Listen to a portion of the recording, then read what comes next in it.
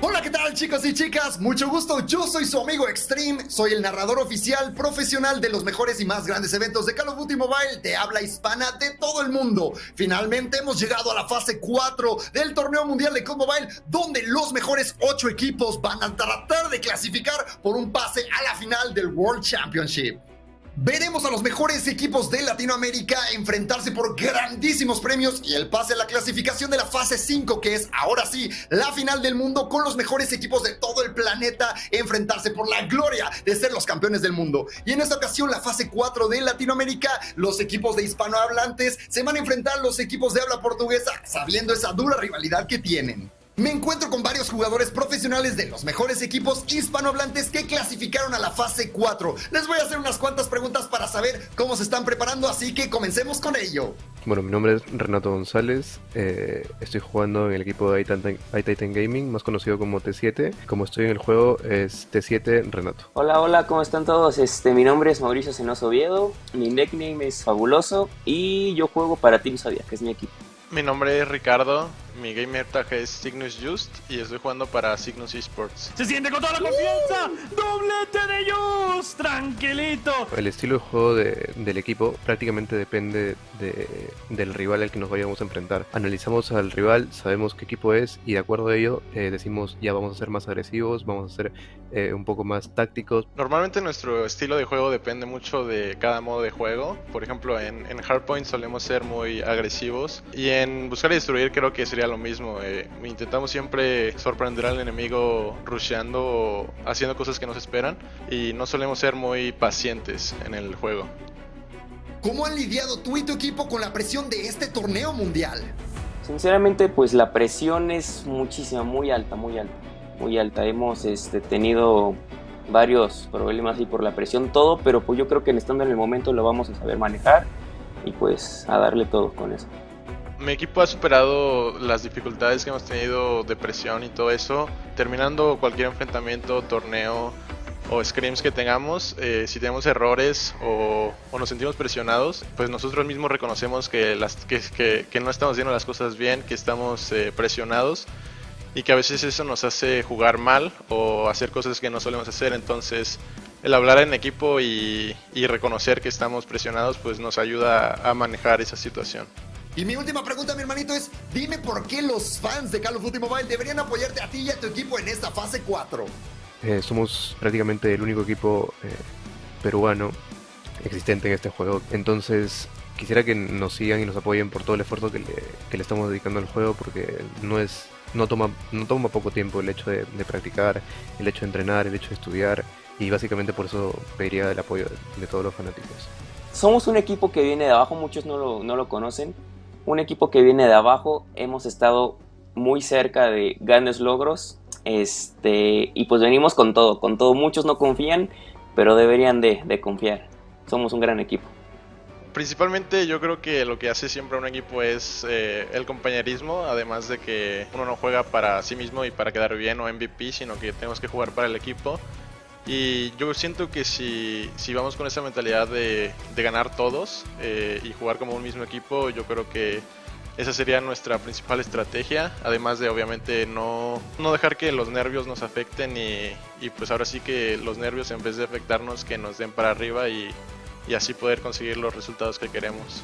Gracias por acompañarnos en este video, mis hermanos. Espero les haya gustado conocer a algunos de los jugadores profesionales de estos equipazos que nos van a representar en la fase 4 del torneo mundial región latinoamericana. Nos vemos en vivo en este evento fase 4 en las redes sociales de COD Mobile. Los quiero mucho, yo soy su amigo Extreme y como siempre me despido. ¡Pum! Extreme out.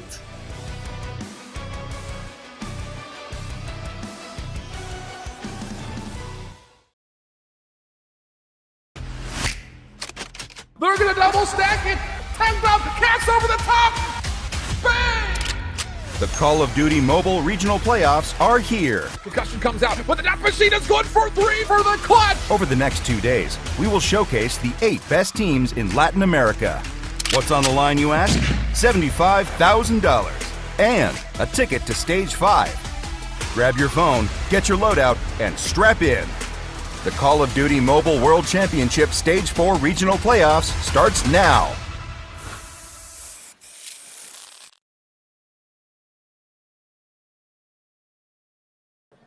Welcome everybody to the Call of Duty Mobile World Championships of 2022. It is time for stage 4, the regional finals, and we are here with the Latin America region. My name is Infinity and I'll be casting all of today's action, but I will not be alone. I am joined by my good friend and co-caster, Austin Visions Neal. Visions, mate, or Austin, I'm just going to call you Austin for the rest of the day. Austin, Sure. How you doing, buddy? I'm doing great, Brody. I mean, we always love some Call of Duty Mobile when it comes down to it, man. There is some action-packed players that we have lined up for you on every single team throughout all of today, man. And it's going to be very special, so I'm excited. I can't wait to get into it. It's always a banger. Yeah, we do love a little bit of Call of Duty Mobile. We're not going to mess you guys about, though. We're going to get right into the thick things here. We're going to show you guys what the formatting for the entirety of the Call of Duty World Championships does actually look like. This is a little look at the regional playoffs. Of course, you can see 5 regions will be competing over the next 3 weeks. North America, Latin America, India, Japan, and Europe. And they'll be fighting out for a share of $375,000 US. And of course, you can see there kind of the breakdown of the 16 teams that will be making it to the Call of Duty World Championships in a week's time as well. The most important thing, of course, if you're here right now, you're watching the Latin America region, is that 3 teams will be qualifying from today. Nonetheless, though, we're going to show you guys a little look at what the season has looked like so far, as well as a sneak peek at the format for today. The Call of Duty Mobile World Championship is back with Stage 4, the regional playoffs. Watch the best teams from all across the globe fight it out for their share of a $2 million prize pool and a spot at the World Championship Finals. This is unbelievable. 3 stages are complete, and now it's elimination time. Teams will face off over 2 days. 2 wins on day 1 gets you through to the next day. 2 losses, and you're out. Day 2 teams face a double elimination bracket. Win and move on to the next round. Lose and go down to the lower bracket. Lose again, and you're eliminated. Only the top teams from each region will make it to the ultimate stage. The World Championship Finals. 40 teams, 5 regions, the fiercest Call of Duty mobile competition in the world. Who will make it to the top? It all starts now. Well, there's a lot of money on the line, and you guys can see a little bit of the format there. But in case you didn't actually catch exactly how the formatting is worked, I think, Austin, it's probably a good idea for everybody at home to get another little explainer as to how everything is kind of going today. Exactly. So the main key takeaway, at least throughout day 1 for our Swiss bracket, is to come away with 2 wins, right? You want to go 2-0, you want to go 2-1 to advance to day number 2. If you find 2 losses within day 1, unfortunately, we are not going to see you for day 2, where we'll have that double elimination bracket. Now, only 4 teams from day 1 can advance. So you have to really come out of the gate swinging and make sure that you come off to a really good start. Then, of course, when we get to that grand finals, it will be a best of 7 with that 1 map advantage for the team coming through the winner's bracket. So really, Brody, the gist of it is just win, don't lose, and you'll be okay, right? That's how every tournament win. It kind of works out, right? I'm sure that's probably the attitude these guys are taking at the moment. And of course, that's the attitude they'll want to take as well, because there is a ton of cash on the line. We already described the fact that $375,000 will be available throughout the next 3 weekends for the regional playoffs, but specific to today, $75,000 is on the line. Austin, the lion's share of that is going to be $30,000. That's no small bag of cheddar. No, definitely not, especially when you look at, what a lot of these guys have had to kind of compete with this year. There hasn't been too many tournaments for as far as what they've been able to compete in. So coming away with $30,000 for first place, I think would be massive for everyone on any and all rosters coming in to compete throughout this tournament. So really coming away with a good chunk of cash is exactly what you're looking for, but we know everyone's fighting for it here, so not going to be easy by any means. No, we can take a look at the Swiss format for everybody at home as well. We've already kind of described how it works, but here is actually a preview of what it looks like as we go through 3 rounds of play. We've already got the team sitting there: Zygnus Esports versus Skade, Everard Vols versus Loops, Team Zodiac versus iTitan, and Inco Gaming versus Influence Rage. They are currently sitting in round number 1 of the Swiss format, and as we progress throughout the day, Austin, we're just going to try and get these teams to the 2 victories required to making it to day number 2. Let's take a look then at the matches of the day to show you guys exactly how everything is actually going down moving forward. Yeah, exactly. First, I mean, this is a classic, right, Brody? I mean, this is, I feel like, what everyone wants to see for the very first match. Zygnus Esports up against Skade. If you remember anything from last year, these two always going head-to-head and even meeting each other, within that grand final. So a lot of history, a lot of stories kind of behind both of these squads. And then, of course, we'll move on to Team Zodiac up against iTitan Gaming. So that will be our second match. That's kind of what's lined up for us right now. And then as we go throughout the Swiss bracket, of course, more and more matches will fill in. But the first one, I think, is definitely what we have our eyes on here, Brody, just because of how much history these two have. Yeah, so a little kind of reminder for everybody at home again, if maybe this is your first time watching Call of Duty Mobile Esports, you didn't get to tune into the World Championships in 2021. During the Latin America regional playoffs, these teams were actually the number 1 and number 2 teams respectively that managed to qualify from the Latin America region. That means that we saw them face off in that final, and of course, Zygnus walked away with the number 1 seed. Now, it's been a while since then. It has been a year since the last Latin America regional playoffs, but nonetheless, you got to imagine that bad blood is probably still in the air, Austin. These guys, this Skade Esports roster, probably going to look for revenge. Yeah, you have to imagine so, right? I mean, that's kind of, what you're working towards the entire year is the World Championship. Like, this is the big one. This is the end of season. We have to give it our all. And, I mean, you have to get over a Zygnus Esports team, if you're going to be considered the best, at least within the regional qualifier. Again, at least multiple seeds are able to get over to the World Championship, but you want to come through with the first seed, right? You want to put yourself in the best possible situation going into those group stages. Yeah. That really starts here with this matchup. So a lot that's kind of changing, a lot that we kind of look at for as far as things that are different compared to what we were looking at last year. I mean, for as far as, different game modes, maps, everything kind of changing up here for us within the meta as well. So at least a little bit of a change, and that could maybe be good news for a team like Skade Esports that is trying to get at least some kind of revenge. Yeah, while we wait for those maps to come through, I think it's a good idea to kind of go over some of those changes that we're expecting to see coming into the 2022 World Championships. Now, we should probably say, if you guys haven't already been watching some of the action that's been going down over in the India regional playoffs, it is actually happening concurrently with this one. You won't have seen some of these changes, but effectively, I think the biggest one coming over from last year's World Championships is actually Control. Coming over from the Call of Duty League, coming over from Call of Duty Challenges, anybody kind of watches any of the Vanguard action, you'll already be familiar with the way that Control works. But last year it was actually Domination that was played for that third game mode. Control, very, very, very different ball game. Yeah, a little bit different for as far as you just having to value your lives at different times, right? When we talk about respawn modes, especially throughout Call of Duty Mobile, you never had to really think about how many lives do we have? Can we make this push? Do we have to play passive? Those were never really questions that you kind of had to ask yourself during a game, but now are mandatory because we've seen, at least watching over, some of the Control gameplay over the last couple of days, is like there is just so many times where it comes down to lives. It doesn't really come down to the zone and getting the full capture. It's making sure you get all the kills on the map. So that kind of change, I feel like, is definitely going to be good for at least a lot of the teams that are able to kind of play disciplined, play their lives very well. And then we have the Hardpoint Change, which is, 150 points compared to last year, where now it's 250. So you are going through multiple rotations, meaning that you can't just be good on like a couple money hills on the map. You do actually have to be very well-rounded when it comes to all 5 hills or all 4 hills. Yeah, and that is, I think, a huge change with Hardpoint. Again, we should probably say this is going to bring things in line again. If you have seen any Call of Duty League action, you've seen any Call of Duty Challenges action, this is going to bring things in line more or less of what you'd expect to see in that, beyond, of course, the very different map set, which we'll talk about in just a second as well, which is a bloody wonderful map set, by the way. I love the map set that comes with Call of Duty Mobile. Again, we'll talk about that in just a second. But yeah, that change, I think, to 250 points is going to be huge. Again, as you say, it's more of a marathon than a sprint. It is kind of how I would describe it when it comes to these Hardpoint matches. And we will see that again, because the way this works in terms of the rotation is you start things off with a hard point, go to a search in the story, a control for what we call the swing game in the series. That really comes down to if the team is 1-1 or not. And then, of course, we close things out with another hard point and another search and destroy. So just the one control is what we're expecting to see in a best of 5. But let's talk about those maps, all important maps then that we're expecting to be seeing today. 7 of them will be into the overall pool. Teams get to ban 1 map a piece, basically going into every best of 5 list.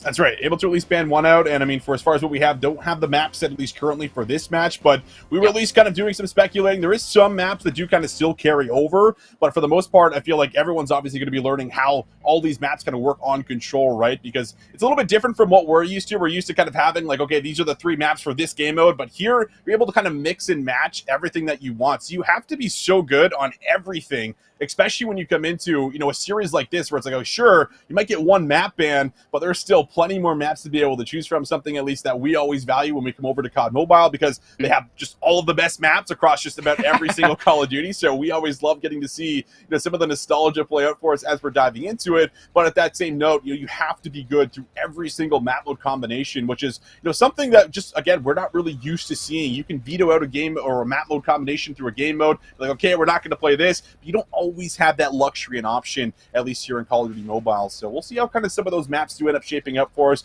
what they're kind of leaning towards. Will we get some of the smaller maps with the SMGs can kind of thrive? Will we get some of the bigger ones? That's really the question I think that we'll see when we finally get the series layout. Yeah, and again, I think we should kind of emphasize here as we go into the map pool, we can kind of talk about what this map pool actually looks like. Again, it really does feel like Call of Duty Mobile, and this is my favorite part whenever we get to cast it, every year, Austin. It is just like, it is really a pick and mix of the best maps and modes from the Call of Duty franchise over the past decade or so. Like, we've got maps from Black Ops 1, Black Ops 2, Black Ops 4, I want to say. I don't think there's any Hacienda. Because those are all basically jetpack maps, so you're probably not going to see in Black Ops 3. But yeah, Hacienda is in from Black Ops 4. And then, of course, because of the fact we've got the Black Ops 2 maps in, we also, technically speaking, have Black Ops Cold War maps in as well. So really, they're all just Black Ops maps, Austin, which is not a surprise to you and I, because we know that Black Ops are incredible games within the Call of Duty franchise, and they do produce incredible maps as well. So just to kind of go over this map pool for you guys at home, it is going to be Summit, Standoff, Raid, Takeoff, Firing Range, Slums, and Hacienda. So while we're still waiting for this map set to come through, Austin, I kind of want to ask you, what map are you most excited to see here out of those 7?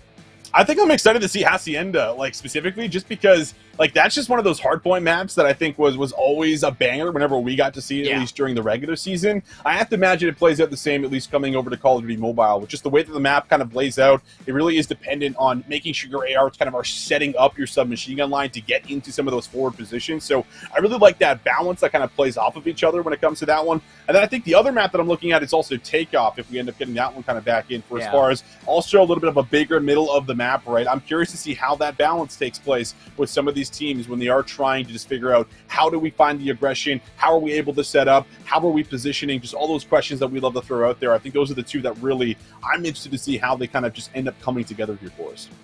Yeah, indeed. And I think it's kind of interesting you talk about Hacienda again. I am kind of excited for that because we haven't seen that in a while, right? The last time you and I got to cast Hacienda was, we get to see Black Ops 4 throwback tournaments every so often, right? But beyond that, the Black Ops 4 season was what, 3-4 years ago now. It was a long time ago, Austin, but I do miss Hacienda as a map. And yeah, I think the interesting thing about Takeoff, of course, is, for those of you who don't know, that is actually a remake of a Black Ops 1 map. All the way back in the day, Stadium, really great map. I used to love that one, and it works really well in competitive as well. For me personally, I'm going to be the boring one here out of us two, Austin. I think, generally speaking, I am, but I would say Standoff. I'm a big Standoff stan. I love my Standoff. I love it. I think it works in pretty much every single game mode. I am very intrigued to see how it will work in Control. I don't know if that actually is played in Control, but I would be very intrigued to see kind of how that one does play out, because we didn't get to see that play out in either Black Ops Cold War, of course, Black Ops 2's Control.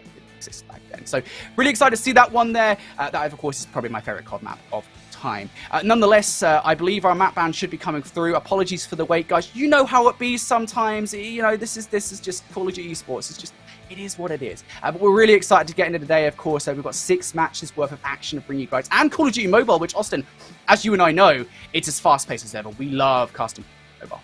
Yeah, man, that's the thing I think about Call of Duty Mobile, is because it's 5v5 and we went away from that, you kind of miss a little bit of that chaos, right? That constant action, the constant, okay, who's up next? It feels like there's always a gunfight on screen when we talk about, especially the map that you bring up, like Standoff, Raid and stuff like that. There's so many engagements that kind of take place here for us. So that slaying power that also we were kind of talking about leading up to this is something that I think will be very relevant when it comes down to our very first match. You have 2 of our top teams, at least coming from this region in particular, and you take a look at what we were getting a lot of last year, and I feel like I was touching on the fact that, listen, I thought Skade was great, at least leading up to that Zygnus match. They showed a lot of great slaying power. They have a lot of kill pressure on that team, and now that we've had some changes for Zygnus Esports and, not being very happy with the group stage throughout last year, what are they going to look like? Because I feel like a player, at least in particular, is just that I'm definitely going to have my eyes on for as far as what he brings to the table. Last year, we were casting over that guy, Brody. He was making clutch play after clutch play. He was finding so many incredible multi-kills. We were talking about the respawn. So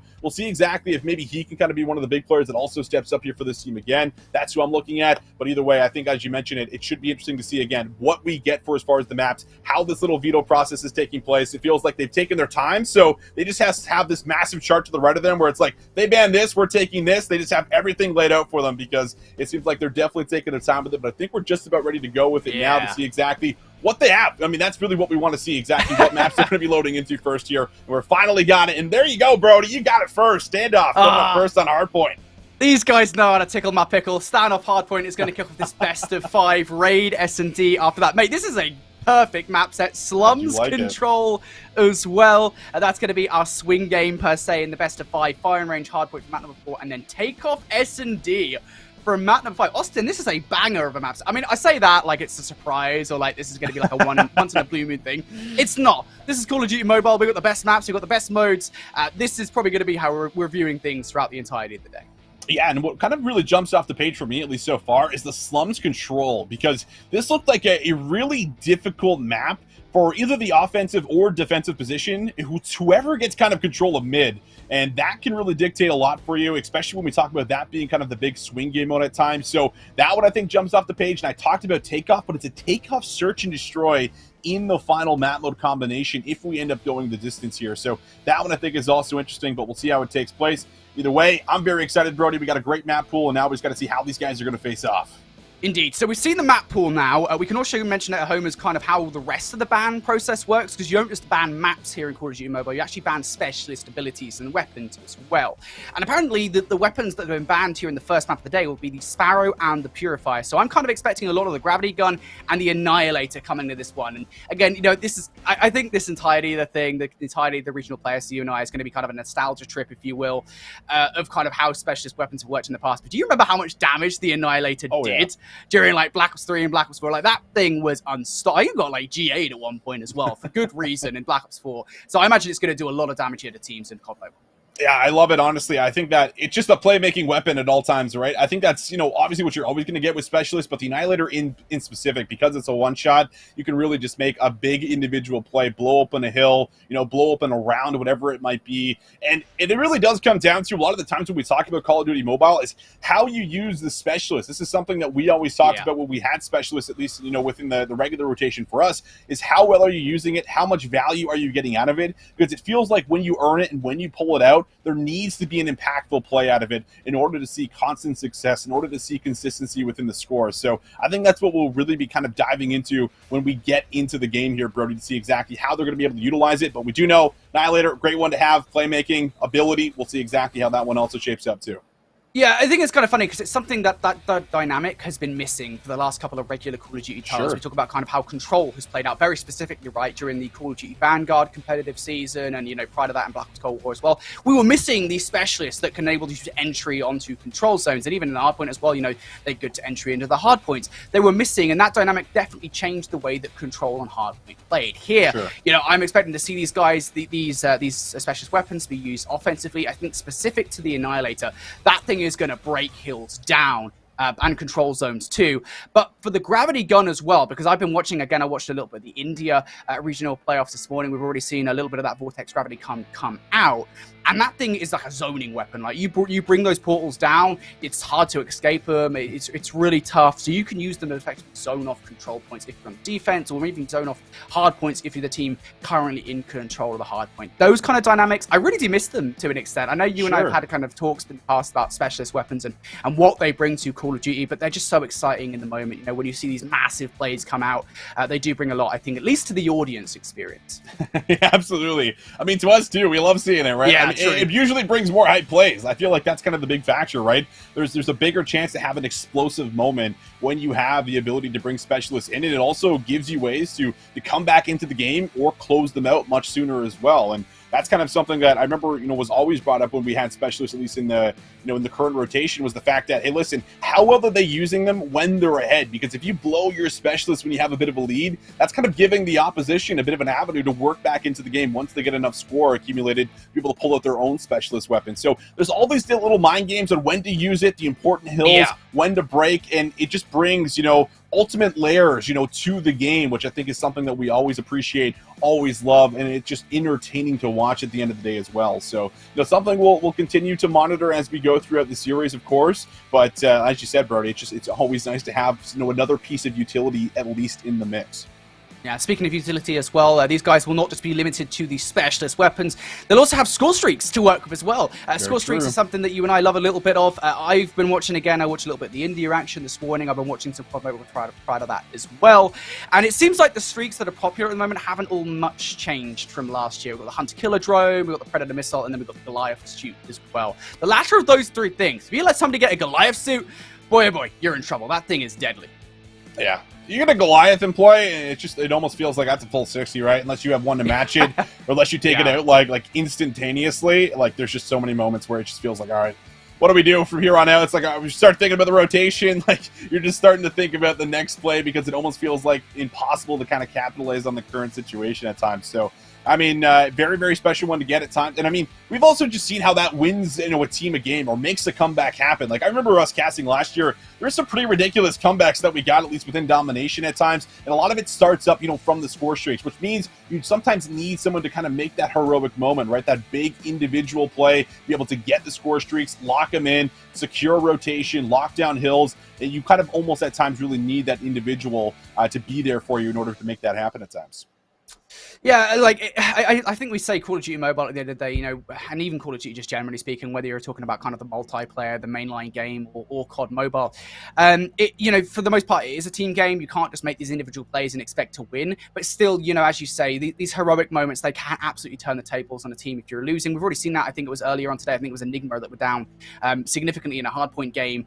I can't remember who they were up against. Team Vitality, I think, is who they were playing. And then actually Enigma made an incredible comeback over in the regional playoffs, and that was down to some individual plays that we saw coming through with specialists. So that's what we're looking for, I think, today. You can really flip the tables on a team if you're at a disadvantage. So we'll be seeing that moving out today. And of course, as we always say, with Call of Duty Mobile, it is awesome. It's so fun to watch. It's so fun to cast for you and I.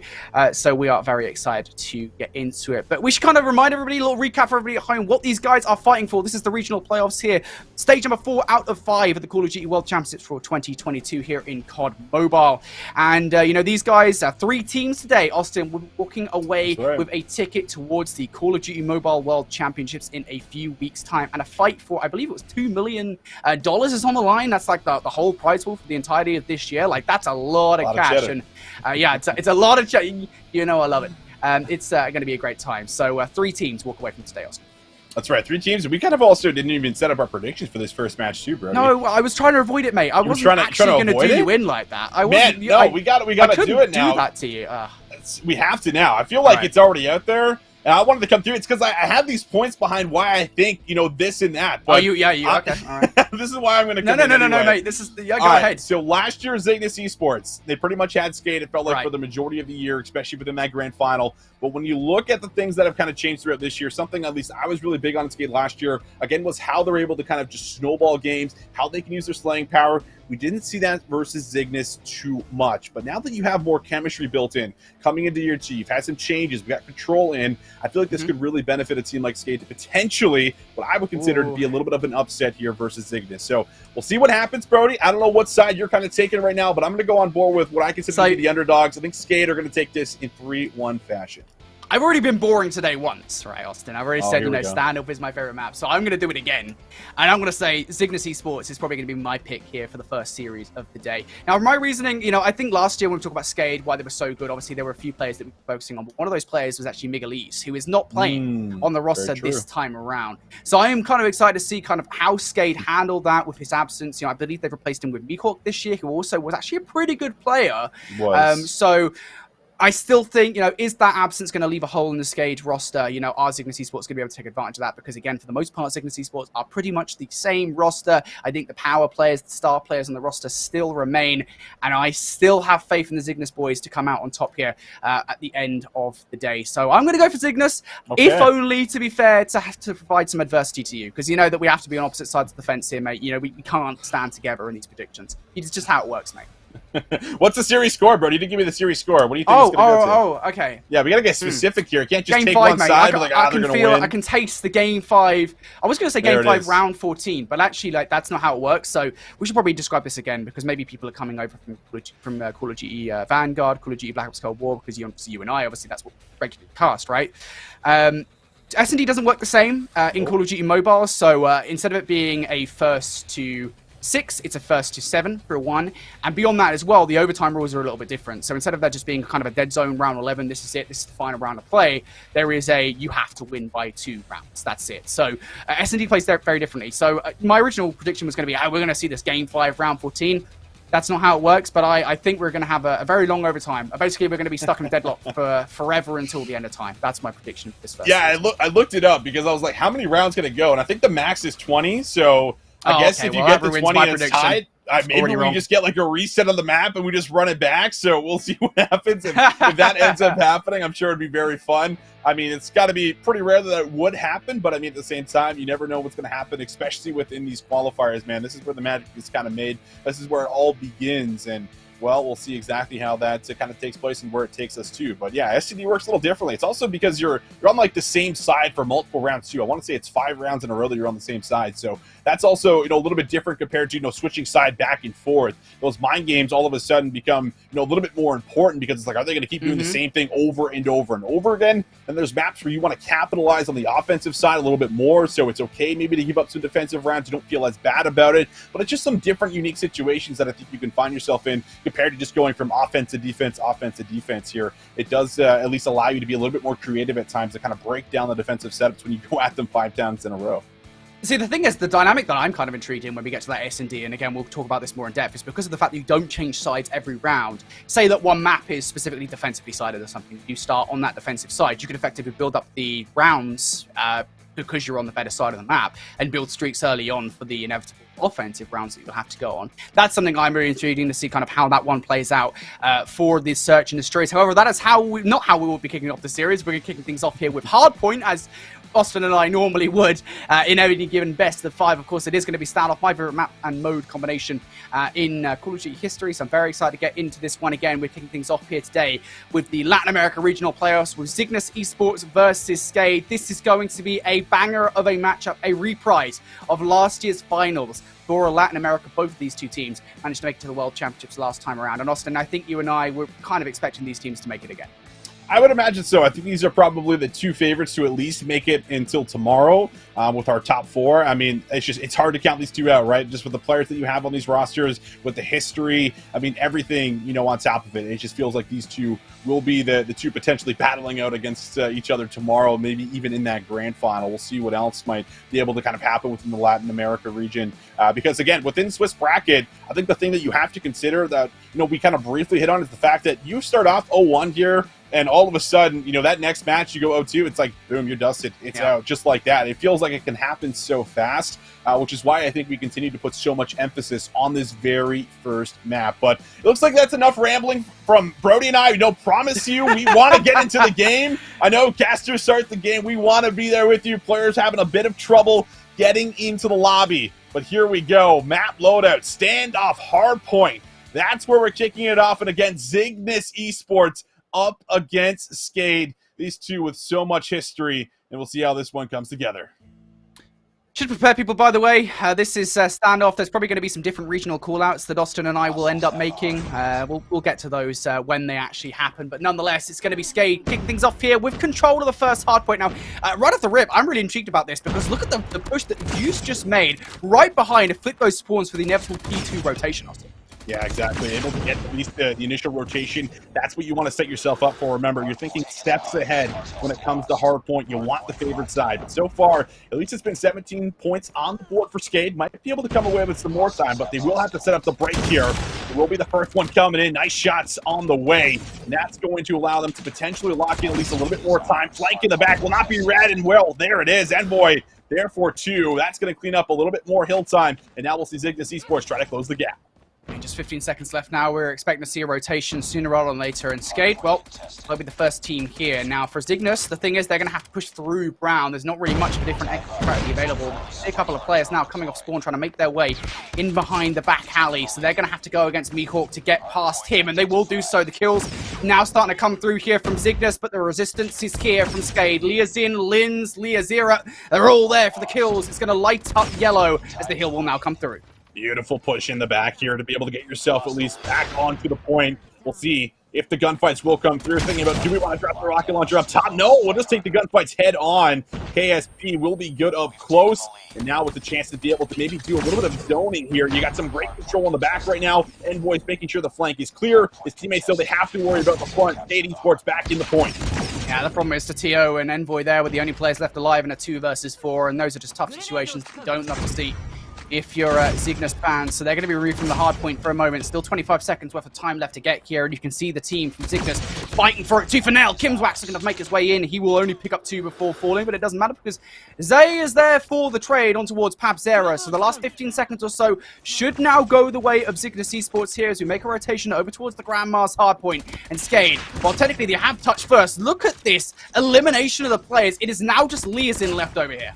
Yeah, this is just great anchoring right now, and the big factor really has been the back 30, it feels like, so far for Zygnus Esports. Really great at getting the scrap time, but now a chance to be able to maybe even lock in some initial. On the back again, though, Kim Wax forced to go big, can only get that first one. Just the player I was talking about trying to make the big play happen will also be denied. But the spawns at the back now coming through for Zygnus Esports. It's really just kind of a 50-50 sprint for the hill. Everyone about to swarm each other for the gunfights, and well, there's 2. Who was able to come up with at least the double, but is it enough to get control of the time? No, it's Zygnus Esports still holding on to the hill. At least in good stead for the spawns for the next hard point. But right now, they're really focused in on trying to get them towards the hard point. Just the Tatio player left alive inside, and they're still causing problems at the moment for Skade to try and get in for that time. Finally, they will fall. So that last 20 or so should now go the way of Skade here to make her way over towards red for the 4th kill in this one. Kimwax able to get 1 on the rotation, but Limbs is in for a trade. Now, this is something that Zygnus will have to deal with. They've got 3 players over here at the moment, but that player has escaped towards the top, and they're causing so many problems at the moment with that gravity gun. Now we're going to start to see these specialists come into play. You can see at the top of your screen, yellow circles across the board. These specialists should be very important very soon. Yeah, this is where we start to look at, do you pull it out here? Do you want to start locking in time? But Zygnus able to break down the door, get their feet planted inside. A chance to be able to come away with the crucial time, but in the back, Envoy's going to have to deal with multiple players. Can he line them up? No, only good for the first. And it's just chaos, but they're all flooding through one door and somehow still manage to get into the point. You take a look at the spawns, and it's going to be chaos from behind. In from behind will be Zygnus Esports attacking from boxes. You got Just, who's also cutting off the mid-map rotation, but it's still in the hill. Skade Esports, this has been a tremendous show for them here, Brody, as they've been able to bring this one back and almost tie us up. Skade looking to take the lead here in this one. They should be able to do it in just a few moments. How much time does Zygnus want to give this one away? It's going to be Liazin here on the boxes with the Annihilator, but he's only able to hit 1 kill, but inside it doesn't matter. Liazin is there with the KSP to defend the hill, and a 3rd as well, and the kill feed coming out from Liazin. That is 3 in a row, and what a great hill coming out here from Skade. They will be very happy with that one as we move to the 2nd set of rotation. Still a pretty close game here, Austin. Yeah, very close, but I mean, tremendous. Last couple of hills coming through for Skade, taking at least a little bit of control. Slight cushion for them. Player up top will end up dropping here in the hill. This is where Zygnus Esports were at least fairly good on the back 30. Last time around, there's the spray and pray. Just able to find 2. Goes to the top and gets the 3rd. Big triple coming in for Just, but it's going to be responded with. Zero also able to get in there for the double. Back and forth we go. Almost a tie game, but Skade, at least a little bit of zoning here around pick 1. Still 30 seconds left to have in this hill. The kill feed going to light up blue for a moment. Just the 1 player in Hawkeye was left alive. Now Liazin up, and he will get taken down. Split spawns now coming in for Skade. They kind of want to make sure they maintain control. So there's a lot of work to be done there for Abdera and Liazera, who do actually spawn over towards that gas station side. But still 15 seconds left here, and here comes Liazin once again, who has been piecing this game thus far as they fight for control of the scrap. They will be in the lead by a tiny margin as we move over towards the next hard point. The fight's starting to go down here for Pabzera in the back line alongside Limbs. Kills coming through, and it's the kill feed that's lighting up yellow. Just the 1 player inside now. Pabzera trying to hold on here, and he's going to look for the first kill, but can't quite find it. It is going to be Zygnus holding on for the 2nd. It's a really tough moment right there. I mean, it felt like Skade maybe could hold on to the close spawn, but they're able to actually kind of battle back a little bit and trap them inside of Warehouse. So a really unique moment where they're able to break inside of the hill, but they lose the spawn for a moment. So good recovery for Skade, just winning it on the gunfights at the moment, and still able to hold on to that lead, as that's going to be 3 players now dropping a little bit of a scatter across the map. You're going to have to regain really quickly here if you're Zygnus Esports. Take a breath, wait a second, everybody's spawning up, and they're going to have to try to find a successful break. 25 seconds seconds left here on P2. This is a lot of time and the biggest lead so far here in this game. Pabzera also starting to work towards streaks, but he is going to be shut down by the slide coming out there from Used, who will get the kill. An important 15 seconds to fight over, but there is just one player left alive, and I can't imagine we're going to see them doing any heroics. So that is going to be 10 or 15 seconds at the moment. We'll be going the way of Skade, but this is going to be now an important rotation. You have to imagine in this game for Zygnus. They have to hold on this one off, and they're down by about 40 seconds or so. Yeah, you feel like if Zygnus Esports have any Annihilators, anything to really pull out right now, this would be the time to use the utility, but already up top, we'll see Limbs trying to get in, able to find the first, and connects onto the second, and that's an immediate break. One more player slides through, and will find the trade, but a good moment at least there for a second, and a Limbs to be able to at least create some pressure. But 121 to 156, all of this time so important. Limbs, he's going to invest into the Annihilator, but Envoy takes him out over the top. Yeah, time to see these Annihilators come out. This is, again, what we said, an important heal coming out here from Zygnus, and even just Chaos being implemented from Skade is enough really to throw them off. They just need to try and maintain that lead as much as humanly possible. Here comes Zygnus through the bottom, though. Mihawk with 3 in the kill feed as Zygnus lose control over the kill. And even this, 25 seconds or so, it is a stark choice being made right now as Limbs will win 1 for the scrap time. Players now spawning out. This is not a good position for these Zygnus players to be in. Oh, it really is not. And I mean, these next couple of hills were not good last time around on the first rotation of hills, at least for Zygnus. So much work needs to be done. You need a solid hold. It needs to be convincing, but Skade, they're already in the point. They're already lining them up. 3 players going to drop down for Zygnus. Attilo, the only one left alive to try to make a big moment happen, and he'll be denied. It is almost looking too good right now for Skade on the brakes. You gotta remember, this game is first 250, but this game's starting to look a little bit out of reach right now for Zygnus. There is a massive difference between the two teams. The Hunter Killer Drone's gonna go on out, and it will get at least 1 in the kill feed. Limbs looking for a second. He will not find it as Zai slides down the stairs for 2. And Zygnus will find their way in momentarily, but you gotta be careful of this pinch. See, Lia Zera from the tractor side will be shut down, and that at least makes this a one-dimensional attack for the moment here from Skade as Kim Wax looking for 3. He will find it. Massive kills coming out there from Zygnus Esports. Another 20 seconds here that is important for them to hold. They can at least try and close the gap somewhat between these two teams. Massive moment, honestly. Streak's going to be earned. They have a Predator missile here for some of the future hills, and they're able to get, the back 30 seconds. Something we were seeing through the first couple of hills, the first rotation, finally comes alive for us at the Warehouse Hill. But now 165 to 200, down by about 35 points, give or take. A chance to be able to still work back into it, but you feel like P1's got to be a little bit more convincing. And Skade, I mean, they're just outplaying, outmaneuvering again. A full kill feed of yellow. 4 players dropping down for Zygnus, and it's not stopping. That's like 6, 7, 8, 9 kills in a row. I'm losing track, Brody. And it is still all Skade around P1. Zygnus, they're going to have to respond and respond quick. Zygnus trying to find their way on through, but they're just getting shut down at the moment. They're not on the right side of the map as well, and if you're a Skade, you can just continue to L-trigger down the lane and take these guys out before they touch their hill. However, it will not work out. Zai gets 2, Envoy with another one as well. It means Zygnus will be in for the moment for Mihawk, trying to cause all sorts of problems. He'll only able to get 1 before falling, but I think the bigger thing is here for Skade, they're 34 seconds away from victory or so. Yes, they don't really want to give this 20 seconds of time away, but just focus on this rotation, Austin. That's what I do. Yeah, you need a rotation, and it needs to be just about a full 60. I mean, at least you have this little small period of about 6-7 seconds before the new hill will pop, so still a chance to be able to get here, but you need everyone to start to go big. But here we go. Zygnus Esports actually around the point. The spawn's not looking good right now for Skade. They're across the map because the old hill was active, so a moment as it's going to be Leo Zero up top. A lot of it now on him to try and hold strong. How many can he come up with? Only there for 1. The spawn's now close in the back of gas station for Zygnus, but can they hold on? Can they hold on indeed? That is going to be the question. Envoy with 2.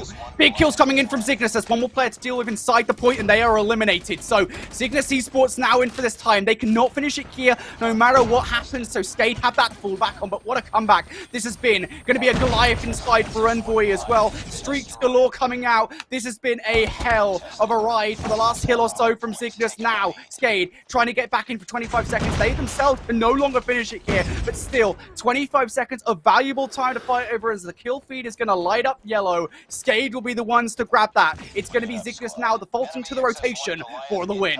This is really risky. They're not going to contest any of the scrap time, and they're going to give a lot of room for Skade to make this rotation. Annihilator coming out now.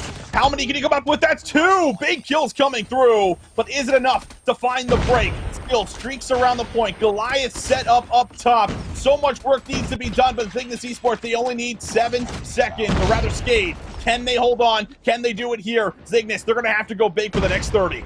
Here comes Utility, 2 Annihilators on the field, and the Goliath too. This is going to be a tough one to break for Skade. That Goliath is going to do the fast amount of the damage as Zay picks up 1 on towards Meekhawk. 2:30 now on the clock, 20 seconds remaining. Skade attempting to find their way in, but they just cannot do it. They are up against the odds. It's Ziggenwax now, the only one left on the field using that Goliath. 2:40 now, Austin, 10 seconds side victory. You have to do it here. One final attempt to try to break in. The first kill's there for Leo Zin, but can he come up with 2? That's the answer. 3 seconds for the win. 20 seconds left on the hill. It's chaos, but it's Zygnus. It's Kim Wax that will hold strong. Goliath is good.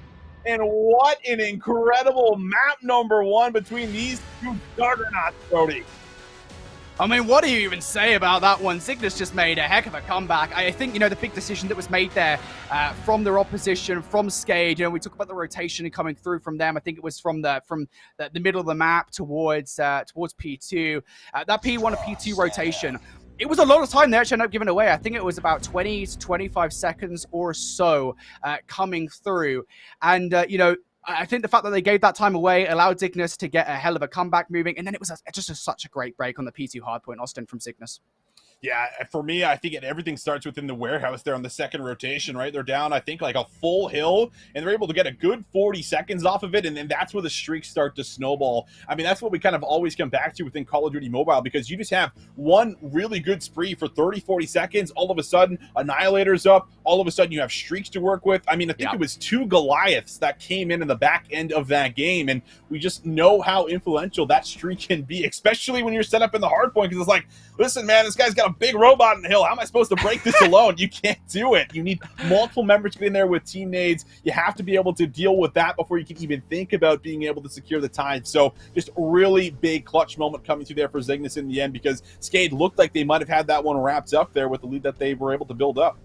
You feel like they should have done, really. I mean, I know there's like a little bit of time between the hardpoint rotations that you kind of have to consider when it comes to Call of Duty Mobile, but still, when you make those risks, when you give away 20 seconds or so for scrap time, and you do rotate, it's like you've got to make sure that rotation is yours, and to get broken immediately is just kind of heartbreaking. Although, as we say, it is kind of tough when you're going up against Goliaths inside the hardpoint. Yes, you can kind of nade them out, but at the same time, those Goliaths are still tough to take down. So, massive victory there for Zygnus Esports. They'll be very happy with the way that one went. A hell of a comeback to talk about in game number 1. So the first map in the best of 5 is going to be theirs.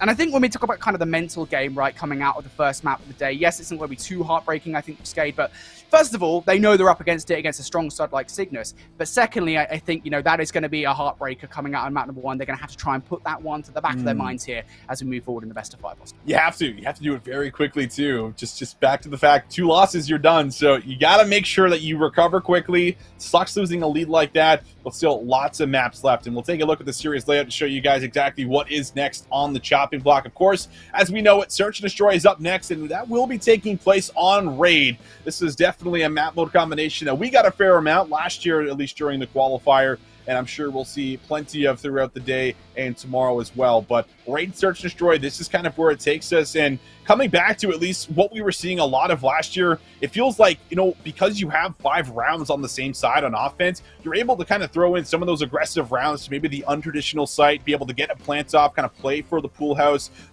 area, so to speak, for as far as the clutch spot, or at times, and we've also seen kind of the sniper really work out for as far as getting you a lot of picks and being able to kind of create at least advantages very early on. So Search and Destroy, I'm excited to see how it's kind of evolved, at least between these two, and it looks like we're continuing to keep that one going. But either way, Brody, I'm excited. I mean, Search and Destroy with COD Mobile, it's always chaos. 5v5, man, you just don't know what's going to happen. Yeah, it's very different, I think, to how you and I are probably going to be looking at like this in Black Ops Cold War or Black Ops 2, right? I mean, it's going to be extremely different with the pace of the game. Obviously, you should say 5 versus 5 is going to change the way it's played immensely. And I'm kind of intrigued on how fast-paced these guys actually want to play it, because, of course, you do have those power positions that you have to go up against, and you do have to be wary of, like Laundry, like Bedroom, right? It's kind of like, do you want to kind of ego chow those? Because these guys, I mean, they could shoot straight. Let me tell you, we've just seen that in map number 1.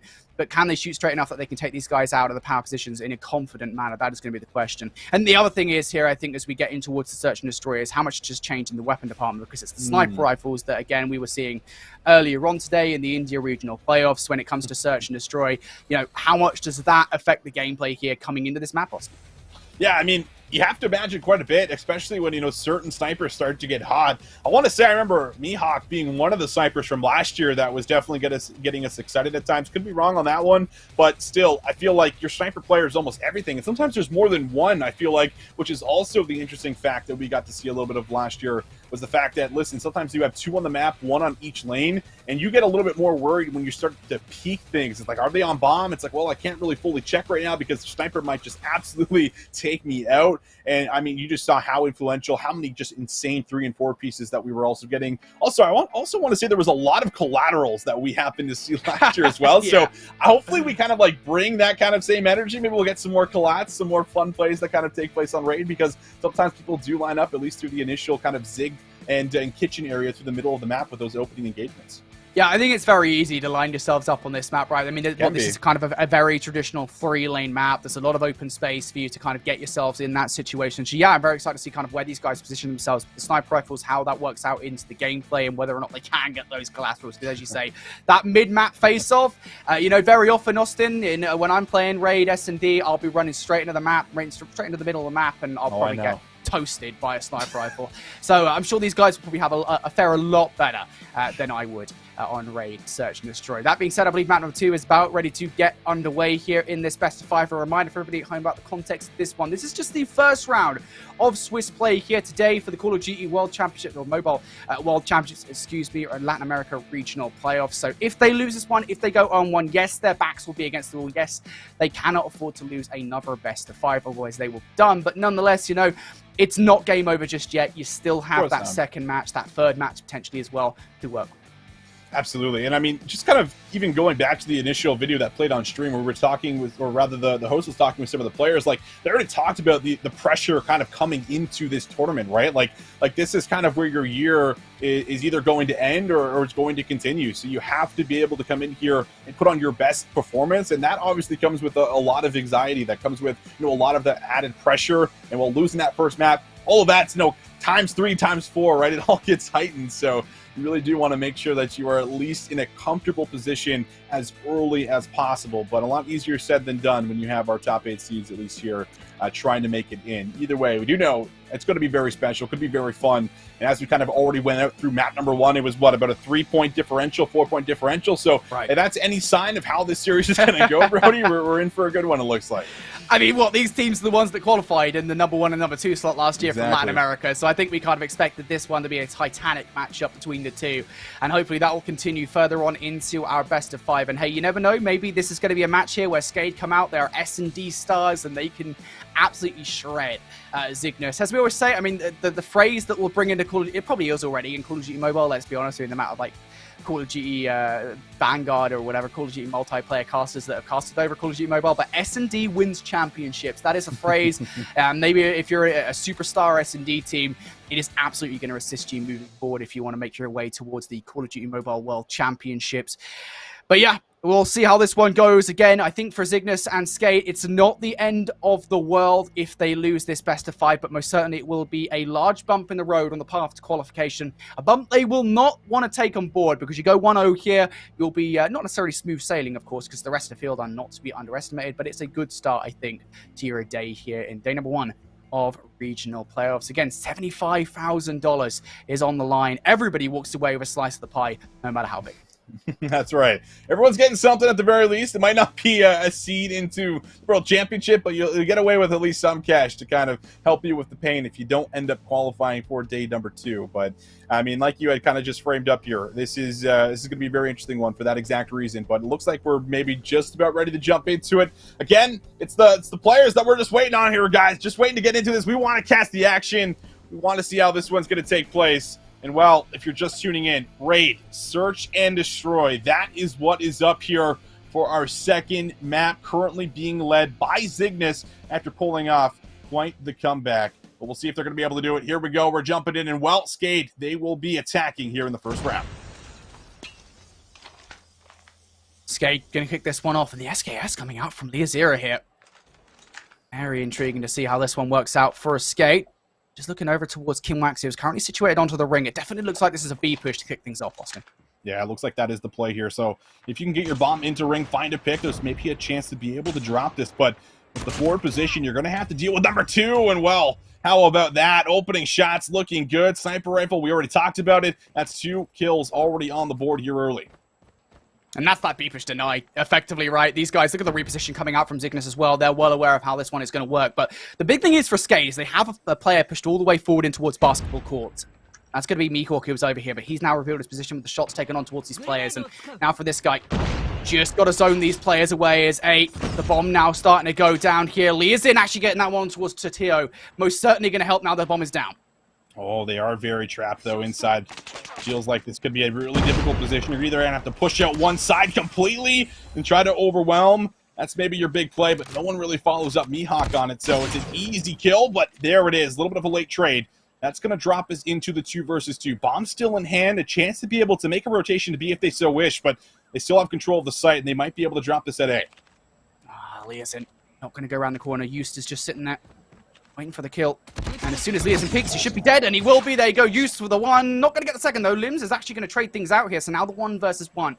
Zai versus Lind. Limbs still wants to get this bomb down over towards A. It would be the right call, however, unfortunately, Zai is here, waiting with the L trigger on towards Lind, and, well, that is going to be around there for Zygnus.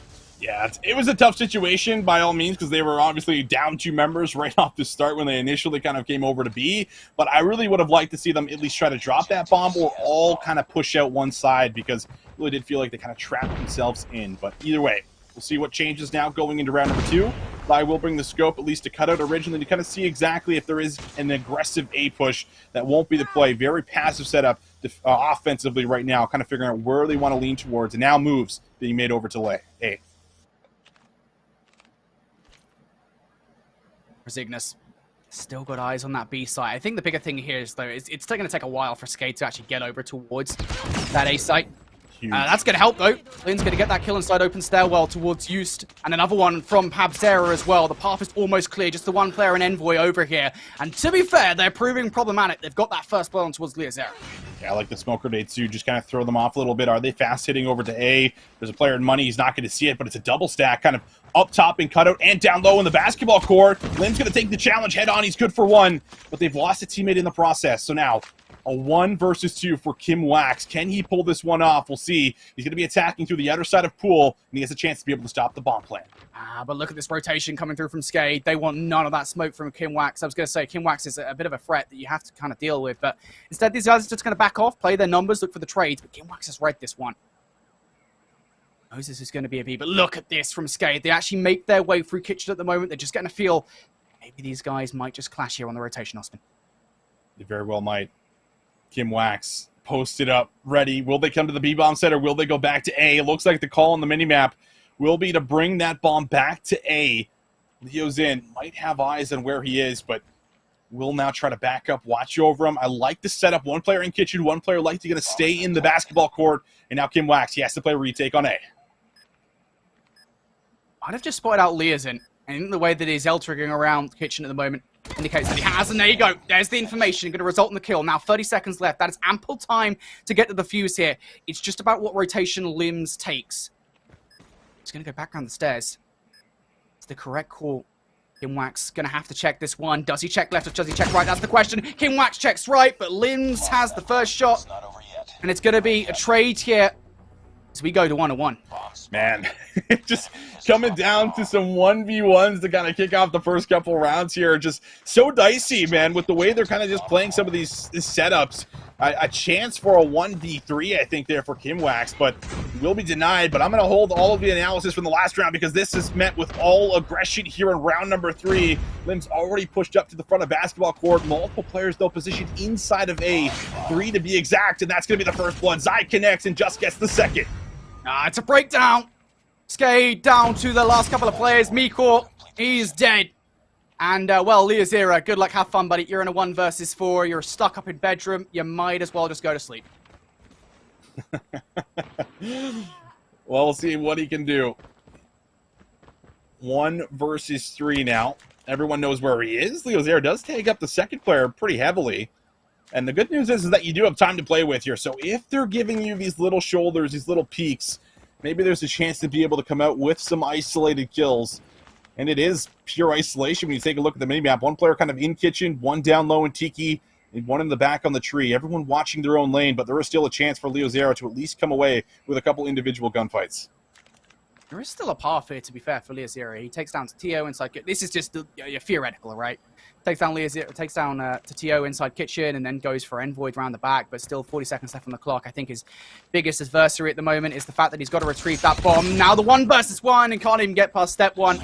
It's a tough one. That is, I would say, really well played, though, from Zygnus. They get those opening kills. They overextend in towards Paul, and there's not really much that Leozair can actually do. Exactly. I just feel like you also are much willing to play retake on B than you are on A, because there's only 2 entry points to A. B, at least you can come through a couple of different ways, get a couple different off angles, but it's all about kind of locking down that A site, so a good read coming in, but now switching it up, and Zay, how good has he been with the sniper rifle so far? Yet another pick for him, opening up with the first blood. Looking at the moment. His first blood once again goes the way of Zygnus, and Leozin might well fall to the second. Doesn't actually spot Tio here. He does check it, so the information is not there that Tio is round this corner. So I'm going to come and help in the middle of the map. Yet still, B is the target here for a Skade. Just the fact that they don't have that first blood is such a horrible thing. You don't really have much to work with. Nade going over for Tio as well. And that will not take down Leozin just yet, but this surely will. Leozin down. It's a good attempt to overextend for the trades, and now the dominoes will fall. Mihawk left up 1 versus 5. Somehow worse than the situation that Leozair was in last round. Yeah. It's just like the patient play, hoping to try to get some picks yourself, but Mihawk hasn't really had that same influence with the sniper, it feels like, at least thus far. And, well, you're just coming away with a couple kills if you can get them, but not expecting any kind of a 1v5 with a bomb down here. Really tough situation for Mihawk. You can still give us some snazzy snipes. Or snazzy deeps, potentially. He's going to look for the first, but I think the KSP probably does beat out the Deeg 9 out of 10 times in that situation, Austin. Yeah, it's certainly the case, but I do like the fact that, at least Skade, they are trying to throw some little different tempo checks in, right? Like the round previous, very aggressive, trying to rush into A. That round, trying to be a little bit more methodical. The problem is right now, working around the sniper. I mean, Zay has just been so electric. He's been so consistent, but right through mid. Skater here, they're ready to say hello, and that's the first blood. Mihawk says goodbye to the sniper. Time for the sub. That's finally a first blood here for Skade. It's nice as well. The aggression will actually work out. Now, they haven't taken out Juice just yet, or Used, excuse me, who actually does get 2 inside the kill feed, and that is a great defense, a great answer back as well, especially as Envoy follows it up with another one. And how quickly things have fallen apart here for Skade. It is now just 1 Leozin left up. He will pick up 2. That'll make the situation somewhat manageable. Almost give it to the third as well. Doesn't get that kill though. Wow. Swings around for the 4th. Leozin at the moment snapping on the players, just can't get the finish. And oh my goodness, I mean, there is a universe out there where that realistically is a 1 versus 4. Yeah, it was very close. I mean, the shots looked good. They were lining up. It looked like he maybe even had the timing to exit after finding that 3rd kill. So almost an opportunity for a really big play, but it will be shut down. Defense still holding strong so far on raid. And now we'll see exactly what they want to do. They've gone through mid. They've gotten through mid. Sure, there's opportunities to push all the way through the back, and they have been able to find one. Mihawk again finds the first blood. It will be evened up, but it will go the way of Skade for as far as the numbers, and now a chance to be able to pounce on A. I wonder what Mihawk can do. Premature shots. Does Tio still give him the kill? Kimwax also here. So you imagine Kimwax has to take it down, but no, actually, it goes the other way. Mihawk going to take down Kimwax, the trade in for Tio. So now the 2 versus 1, excuse me. Bomb still down, 35 seconds here for Tio to take this retake. Just has to get some information. Looking for the first versus Limbs. The shot's in, but not the kill just yet. Tough situation right here. You're just going to have to gun both of them. But they gave him the heady. So maybe there's a chance to be able to get away with one isolated gunfight. Maybe bait the bomb. He's going to stick it, try to bait the shots, but no, the push comes in, and Skade getting a little close on that one, but they'll be good enough to close that one out and at least put the 2nd round up on the board before we switch sides. Again, there's a universe in which that 1 versus 2 happens. That's our 2nd realistic clutch that we've avoided. Still, though, it is Zygnus at the moment, 4-2 up in this one. A 3-round lead. Let's move over towards Envoy. The Kilo. We get some opening bloods here. We saw last time around, Zygnus were able to graduate from the site perfectly, and well, now it is Envoy and Used able to pick up 2. Only 1 kill coming through from Limbs. And now, 4 versus 3, the numbers here in favor of Zygnus. Oh man, you let this bomb go down, and all of a sudden this round almost becomes impossible. You feel like retaking can be so difficult unless you can hit some filthy shots over the top here. Sniper rifle keeping 1 player pinned on the bomb, but won't be able to find the shot, and now the aggressive push will be punished. There it is, another pickup here for Zygnus. All up to 2 members now. We've got to play retake with 30 seconds left. And they're just, it's a one-dimensional retake as well. I think that's the bigger problem for them here, right? They know exactly where they're coming from. Zygnus only has to look one way, and they've got the headies to work with. Mihawk able to get 1 for the trade, but 15 seconds left here. Mihawk's going to have to make a hell of a clutch. That's a sniper rifle and almost whips the head off Envoy, but it's just not going to happen. And again, the aggression from Zygnus at the moment, way too much for Skade to deal with. Yeah, and you can just see how they're also kind of just doing it together, right? I think that was kind of the big difference where, you know, Zygnus, when they're challenging you inside a basketball court offensively, like it's 3 or 4 members challenging you. So just making sure they're getting the team shots in is kind of the big factor. But Skade trying to cut off the middle of the map, trying to stop the play right where it stands here. Not able to land all the shots, but it's fine. The trades come in. Skade are going to find 3, and they're just going to run at their opponents. Is this all up to one Zy in a 1v5? Well, I mean, at least it's Zygnus in the 1vx situation. This is like a first. Zy not going to be able to do anything there. That is a clean round coming out of Skade. Very well done. And again, it's the aggression. We've seen it a couple of times from Skade, but this time it will work out. Unbelievable stuff here for the first couple of rounds. I mean, met with some aggression here. Skade certainly showing us, hey, listen, something that we really enjoy and something that we like to do is just attack you and force gunfights, and they're going to continue to do so right through cutout. Will be smoked out, though. Going to at least shrug them off the angle, and now shots coming right through the middle of the map. Will be good for a pick. Leo Zero finds it, challenges down onto the site. Here we go. Double, triple coming in. What a play. That has just opened up the site, opened up the round. Zygnus down a 3v2. The bomb now down as well. It's time for Skade to make the retake happen, and Eustace there in the exact same position he was before, laid down. And you just don't expect it, do you? As there it is, 6-3 now. On towards map point we go. And it's just been Zygnus with the aggression. Eustace just been so integral. 11 frags to his name. 11 frags, man. I mean, you just can't ask anything more. It's just been so good, and now you could look to seal the deal. After the comeback in map number 1, Zygnus Esports looking to run away with the series in 2-0 fashion here. Or will we get Skade with an answer back? Good on the first kill. And still some great control, at least around B. This is going to force maybe a rotation, and it might force them right in the player 1 right now. Limbs is on the flank off screen, but he will be taken down. Envoy finds the trade. And that's going to even us all up here before we go.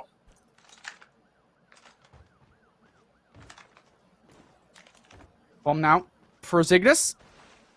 Still got a couple of options as to where they want to take it. I think the bigger problem, though, if you look over towards where Mihawk and Leo Zero are located, they're kind of zoning Zygnus away from B. So this might have to be an A kit, but even that, I mean, look how much adversity they've got to face. Pabzero and Leozin sitting inside basketball. Skade, they've got them boxed in at the moment. Sniper shots coming out right now.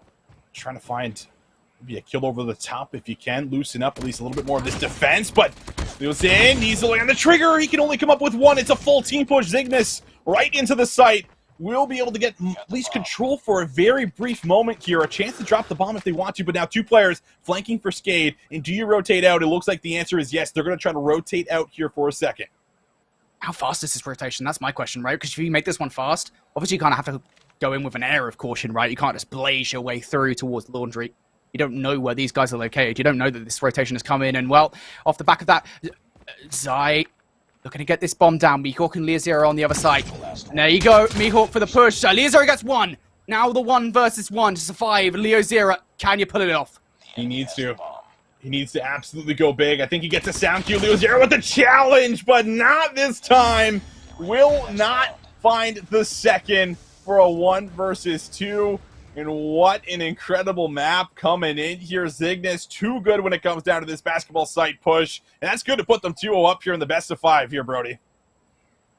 Just how many times did we see Zygnus either face down the adversity that we saw from Skade, where they got hyper-aggressive on towards basketball and they were the kings of the court? or themselves making their way over towards the site. Just worked out pretty much every single time. Very little reaction coming out there from Skade. Zygnus just way too strong. And it might show up as Zy with the MVP nomination, but I've got to give that one a juice. I mean, Eustace just playing out of his mind. So many of those rounds, you can see it there. 11 kills a piece for those players. Just incredible from the players. Man, most of those kills, too, for Zy were, like, with a sniper rifle. I feel like that's what's so impressive, man. Like, just so many rounds where it feels like he's getting his team the first blood. He's opening up with just a ridiculous multi-kill that should not happen in a lot of these situations. There should be trades, but it just feels like he's just too on the ball right now with some of those shots, man. So really big stuff coming through there for Zay, and almost enough to put that one away sooner with some of the plays we were seeing come out there for us. But on the other end, Skade just not able to kind of find that same type of team pushes, I feel like, at least offensively, when we were looking at them the first 5 rounds. It just did not look maybe as coordinated, did not look as aggressive, always on the same page. There was just times where they're taking solo challenges, and the trade comes in, but it comes in a little too late that it kind of allows Zygnus to kind of readjust within their position. So a little bit of tough calls, I feel like, made it sometimes. A couple clutch moments, but end of the day, Zygnus Esports, they're looking like the better team, at least so far here, Brody.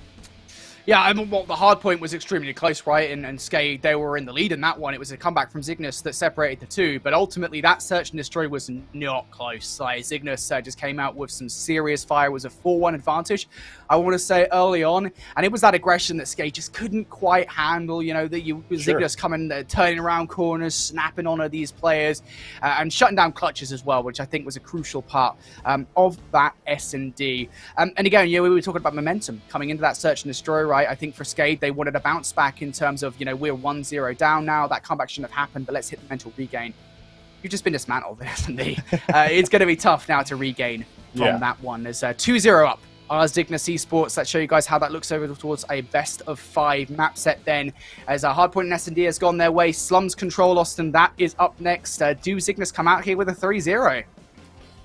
It's possible, right? I mean, with the way that they're playing, I do want to say that this one should be a little closer based off of at least what we got through the map one, because, it was a fairly close one, 7-point differential like we were kind of talking about. So we know that they can at least keep up with their setups and their rotations. It's just coming down to some of those final moments, or when you do have a lead, just not letting up on the gas, not giving Zygnus Esports kind of the avenue to work back in a series. And, well, something that we know from Slums Control, watching over it a lot yesterday, was the fact that, listen, you get put in this spawn trap at times and it feels impossible to break through the middle of the map. So positioning is almost everything when we talk about at least that statue kind of area that you can see right now within the series layout. Like, that area is what you have to break through at times, and sometimes you just get caught in the blender over and over and over again. You have to expend so many lives to be able to battle your way out here. So a lot riding on, obviously, Skade to be able to come through with a bit of the slaying power, but I'd just like to see them kind of slow down at times and use their teamwork a little bit more to be able to kind of influence these points, to break these, play retakes, whatever it might be. Just make sure they're waiting that couple extra seconds to be with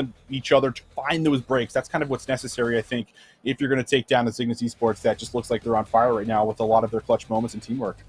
And that's the thing, right, for me, is, again, because we saw it in the hard point, we saw Skade, they have this ability to work together as a team, they have such individual prowess. It's just about translating that to success. And so far, I think Zygnus have just had a response. Every time we see it, we see aggression coming out from Skade in that search and destroy. We saw rounds where they were basically able to 4-stack, 5-stack a site, and it just wouldn't work out in their favor because Zygnus had the read on them. Sure. It's just about translating it to a victory in those, 1v1 situations, in those head-to-head battles. They just need to come out on top. It might sound like a really simplistic analysis of the situation, but that, I think, is just the way it is going right now with Skade getting themselves in these situations. They're just not able to finish off. So maybe they can do that here and start to make the reverse sweep happen in this best of 5. It is going to be a tough one again, though, because we do have to clarify, bringing this back to the overall context of the matchup, overall context of who managed to qualify last year. It was Zygnus Esports. It was Skade that managed to make their way towards the World Championships at the end of the 2021 season. So, we know these guys are potentially the best of the best here in the Latin America region, so they're not to be kind of undermined. Yeah, you definitely can't count anyone out. And I mean, at the same note, like, all of a sudden you win a control on Slums and maybe things start to change a little bit going into the next hardpoint, right? It's just kind of figuring out a little bit of the fundamentals, finding that groove too. I mean, you have to kind of bring into the fact, like we've already brought up, like, listen, there's a lot of pressure. These guys are very tense. They know what's on the line. But sometimes you find teams that go 0-2 down, all of that pressure is just kind of gone because they know, all right, our back's already up against the wall. We have nothing to lose at this point in time. Let's just come out here swinging, stick to our game plan, and see if that's enough to at least make it interesting, right? You just kind of focus on it map by map, round by round. And anything could end up happening here. So I feel like as long as you just come into this, keep your head at least level, come in, try to see if you can maybe put down a Zygnus Esports. Could be enough to be able to kind of start to build up momentum the other way, because you just got to keep coming back to the fact that we were 7 seconds away. We were like 60 points up. This should be a 1-1 series, if anything, right now. It's not. So now we have to slowly work back into it. It kind of always starts with step one here. So we'll see if they can do it. Need to see the slaying. And if so, maybe we do get ourselves a series on our hands here in the very first round of our Swiss bracket. I feel like the thing we should say as well, we were talking about this reverse sweep, right? How realistic, how possible is this reverse sweep to actually make happen? These things are really tough to pull off. You got to remember, like, for us here, or even on the casting desk, everybody at home watching this Call of Duty Mobile Regional Finals in Latin America, it's like, it might seem really easy. Just, hit the regain, guys. Come on, it's that easy. But it really isn't. This is the highest level of competition in the Latin America region. These guys are the best of the best at what they do in Call of Duty Mobile.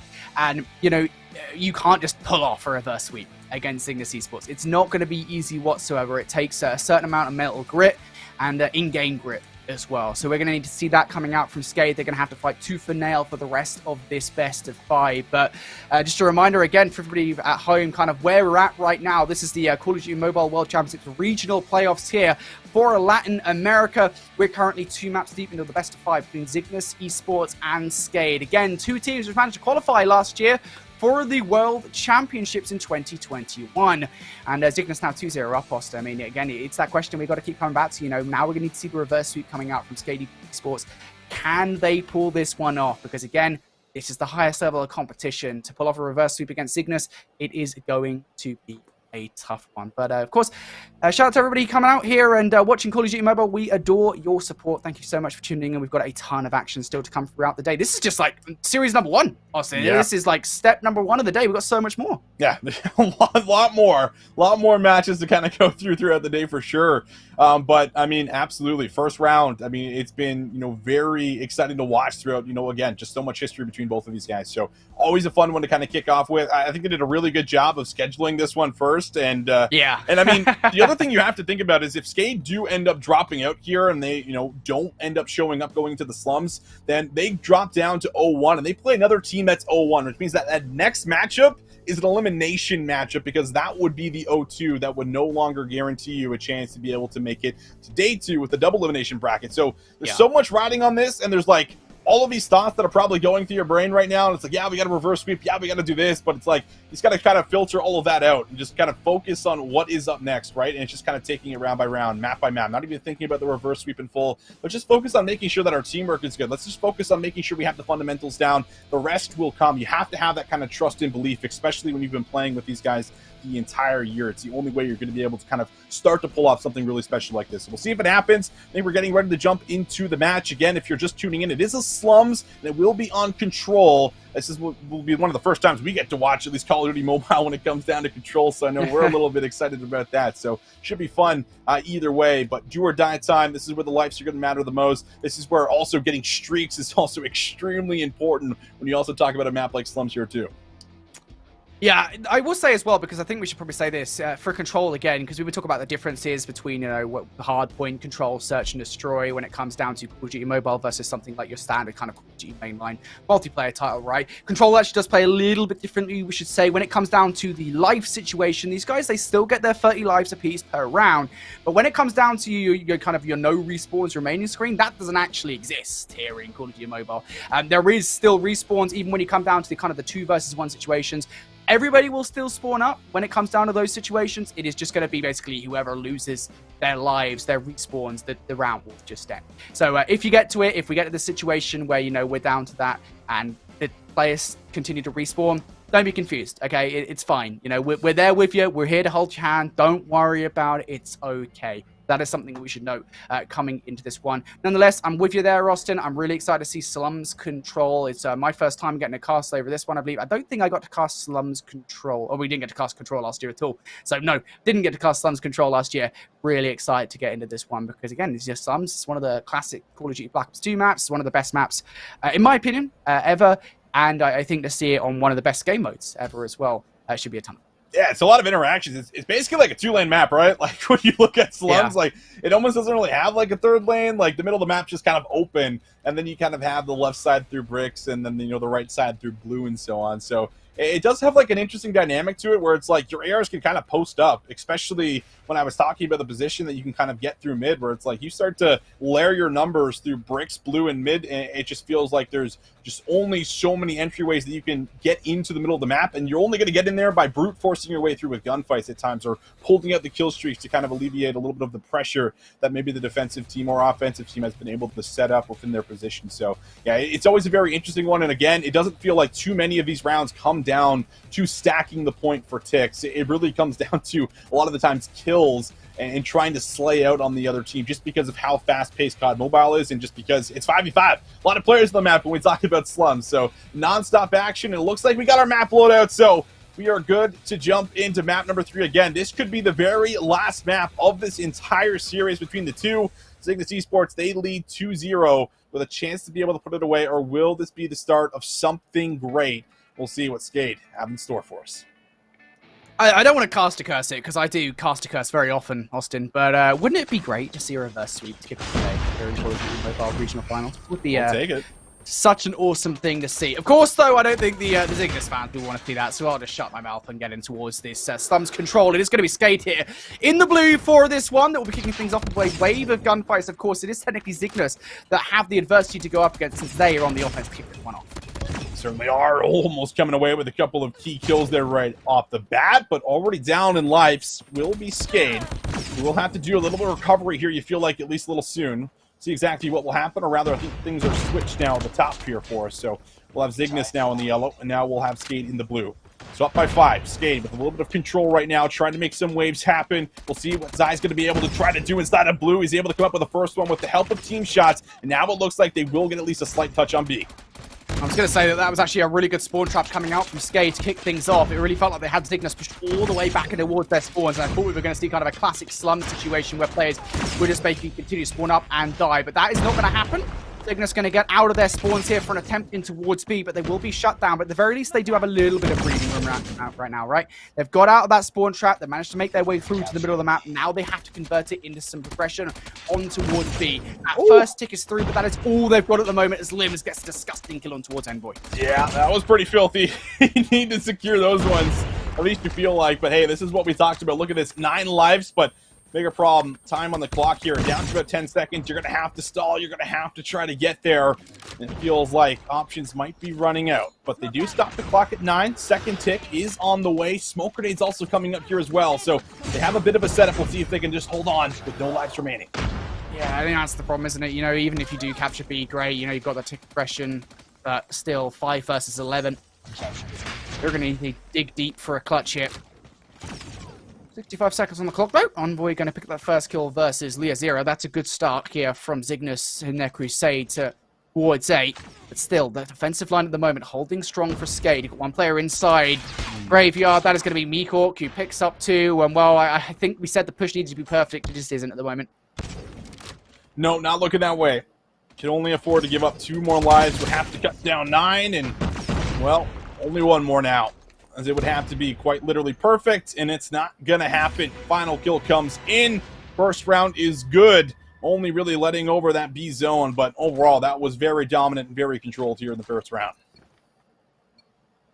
It was just that spawn trap early on that was so damaging, right? I mean, Zygnus just kind of got stuck. They couldn't get out. So let's see as we switch over towards Zygnus now being on the defense to see if they can do the same thing to Skade as they hurtle towards A and B. Look at the blue arrows on the minimap though, Austin. It is going to be Skade making their way towards A. They want to overextend right off the rip, and it will work as well as Limbs and Pabzera come through with frags. Yeah, they're already pushing up all the way. I like this. Pull up the Annihilator now. See if you can get some ticks of progress on A. That will be another nice shot coming in with the Annihilator. Good for the first one, and now you got the cut kind of in the back being washed right here from Lea Zero. How many can he come up with?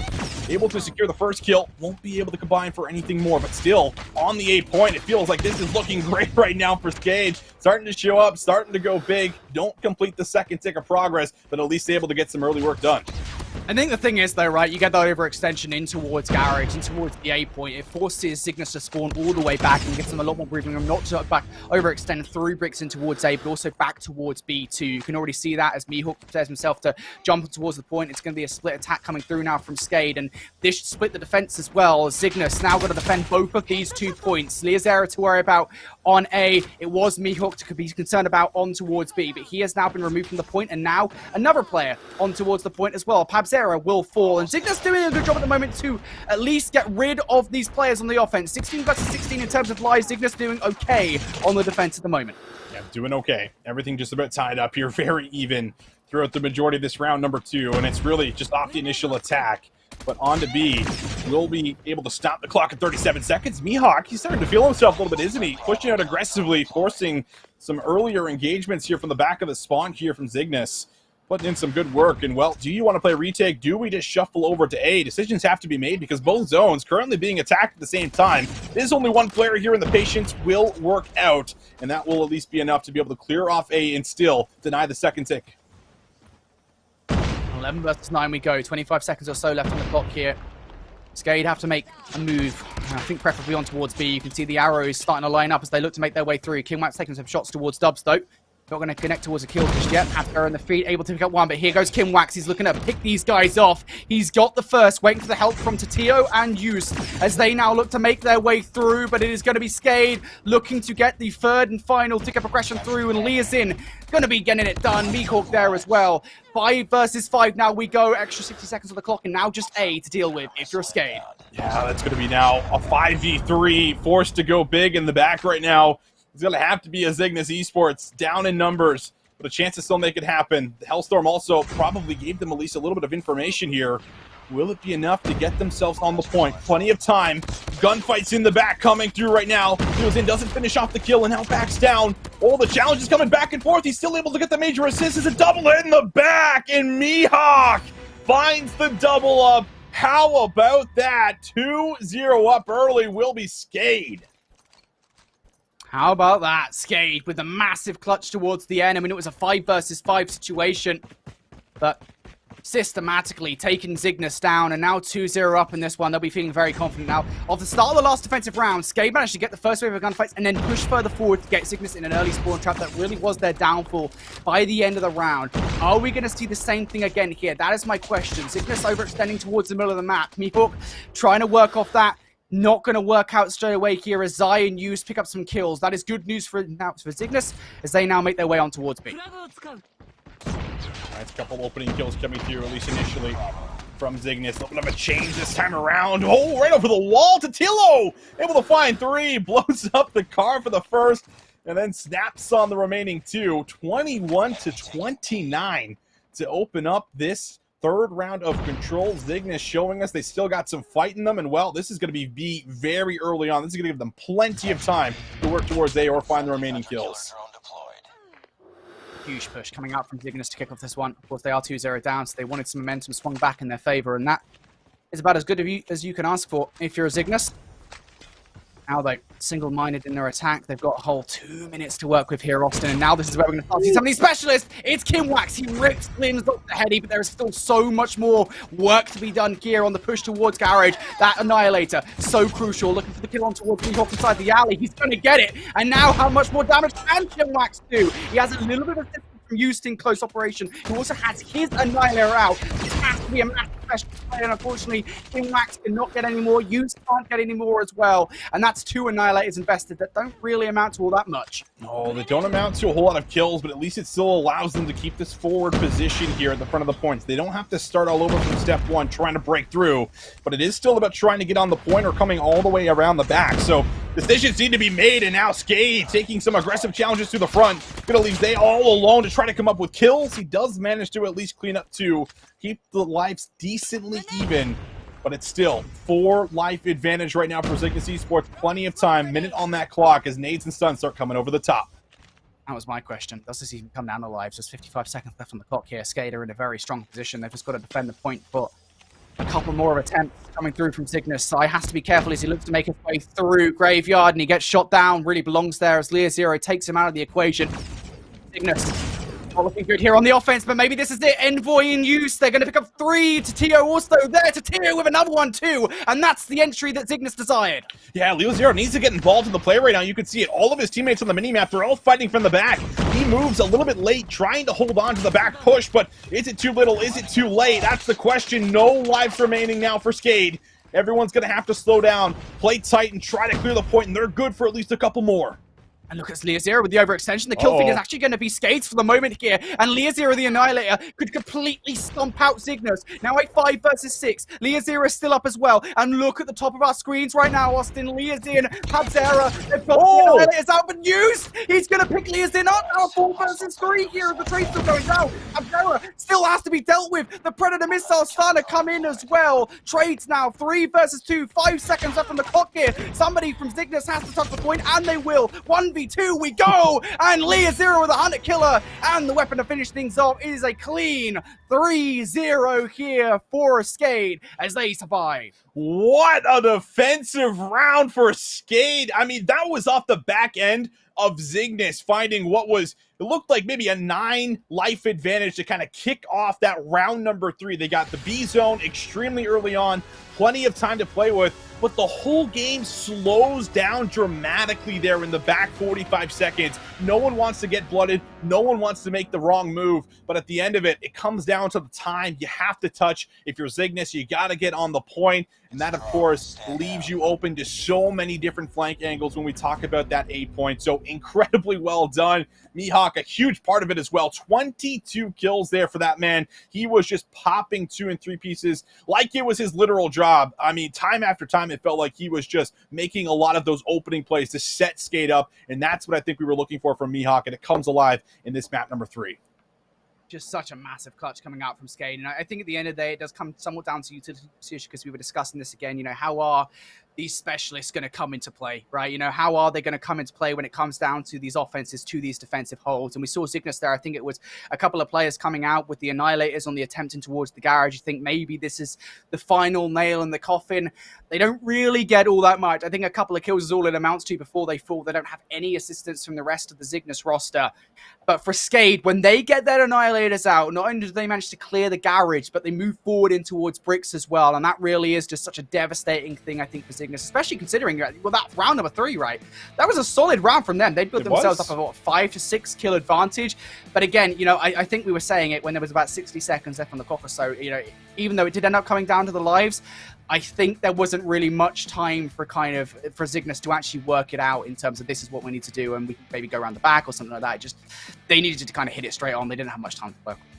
Yeah, I think it just comes down to the patience play, right? Like, if you're the defensive team, like, you're always going to be able to outweigh the offensive team way more. And I think I touched on it where it's like 45 seconds, so that's where everything slowed down. People are no longer rushing up into the point, trying to just force gunfights. Everyone's like, okay, where are they positioned? How are we starting to break this one down? I think they realized that too much time started to get away from them in the end, and again, you just have to make the desperation touch. So incredible stuff. I think that was what we needed to see, you know. And to be fair, we keep coming back to the map number 1. Like, Skade had a full hardpoint lead advantage. Yep. They had that opportunity to where it could be very likely a 2-1 series for them if Zygnus were unable to pull that comeback off. But now that you get the first map, all of a sudden it feels like there's maybe a little bit more to work off of. You got some of that momentum. It was 3-0. It was very convincing, and I think that's everything that you would want if you're a team trying to pull off that reverse sweep as we take a look at the series layout here again and get ready for that 4th map, which will be firing range on some hardpoint. I think you kind of summed it up already here. As you can see, the 3-0 for Skade on that Slums Control, a much-needed map victory, because, of course, if they didn't win it, they would be 3-0. But, you know, again, back to that hard point, we talk about map number 1, and we saw some promising things coming out from Skade. Their map control, their rotations were really solid. I think, you know, coming down to the last couple of hard points, that's where it really kind of slipped out of their control, where Zygnus were able to make a comeback happen. For firing range here, I think, you know, for Skade, they just need to kind of go back to the fundamentals, go back to the basics, like we just saw there in Slums Control, because we just saw, hey, look, this is what happens when Skade, they play really well as a roster. They're able to follow through and actually show what they're made of. If we see that again here on the firing range hardpoint, we may be staring down the barrel of a game number 5. We might just be headed towards a game 5. We'll have to see. I mean, at this point, who knows, right? Based off of what we just got, like, everybody get that same Skade now coming into firing range? As if so, then yeah, take off, search and destroy. looking very likely. And if so, well, that's exactly how I think you would want to end this series off, in a nice little bow with the history that these two have against one another, wanting to get the one-up over each other.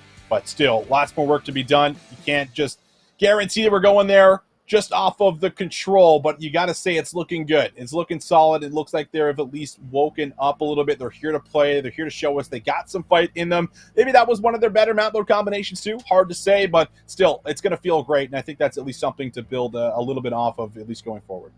Yeah, I would say I'm impressed with Skade so far. Search and destroy aside, which actually does make this best of 5 pretty interesting at this point, right? Because we just saw what Zygnus are made of in search and destroy. The hard point, again, we go back to that, and things were looking pretty good for Skade. It was just about closing things out that they were not able to do. And then, of course, that control, they look really good. But when we talk about that kind of dynamic, if you want to be good at any game mode, it is S&D. And I think that does bode quite well for Zygnus. Now, we will say maybe they are specifically good at raid. Maybe when it comes down to takeoff, things are looking a little bit different for Zygnus overall in the best of 5.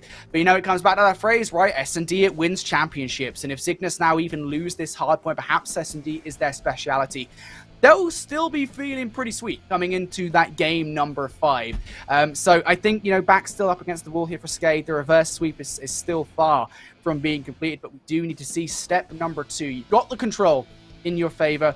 Now we need to see that same hardpoint prowess that we saw for 80% or so of the hardpoint from map number 1. They can do that here. They can carry it out 100% of the time. Austin, we will have a game number 5 in our hands. Yeah, we definitely could, man. It's in the cards. That's all I'll say. It's in the cards. It's on Skade on whether or not they can kind of clean up at least a little bit of their rotations, a little bit of their holds. We'll see what's going to happen. It's firing range. Pretty close quarters map. You're taking a look at that tower position. I'm sure lots of players are going to be jumping up there, especially within 5v5. You can create so much zoning around the point. We'll see if they can do it, but here we go. Skade, can they get us to a game 5, or will Zygnus close it out here? Time to find out, Brody. That is the question. Is Skade going to be the first team to touch? Now, this is going to be a bit of a janky hardpoint, generally speaking. It's a tough one, a whole, but so far, so good for Skade as they kick off pretty well. They're able to get 6 points on the board before finally being removed, but still, you look at the map control at the moment. Skade looking very good off the rip here. They just need to be careful, of course, about the rotation towards P2, but as far as the kill feed is concerned, this is lighting up all yellow. Exactly. I love the power positions, right? You got everyone kind of in the right place at the right time, covering most of the map. The only thing you're not covering is maybe a deep rotation that's coming around the back, but looks like now player 3 able to pick it up. One more player to try to deal with here on the point. And, well, it's looking pretty picture perfect right now if you're Skade Esports. They've been able to do everything they need to. A little bit more pressure on the scrap time, just trying to keep it as scrappy as possible. But they have the spawns here for P2, and they're able to get 23 seconds off of P1. So exactly where you want to be, just a chance now to be able to build off of it. What a solid start this has been from Skade. We were talking about their position themselves for that PT rotation. We talked about what a massive amount of time they're able to get off the back of P1, and now the kill feed going to be theirs as well as we move over towards that next hill. It will take a few seconds to pop here, but Lynn's going to be ready for those first couple of gunfights coming through. He'll pick up the 1 versus you. Sleer Zero also here in board supporting gunfights as well, able to pick up 2 and will escape with his life as well. Austin, this has been a superb start coming out from Skade as the kill feed will be theirs. Zygnus, you got to find a way to stop the bleeding, and maybe Envoy going to be part of that one. He's not able even to pick up 1.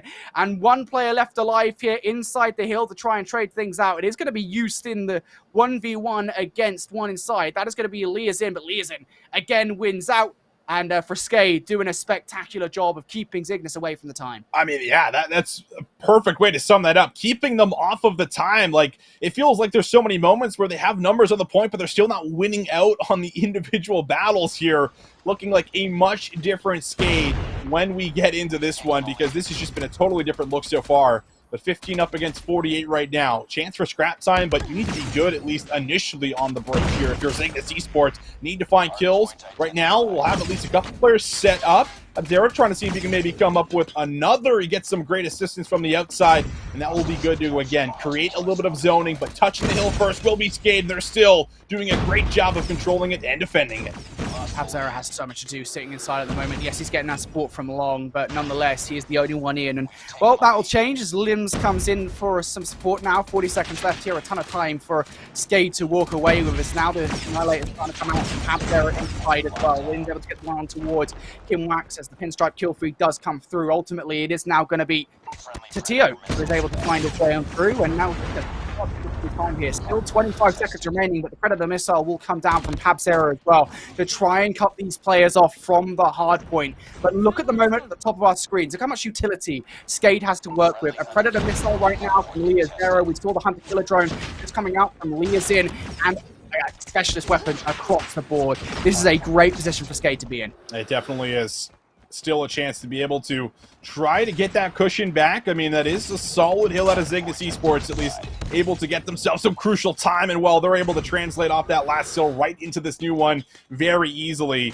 Will the spawns be with them? That's kind of the big question, and now the call for the Predator missile will come in. Good for at least that first kill. A little bit of information. Skade now in the back. Annihilator in their hands. They're looking to try to retake control of the point, and they have the utility. They have invested it. Just a matter of getting on the point and holding. Wax try and phone these guys off away from the trailers. Get the first, as now Zygnus has got to do a little bit more effort. Currently Skade in control off the top area of the hill, and now they're going to break on through for the next 30 seconds or so. But here comes Pabzera. Been pretty deadly with this weapon so far in the series. The SKS looking for some more in the middle of the map, looking for number 3, and will get it as well. Pabzera smoking at the moment, looking for more inside the hill, and he will continue on these spree, not just getting killed just yet. Finally goes and grabs it, shut down eventually, but nonetheless, a lot of damage done there. But still, got to say, so far in this game, Zygnus, they've made their way back on through. They're only down by about 20 points or so now. Yeah, only down by about 20, so I'd say not too bad for Zygnus, but holding on to hills, at least initially, has been a bit of a problem, and well, it's because players are starting to absolutely go off. Pabzera, I think, is on 20 kills. You can see it here from Leo Zero. He's now on 23 total kills after picking up the two-piece. Everyone just starting to find their form here, and you could not have asked for it at a better moment, but 69-103. Will they be able to kind of work back into the Zygnus Esports? They need the time. They need to find the break right now, but they're struggling to get through the power positions. This is still a lot of time. You don't really want to give away here if you're a Zygnus, but the kill feed will be Skade's for the moment as utility thrown out towards the middle of the map. Leo Zero again with that SKS doing all kinds of damage. And Envoy in the middle of the map, well, he'll just be stunned up and won't really be able to move much whatsoever. That time now, 15 seconds left on this hard point. At the very least, Skade have been removed from it, and you can imagine with the way the kill feed has gone for now, Zygnus should feel comfortable grabbing that time themselves, and they will. But look at the rotation over towards P2. You can see a couple of Skade players have already made their way over here. Zygnus know how important this wave of gunfight is. You give this time away to Skade, and you start to feel this game slip away from you. All the smoke grenades all coming out right now, really stopping them from getting any kind of a chance to watch out on the cross. But there it is. The aggressive move is made. Zygnus will be able to at least get some players around that close spawn. Now this should be good to hold on to. It's rotation looking good. This is what I wanted to see. The initial time needed to change for Zygnus, and now they have control. Just a matter of playing some defense. Gotta hold on to this time if you're a Zygnus. Utility being thrown out from Leozero across the way, but now Zy gonna use his Predator missile to take down 2.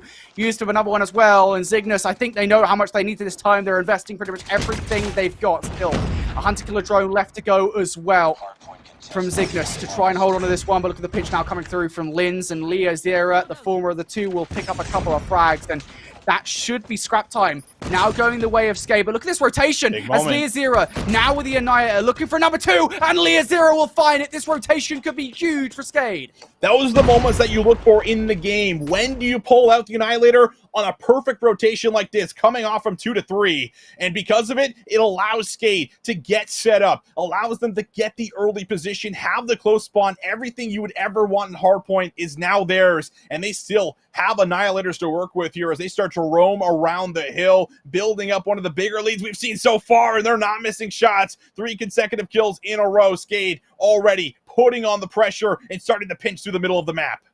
And this is the problem. You allow players to get this utility. They're going to work off it to continue to grow the lead here in this game, and it's the biggest we've seen so far in this one, as all of Skade are currently hunched up inside the trailer. The kills, they're just peeking out the windows at the moment with their utility, with their weapons, and getting every single frag possible. Here comes Predator missile down, trying to remove players from around the vicinity. The kill feed at the moment is completely Skade.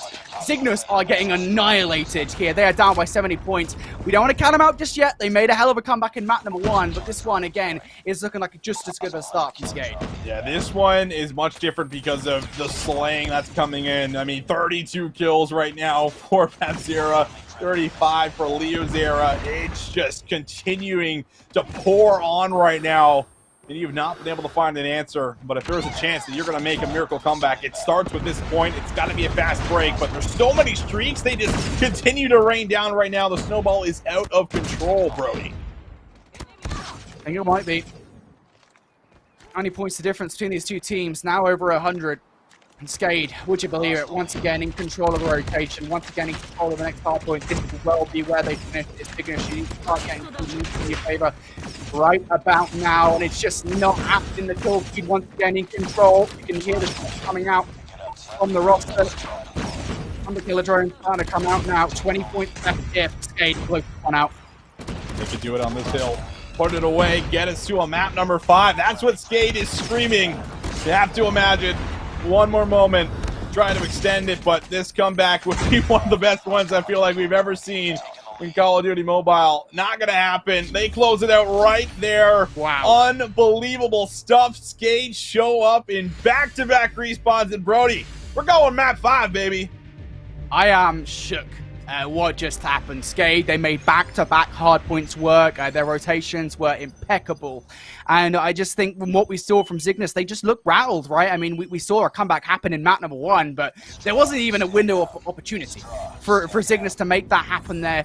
And I think, you know, very often when we're on cast together, when we're casting Call of Duty Austin, we always talk about getting outslayed, right? And I think this is just one of those situations where Skade, they outslayed Zygnus so hard that I don't think Zygnus even had any way back into that game. No. Look at that, man. Leo Zera has 2 minutes of hill time, and he's putting up 39 kills and 9 assists. Like, come on, man. That is just some ridiculous stuff. Lim is right under him. 2 minutes and 30 seconds in the hill. Obviously, significantly left kills, but he's also just making sure he is constantly playing the OBJ. Things that you love to see. Definitely on point, man. That was just the Skade that I expected to come out. And they're able to now start to close, start to string hills together here, Brody. It's been much cleaner. Their setups have been much more difficult to break, at least this time around when it comes to firing range. And I thought the utility was used perfectly when they were translating to some of those hills. Perfect calls and some of those annihilators really adding up and racking up a lot of that time there for them. Yeah, this is what we were talking about, right? You know, when do you use this utility? And you said it in the middle of the game, right? You're seeing these annihilators come out at the perfect time. You want to see them used on the rotation. You want to see them used to zone away players so they can get nowhere near the hard point. And that is exactly what we saw. Annihilators galore. Perfect usage coming out there from the Skade roster, and they look so dominant. And that is one way to make a mark on the series, especially when talked about in tandem with the last map as well. Let's take a look at the map set then for everybody at home to show you guys exactly what I mean, because you 3-0 in the Slums control, then you followed up with that 250 to 110 victory in Hardpoint. Yeah. That raid S&D is starting to look a little bit less concerning now. It almost starts to feel like, you know, looking over these last couple of maps, is like maybe these last 3 maps are kind of favored a little more heavily towards the side of Skade, right? Just with the way that they've been able to show their just complete and utter dominance. I mean, Slums control 3-0, and then they just come into the next map in 250 to 110 Zygnus Esports after a 250 to 243 in map number 1. Like, that is just ridiculous when you think about how they've been able to turn this one down after being 1 map away from losing out on the very first Switch matchup. But they're here to play. They're here to give us, I think, the story that us, including everyone else, wants here, Brody. And they're sending us the distance to Takeoff, where this one also gets a little bit interesting with some of the sniper play and some of the routes, too. I feel like there's more options to hit some of those flanks and hit some of those routes around the map here, too. Well, let's take things back a notch here, right? Because, again, we do want to talk about the raid search and the story that we saw earlier on in this series, okay? Now, obviously, the context has changed significantly, considering the momentum I think you and I can both say now is very much in favor of Skade. But nonetheless, Zygnus in that search and destroy, they looked very well composed as a team. They looked overwhelming at times. And they knew exactly when to break down offensive pushes coming out from the Skade roster. You know, I do still expect to see those things. I think with Takeoff, things are obviously a little different. It's less linear of a map is probably the best way to describe it. But nonetheless, I still think that skill does technically put this map in favor of Zygnus Esports. We'll see, though. I mean, again, it's just the momentum, man. It's so overwhelming. Yeah, I don't know, man. It's hard to weigh like the raid, search, destroy like kind of heavily now. I feel like just because it's a brand new map. We don't know what to expect. All kinds of things could change coming into this for as far as just hitting different confidence levels like before. You lose the map 1, it's a heartbreaker. You go into the S&D, you feel like you're getting worked. And I feel like there were a lot of 1v1s as well that kind of broke out, right? You win a couple of those 1v1s, maybe things were different. I think the only significant difference between the two was when we saw Zygnus on offense, it was just a little bit better for as far as how they were approaching the sites. It's not just one person challenging and then one challenging a couple seconds after. It's like, no, if we're going to hit the site, 3 of us are rushing into the site and we're playing trades. So if you're not set up in the right position defensively to be ready for a Zygnus Esports to attack those sites, then I feel like we could maybe see a similar scenario to what broke out. But I still feel like a lot of those rounds were very close, a lot of 1v1s, and while the sniper play, I think, was maybe also the difference maker for Zygnus as well. If you shut that down, I think maybe we have a little bit of a different map number 5 on our hands here, Brody. We'll see, right? Again, you know, I think that the play style is certainly going to be more aggressive now, because we often see this teams, right? We see the kind of momentum going in their favor in a best of 5. They begin to make the reverse sweep happen. And you can come out in the first couple of rounds swinging, and it will completely break down the mental game of a team like Zygnus, right? You're 2-0 down in the Search and Destroy. You begin to be 3-0 down in the Search and Destroy. It's like, all right, well, now we really are in the dirt here. You know, how do we get out of this hole that we've kind of dug ourselves in? Or rather, I think Skade are definitely the ones with the shovel here in this situation. But yeah, I think it's going to be interesting to see kind of how the aggression plays out, how different the Search and Destroy is for this Skade roster, because as you say, we saw great sniper play coming out from Zygnus in that Search and Destroy. If Skade can find a way to shut that one down, we can find a way to see players like Used and the TO shut down when it comes to this S&D. Well, I think Skade might well be good. But we're just waiting on game number 5 now, folks, so apologies for the delay. This has been a great series to cut today, though, Austin. I mean, at first, I saw 2-0 for Zygnus. I was like, oh, this is going to be a 3-0, isn't it, the way they were playing? But no, great comeback coming out from Skade there to put this one to a game number 5. Yeah, I was getting ready to throw out the story. Like, it's like after map 3, like, damn, all right, now we're going to have to see Skade, you know, bring this one back going into the rest of the Swiss bracket here. Cannot lose from here on out, but they've turned a new leaf. They've hit the regain. Exactly what you want to see, you know, at this level of competition. You're never out. It's never over until it's over, right? That kind of mentality, I feel like, it's just so important, especially when you have, you know, 5 players on a team. It almost takes sometimes one, you know, in some of those situations to be able to uplift everyone, bring them back into it, and it just takes that slums for everything to change. And obviously things have changed here. So will they change in the Search and Destroy? I think one can only hope to make sure that things are going to be fun and competitive for us, continuing to go through the Search and Destroys. But I mean, if you are Zygnus, kind of just, you know, on the other side of the coin, like this is now where you have to kind of, all right, slow things down a little bit. You got a little bit of a reprieve and a break, at least in between those last couple maps in this one, so you can talk about what we were doing really well the first time around, and it was really just kind of relying on the teamwork. If you just go back to what was working really well with the fundamentals, making team hits happen, and trying to at least get the sniper active, then I feel like that could be, you know, a very similar story like we were touching on. But it's so hard to make predictions when you just don't have as much VOD as you'd love to have when we talk about, you know, a takeoff. We just have not got to see it so far, so we don't know what both teams like to kind of lean towards, what they like to play towards. A lot of it's kind of up in the air for as far as question marks, but we're gonna find out. It looks like we're going to find out just about now as we take a look at the map load in. Again, takeoff, search, destroy. Map number 5. Brody, I can't wait.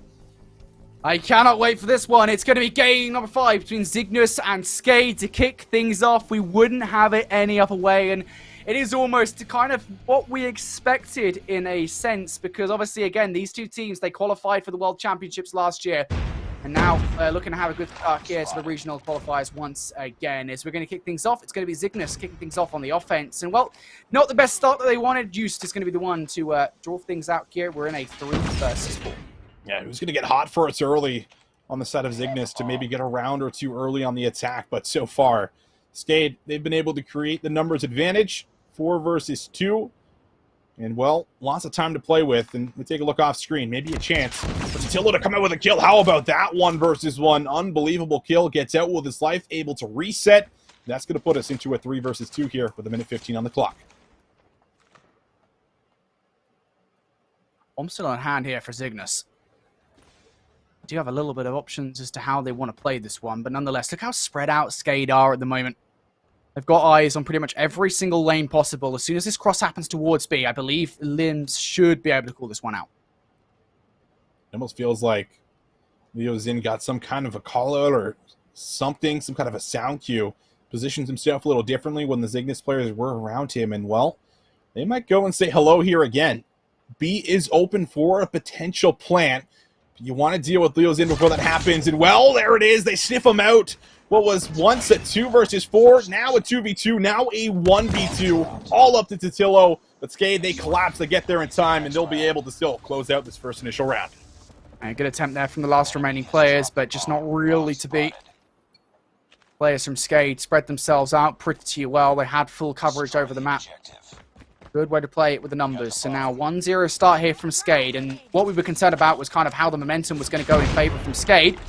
Cannot afford to give another round away if you're a Zygnus. First snipe will miss.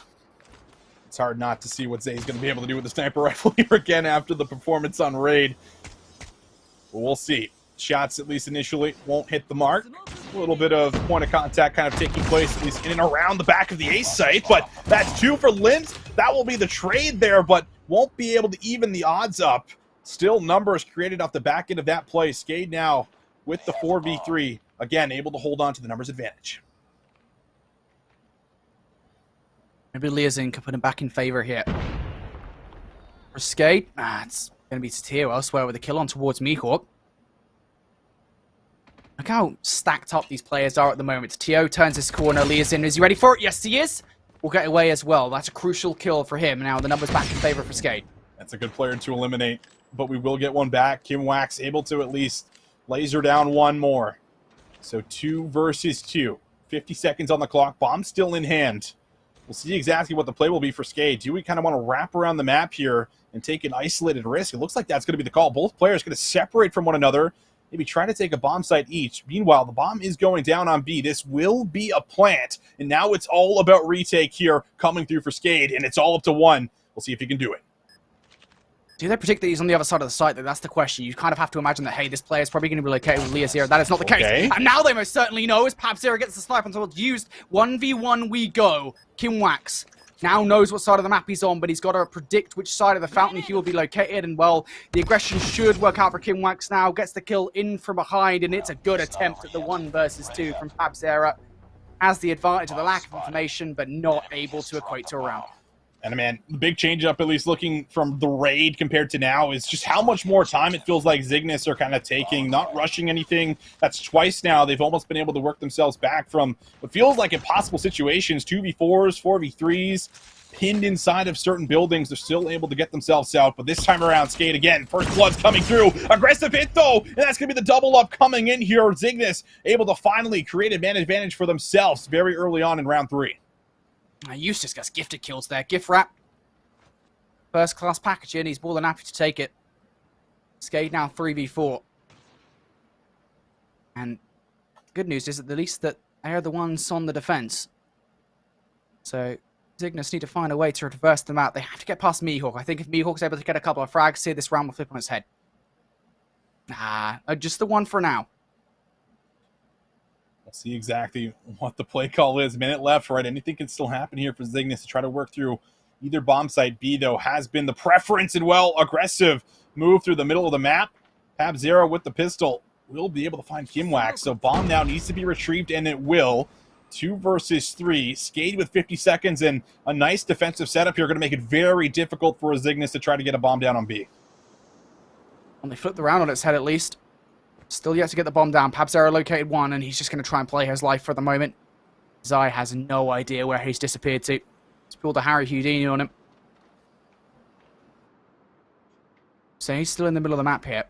Zai, excuse me. Looking for individual efforts here. An Envoy, he's going to go around the back line. Pabzera's there, almost gets turned on, but nonetheless, it results in the frag. The trade is through from Zai. Still, though, 19 seconds left on the clock now for Zai to do something. He's got to grab that bomb. The notification should come through now, and well, the information gained, you should know exactly what's up. Yeah, time is really low. You just kind of have to stick a plant. It feels like, hope to God that you're going to be able to get it off, and that's not the case. Zera is there. Both players position themselves at either bomb site to make sure that there is no plant that can be pulled off. And that clock runs just a little bit too low that time around there for Zygnus. So still, Skade able to lead. Remember, they are on the defensive side, but they're still up here, at least a round.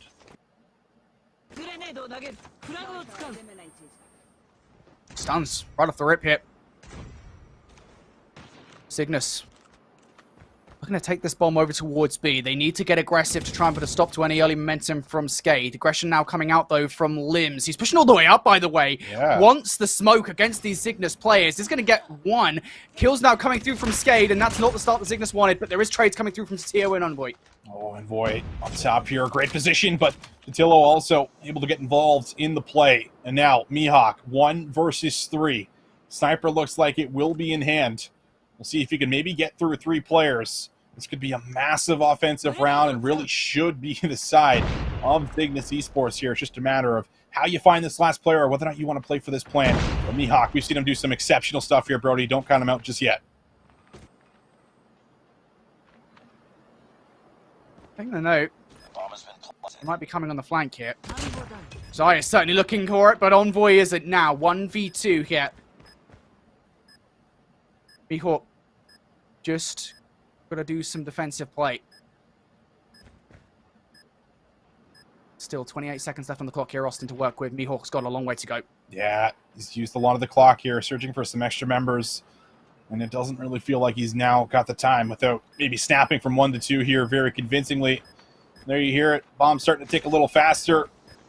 Little bait on the bomb, but will get double peaked there. So a good attempt for Mihawk. He gets put in a really difficult situation, you feel like, in the 1 versus 3. All of his teammates dropping down, and so far, feels like Zygnus have started to figure out at least these last couple offensive rounds. Back-to-back we go at the moment. 2-2 in terms of rounds. Much closer affair than the first search and destroy in this best of 5. First bloods as well. Limbs looking for the 1 versus Kimwax. Neither getting a feel for one another just for the moment. Speaking of just, it's used. Chilling inside the stadium. Nobody wants to make this first move just yet. Yeah, no one wants to get blooded here. Cost their team the round, but Zay will get caught on a peak. Shot is good. Leo Zera able to create the advantage, but will Skade hold on to it these last couple rounds? We've seen first bloods come in, and it hasn't always led to the round win. Minute 15. Bomb still kind of positioned up top here. We'll have to try to make a move eventually, but they've been, very cautious about where these players are, taking their time, not making an aggressive move, and if they do, they start to work it together. We'll see if they can find Limbs already 1 ounce, but there it is, another one. Leo Zera finds 2. The problem is there's just no aggression, no trades. Finally, there is one in from Tio, but that's a lot of information given away now to the Skade roster. They've got the numbers, they've got the info, and Zygnus don't really have much to work with whatsoever. 50 seconds on the clock now for them to traverse the bomb somewhere. Lin's getting aggressive, looking for 2, and he will only get 1. The shot's into use. He is very fortunate there. Another player from Skade doesn't come and finish off his food. Still, then the numbers now in favor for Skade. Has that thrown off Skade enough that Zygnus can rotate towards A? See if they can do it. Juice there for the first one again. Genny combined for the second. Shots are good, but doesn't stick the gunfight. Now time becoming a bit of a factor here with about 20 seconds left.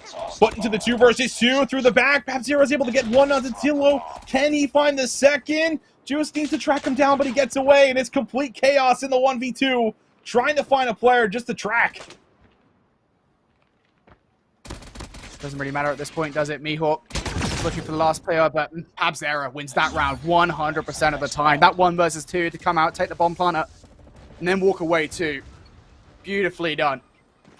As he will effectively win that round out for Skade. But it's the early numbers at the moment. So dominant for Zygnus. They couldn't really find a way back into the round. Really cannot. And still, these rounds are coming very close for some of these opening engagements, though. 2 players kind of dropping initially. It still comes down to just a 1v2 in the end. But here we go. Round number 4. What will Zygnus decide to try and do here? Right through mid will go. This time it's a little bit better, at least on the initial trade. Skade now losing members. We'll see if they can hold on to it. 2 versus 2. And there is so much time left on this clock. 1:30 to work with.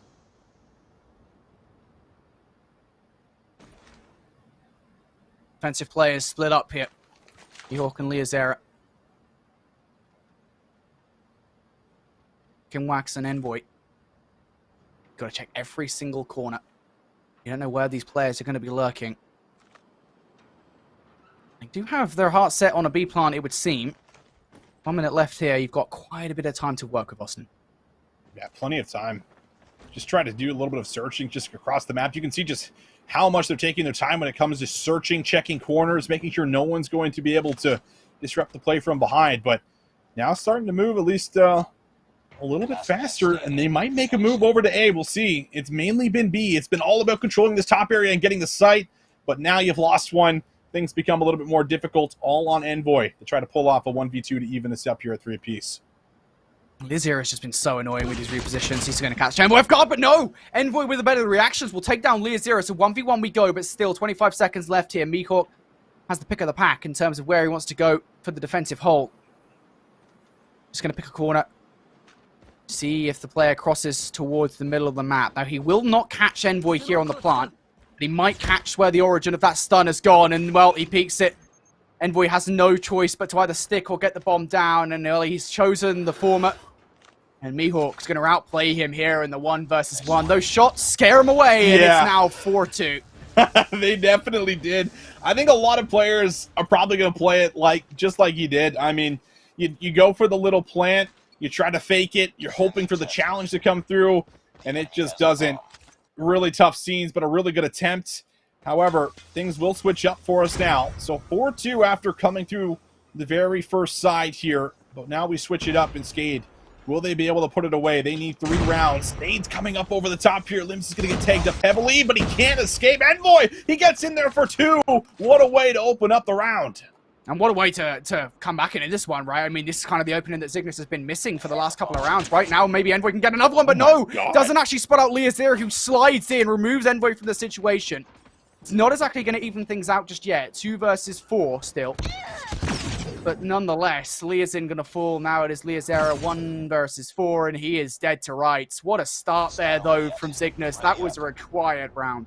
What was that shot over the top? I mean, oh my goodness. You could only really see the top of the dome and gets the shot, but the damage was done before that happened, right? Envoy gets 2, and I mean, you just can't really emphasize enough how important those 2 pieces can be in search and destroy like that to kick off the round. But Limbs getting very aggressive here. It's the same play. This time it's Tatillo who's there for 2. The stuns through the windows, I think, sets up the play yet again.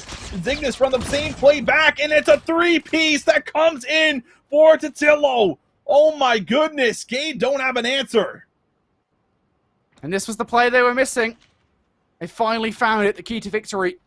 The number is most certainly in their favor now. Leo Zera now dead to rights as well. Mihawk, good luck, buddy. 1v4. Maybe he can catch Envoy on the exit, but Envoy has him. What a round. Again, it's this opening towards the stadium, the aggression. They're getting these first bloods now. It's the exuberance, the confidence that we saw in the Raid Search and Destroy has really come to play now for Zygnus in the last couple of rounds.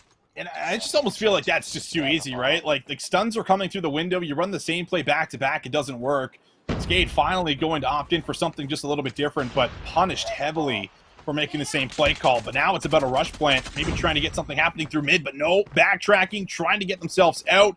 We'll be able to at least take one down, find the trade, and put us into the 4 versus 4. Bomb for Skade.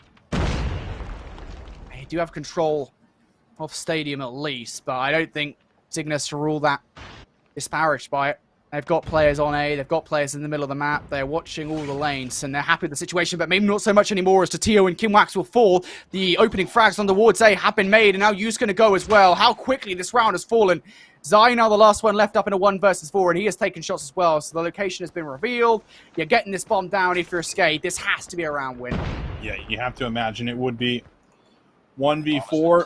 Bomb now down, have to play retake. Just a little bit too much to ask for. But we'll see what Leo Zera might be able to do. Had some explosive plays here. Might be able to find him. Won't be the case. Stay in the back. There it is. We'll be able to line him up now.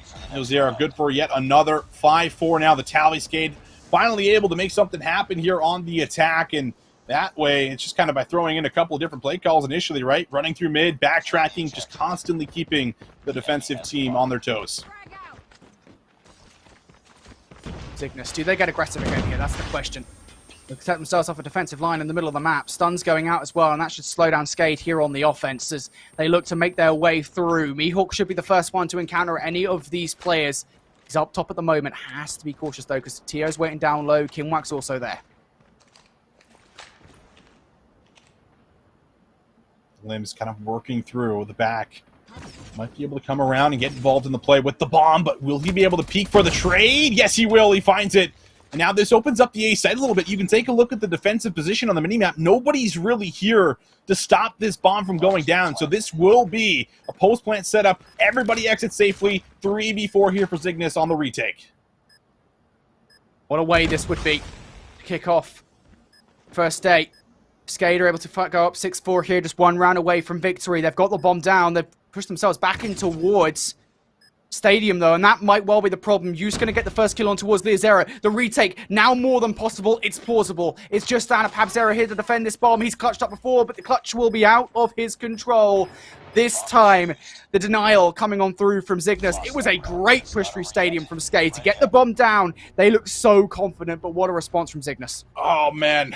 Zygnus in search. The clutch moments just continue to rain through, man. Situations that you just think, oh, Skade got this. They got numbers. They got the bomb down. They just need to play trades. Well, trades just aren't coming in some of these sequences and plays. Very tough. And now Zygnus with a chance to maybe even pull ahead, bring this one back, and it's a great opening, isn't it? Couple early kills already. Skade down 3 members. Not a good start from Skade on the offense. You've got to remember that last time around, the key to victory came down to the bomb. They at least got that down, right? But this time, that's not going to happen. The bomb is now down, stuck inside Stadium. You've got to retrieve it, and you've got to rotate. Maybe Liazera can be a part of that play. If he catches any of these players on the defense off guard, he's looking for something on the map, but nothing to be found. Nothing given away from Zygnus at the moment. Maybe just will fall foul here to Liazera as he finds himself in an unconventional position. This is not something you'd expect if you're a Zygnus. Liazera surely checks the corner, but does he see him? Yes, he does, but he gives a little bit of information as way to use as well. Who isn't quite ready for the kill, so the 1v1 will come through from used. Numbers still in favor of Zygnus, though, 50 seconds on the clock. That's a really big play. It's that player now can no longer kind of cut through mid, reinforce if they want to come back over to B. So it's a big pick here from Liazera to really loosen up the map just a tad bit more. Now options starting to become a little limited here, as you might have to make a move into A. We'll see. Still down to about 3 versus 3 after that kill comes in. 30 seconds on the clock. Play call needs to be made. We'll see if it's going to be A. Liazera is very far removed from this situation, so if it does turn out to be A, well, they're going to have to rely on some straightforward, honest gunfights. One against the player on the back line. That is going to be Envoy, who will take some shots in towards Pabzera, scare him away. 15 seconds now left on the clock for Pabzera to make the move happen. Those players on the flank have to activate. Pabzera, the 1v1 against Kimwax, will lose, and Zai takes down Liazera as well. Liazera left up in the 1v3. He gets one, swings around for the second, and will not find it as Kimwax closes things out. It's a 3rd round on the bounce here from Zygnus Esports as they shut down Skade early, and despite Liazera's protests, will not be able to find a way back into Skade. Oh, man. It's just complete resilience around the A site, never letting up, just constantly holding it, saying, you want B, go plant B. Great reads, but opening pick, it's good. Pabzera finds the snipe onto Zay. That's a good player to remove from the equation. Liazera gets right into the mix. And how about that? Takes up the second. So finally, Skade with some numbers. Can they hold on to them, though? That's the question. Envoy able to at least find one on the cross. And the numbers are what's going to help out Skade here in the situation. But they still don't have much map control. You've still got to be careful because Envoy is located over here towards B. Going to peek out for something, just to make sure nobody is located on towards B. And it's an aggressive push coming out from Envoy. It leaves yourself in a bit of a bad situation, if I'm honest. Yeah, it feels like right now, Skade don't know if they want to commit right now to B. It's not completely clear. Do we backtrack to go to A? I don't think that's much of an option based off of what we see on the minimap here. They'll be ready for any kind of a late rotation. Unless they go through the defensive spawn, that could be a play for Skade to get over to A. But you're going to have to get through Envoy before any of that ends up taking place. He is the player you have to deal with, whether you want to plant at B or A. He's the one, and 45 seconds left. I mean, Skade starting to run out of time. You do not want to run the clock too low here with numbers. You have to know that Envoy's watching the clock. You have to. You know where he was. You spotted him before, but apparently that information does actually translate into a kill as Envoy will pick up one. Trade in now for Liazin, so that's good news for Skade as they transfer over towards the A site, but they've got to be cautious because Tio is over there. He's ready to activate, and he gets the opening blood on towards Liazin. 20 seconds now left on the clock, and 2 versus 2. Bomb acquired. 2v2. 15 seconds left. Bomb has been picked up. Will they be able to get it over to B in time, though? Skade really going to have to make the miracle play in this situation. The bomb's going to have to go through. Will it happen? Mihawk on the bomb, but jumping down over top of him is Kimwax, and now you have to find the kill, but the kill doesn't look like it's going to come through. Zero gets it in the end, but it's 7. They get there. Unbelievable stuff coming through in the end. Too much time being taken there from Skade. Oh my goodness, Brody. Yeah, Skade towards the end in that final round. They just didn't look completely convinced as to what they wanted to do. They were nervous. They knew that Envoy was located somewhere around that B site, and they just didn't know where it was. And I think it's the fact that they didn't look at the cross. I think that was the scary thing to me, or maybe we didn't actually see it from either player's POV in that 1-versus-1. But Envoy getting that kill because of the information towards Zygnus in that final round. Tio is the player that acts on it and manages to jump and pounce on towards the player on B. But what a S&D there out of Zygnus. Once again showing their prowess as Tio finishes with 15 frags to his name. Envoy 10. Top performers there on the squad.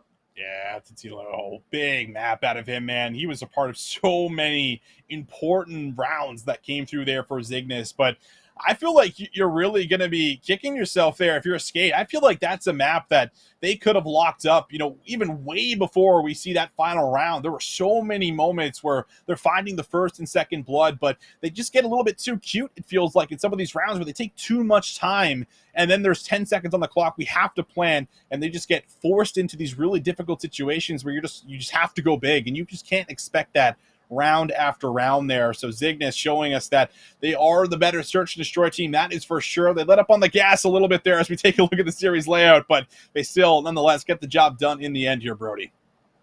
Yeah, it took them, I think, a couple more maps than they actually wanted to go to, but nonetheless, yeah, I think the fact that they're showing real strength in search and destroy at the moment, real adaptations. And we should say, by the way, that game 5, it did look scary. There was, I think it was a point, it was 4-2, I want to say, was the advantage that Skade had early on before. It seemed like Zygnus, they kind of clicked, that they got things working in their favor, able to get things working, and well, game number 5 will be going their way. But I will say, we've got to commend Skade for what they managed to pull off, because that Slums control, that Fire Emage Hardpoint, I think it was a staple, a couple of victories for them. And it will give them a little bit of momentum, I think, moving forward here further into the Swiss bracket, because, you did need a couple of victories versus Zygnus. You're feeling pretty good. It's just the search and destroy. You can make those improvements moving forward. You're not out just yet. That's right. Not out just yet, but the road definitely becomes a lot more difficult from here on out. So we'll see what's going to happen, man. It's always fun when you talk about the Swiss bracket because, they're going to be going up against another team that's 0-1, and that one is obviously going to be a special one. A lot riding on that matchup to see who's going to be able to make it to day 2. That is the goal. 4 teams can only make it to the second day, and, well, if we know anything based off of that series, things should be very fun, very competitive, so it's going to be a good time, Brody, that's for sure, especially if series continue to stay on that trend right there. Yeah, indeed. So that is going to be our first series of the day out of the way. Zygnus Esports starting with a 1-0 beginning here in the Swiss format. I don't know if we can actually check what the Swiss scoreboard currently looks like or not. I'm not entirely sure whether we have that available. We don't have that available. It's okay. It happens. Regardless, though, I believe it should be time to go to a break. I want to say here between our first set of the day and our second, Austin, mate, we have reached the tip of the iceberg. That was just our first best of 5 out of a ton that we have coming up for everybody at home. So stay tuned, guys. Do not go anywhere. Get yourselves comfy because we've got a ton more Call of Duty Mobile action to come. Next up, it's going to be another one from the first round of Swiss action right after this.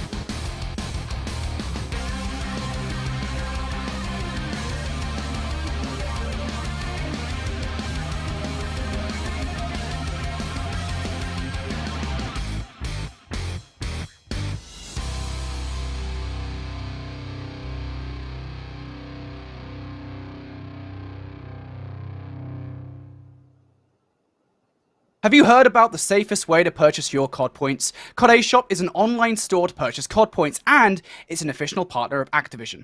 What does this mean? Well, this means that COD point purchases are 100% legal and ban-free. Besides, COD eShop is the only place where you can get cheaper COD points with 10% off by purchasing with PayPal, OxoPay, and credit cards.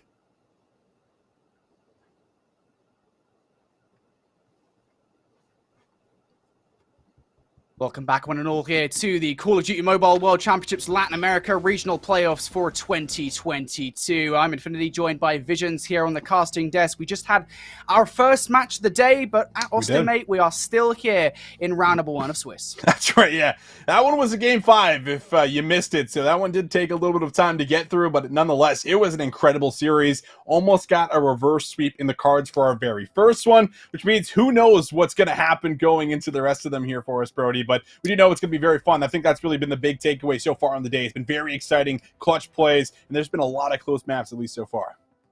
Indeed there has, and we talked about it. We're still in round number 1 of Swiss action. That means round number 1 will continue here with our second match of the day. Let's get right into it. Let's show you guys what the map set looks like here for Team Zodiac versus iTitan Gaming. Austin, take it away, buddy. Yeah, man. I mean, coming in here right away, right? We got Takeout first. I mean, this is something that we just saw, at least in the Search and Destroy. A little bit of a bigger map. We've seen at least a little bit more ARs get involved. And then we'll get the Hacienda, which I think I'm a little excited about because I haven't seen Hacienda S&D in quite some time. We'll see how the Summit Control also fares, and then if need be, we'll go to a standoff Hardpoint, and we'll close things up with the Raid, Search, and Destroy. But I do like at least the first couple of maps because it feels like a lot of the times we'll get the standoffs, the Raids, the Summits initially. This is at least a little bit different off the bat here, Brody, so I do like the bigger map kind of coming into play here, at least for the first and second, to kind of kick this best of 5 off.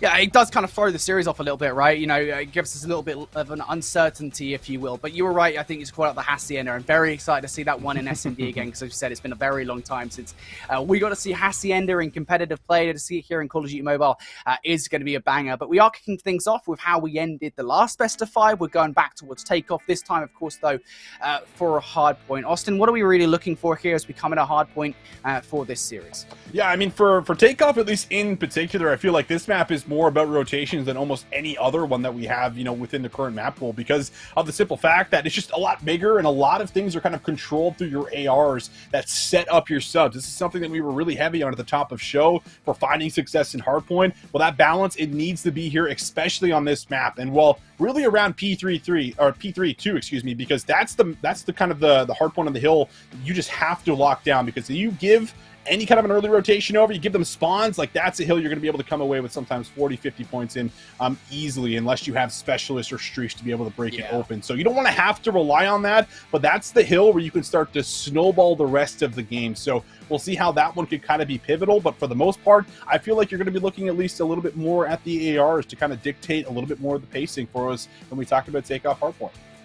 Yeah, some of those peacekeepers may be coming out for this one. Should be interesting for sure. But, you know, I think, you know, so far, obviously, we saw a couple of Hardpoint maps already. And during those Hardpoint maps, you know, you kind of briefly mentioned it there. I think I'm really intrigued to see kind of what the control of the utility looks like. How are we going to see, you know, your specialist weapons being utilized for this one? How are you going to be seeing, you know, the streaks being utilized if you do earn them? Because we all saw, you know, all the way back in the first game of the day, it was the Goliaths that actually ended up kind of ending things. So that's what I'm looking for here with this best of 5, you know, or with this Hardpoint, excuse me. You know, how are we going to be seeing those streaks? How are we going to be seeing utility utilized? Because we saw, you know, again, going back to, I think it was the firing range Hardpoint, I believe it was, in the last best of 5, we saw like perfect utility usage, and that's what we're looking for, I think, from the rest of the field here as well. And that's something I think maybe you and I could focus on here, actually, Austin, because, you know, we look at this and, you know, we got to see a lot of Zygnus last year, we got to see a lot of Skade last year. This is our first look at what the rest of the field is like here around number 1 of Swiss. Exactly. See how these teams are going to be able to stack up against the teams that we kind of consider to be the heavy favorites, right? To make it through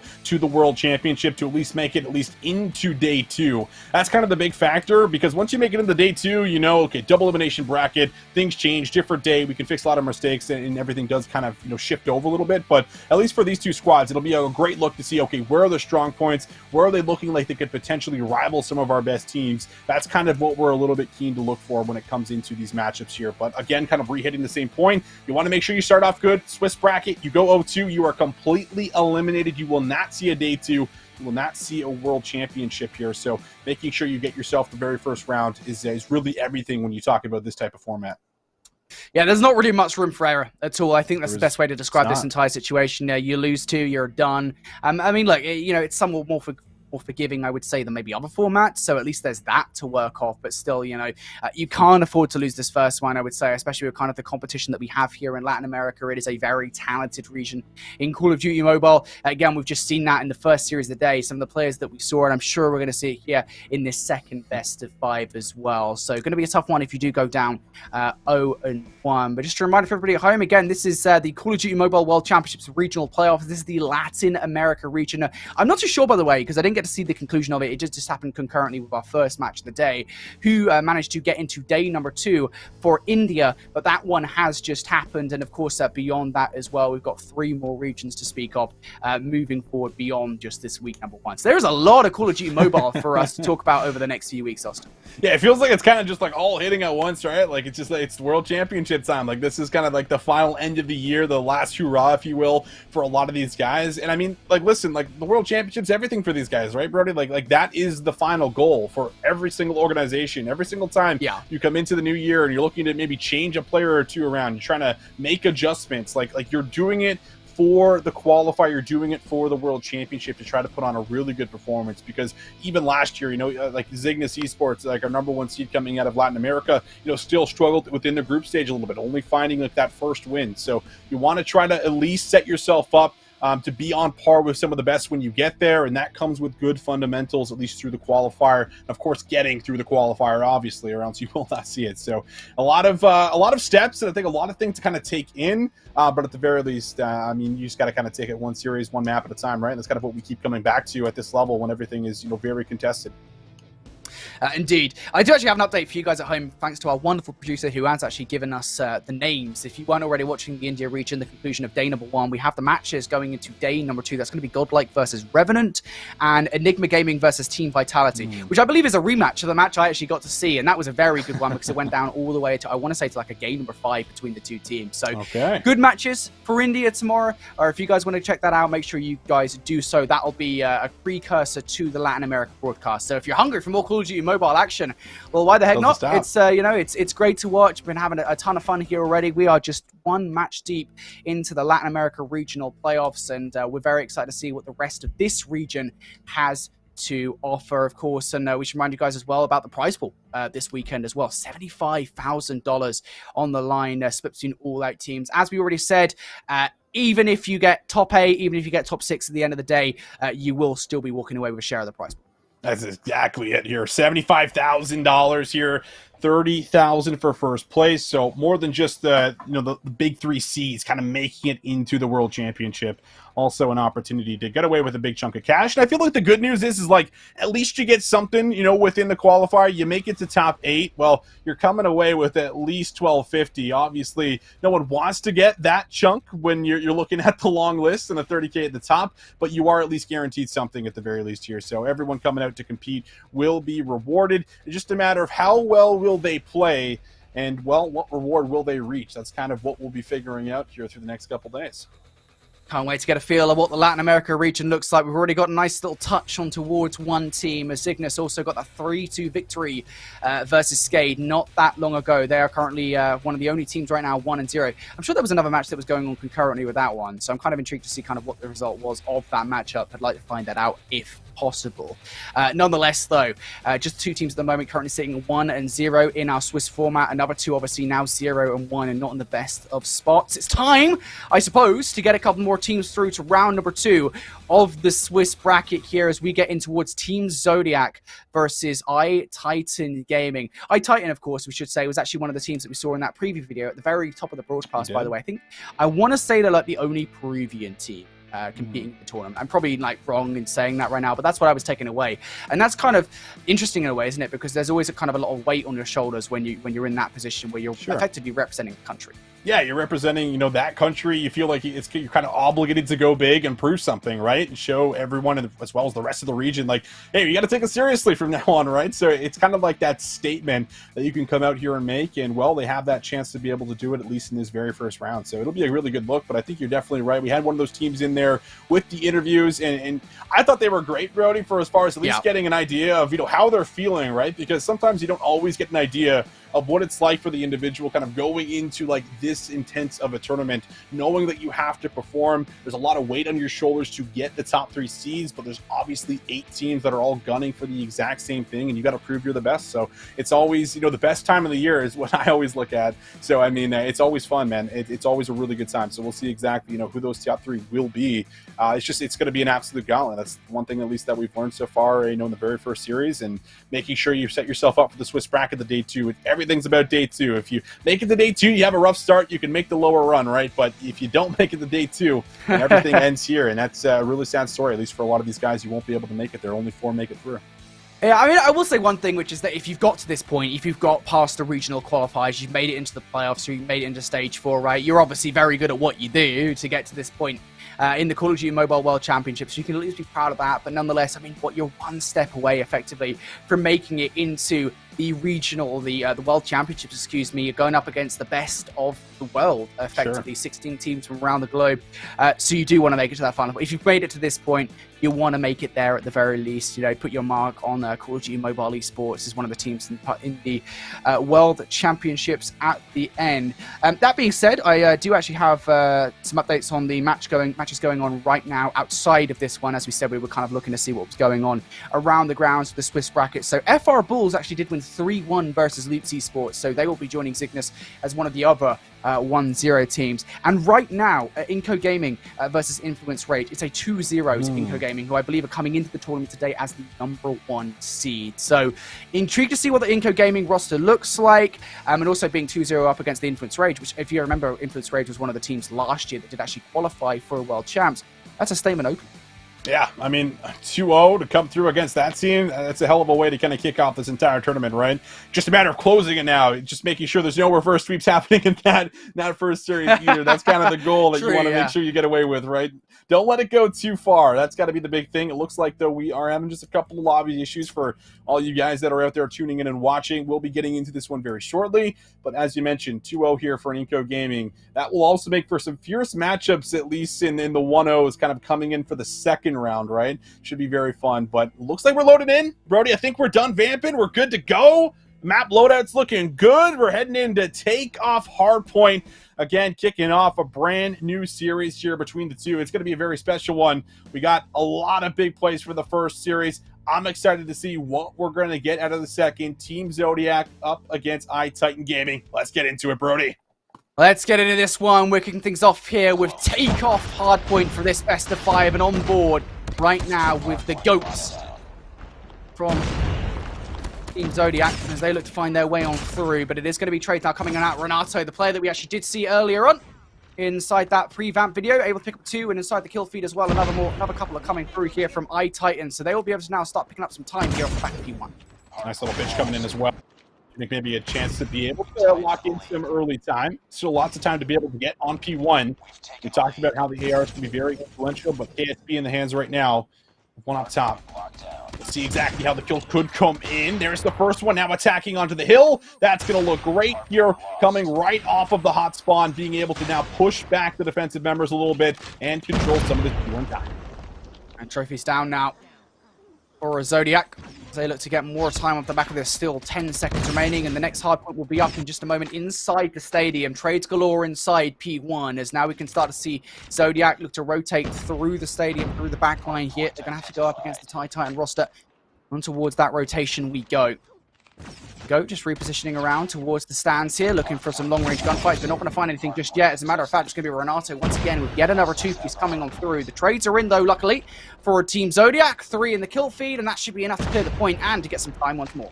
Yeah, usually a pretty scrappy hill on P2 just because of just how easy it is to kind of climb up the top, attack from a couple different angles. But so far, at least the zoning's been fairly solid. 41 points now has been collected. TMZ trying to hold on for just a little bit more. You can see the comms coming through. Everyone just kind of watching over. This has just been electric here so far. No one's even been able to touch the hill. Finally, the first attack about to come in, but it's already halfway through the point, Brody. I mean, what one player coming on the flank there, we saw it from Danico inside the minimap. It's going to be a nice pinch to get 20 seconds of time. Still, that is a valuable amount of time, I think, for Titan to actually grab, if they do manage to grab it, I should say, as Sewer and Swarsea inside the kill feed will pick up a couple of frags. Renato another one on towards the rotation, and you have to feel, even at this point in the game, right, this is going to be a massive rotation, as you say. Tiesto comes through for a couple of kills, and that should clear the point for the moment here as the rotation does come through.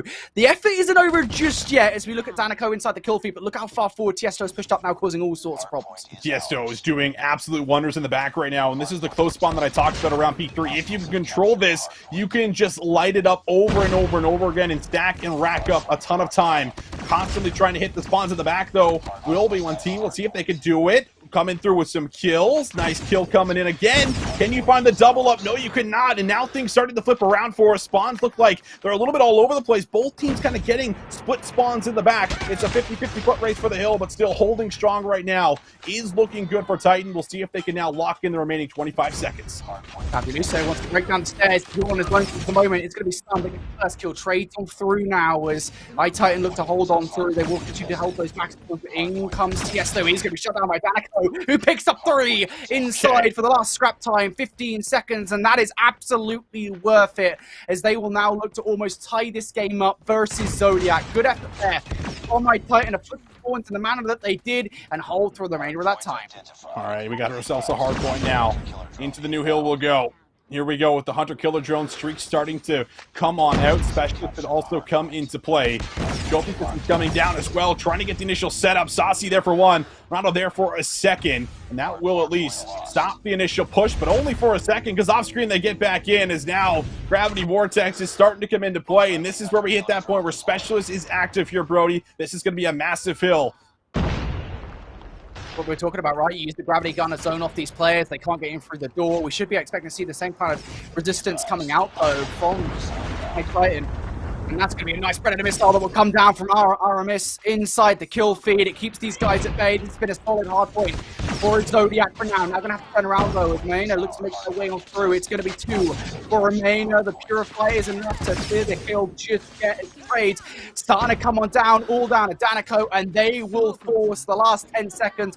Should go the way of Zodiac. And at the end of the first set of rotations here, Austin, this has been a solid go of things from Zodiac. They're ahead by about 30 points or so, and they're feeling pretty good. Yeah, they certainly are. Looking really good right now.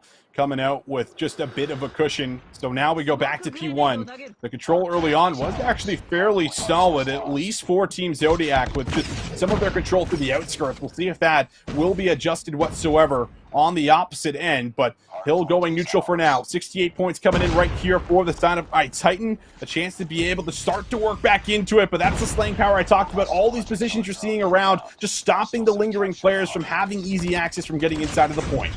I think generally speaking, it is hard to hold a solid amount of time with back to P1, right? Just because of how many angles you have to cover. You need some serious good team effort. And right now, Aramis is doing it all inside. 24 frags to his name. He is having such a good go at things here in map number 1. A Hunter Killer that he will be throwing out to get the killer on towards Sewer as well. And all of this is equating to a ton of time for Team Zodiac. 15 seconds remaining now. And this is where a lot of time went the way of Team Zodiac last time around. They cannot afford, Titan cannot afford to give this rotation away. No, you definitely cannot. You got to keep it scrappy. You got to get inside the building. Those are the keys. Let's see if they can get there.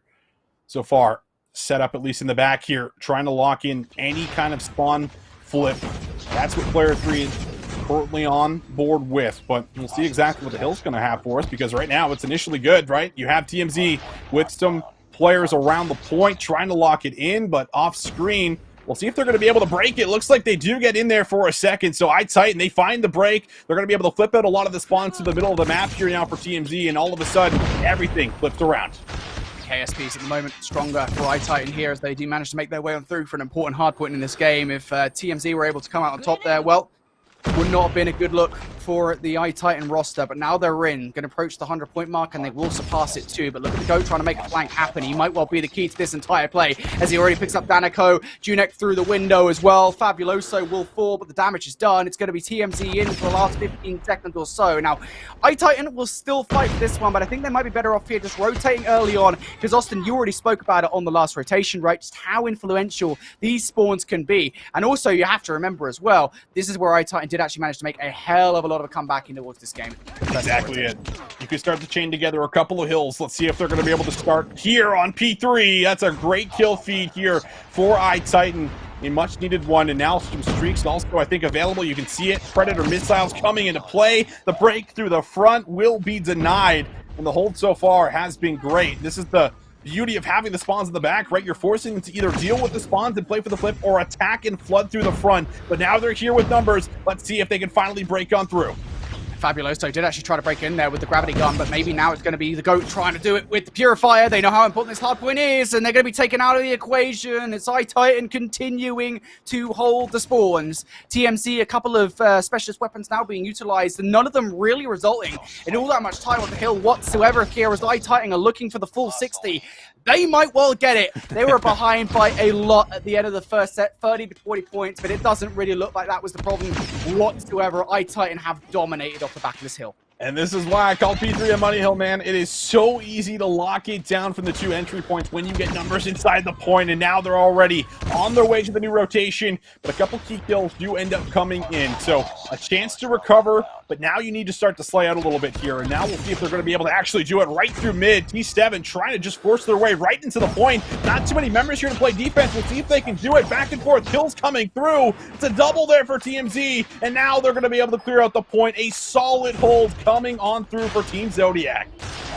Team Zodiac, they need this time. Good Purifier usage coming out from the GOAT there, but now Aramis just picking a corner. He will get turned on there by Sewer. Brilliant kill for him. He's also got a second on towards Tiesto, and his life is still up, so Junek now going to flank him from behind, and he might just catch all of these players off guard. There is 2, there is 3 for Junek, as TMZ now looking to hold on towards the time. It looked like T7 might be able to find their way through, but they are shut down for the 15 seconds. Unbelievable stuff. Team Zodiac basically matching full 60 for full 60 years. So back and forth, but it is going to be just about a tie game. Slightly, just barely, for iTitan Gaming.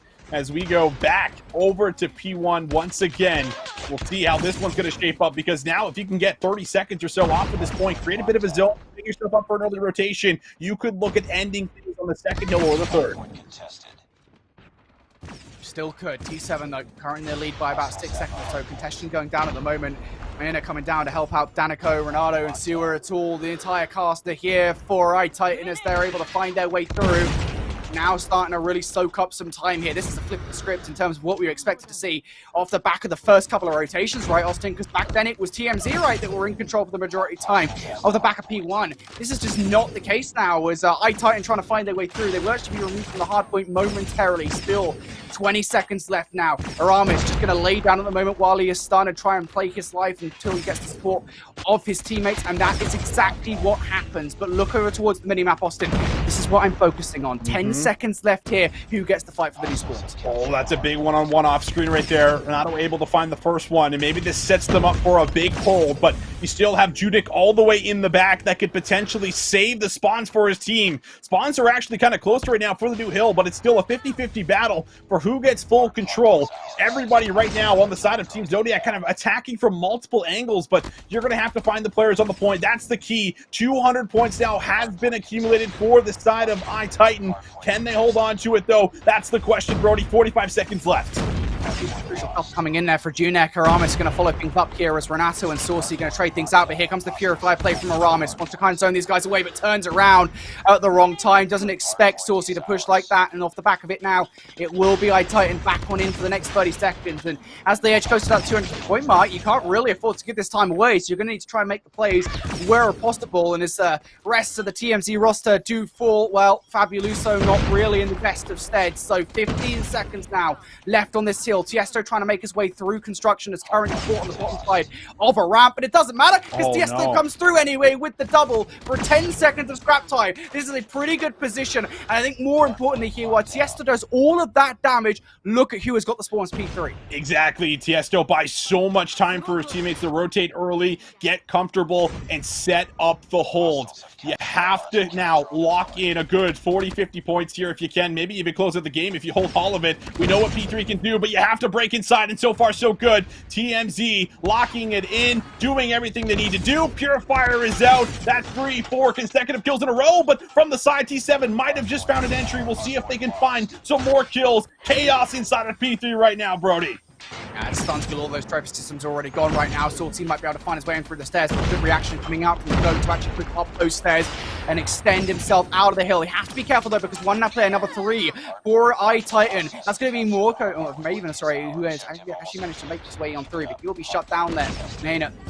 It's going to be shut down. Sewer now in for 2. It is going to be iTitan in, but can Tiesto do anything about this? He's going to be shut down as well. The kill's coming through from iTitan, but it is not enough. Just 10 seconds left. Neither team can close things out here on P3. We're going to P4. That's right. You got to rotate and look at player 2 on the minimap right now. The GOAT, he is there. He's at the new hill. A little bit of a scary moment right now for the side of iTitan. They're going to have to go huge on this rotation and win just about every single gunfight if they're going to break in and seal this game.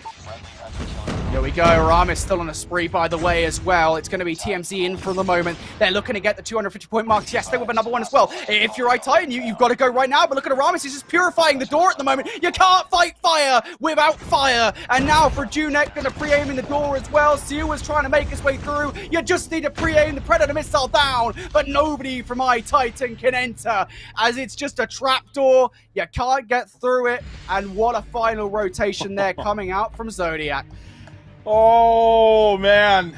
It's another one of those series. It was looking like it, Brody. So close, so back and forth, but the final hold, and you really said it well. It's the Purifier just laying down on the trigger. If you want to run into the hill, you're going to be catching yourself on fire doing so. Just incredible stuff. Holding some of that utility for the final hill, knowing that's likely where it's going to end. And oh my goodness, the kills coming through. Aramis almost came up and dropped 60 kills with almost 3 minutes of hill time. Like, that is quite literally what I would consider a triple-double. Like, that is just doing it all, man. That is disgusting. That is disgusting as well. We should probably say about the MVP on the other side as well. Sewer, 50 kills to their name. Performed very, very well for the roster. I think, honestly, that was a good performance from both sides. You got to say it again. Only 14 points to separate the teams. A lot of it just came down to a couple of crucial decisions being made, And you already spoke about just how important that P3 rotation was. I mean, for both teams, we saw it 3 times. The first couple of times, I think, first time it was kind of a 50-50 split where we saw team or iTitan managed to break their way in for the last 30 to 40 seconds or so. Second time, it was a full iTitan hold, but that third time, Team Zodiac, they knew how important the rotation was, especially on the final set. They made it happen. And well, it will be their victory for game number 1 in our best of 5. Austin, I hope the rest of our maps are that close, buddy.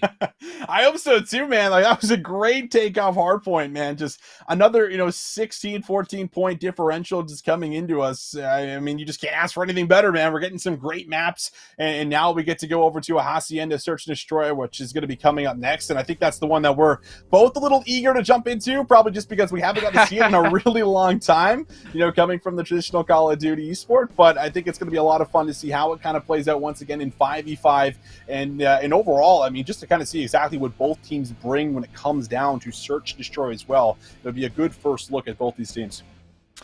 Yeah, I think the thing is for Hacienda, and the reason why you and I love it so much, not just because of nostalgia purposes, but because, it is one of the bigger maps you're going to be playing here on Call of Duty Mobile. You're not going to be seeing such fast-paced gunplay to the point where the rounds are going to be over in like 10 seconds, right? You're going to be seeing quite a lot of tactical play out of this. Of course, we're going to talk about the snipers, kind of where they're positive on each lane.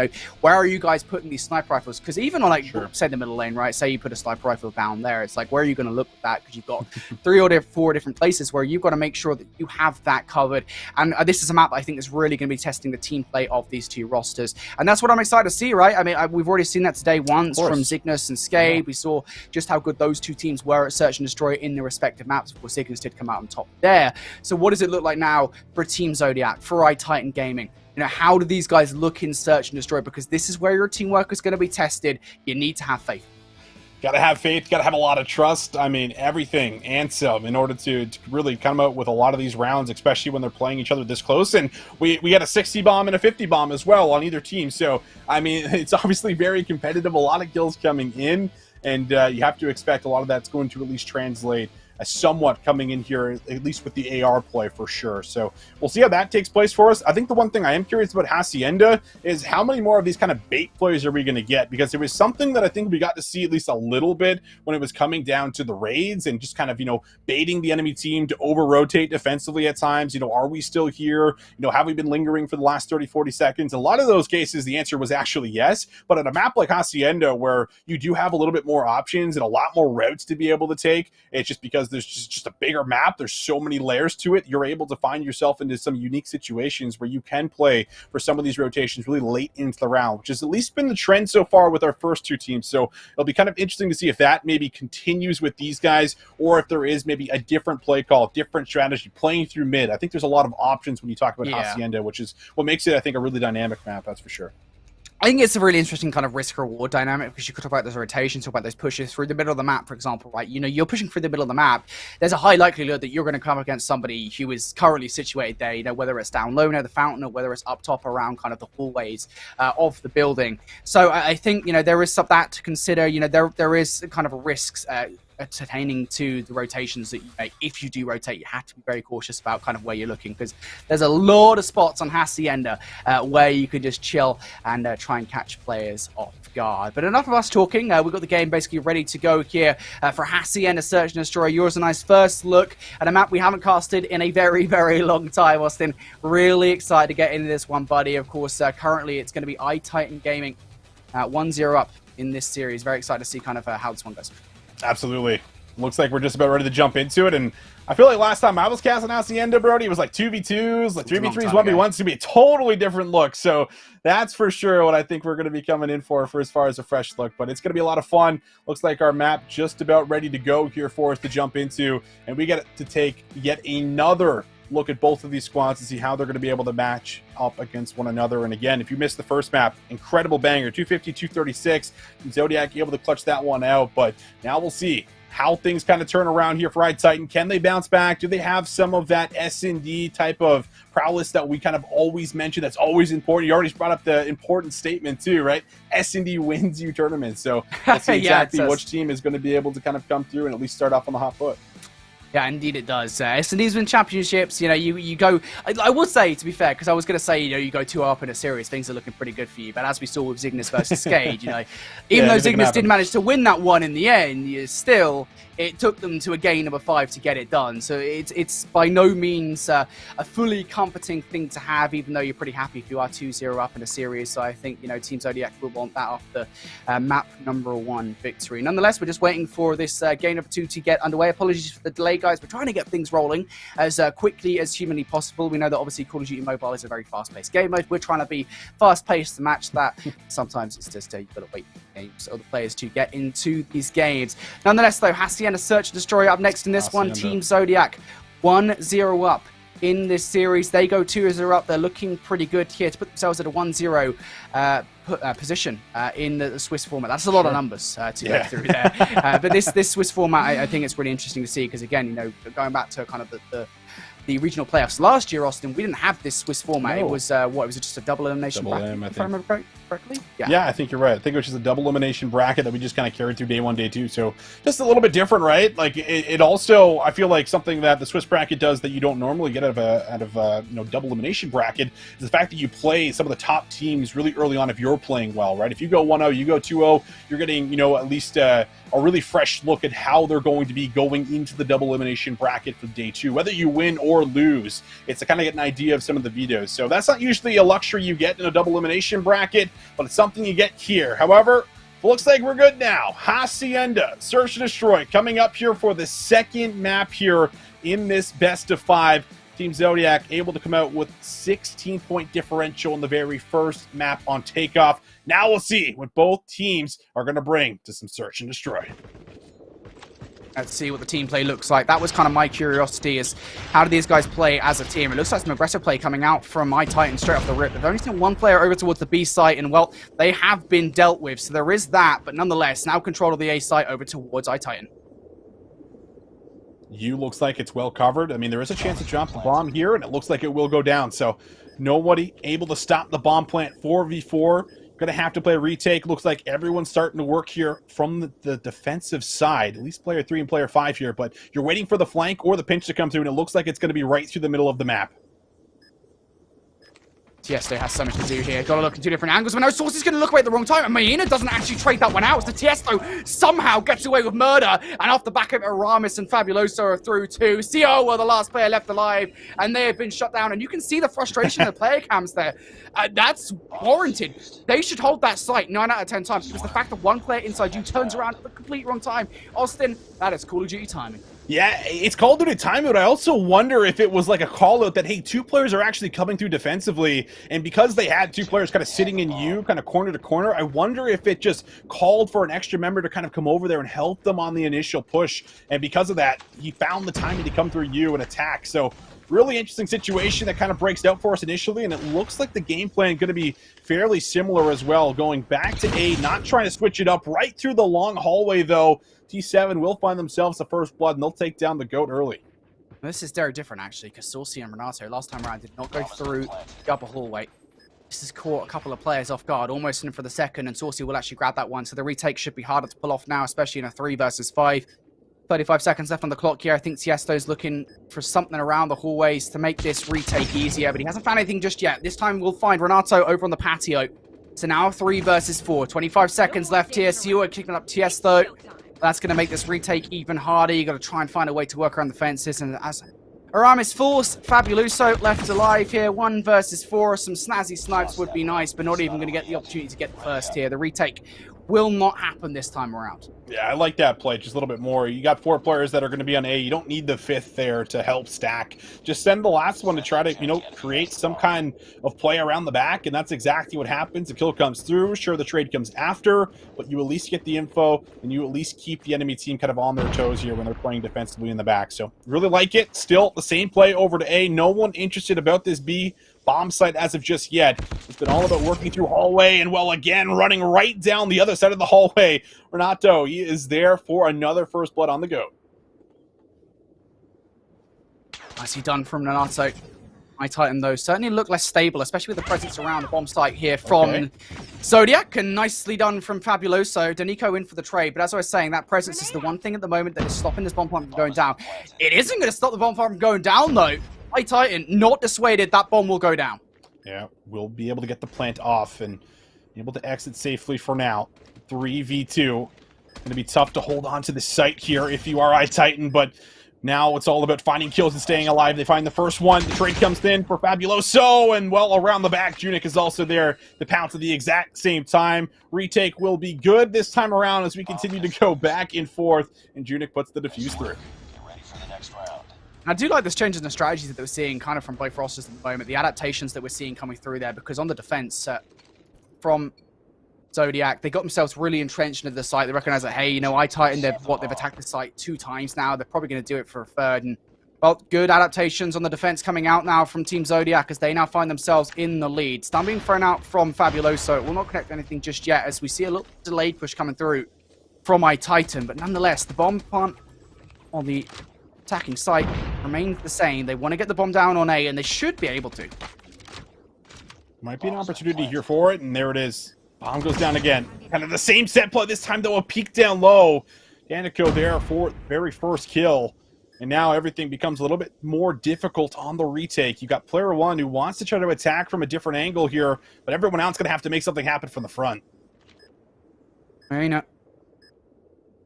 and Danico are the players that are under threat. Of course, there is Siwa watching the backline here for iTitan.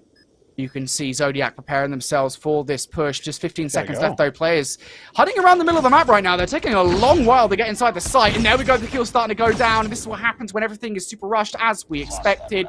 They just took a little bit too long to retake the site this time around, Austin. Yeah, they definitely did. That time, it just felt like they wanted to wait for a play to kind of maybe unfold through you or around the back, but it gets shut down, at least initially, for the first blood. And from there on out, yeah, everyone's just kind of waiting for another peak, another challenge, and nobody budges on the site. So a little bit tough there, kind of getting a little too low on time, but we'll still continue to keep the action all around A. On the attacking side here for iTitan. They're not looking to change too much up. They've sent a couple players through mid here and there, but this time it's just all about playing tight around the site. We'll see if they go for another bomb plant. Bomb has been planted. I've been pretty successful about getting the bomb down so far in this game. It's the retakes that have been 50-50 coming out from Zodiac, and this time around the GOAT going to grab the first one onto Renato.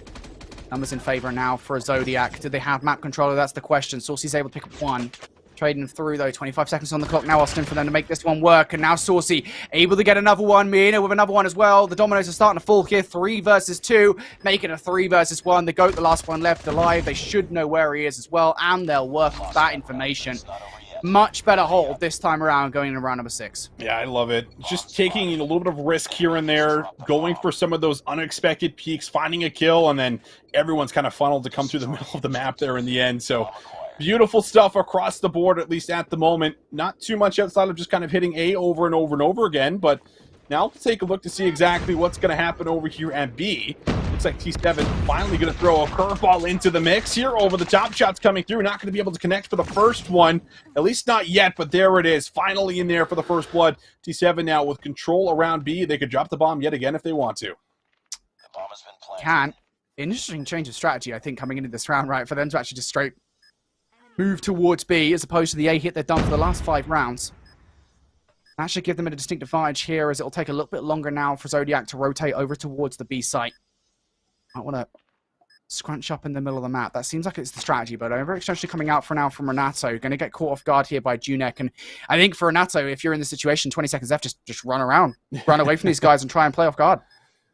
Yeah, could come, honestly, all the way back through the middle of the map here if he wants to. Find a couple easy pickups as these players just push a little too late. And, well, that's kind of the problem, right, with the numbers disadvantage yet again. You lose the first player on B initially, and everyone else is kind of stacked around A because that's where the hit has come through just about every single round. But not the last one. The last one's a little different. I like that for iTitan, and that means that they actually come out with the favor. 2 couple rounds in their favor here for the fact that they come through on the offensive round first. So not too bad at all. And now we'll switch it up. What's going to happen here for the first offense in TMZ? It looks like they're going to go over to B here. So just a little bit of the opposite strategy, right? You go A, we'll go B, and we'll see if we can get the bomb down and hold. See if Zodiac are able to hold as well as iTitan have been doing so far in this S&D. Abeluso and Arama is trying to play for 2 for 1 inside the door. Renato not having any of it. He wants to play the numbers himself with iTitan coming through very soon. Daneko going to trade the corner though.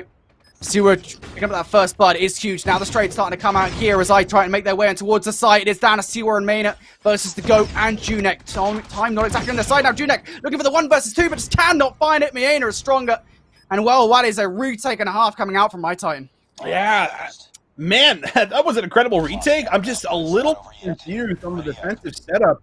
Stacking kind of 2 players back Lambo instead of kind of, posturing a little bit more around the site. And then, of course, we see the final moments. Everyone funnels through the mid door, gets onto B, and it just feels like it's a little too easy from there because they have the power position with the heady, with everyone kind of sprinting at them from Lambo. So a little bit of a tough spot here. But, I mean, right now it's looking like iTitan. They are very well versed within Search and Destroy. And a chance to be able to just about put this one away, put themselves on map point. Down low, there will be a kill. Renato able to grab himself one more, and already in a 3 versus 3. Bomb dropped. The offensive rounds just not anywhere near as convincing at the moment, are they, for Zodiac? Things just not working out in their favor. The bomb now down in the hallways, and I think for Tiesto and Fabuloso, it's going to be a tough one to retrieve, especially as Danica and Siwa currently have control. Siwa pushes out, going to cross like 2 ships in the night with Tiesto. I think Siwa might have just seen him, though. Yeah, it looked like he maybe just caught him as he went around the corner, but the way he's playing it, like there's still someone kind of back in spawn here, but this kill right here could mean everything for this round. And well, there it is. Big one coming on in. Tiesto now clears open B. One more player left alive, however, on the flank. Will it be a double up? Oh, the shots are not there. And now Zua able to also reset just a tad bit, take the heady position as the bomb looks like it will be going down, and it does. It's on B. And Tiesto tried the drop shot, didn't work out. So now the 1 versus 1. Who has the nerves of steel? This wrap coming through from Fabuloso. Just going to go up towards the window, and that is a great position, I think. Siwa, does he recognize it? I think he recognizes it from the bomb position, so now going to try and wrap through here. This is a great read coming out from Siwa, but Fabuloso might well have his number. It doesn't matter anyway. Siwa wraps round the corner, snaps on towards Fabuloso, and that is a quick hello and goodbye from him. Oh, is it ever? I mean, when you're planning for those situations, right, there's only so many spots on the map that you can kind of play clutch spot from. It's either at the top of the office or it's down low when you can kind of peek out of that little area you can see right there to your right. So that is just a great read. Sua with the 1v2, and that's a round you had to win there if you're Team Zodiac, because now you're going to have to start to chain a ridiculous amount of rounds together if you're going to start to make the comeback happen. Has to be now for Team Zodiac. Straight towards A they go. There's already presence over here, though, for iTitan. Can they recognize it? That's the question. Look at the wrap coming through from Renata as well. That's something they have to be careful of. Bomb going down. Fabuloso with the first blood. Bomb is down. Everyone's able to at least get out only for a second, though. Saucy able to find one. Renata for another. Oh, the retakes. They can't be this good. Are you kidding me? There it is again. Danico able to find the double up, and it's all up to 1. Tiesto has to pull off a 1 versus 3, and it's not going to happen. Oh, my goodness. That is one hell of a way to come into a search and destroy and bounce back after the map 1 loss. 7-2 victory. Very convincing to tie this one up here for us, Brody. I just feel like there wasn't a single offensive round victory there for Team Zodiac. Like I don't know. Yeah. Like we saw it. I was kind of convinced by the offensive rounds that we saw from iTitan, where I think they managed to win 4 of their offensive attempts. The last one was the only one where they transferred over towards the B site. But when it switched over, when it was Zodiac's attempt on the offense, they just couldn't get anything going. Every single attempt was red. Every single clutch was won there by iTitan, as they're going to walk away now with a search and destroy victory that is absolutely warranted. And just like, you know, a lot of rounds that they could have easily won, right? Like Sua's 1v2 probably shouldn't have happened in hindsight with the way that they had position over the B site, finding that opening pick from Tiesto. It just felt like there was a lot of moments where there should have been more rounds on the board for them. That just simply was not the case off the back end of just a couple of big clutches and just having, I think, more of a game plan too when it came down to how they wanted to attack in some of those offensive rounds. The difference there definitely left a gap without a doubt. So incredible stuff tying us up. 1-1 will be the series count now, Brody, as we start to look forward to what will be a Summit Control, and we'll see more or less if, you know, Team Zodiac can kind of get back to the roots when at least it comes down to the respawns. That's the question for me, right? Because again, we saw Team Zodiac. They played really well in that map of one. They recognized their rotations inside the hard point. But that search and destroy, they didn't look like they had a clue. Honestly, iTitan had their number pretty much every single time. There was a couple of rounds, granted, where Team Zodiac on the defense seemed to catch iTitan off guard. You got to remember that one, right, for the retake. I think it was pretty much at the very beginning of the S&D where Zodiac were able to make a retake happen off the back of a couple of mistakes that we saw from iTitan, where maybe they made the call to push towards fences when they should have been looking at you. But beyond that, they just didn't look well put together in the search and destroy. So maybe they're a respawn team here. Maybe they can translate some success that we saw from the hardpoint in towards the control. But when we talk about kind of the similarities between search and destroy and control, I would say the team play that we expect to see in search and destroy, you expect to see that here in control. We need to see those kind of team pushes towards the sites. And that, if anything, is actually iTitan's biggest weakness, or Team Zodiac's biggest weakness, coming out of that search and destroy. We were sawing them trying to make these hits towards the bomb site, and it just wouldn't work out. If they do that once again here in the control on the offense, where they're trying to make their pushes towards the control zones and they fail every time, this is not going to be a nice control. No, it definitely will not be, especially with the way that Control has just kind of been so far for us, where a lot of it just comes down to kills. Like, it feels like if you have like a really good opening and you have a great break off, you find like 4 or 5 consecutive kills like right off the bat, start to already kind of throw the spawn trap word out there in the mix. Like, it becomes very scary very fast. So you have to be very reactive in a game mode like this, and also kind of you have to like pick and choose your moments really well too, as you're talking about, right? With your team hits, it's like, okay, we can't just throw lives away. We can't just have individuals kind of going for flanks, hoping they pull off big plays in from behind, coming together with 2-3 kills. You just can't expect that over and over and over again when there's only a limited amount of lives in Control. So you have to play a little bit more coordinated, have to play a little tighter, you feel like, on some of your setups when you get onto the point. I think all those are really the keys to coming out successfully within Control. And we've only seen 3 rounds of it on the day. The first time we saw it, it was just a quick 3-0, very convincing. So we'll see if this one is a little bit different, especially being Summit will be a little bit of a different map, and the different lane ways you can kind of flank around if you do find the moments to do so. So I think this one will be a fun one to watch. Yeah, I think you kind of hit the nail on the head there, right, Austin, in terms of kind of what we're seeing, what we're expecting from these team plays. And you can play individually, right? You can try and work off these massive individual moments, but I just don't think you're absolutely right. I think you can't rely on that at all. And this map, I would say it doesn't even really lend itself to that as well, right? I mean, there's very few places where you can actually make these flanks work, because generally speaking, as a team, you're expecting to be watching those things. I mean, maybe you could push through the ski lift path is possibly the only one where I think probably someone might be able to catch some good timing and get behind on that one, but that's probably about it, at least to my memory. So for this, I really need to see some better team play coming out there from the iTitan Gaming roster. We'll see, though, because again, it comes back to kind of one of the points we've been making about today in its entirety, which is, again, to get to this point, you've got to be pretty skilled. You've got to know exactly what you need to do in these situations. I think for iTitan there, maybe they just kind of had a bad map. Maybe that's all that was. And as we go into the Control, maybe they'll fix things up. We shall see, though. Just waiting, though, on a couple of players, I think, to join the lobby here as we get ready for a game number 3. This one will actually be a swing game, so I can actually say that now, Austin. We can be correct and say it. That's right. Yeah, no 2-0s to kind of kick off with things. That's right. Swing map for sure coming in here for the third one. And it's really hard to kind of pick a favorite based off of just how the very first map goes, because I think you just look at what was happening, and it almost felt like for at least a good amount of that time, Brody, like iTitan actually did have control, right? They came off of a really good P1, they had a slight lead. It was just letting up on the gas and not controlling the important hard points on the map. But we'll see what changes. Respawn game mode again. Series all tied up 1 apiece. Summit Control is where we find ourselves here in the middle of this best of 5. And now it's a matter who will be able to grab that swing game as we jump in. Who will grab the swing game? Huge, of course, coming into the hard point. We already saw Team Zodiac using that one to iTitan earlier on. So we'll see as we go towards this respawn. How is this one going to go? Trades galore to kick things off, though. It's going to be Zodiac coming off better from it, as they are going to be the ones with more of those frags, and now start to some progression, starting to be made over towards A. Yeah, it's looking good so far. Oh, that's looking real good now, isn't it? Oh my goodness.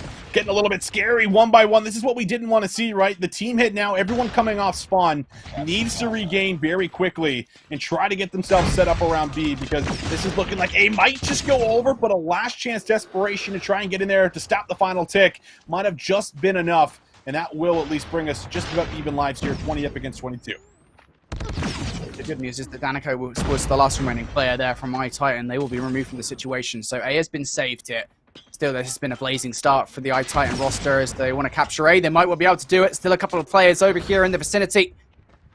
Team Zodiac looking to put a stop to it, and they might well be able to, as they're currently contesting with a player in the backline as well. We should probably say that. Saucy looking to find his way on through, put the shots in, and well, there you go. The capture does come through. Saucy, the one to put the final nail in the coffin. That's right. 2 minutes to play with, and 14 playing up against 16 here in favor of iTitan. How are they going to try to break down this defensive setup? And maybe we just attack the zone head on and say, listen, we're not worried about it. We got everyone kind of covered around the point. There is one player, I think, up top watching over while this happens, and that first tick of progress, it's in. You're going to have to play defense and defense quickly. They're starting to start the point already, but you've got to be careful because Aramis is already on the flank, so this is actually a pretty good reaction coming through. What they haven't quite accounted for, though, is Saucy making his way through as well. Stun's now going out as the GOAT looks to make his way through the cut, and will do so. The clearance has been made, and they don't need to worry about that player that has pushed through anymore. He has been dealt with. A stabilization moment now With 90 seconds left on the clock here, this one is probably going to come down to lives. Yeah, that looks like it might be the case. 4 lives remaining now. Gets a little bit more difficult to try to make some of this offensive pressure happen. You kind of need a big moment here from Saucy. Find 1, maybe 2, get out and exit safely. Trades now absolutely a factor on the other side, though. TMZ, they just need to make sure they're finding kills, getting some of these trades, but oh my goodness, they're starting to lose numbers around the point. Saucy with some bait and switching coming in and out, weaving out of the door, is going to put us into a 2 versus 4. And the GOAT gets that kill on towards Mayana. Saucy going to take down the GOAT. Just 1 life remaining now for iTitan to make this push work. They did grab A earlier on. But to grab B, maybe this is where we start to see those flank plays coming on through. It would work out. See, we're going to land a nice nade on towards Fabuloso. Now 1 versus 2. So this flank coming through from Saucy and Renato has to work. Tiesto's watching it, though. Maybe this is where they can catch some of the Zodiac players off guard. But they themselves, I think, are just waiting for Zodiac to make the first move. Yeah. And I think Team Zodiac's going to stay very, very still in this moment and hold. I don't think anyone's going to try to make any kind of an ambitious move. You don't have to. You know that they're going to have to attack the zone at some point in time and stop the clock, and that clock is now dwindling down to about 20 seconds, but you did get 1 kill back, so this is really going to be the big moment right here. Can you get on the point, and can you do it cleanly? 15 seconds on the clock, and the flank in the back. Oh, it might work out as well. Saucy putting the shots in. Fabuloso, though, in for the trade. Saucy almost gets that one.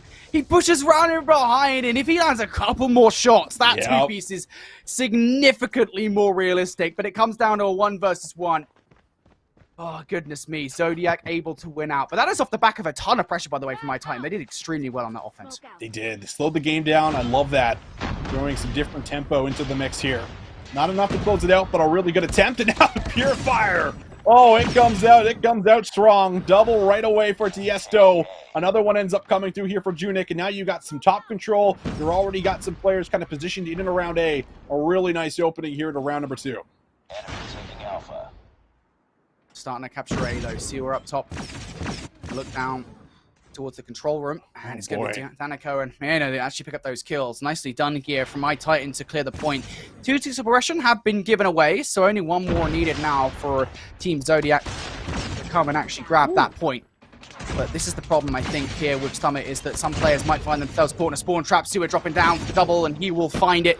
Here comes the Purify now coming out, though, from Danico over towards the point. It's a good clearance. Danico pushes all the way through the spawns, by the way. Gets 3 in a row. 1 player might have well got past, but Danico is doing so much damage with this Purifier. Oh, is the ever, man. You have to deal with him before you can even think about attacking a zone. And while stuns are coming through, the Purifier able to get 1 more before Danico finally ends up dropping. And that play right there creates a little bit of a life lead here. Just about 5 in advantage of iTitan. And now from the side, you're going to have to find some big kills. Tiesto able to come up with the first one, but look at the Hunter Killer drone. It finds a double, loosens up the numbers yet again, and you still have to make moves over to A for that final tick of progress, but you're losing lives fast. How the hell of a Hunter Killer drone coming out there from Danico, who has had such an active part of this round. Look at the clock, though. It's going to be Tiesto on towards B. They go. Okay. Gravity gun go down. And actually, this is not such a bad position to be in now. 12 seconds left on the clock. You've still got to come out strong here. You've still got to extend the clock by 60 seconds or so, but you've got a couple of opportunities to do it. Fabuloso bringing the gravity gun down. Now the Hunter Killer drone as well. Austin, this is starting to look possible. Oh, it is looking possible. Streaks are coming out. Tiesto throws it down, tags him up, and goes to the pistol. That'll be good. KSP up close, just didn't have the clip in, so won't be able to get the gunny up in time. But 8 up against 7 lives, however, still the clock a problem. If you can get here and play retake, or maybe both zones go over at the exact same time. No lives remaining right now for TMZ. You're going to have to go big in the middle of the map here for Tiesto. Tries to go to the pistol, and it goes horribly wrong. Now only 2 lives in 8 seconds. It was a massive gamble to try and split your offense towards both of the points. It would have worked out. You could see how close it was, but now a 1v7. Fabuloso will be the last to fall. I tell you what there, that was, I think, the right play from the offensive side. You want to split your attacks. You want to try and split the defense as well off the back of that, but it's sometimes just all in the execution, and it was a good clutch coming out from the defense. Wow. Man, control plays so fast on COD Mobile. I absolutely love it. Everything just explodes so fast. And now, what will we get here out of iTitan? Because we were so strong in the very first opening round, just not enough to put it away. But the kills kind of going back and forth, at least initially. A, of course, the target. That should be at least 1 tick locked in, and it is. And they're on their way for their second. Tiesto up top at the moment. going to just kind of zone off these players as they look to find their way on through. Finally, he will fall towards Saucy. It is currently a trading kill feed, but not enough at the moment for iTitan to actually get themselves on towards either of these 2 points. It is Aramis who's doing a ton of damage to the offensive side. Tiesto now to pick things up as well. Daniko now on the point. They will get that first tick of aggression through. Should get taken out by Junek, who will have the Purifier in. Now, some of these streaks starting to come out as well. So far, though, this has been a pretty even affair between the two. Maybe not any longer as the kill feed will light up for Team Zodiac. That's a good clearance. Stop the second tick, clear out the middle of the map a little bit, and now you at least have some sort of a setup to work off of for either zone here, but that's going to be at least the very first kill. Let's make it a second. Everyone dropping right now for the side of iTitan. They just can't really find that same form that they did in the first round, but maybe this is what's going to ignite everything. Saucy up top, able to find yet another 2 kills now down, looking for the third, goes to the hip fire, and he'll get some help there from Daniko. That's going to clear out just about every single defensive member, and it might be good for the A point. 2 ticks through. This is still possible here for the offensive side. There's i7, looking for these kills. Renato going to be looking down low. Oh, he turns around at the wrong time, though. Junek taking advantage of that one. There is the trades, though, and there is the A gone as well. So now, 90 seconds left on the clock here. 13 versus 12 in favor of TMZ. But iTitan Gaming here, still in a pretty good stead. They got players pushed far forward. They can now get on towards B. Yeah, the good news is only down by 3 lives. And a minute to work with here. And now you're going to force the hand of the defensive team to try to make a move and clear out the B point. Everything kind of unfolding at the top of the command station, though. And now it's going to be Daniko for 2. Oh, no. All of a sudden, things get really interesting. 3 players drop down for the side of TMZ. They're now going to be panicking off the point. Have to get in there. The final ticket's on its way, Brody. Might this be the swing round here? They're about to get the third tick of progression. Just now 1 player left alive, and it's going to be number 3. Maena, who has the Purifier, will be able to stop any players from getting close. And that is a massive offensive victory coming out there for iTitan Gaming. It was scrappy, sure, but as soon as they get that first wave of kills coming on through A, they get the capture. It didn't really feel like Zodiac managed to regain control over the B zone. And, well, that is a massive round coming out from iTitan. Is it ever? Oh, man. Very thrilling control here so far, but now it's going to have to be on Team Zodiac to start to bring this one back. Have to find back-to-back rounds, and it starts with offense. Great opening on the very first ticket A. Second one looks like it could be in as well. As everyone's kind of positioned at the front, but the Purifier doesn't find any real value. Because of Renato in the back. How does Renato get 2? Does he get 3? No, he does not. Tiesto will stop the spree. But you feel like the damage has been done. They've been able to get here in time. They will save the zone. And now it's back to step 1 all over again here for the side of Team Zodiac. That was such a strong start from Team Zodiac. It just, again, you're not covering your backline like that. Renato gets him for 3, and that's just not... That just shouldn't happen, frankly. So now iTitan Gaming are looking to regain control of the point. The GOAT will be the only player to do anything about this for the moment, as the rest of the team will be coming off the spawn. The GOAT does end up falling, and it's map control at the moment that I think Team Zodiac are currently looking for to try and close out A.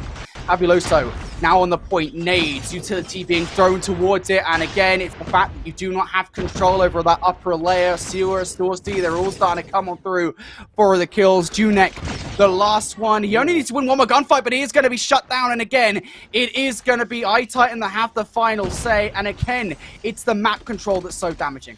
Oh, is it ever? It just feels like there's always players just roaming around through mid. How about another? But this time, Aramis finds the double. And this could finally be that extra minute on the clock that you need.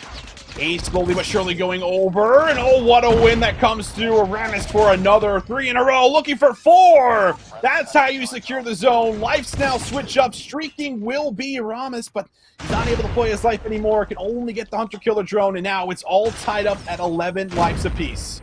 The question is, how well do they use this momentum swing to make their way over towards B? Because they did have map control. They've got control of the upper area. But they didn't have control of the catwalk just yet, and that's the damaging thing, I think. Junek, well aware of it, wants to try and check that corner. I'm not going to see anything just yet because iTitan have dug themselves very deep in towards the defensive line, and elsewhere, Sewer's cleaning shop to stop players coming on through the ski lift. Numbers certainly in favor of iTitan here. They've got streaks, they've got specialists to work with as well. 60 seconds or so left on the clock, and a 5 versus 10. This is just not looking realistic, Austin. Oh, it's really not. You don't really have, too much time to kind of slow it down because You have to get to this forward position, but with 2 lives left, it looks like this one should be completely done and dusted. One more life. There it is. And, well, you can see some of the faces there on the side of Team Zodiac. Frustration, not able to get it going, just unable to kind of keep up that same map pressure that's almost needed in order to find success offensively. But there it is, 2-1 up in the best of 5. Looking really good right now as Titan. I think the thing is, right, that third and fourth round, I think for the first couple of rounds, things are pretty boxed down. We saw defensive victories coming out from both sides, right? But it was the third and the fourth round where things really started to change for the rosters. And Titan coming out there in round number 3, they did something that simply Zodiac were not able to do, which is use the momentum correctly to swing from A to B and continue to maintain map control. Well, I think we just saw such a great recovery coming out from Titan there in round number 4, where they lost Stay, but as soon as they did that, they overextended through Catwalk, through towards the defensive line, and just a much better reaction coming out there from them in round number 4. So a great control victory there from Titan Gaming, and I think a necessary one as well, especially after that S&D. Absolutely. I mean, it's just great, I think, to see just a lot of the faces that you were seeing while we were watching over the map. Like, you could just see them kind of find their zone, right? Like, they're doing what they're normally doing. I feel like this is maybe the roster that we expect at this level, and they're bringing it. They're finally showing up, bringing out some clutch rounds. I mean, you go back to round 3, like you were saying, it was the Purifier that was really used at the perfect timing coming off the A to B zone. And you just lay down there at the front of the point. You just got the Purifier in hand, like, challenge me. I dare you to, right? It just feels like there was just a lot of great setup moments that came in. Once you see I7 kind of get set up in those spots, you know they're going to be able to clutch out, or at least keep it very close and make you work for a lot of those retakes. And a lot of those times they were able to actually hold on to it. So incredible stuff when you take a look at this roster. And I mean, Saucy, MVP, 28 kills, but Danico with 10 objective kills. He was massive around the point, and you really got to see that take place, especially in round 3 and round 4. Indeed. Well, that's 3 maps down in our best of 5. Let's show you guys how that reflects in our overall map set for this one then. As now 2-1 victory here, or 2-1 lead, excuse me, to Titan Gaming. They managed to bring the Search and Destroy and the Control back to back. Team Zodiac starting to look out of their depth here, but they do have a hard point coming up, and that is good news for them. Mm-hmm. Hard point on the way, and I feel like they kind of want to get a little revenge after the way that takeoff went, because it just felt like they were caught in a little bit of the blender at the end there, where they just couldn't really win rotations for P3 and P4. And then, of course, it ends on P4 there for us, and that's the setup that kind of just continues to hold strong that came in there for the side of TMZ. So now I feel like you have a chance to get some revenge, show us that maybe you are the better hardpoint team here out of the 2. But on the other side, of course, it's really talking about Team Zodiac getting us to a game number 5, despite how the Hacienda went. You have to, in order to keep yourself alive here with the positive win condition throughout the Swiss bracket. Indeed, and speaking of that Swiss bracket, I believe we actually have an update for everybody at home to show you guys exactly what that Swiss bracket looks like. We were waiting for one at the end of the game 1. Well, it doesn't matter because it's here now. We can show you guys which teams are already through to that 1-0 scoreline. Zygnus Esports and Inco Gaming, after their respective victories versus Skade and Influence Rage, they are through to round number 2, and they will be facing off for a spot effectively into day number 2. FR Bulls also joining them with a 3-1 victory over Loops Esports. And of course, Titan Gaming now just 1 map away from meeting them there in the second round of play. Of course, the losers of round number 1 will now be facing off again in round number 2. Skade versus Influence Rage, and Loops now awaiting the loser here of Team Zodiac and Titan Gaming. 2 of those teams will be eliminated at the end of round number 2. It'll be sad to see them go, Austin.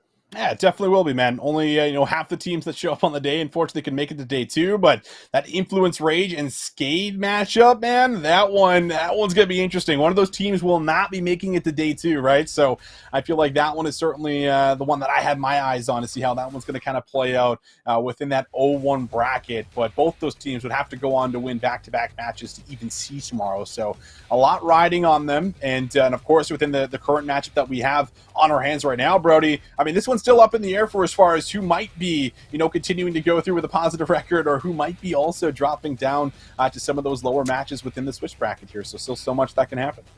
Now we're almost at the end of round number 1. Perhaps just one map away. I think it's crazy to say that, right? Of course, you know, with the way that iTitan are playing at the moment, you could argue as well, right? But the way that they were playing the takeoff hardpoint, you know, should this have been a 3-0? I mean, you got to think right to the end. I mean, it was a great read from Team Zodiac back towards that takeoff hardpoint, but not only were they able to get the majority of time with the backup P3 on that final rotation, but also I think when it came down to that final rotation, very final one towards the last hardpoint, they set themselves up well enough, and that I think has been the difference maker so far today. It's who is making the best of what they have on offer. You know, who is making the best of their specialists, who's making the best of their score streaks.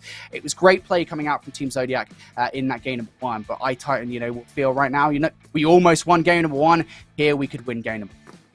And I feel like a lot of this should also, I don't want to put it like on anyone's individual shoulders, but I feel like Aramis needs to come out here and have that same map 1 that he had, you know, coming into this map number 4, because I think he dropped, what was it, 59 kills? I think he was just 1 off of the 60 bomb in the very first map, and that was on takeoff. So what is this man going to be able to do on a standoff? And I mean, I'm not saying that that type of performance should be required, but it might be necessary. I mean, unless someone else can kind of do the exact same thing, right? Because we saw multiple members on the side of iTitan Gaming all putting up consistent performances across the board in that control, in that search and destroy. Doesn't feel like it's too much of a one-man show, but you're almost looking for someone to be at least a little bit of a hero coming in here, relieve a bit of the pressure, stack up an early lead. I mean, that's obviously what you want to go for here, but we'll see. I'm not putting all the pressure on Aramis to come out here. It's any one of them can step up, but I feel like if there is one, that might be the guy, Brody, as we start to look at the layout here of Standoff Hardpoint.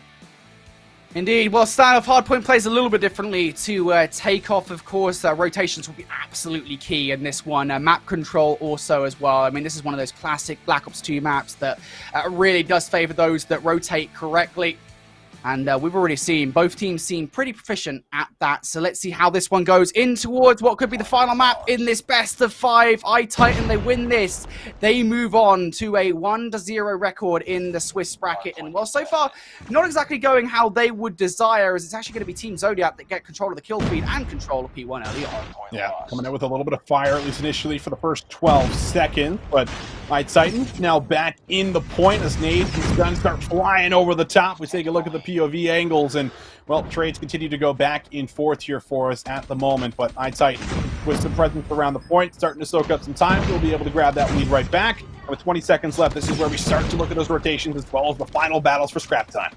Yeah, and I was going to say, actually, iTitan were better off for those rotations. I mean, they were in control of Brown, they were in control of Garage and Warehouse for P2, but that has slipped out of their fingers as Team Zodiac able to get a couple of kills in their favor, and now it'll be iTitan spawning out over towards Grandma's house for that next rotation. Nicely done for Junex for some extra frags off the back of P1. And now, for Team Zodiac, can you have a strong start to this hardpoint? Can you hold on for the majority of time for P2? Well, iTitan are on their way. How are they going to be dealt with as well? Yes, they will. Aramis picks up 2 as they try to enter into the hardpoint. They are denied. And this is a solid start coming out from Team Zodiac. Oh, Spawn should be really interesting right now. You're taking a look. It's a full collapse around every single point of contact on the hill here, but the gunfights need to be won. That's the factor, and nobody, unfortunately, can win any of the battles here from iTitan. So they will slow them down, but Saucy able to recover with the 2-piece. However, is it enough? As it's the close spawn, it's the constant battle, the constant contention. You throw it out there, and it feels like it's happened in this hill. With either team really able to kind of walk in, it feels like, you know, a full amount of points. Finally, scrap time might be up for grabs, but you're already looking at the next rotation here, and all things considered, that was a really scrappy hill. I kind of feel like that was a very much a Team Zodiac hill, though, right? I think overall, if you kind of look at how many points iTitan were actually able to walk away with back at that hard point, well, they had like 2. I think at best, they didn't get anything from that, whereas Team Zodiac walked away. Sure. Yeah, Team Zodiac able to walk away with about 30 to 40 points back at that one. So they'll be feeling pretty happy off the back of P2. As we move over towards P3, it's Junek trying to win some gunfights towards the back of Grandma's house, and, well, they will be denied. Currently, is some contention starting to come up through now from Aramis, who's now got his Purifier out. You can see it in the kill feed. He is ready to go on towards the entry. Danico is the only player you got to deal with, and, well, Maynard as well from the back. But look at that. Maybe Purifier after Purifier as another one comes out from iTitan. Oh, but the kills, do they even matter? It's the problem. You just have the close spawn, and this is the benefit. Now even calling in for some of the streaks. How about this? So looking for some more. That's going to be another one. Double kill coming through. Oh my goodness. How about the triple kill? That's the Goliath. Fully streaked out a Fury kill coming on in. Fabuloso looking like he is just on top of the world with that play right there, and now that is a solid hold. That's what you wanted to see, and Titan, they need to respond with this on the warehouse hill. They have the setup, but Brody, are they going to be able to hold on to it? You need a good 30, 40 points here out of this hill. I think the question I have here, right, is do you actually use some of that utility you've just done off the back of Fabuloso right now? That's going to be the question. You've already utilized the 100 killer drone to stop one of these players on the rotation, but you don't have control of the hill right now, so maybe you bring that Goliath in to try and break the spirits of Titan early on here and make sure that game number 5 is going to be locked in. The Predator missile will actually get utilized now. Is it going to come down and get anything, though? That is going to be the question, as the kills in the current feed right now going in favor of Titan. They're happy the way the first couple of frags will be going in their favor, and Aram is trying to find a break on through. He will only pick up one, but still the trade's in favor for Titan, and a couple of streaks have already been used there by Fabuloso. This is pretty good of a hold right now for Titan. Yeah, it's good so far. Now just a matter of holding on to it, but deep spawn coming in for Sua all the way around the middle of the map might be able to create a pinch play. Meanwhile, his teammates continue to lock things down in the point, and this is the hill we needed to see. Finally, a bit of a convincing one. And it looks like scrap time should also be there. The remaining 20 will just about give us, a dead even game. So off the back end of what was looking maybe a little bit rough, down by about 70 points or so coming into this one, they get a full 60, they keep it competitive, and now we look at the rotation as we go back into the reset of hills. I think the concerning thing for me there, I think overall, I say that like Team Zodiac are in a bad position, but we saw Fabuloso invest like 100 killer drone and the Predator missile into that one, and neither really amounting to all that much. So for Titan Gaming, very happy with the way that kill went, and now you're starting to see some investment coming through as well. Predator missile coming down from Danico. Here we go for a TS though. He's keeping an eye on the L Wolf. He's only able to get one. Massive stop coming through now from Titan as they swarm the hill. Yeah, those kills, those trades, so influential. How about that? Aramis, one of the players that I called out coming into this map. You might need to see him go big, and so far he is delivering. 20 kills here to his name. With 30 seconds left, so round P1, this has mainly just been full control over and over and over again for TMZ, but Sassi, he wants to get a little Sassi in the point, might be able to break it on open. 20 seconds remaining. This is scrap time that you don't want it to all go over. This is going to put them at about 150 if they get it, but you also want the setup for new. They're going to invest the Goliath. This is going to have to be another one of those massive holds where you need another 40, 50 seconds here as they invest all the utility. How about this? Goliath versus Goliath. There's no David in this situation. So we're going to see the fight for P2. It's going to be an important moment here in this game. You have to imagine for a Team Zodiac to hold on, for Titan to put these guys down. And Danico with a couple of kills already. Good start for Kim in the defense of this hill, but you can see those shots from the Goliath over towards the petrol station, or the gas station, excuse me, sorry. Okay. Danico looking for kills inside. He will get one, but that is going to be the Goliath fourth. And now I'm curious, where does the Goliath go here for Fabuloso? Because that is down on low HP, and that is gone as well. Oh man, the Goliath's out of play, all coming down to Gunny now. Still only 20 seconds in, and it feels like Titan haven't really been able to get a grip hold around this point, but maybe this is their moment. Can they hold on? Still half of the hill left and available. Stassi making the aggressive play, and how about it? The team play is good. That's 4 or 5 players down here on the side of I7. Now you're going to have to back all the way up, or rather TMZ, excuse me, as you start to already rotate this early. This is a lot of map control you're giving up, and you can see it. Stassi is already here and knocking on the door. This would be a massive break early on. If you could have it happen for Titan, because they give it about 27 seconds or so at scrap time. So they basically closed the gap already. For these kills on the rotation, it would be huge. And I think right now, the strategy, I think, for Mina and Renato might have been, they get shut down anyway, but it might have been to just try and influence the spawns if they possibly could, but they're not able to do it. They get shut down there by Team Zodiac. Now, Zodiac looking to touch first on this time, but the kill feed, it's lighting up yellow. It's number 4 coming out now for Titan as well. Aramis, the last player left alive. Can he go huge? The answer is no. He is only able to get one, and Titan, they break. Oh, they break right back in at the perfect time as well, and that's been the problem so far. Titan have not been very good on their break attempts. They've struggled to get into hills they don't initially control, so this is a big moment for them. And you take a look at the minimap right now, and not everyone is kind of setting up for the team hit. It looks like maybe streaks are coming in, players not exactly moving, but now starting to look at the rotation, it would appear, as this is a lot of time to give up here, Brody. I mean, this is the back end of 30 seconds that they just rotated for, so they're going to have to deliver here at the warehouse hill.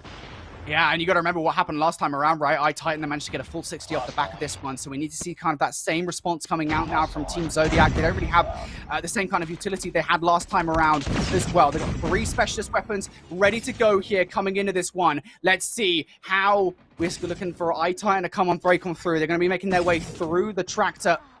all 4 of those players, and 1 player has already broken through. It's Sewer using his Purify. I expect to see specialist weapons coming out right about now from Team Zodiac. Yeah, this is the problem when you rotate early like this, because Sewer's now in a position where he can line up 4 potentially. How about it? Predator missile, boom! There it comes in for a couple more. And man, oh man, you are still alive at the top of the point. It feels like Sewer has just not gone down so far as this hill has been active. Can he stay alive? What? Can he continue to pour it on? Yes, he can. Double kill with the Hunter Killer drone. It is just streak after streak right now, Brody. They are looking to put this one away. Goodness me, iTitan have just taken over this game, or rather Sewer's just taken over this game. 35 frags to his name. He's now got the Goliath that will probably close this one out. Let's be honest, this has been a takeover from iTitan, even if this last 10 seconds goes the way of Team Zodiac, which as Tiesto gets a couple of kills inside, it might well do so. The damage is done, right? iTitan there, 23 points away from victory. They have control of the rotation, Austin. Yeah, it feels like the damage is done. They did use a lot of their streaks, but they only need another 22 points or so to put this one away, advance to that next Swiss bracket round. Can they do it, or will we get a miracle comeback? That's kind of the question right now. Team Zodiac would have to play just about perfect from here on out, and now there's more streaks to deal with. Another Goliath in play, alive and well. Everything could end right here on P1. And this is what I was saying, Sewer, he's got the Goliath out. How much damage can you do? He's been stunned, but, I mean, he just got to basically L-trigger around through the door. The support is in from Mina and Saucy as well. Fabuloso tries to stop, as does the GOAT, but you're not getting past that Goliath suit. Can anybody touch? The answer is no. And iTitan, they flip this game on its head despite the blazing start that we saw from Team Zodiac. Apparently the power was not in the stars. It's going to be iTitan Gaming with 3 maps on the bounce to close out this series. They move forward as a 1-0 team in the second round of Swiss play. Wow. Man, those last couple of hills that they were able to string together, incredible stuff for iTitan, but man, I feel like that is just a massive fumble that came through on the P3 to P4 hill initially. You gave 30 seconds of time up. I was going to call it scrap time, but that's not even scrap time. Like, that's half of a hill.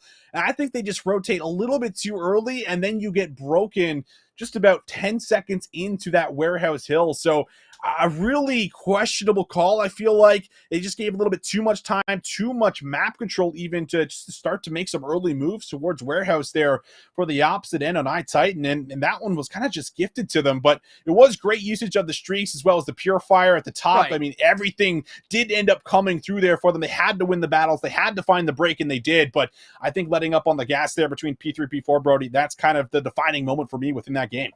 Yeah, no, I fully agree with you. I think when we look back to that hard point, I will have to say I attribute a lot of that to Sewer. I mean, what he would manage to do inside the red hard point was huge. Just such a massive victory for him, I think, to flip that, especially considering, by the way, because we switched over towards the stat screen. Literally, as I was about to say, you know, there's 3 specialist weapons on hand for Team Zodiac. Like, I don't know where they went, but they didn't do anything. That's all I know in terms of that. Sewer certainly made sure of that. As iTitan Gaming, 3 maps on the bounce. They're able to come out on top. Let's show you guys the final map set then at the end of that one. That search and destroy dominant, the control. Really just one round, I would say, that made the difference there in that one. Yeah. It was an offensive victory for iTitan there. But that hard point, I think, was a showing and a half for iTitan. They had made an argument for themselves to be a force moving forward throughout the rest of the day's Latin America regional playoffs.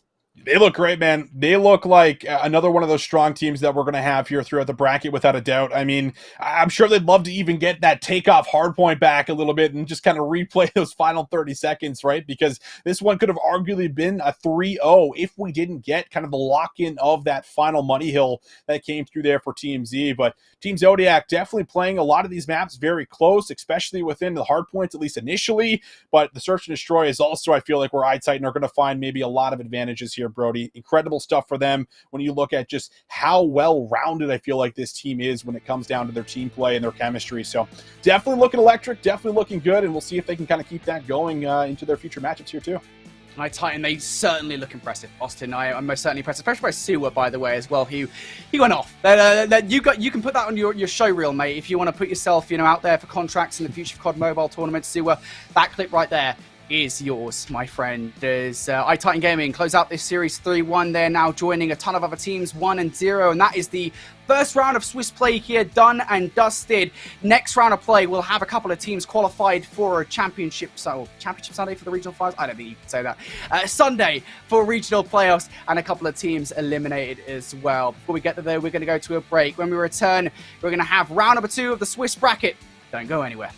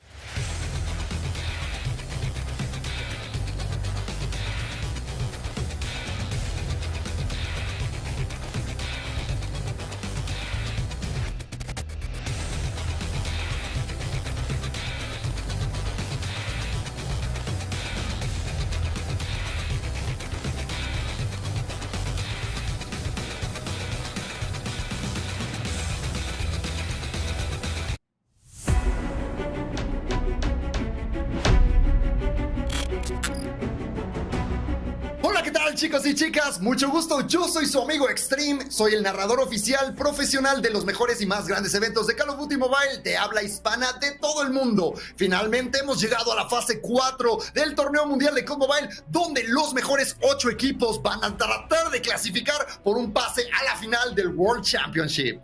Veremos a los mejores equipos de Latinoamérica enfrentarse por grandísimos premios y el pase a la clasificación de la fase 5, que es ahora sí la final del mundo, con los mejores equipos de todo el planeta enfrentarse por la gloria de ser los campeones del mundo. Y en esta ocasión, la fase 4 de Latinoamérica, los equipos de hispanohablantes se van a enfrentar a los equipos de habla portuguesa, sabiendo esa dura rivalidad que tienen. Me encuentro con varios jugadores profesionales de los mejores equipos hispanohablantes que clasificaron a la fase 4. Les voy a hacer unas cuantas preguntas para saber cómo se están preparando, así que comencemos con ello. Bueno, mi nombre es Renato González, estoy jugando en el equipo de iTitan Gaming, más conocido como T7. Como estoy en el juego es T7 Renato. Hola, ¿cómo están todos? Mi nombre es Mauricio Senoso Oviedo, mi nickname es Fabuloso y yo juego para Team Zodiac, que es mi equipo. Mi nombre es Ricardo, mi gamer tag es Zygnus y estoy jugando para Zygnus Esports. Se siente con toda la confianza. Doblete de Just. Tranquilito. El estilo de juego del equipo prácticamente depende del rival al que nos vayamos a enfrentar. Analizamos al rival, sabemos qué equipo es y de acuerdo a ello decimos ya vamos a ser más agresivos, vamos a ser un poco más tácticos. Normalmente nuestro estilo de juego depende mucho de cada modo de juego. Por ejemplo, en Hardpoint solemos ser muy agresivos y en buscar y destruir creo que sería lo mismo. Intentamos siempre sorprender al enemigo rusheando o haciendo cosas que nos esperan y no solemos ser muy pacientes en el juego. ¿Cómo han lidiado tú y tu equipo con la presión de este torneo mundial? Sinceramente, pues la presión es muchísima, muy alta. Hemos tenido varios problemas ahí por la presión, todo, pero pues yo creo que estando en el momento lo vamos a saber manejar y pues a darle todo con eso. Mi equipo ha superado las dificultades que hemos tenido de presión y todo eso. Terminando cualquier enfrentamiento, torneo o scrims que tengamos, si tenemos errores o nos sentimos presionados, pues nosotros mismos reconocemos que no estamos haciendo las cosas bien, que estamos presionados y que a veces eso nos hace jugar mal o hacer cosas que no solemos hacer. Entonces el hablar en equipo y reconocer que estamos presionados pues nos ayuda a manejar esa situación. Y mi última pregunta, mi hermanito, es dime por qué los fans de Call of Duty Mobile deberían apoyarte a ti y a tu equipo en esta fase 4. Somos prácticamente el único equipo peruano existente en este juego, entonces quisiera que nos sigan y nos apoyen por todo el esfuerzo que le estamos dedicando al juego, porque no toma poco tiempo el hecho de practicar, el hecho de entrenar, el hecho de estudiar, y básicamente por eso pediría el apoyo de todos los fanáticos. Somos un equipo que viene de abajo, muchos no lo conocen. Un equipo que viene de abajo, hemos estado muy cerca de grandes logros, y pues venimos con todo, muchos no confían, pero deberían de confiar. Somos un gran equipo. Principalmente yo creo que lo que hace siempre un equipo es el compañerismo, además de que uno no juega para sí mismo y para quedar bien o MVP, sino que tenemos que jugar para el equipo.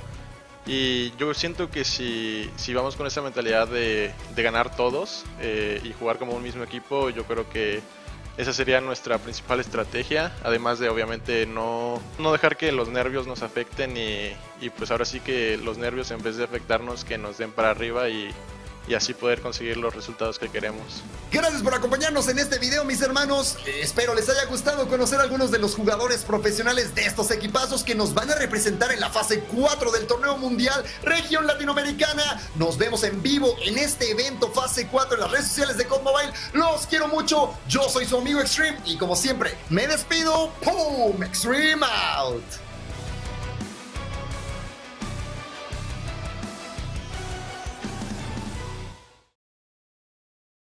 Have you visited COD Shop's website already? Whenever you need to make a top-up for COD MCPs or any other mobile games, COD Shop is your main ally. Unlike others, you can use your favorite payment methods such as credit cards, PayPal, cash payments with OXXO Pay, and many others. The process is simple. Enter your user ID, pick your cosmetic, and pick your favorite payment method, and you'll see your CPs directly charged into your COD mobile account.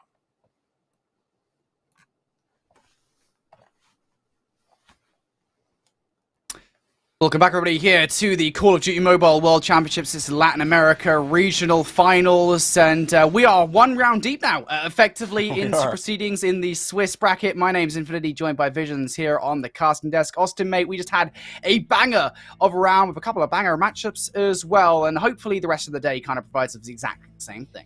Well, I have to imagine so, right? Because now we're getting into some of those 0-1 series. We're getting into those 1-0. So everything gets a little bit more interesting now once we get into round 2 Swiss bracket here. So I think I'm very excited to see, who's going to potentially be eliminated, who's making it to day 2, and we start to find all of that little information out right here, right now. Well, let's take a look at who is going to be facing who then in round number 2. So we'll put an asterisk on this, by the way, folks. We may have informed you incorrectly about who is facing who a little bit prematurely previously, but now these are the official matchups into round number 2.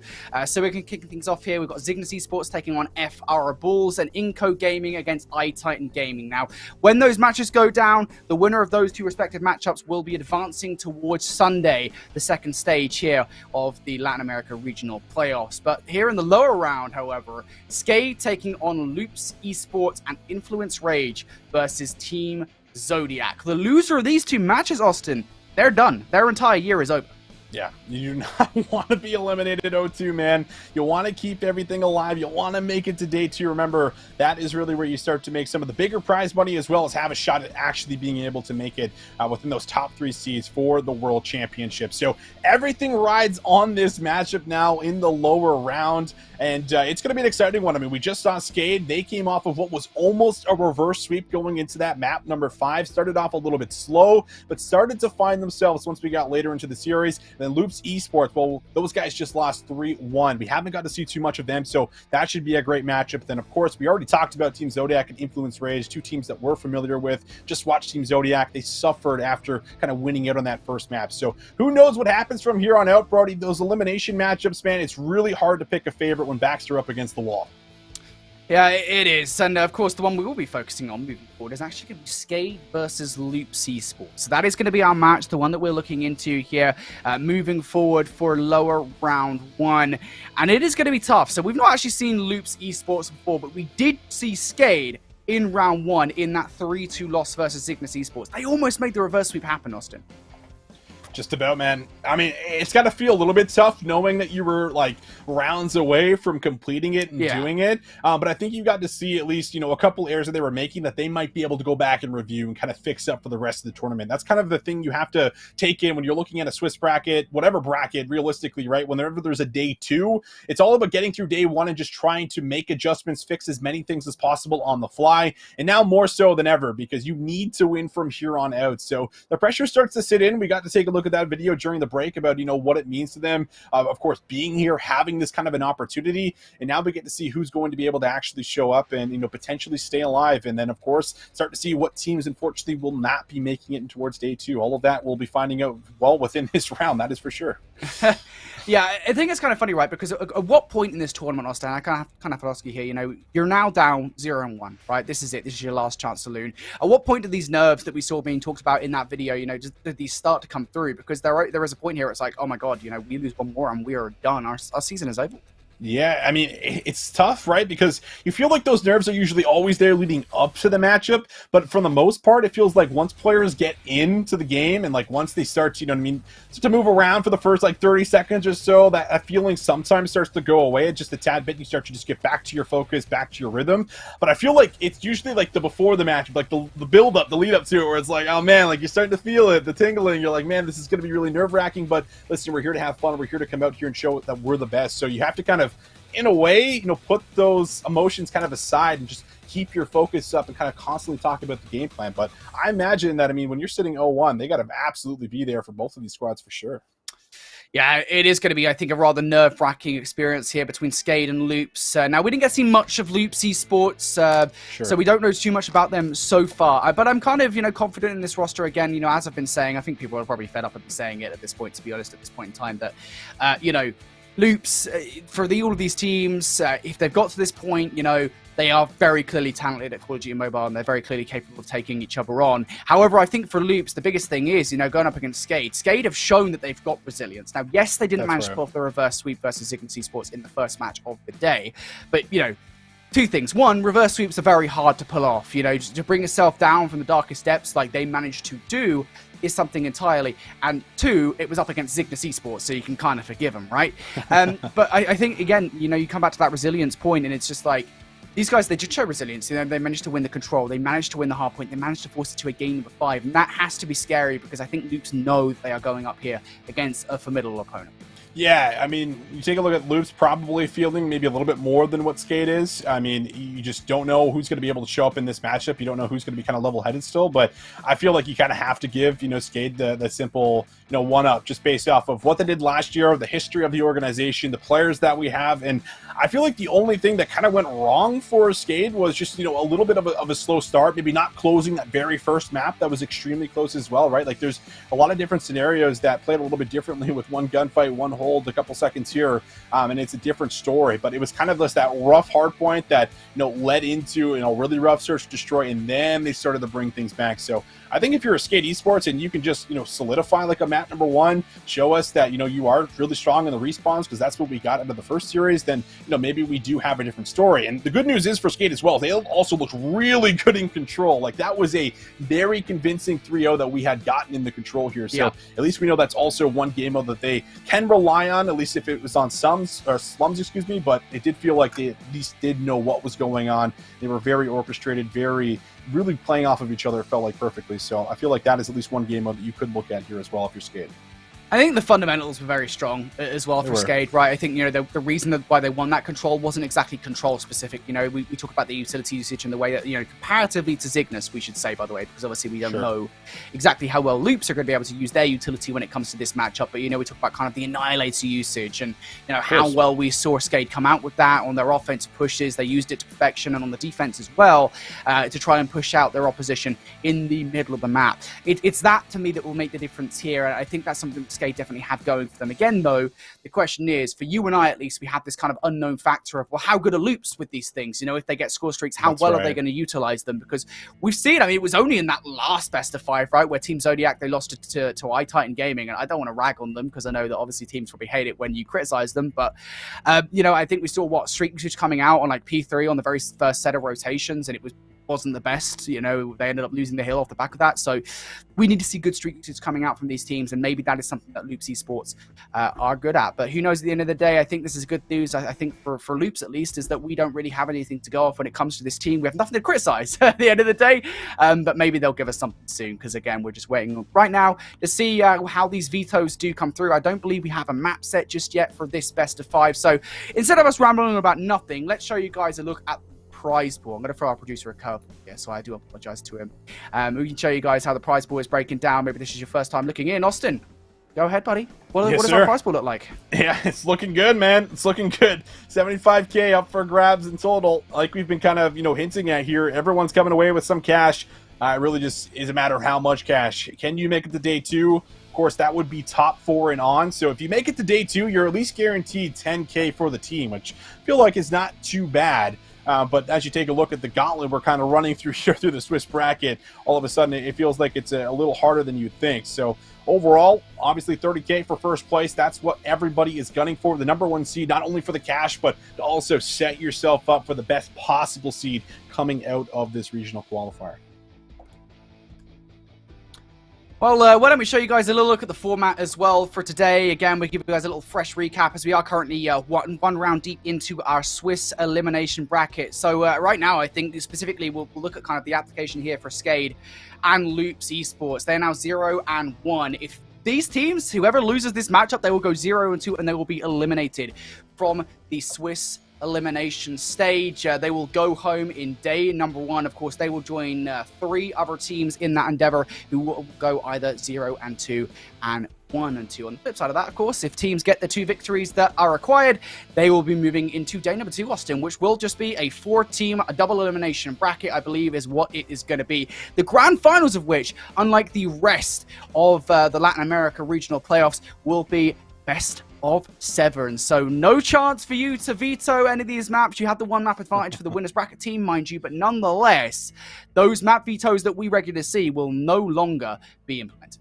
Yeah, absolutely. I mean, grand finals, best of 7. I'm here for all those maps, man. Give it to us. And then, of course, the one map advantage. Making sure that you kind of have a really good upper bracket is always going to set yourself up for, obviously, a good grand finals, being able to at least get one veto in there. But we're still pretty far off from that, Brody. Still got to figure out at least what 4 teams are going to be able to make it even into day number 2, which is why I think the Swiss bracket has been so fun on the day, because nothing is solidified. You're not going through a double elimination bracket where it's like, okay, these are the teams that are looking really good in the upper bracket. No, anything can still happen. Just because you're 0-1, you could still win the next 2 matches. Boom, get yourself into that 4th slot, 3rd slot, and you are good to go here. So always unpredictable, I feel like, is what you kind of get out of this. And I mean, that's what makes it really entertaining, man. You don't know what's going to happen. Yeah, unpredictable is definitely the word, Austin. I agree. And, well, what we can't predict at the moment is how long this game is going to take. So what we're going to do, guys, is we're going to go to a very quick break. We apologize for the delay. Trust me, Skade versus Loops is coming very, very soon. But before we get there, we're going to send it to a break. We'll see you on the other side.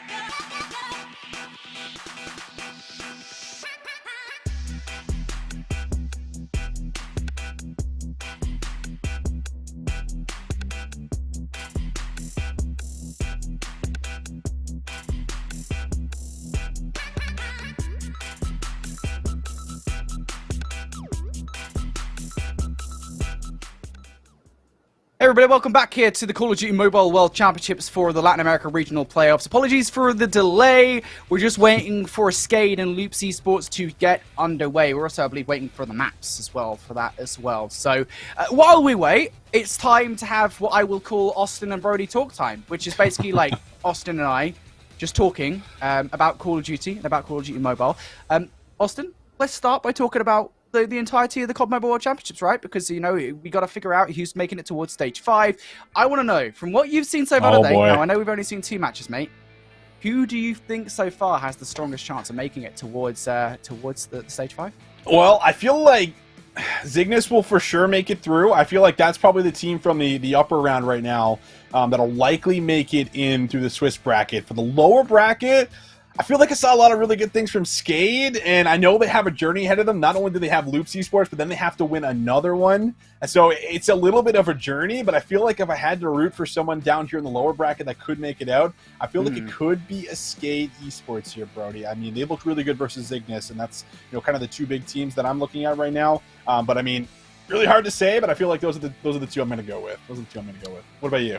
I think I'm on the same page as you for once, which is actually insane, isn't it? Because that never happens, mate. Honestly, that is insane. Yeah, no, I fully agree with you there. I wonder if we could actually get the Swiss elimination bracket up on screen. Can I make that request? We can get that up on screen so we can show everybody kind of what matches have we got right now. Yeah, so here's what I'm saying, right? I think Zygnus, they're looking really strong at the moment. I'm kind of intrigued to see what FR Bulls are like, because again, we haven't seen too much. I say we haven't seen too much, we haven't seen anything from that roster just yet. So I'm intrigued to see what that roster looks like. I believe it has Bigadera on it, though. That was actually a pretty impressive player last year. I still think Zygnus should get through, just given how good they looked last year. They haven't made all that many changes. I think they've swapped out 2 players from last year. Tito and Irvin are no longer on the team.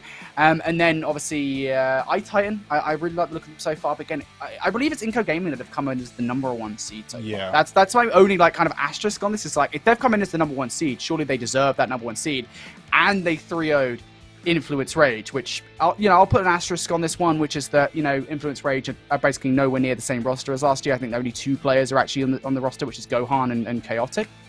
And then, you know, moving down here, I think Skade and I think Team Zodiac should go.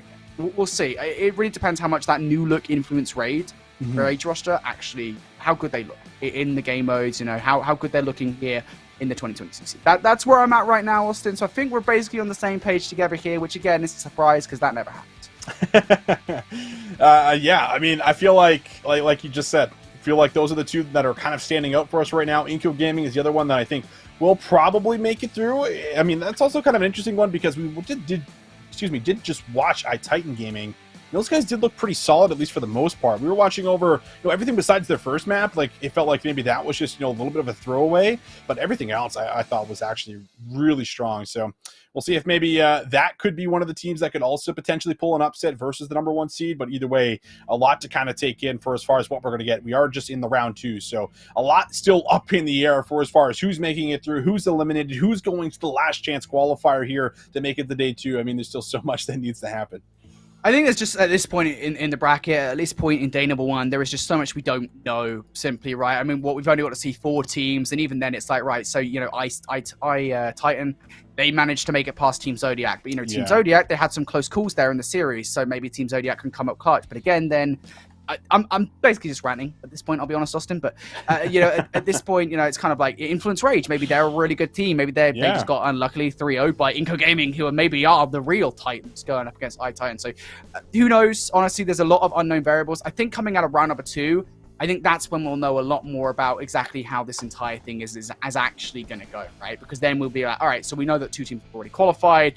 We know that, hey, look, the teams that they went up against, hey, they actually pulled off either a real close match or they got absolutely duped on. So, you know, we'll see kind of coming out of round #2. That's really the questions we have. We should say to everybody, we're not getting ahead of ourselves here, but we should have maps for you very shortly. Again, we apologize for the delay. I know hearing Austin and I talk can be very droning sometimes. I get it. Trust me, I've had to listen myself many times, and it's horrendous. So we apologize for the delay. Well, I have to rope you in, mate, because if I just go for the route of self-deprecation, then it just, it becomes depressing for everybody, and I have to roast you as well. You're just here. Well, maybe we just didn't even have to take it there. Maybe we just, roll with the positivity, Brody. We're like, we're having a great day. We're having a lot of fun. These are some, great matches we're getting. There's always two sides. That's true. This is why we always work really well together, Austin. Because you bring the positivity, I bring the negativity. It balances us out. You're a half glass full kind of guy. I'm a half glass empty kind of person, and the glass is still 50% of the way there. So that at the end of the day, we're feeling pretty good here. But nonetheless, yes. So we'll have the maps for you guys very soon. Skade versus Loops Esports. That is going to be our series here that we are focusing on. One thing I am kind of curious about, I'm going to go ahead and presume that Influence Rage and Team Zodiac are playing at the same time here, as opposed to one of those upper round matches.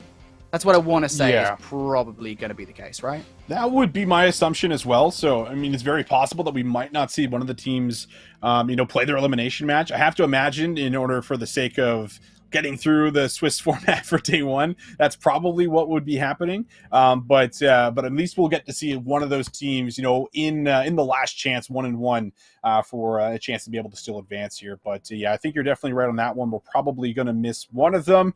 But hey, we've seen Team Zodiac, and we know Influence Rage maybe didn't have the best opening game, but there's still a chance to get them a little bit later on stream. Once we get to the last chance one-on-ones, which is definitely, I think, going to be what I'm looking forward to the most. I want to see, who's going to be able to kind of play that final match to see who makes it to day two, who's, complete end, kind of stops right then and there. You have to see, but looks like our match might be good. Looks like we're ready to jump in. We again apologize. I promise you guys out there, Brody and I want to cast the match. We want to get in there. We want to see the gameplay just as much as you guys, as we'll take a look at the series layout and see exactly what we have. We finally got it. Look at this, Brody. More Hacienda. More Hacienda. I'll be honest, that's not the first thing my eyes were drawn to. I know you and I are pretty different, but yeah. It was actually the Slums Control that I saw, and I was like, ooh, that's a tasty one. Because again, it comes back to that conversation that we had before we went to the break, right? Where it's like, Skade, this was the map that they 3-0'd. Over a Zygnus. And that's a scary prospect, I think, for Loops Esports. I'm not entirely sure about how the ban process works in terms of choosing the maps for each game mode, but for that to come on through, maybe that shows that Loops have some confidence there in that map mode combination. I have to imagine that maybe they have something prepared, right? Because that was at least the complete turning point of the entire series that we were watching over Skade and Zygnus. That was the 3-0. It was fairly convincing, it felt like, for the most part, and it was just a really big moment where, like, all of a sudden Brody and I were like, whoa, all right, now we got a series, right? So I like the idea that it is still in the map 3, whether or not you have something planned for it or not, because it feels like you can at least rely on that if we do have a slow start again coming through with the Hacienda. It's something to consider at the very least, but that one I think will be a huge tell of how this series ends up going here for us, and even more important maybe for Loops Esports to make sure they at least get a map or two under their belt before we do see Slums Control. Now, I will say a little asterisk on this, because we were talking about Slums Control, right, and kind of where they were at. When we saw Skade and that, we saw them being really good with the Annihilator. That Annihilator is not in this best of 5, so we were talking about specialist bans and what's been banned. The Annihilator alongside the Purifier is actually gone from this best of 5. So instead, I suspect we're going to be seeing more of that gravity gun, as well as the Sparrow, which we've not seen much of at all today. Like, we've seen basically nothing Sparrow, because it's been banned, I think, pretty much every single time. And that one's just been not allowed in play. No one wants to see that one in whatsoever for us. And I also think the interesting point here is the fact that we're not running back any of the same hardpoint maps that we saw the first time around either. I already brought up the Hacienda, how I think that one will be fun, mainly because it's the first time we've seen this bat mode combination on the day. But we're also not getting the standoff either. So this will be at least a little bit of a change up for as far as maybe what you have to bring out. And when we were seeing, maps like the firing range and things like that, when they started to get, that reverse sweep in, it felt like there was moments from the subs that were really kind of just starting to take over there for us on the side of Skade. So you don't really have, the luxury of doing that as much on a map like Hacienda, it feels like, without, the close quarter hills. But you are normally kind of getting into some of those longer battles through the sides when you're at least looking to make rotations. So should be a little bit more interesting to see how maybe that also kind of changes things up for as far as the respawns potentially for Skade. Of course, for Loops, still yet to kind of maybe get any information behind these guys. This will be our first time kind of looking at them on the day. So this will also maybe be a really good look to say, hey, can they match them? Can they be good in the respawns? That's kind of, a lot of the questions we're throwing out there.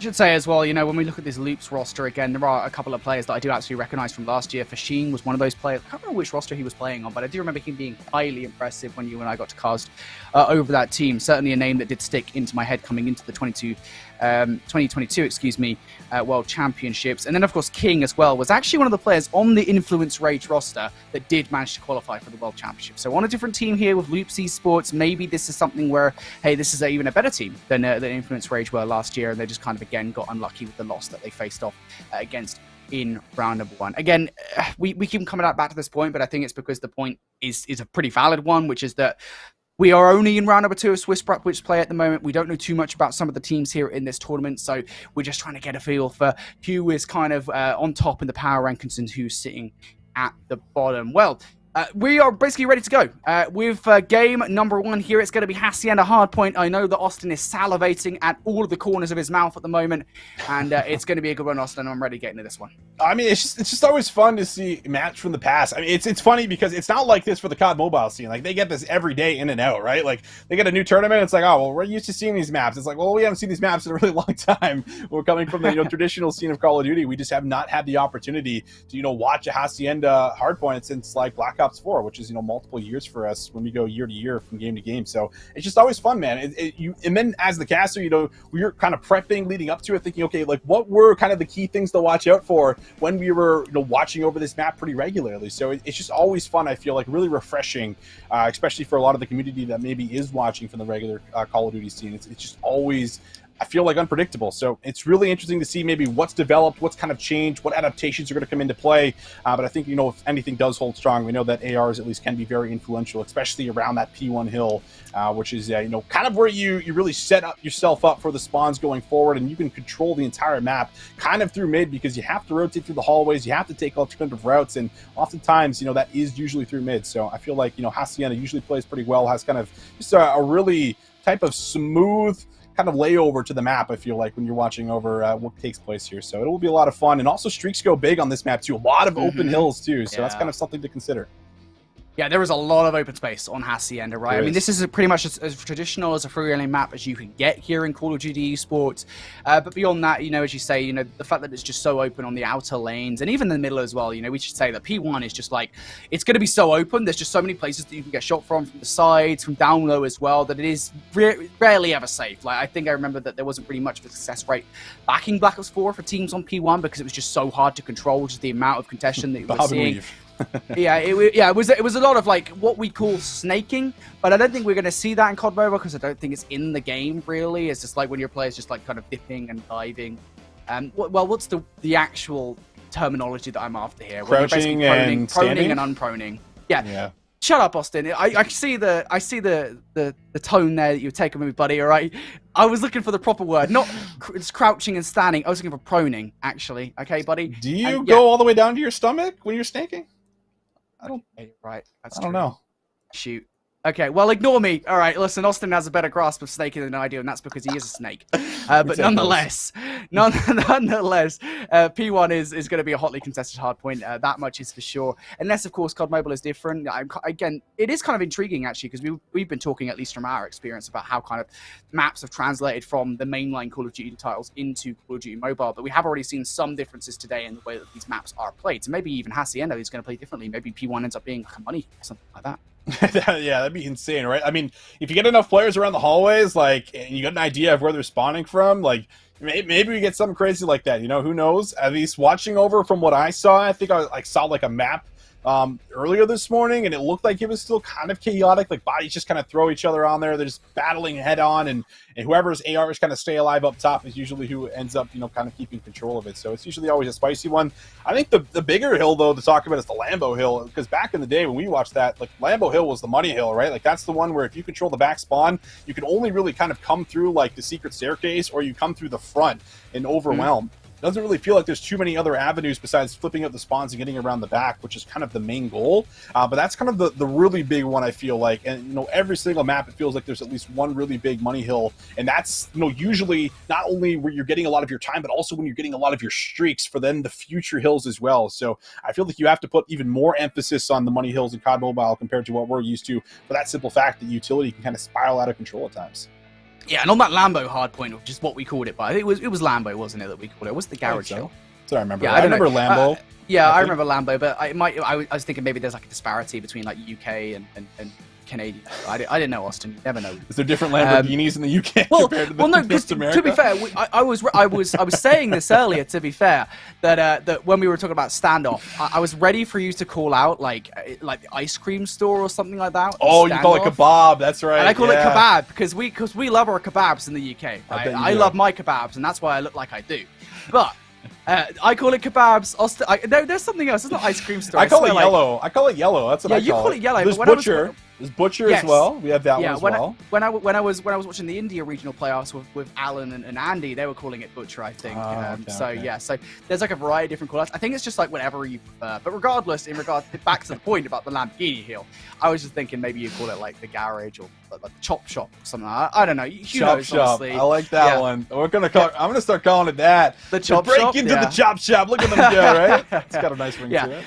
My point was anyway that when you get onto the Lamborghini hill, there's this heady that like it's so deadly, right? You stand up on the Lamborghini, it's just like, all right, well that's going to be really hard to take somebody down, and especially on COD Mobile, because I think something that's really underrated with the COD Mobile players is that like there is a level of precision that's like really hard to get right when you're playing on a mobile device, and to take somebody off those kind of headies is going to be a real achievement. So I think these guys at the moment, it's going to be fun to see kind of how that Lamborghini hill goes down. Although I have noticed actually, and it's kind of an interesting thing that the COD Mobile players do that regularly players, it seems like they don't. They like to explode cars and explode like vehicles. Yeah. Like off the rip. If they see a car, they'll explode it. And I don't know if it's like an addiction to just like exploding cars or if it's just like, hey, this is an actual strategy. I'm pretty sure it's the latter, Austin, but it's still a really good one actually. Yeah, I feel like it's probably just like blowing it up so that they don't get any nades kind of coming over the top. That's what we were seeing on Standoff, at least in the S&D, right? It's like every round, it's just right away, rocket launcher, boom, blow up the van, and then go play the van heady. Get rid of the optic fan. Yeah, it's like the secured safety, right? That it's kind of, just important to have, at certain points, especially when you're trying to defend the site. So, man, I like a lot of the strats. Those are just things, again, that we just would not normally see. Can't have rocket launchers in the back. So, I mean, it's just a little change up, a little adaptation to set yourself up early and put yourself in the best possible advantage. So it is always fun. But I like that you bring up the precision of how difficult it is to like actually like try and aim on a mobile device. Like it is difficult to rip people off of headies, man. Like that's kind of where the point comes back to, right? Where people sitting on the Lambo heady, sitting on just a couple of different power spots, like it can be really difficult, especially at longer range, to kind of come around that corner and try to smoke them off of it. Very, very difficult to do. But yeah, I definitely really big shout out to these guys that make it look easy, almost too easy compared to what I'm able to do at home. Like I get on COD Mobile, I'm not doing those type of things, with the controller maybe, but not on the phone, no shot. You know what's actually funny? I actually think I'm probably better on COD Mobile than I am on a controller. I don't think that takes much. You've seen me on a controller. But, I don't know. I used to play a little bit of COD Mobile. I still do, to clarify. It's not like come on. But still, whenever I got to play COD Mobile, which is often on train journeys is what I do it. Sometimes I'm kind of switching in and out of playing it. Sure. It's like I'm ripping players off headies. I'm doing pretty well. I feel like I can streak out on the game as well. I probably accidentally loaded into bot lobbies. That might be why. But, still I feel pretty good about my COD Mobile. There you go. I likely wouldn't be able to come up against any of these guys, though. No way. I'll say that much. Yeah, so... don't know. But 1v1, you and I, Austin, in COD Mobile, I reckon I could win that one. Oh, that's free low. That's free low for me. Controller, you'll probably beat me out, but COD Mobile, I think I might have you down, mate. All right, look, enough for me and Austin talking rubbish. We are towards Hacienda Hardpoint. It feels like it's been 95 years since the beginning of this series, or rather the non-beginning of this series, to actually getting into map number 1. But we have talked enough rubbish. We've talked enough chop shop. And we're ready to get in towards Hacienda Hardpoint between Skade and Loops. We've already seen Skade once today, Austin. Can they prove just as proficient as they were versus Zygnus? Well, let's figure it out here, as it maybe looks like we lost one team. So maybe we don't jump into it just yet. Looks like this one has a little bit more of a build-up, a little bit more of a delay. We do apologize about that for all of you guys, of course, watching at home. We would love to get in and see how these guys are going to fare just as much as you. And, well, to kind of lay it out maybe for anyone that did just tune in, this is, of course, Swiss Round 2 lower elimination matchup here. Both teams currently 0-1. You go 0-2. and you will not see the light of day 2, but you need 2 more wins in order to make it. So there's still a lot more Call of Duty that needs to be played from here on out, and I'm sure we'll get this lobby fixed here for you guys ASAP. There's a Lambo, by the way. It's not actually a Lambo. You know, looking at it right now, maybe it was Maybe a not in Lambo. this game. I swear it was a look like Lambo Lamborghini? in Black Ops 4, you know? Oh no, I'm trying to think about this right now. Like, did it look like a Lamborghini? I mean, there I has feel been like some this call-outs in Call of Duty history that sometimes do not relate to what it is. That's true. You know, I'm trying to think of some at the top, but nothing's coming to me. That looks more like an Aston Martin to me, or maybe not even that. Like a Porsche. I'll take your word for it. I don't know my cars, Brody. I'm gonna be honest. You know, like somebody. I mean, we can't read chat right now, generally speaking, because that's a terrible idea for us casters. But in the chat, what car does that look like? I don't know. I need to know. And my car knowledge is actually pretty good, generally speaking, but I can't for the life of me figure out kind of what car that closely resembles. But yeah, regardless, Hassie and a Hardpoint will be loading up soon. Apologies for the delay, guys. I know, again, I keep on bringing it back to it, but the positivity, you know, it only lasts so long for me. I know you guys are probably really fed up of hearing our voices, but we will be into the game very, very soon. And seeing what goes on between Skade and Loops. And I'm kind of very excited, to be honest, Austin, to see exactly what Loops are capable of again. Because, yeah, they lost round number 1, but this is our first look at this team. Maybe they're going to come out really strong versus Skade. Well, I am too, because, you know, we keep kind of, you know, talking about maybe more of the one story here, where it's like Skade, we've seen them, they already went the distance to a map 5 versus Zygnus Esports. But what we haven't talked about is the fact that Loops, you know, could potentially pull off this upset and maybe build off of this. We'll have to see. Gonna have to stop my point there because we got action, guys. We got gameplay. We are here, and it's time to kick it off. And already a double coming in. Nice little plays here for Skade as they start to control some early seconds. And this is what we were talking about, right? I think when it comes down to control over P1, a lot of this is going to come down to, well, you've got to constantly kind of rotate yourself around the fountain, recognizing exactly where your opposition is going to spawn. I think we saw that there from Limbs, who was just currently sitting inside the hard point, but he is removed eventually now as Fashin looking for the kill right off the rip. Also has Pedro on board here for Loops, and well, this roster going to be removing the Skade roster from the kill for the moment, but also have to be kind of careful because as we reach that 20-second mark, this is when the teams are going to really start to focus on that rotation. That's right. Just want to try to keep it scrappy if you can. Contest some time, get some time, whatever you can kind of get away with, but don't dedicate too many resources to the scrap time. Start to look at that rotation coming in next. And well, as we kind of, you know, expected off of P1, not a whole lot of time going over to either squad, but you take a look at the mini-map right now in Skade, they have themselves in the prime position to potentially come away with some real time on the setup.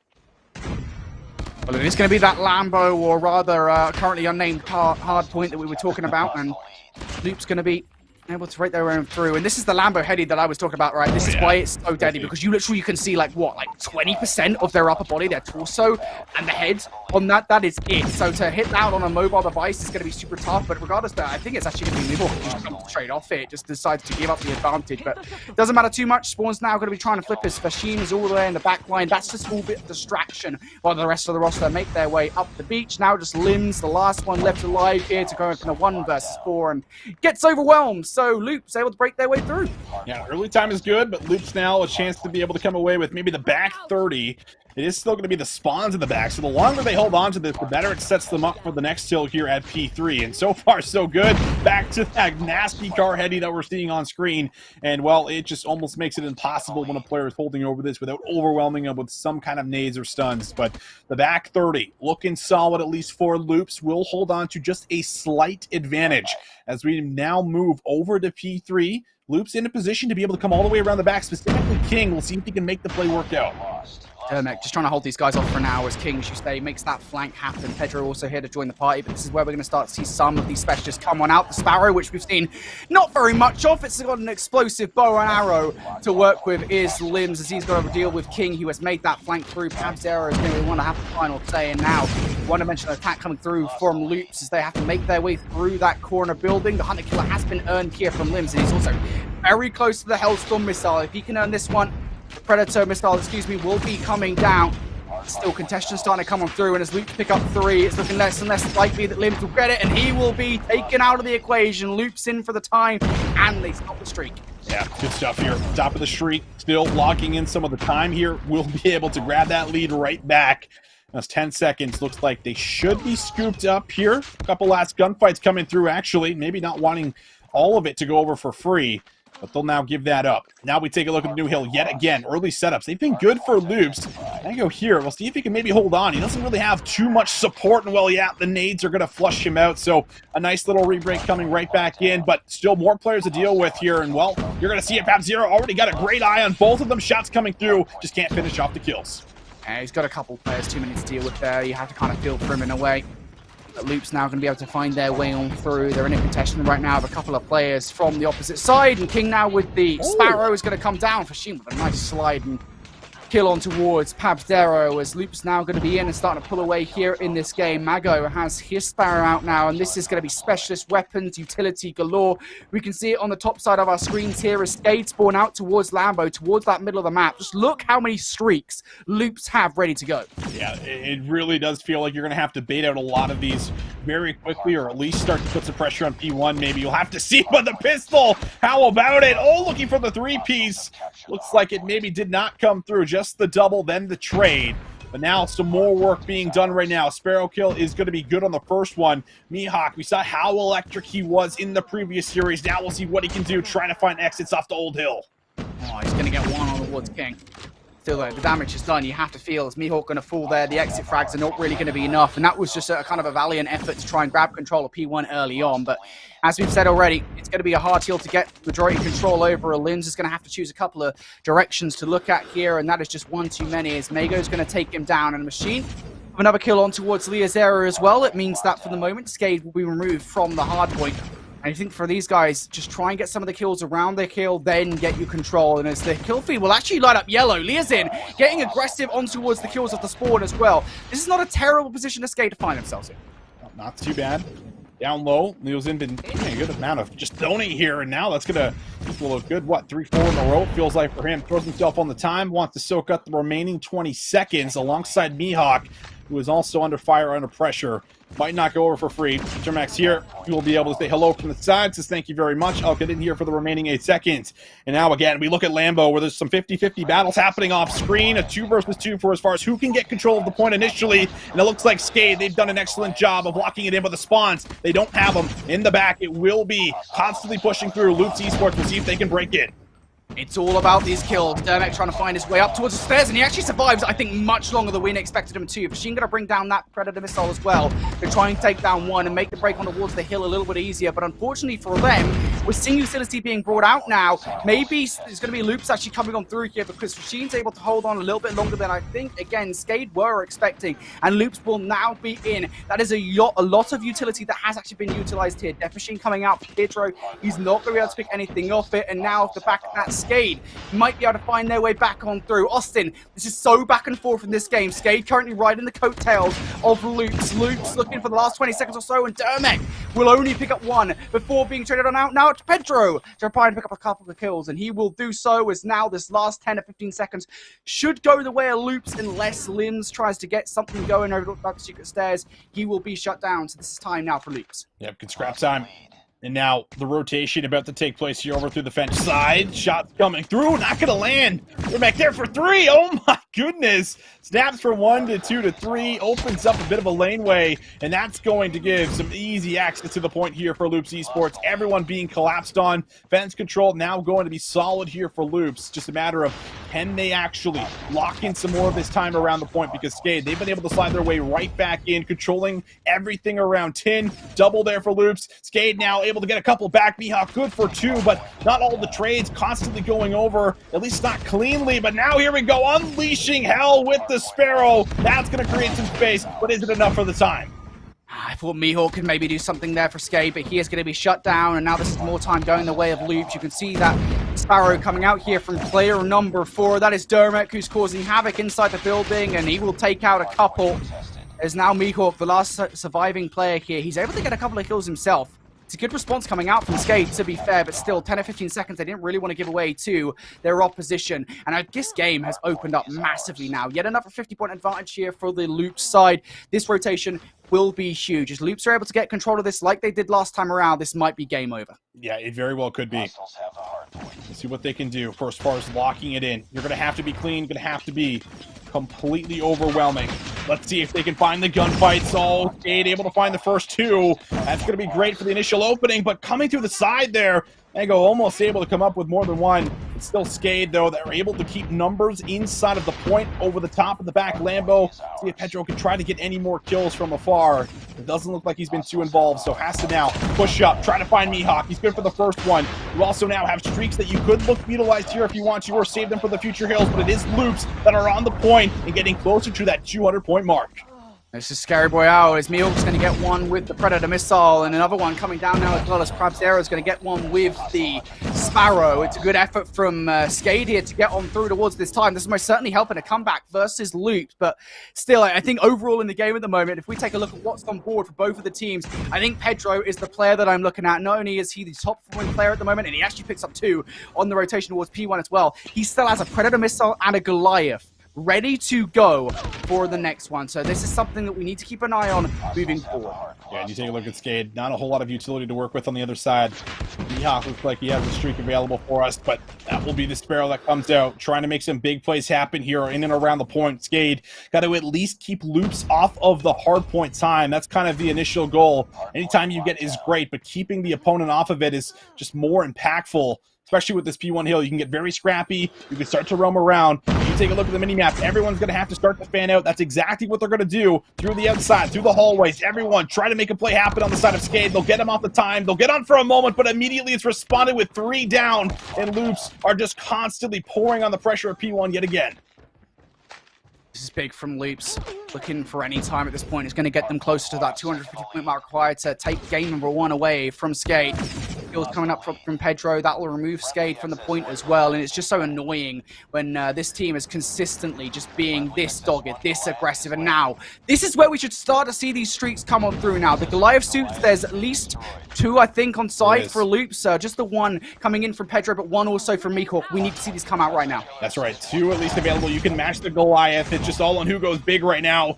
Well, Leo Zera, 2 in the back there for him. Loops now inside of the point, but it's only for a second. Now you got to go for the immediate re-break. Now you go for the side. Can he line up some players? Yes, he can. The first one is good. Leo Zera, though, trying to slide it and make the play. He is denied. More streaks, more specialists. Everything starting to come into play here as Loops are starting to rack up that score. This is almost looking a little too good here for them right now, Brody. I think Pedro might be the one to close this one out. He's still got the Goliath to go. Mihawks has been denied by the Predator missile of Pedro, who, well, I don't even need the Goliath, to be honest. He is just popping head to toe with the SAS, looking for another one. Will not find it, but it doesn't matter. Anyway, Loops get to that 250-point mark required. And a lot of that down to the slaying power of the rosters. I think we saw 2 players there, almost on 50 kills, or might well have crossed that threshold. Oh, man. Explosive map 1, love to see it. Pedro, of course, really being the spearhead of everything, it feels like. 49 kills there for him. Minute 19 in the hill right behind him. Dermek also putting up some good numbers there with 41. Just the slaying, like you said, that was the problem when we go back to the very first map when we were looking at Skade versus Zygnus Esports. It was the slaying that also became a bit of a factor at times, and they just were unable to match it, it felt like, even off the back end of what was looking like some solid rotations throughout that very first set of hills there for us. Yeah. I think there was like one opportunity there for Skade to come back in. To be fair, they did do a good job of closing the gap between themselves and Loops. But just as they did that, I mean, Loops came right back through. Their hardpoint control was impeccable. And we were looking for a solid start from Loops. We were looking for a solid first impression. I think we just got that right there, Austin. A solid hardpoint victory from them there. And let's take a look then at our map set to show you guys how that kind of affects the best of 5 between them and Skade. Map number 1 will go the way of Loops. Now we move into standoff, search, and destroy. And, you know, I think for Skade, again, we're going into this series with little information about what Loops are like in the best of 5 in each of these game modes, but we do know that Skade lost both search and destroys to Zygnus in their last best of 5. They did. They lost both search and destroys. The second one was at least, you know, a little bit closer, a little bit more back and forth compared to what we got in the very first map that they played, which I do want to say was a raid search and destroy. So it, again, is a little bit different. So it will be a different look for as far as at least a different map.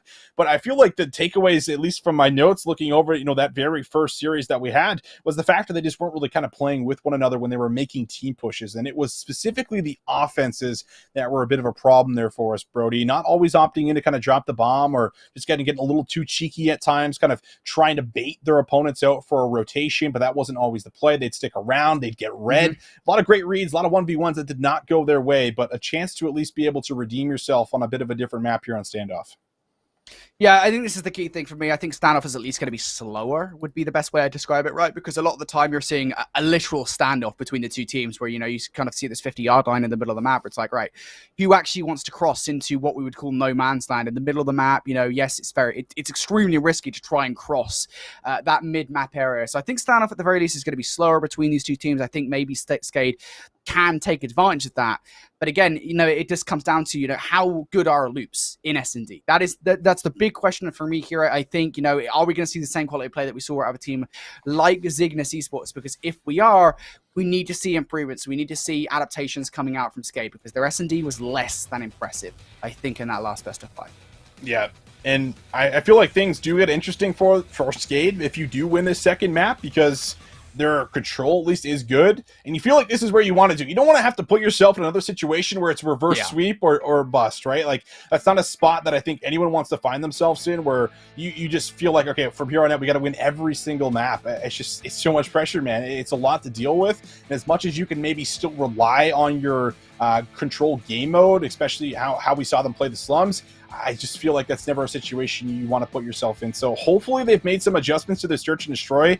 I just hope they're playing with each other a little bit more, just playing tighter setups, man. Play for the trades, right? There's too many times, I think, on the day where we've seen numbers advantage even for the defensive team, and then they let up and, kind of just give a shoulder, give a pick, no trade comes through, and all of a sudden we're evened up or sometimes then in a disadvantage for that team that created the first blood. So I just like to see them play a little bit tighter, I think, around the sites. Don't give up too much map control and just play retake together. Don't make 2 individual plays. Just don't do too much on the map. That's kind of all I'm asking for here for Skade. Try to keep it basic. Try to keep it simple the best you possibly can and see if you can maybe come away with a search and destroy win on the day.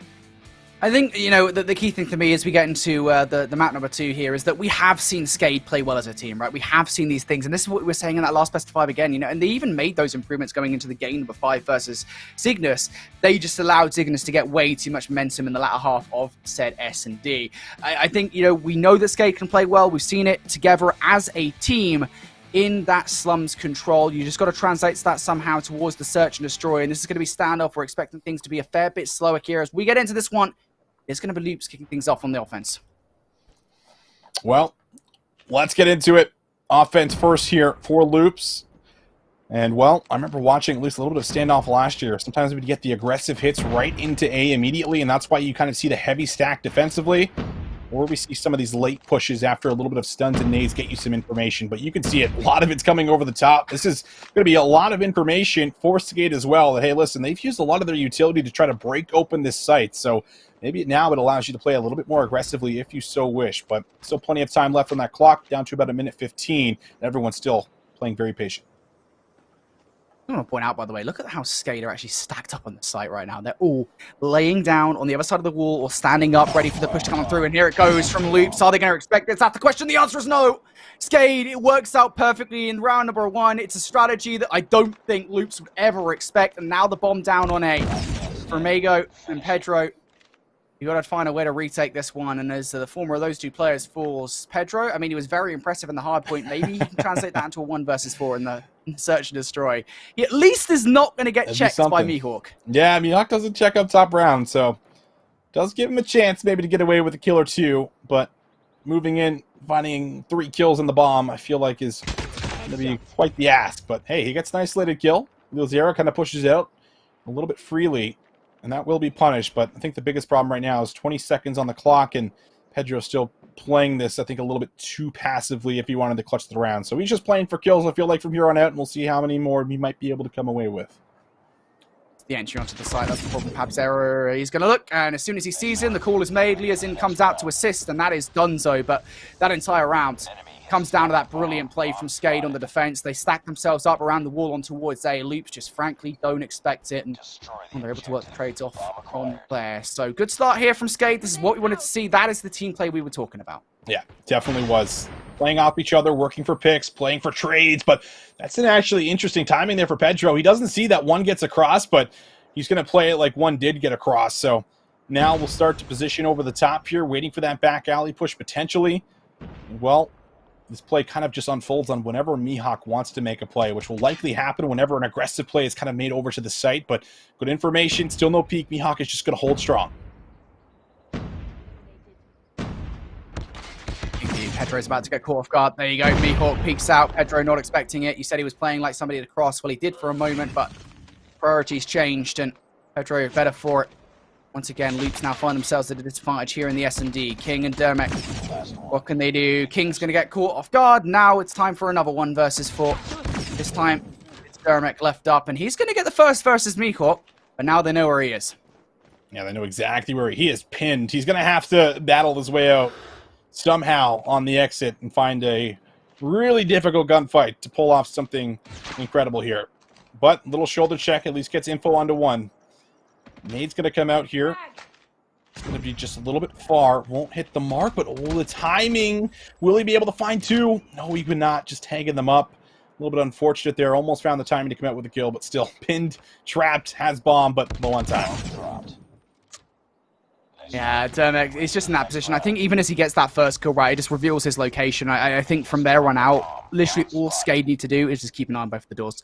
Yeah, they'll have to double up on one of them, and it was kind of unfortunate in a way, I suppose, that Dermek, the door that he chose to exit was the one where 2 players were located, but, you know, nonetheless, I think Dermek was just stuck between a rock and a hard place there, and he's going to get crushed no matter what. So in towards round number 3 we go, and it's that aggressive push that we were talking about. Dermek straight in towards square. He is still playing his life for the moment, but, I mean, he's the only one sliding on out. He's able to get 1, but that bomb now down once again in that exact position it was in previously. Yeah, I'd almost use the opposite analysis now for the side of Loops, where it feels like they're starting to make some individual plays, maybe getting a little bit frustrated with how these rounds have kind of played out for them so far. But a 3 versus 1.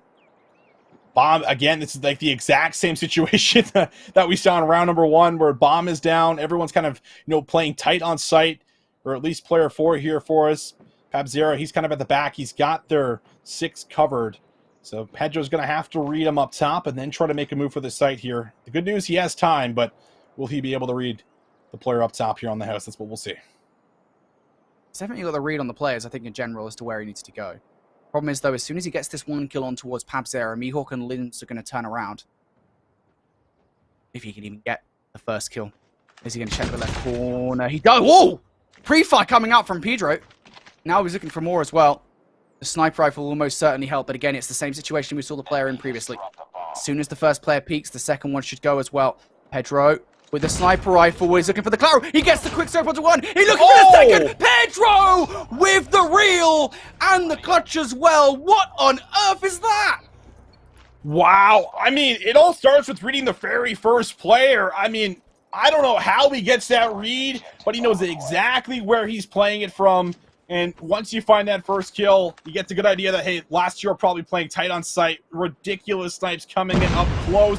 What a big moment to keep your team more or less in the game. That would have been 3-0 for Skade.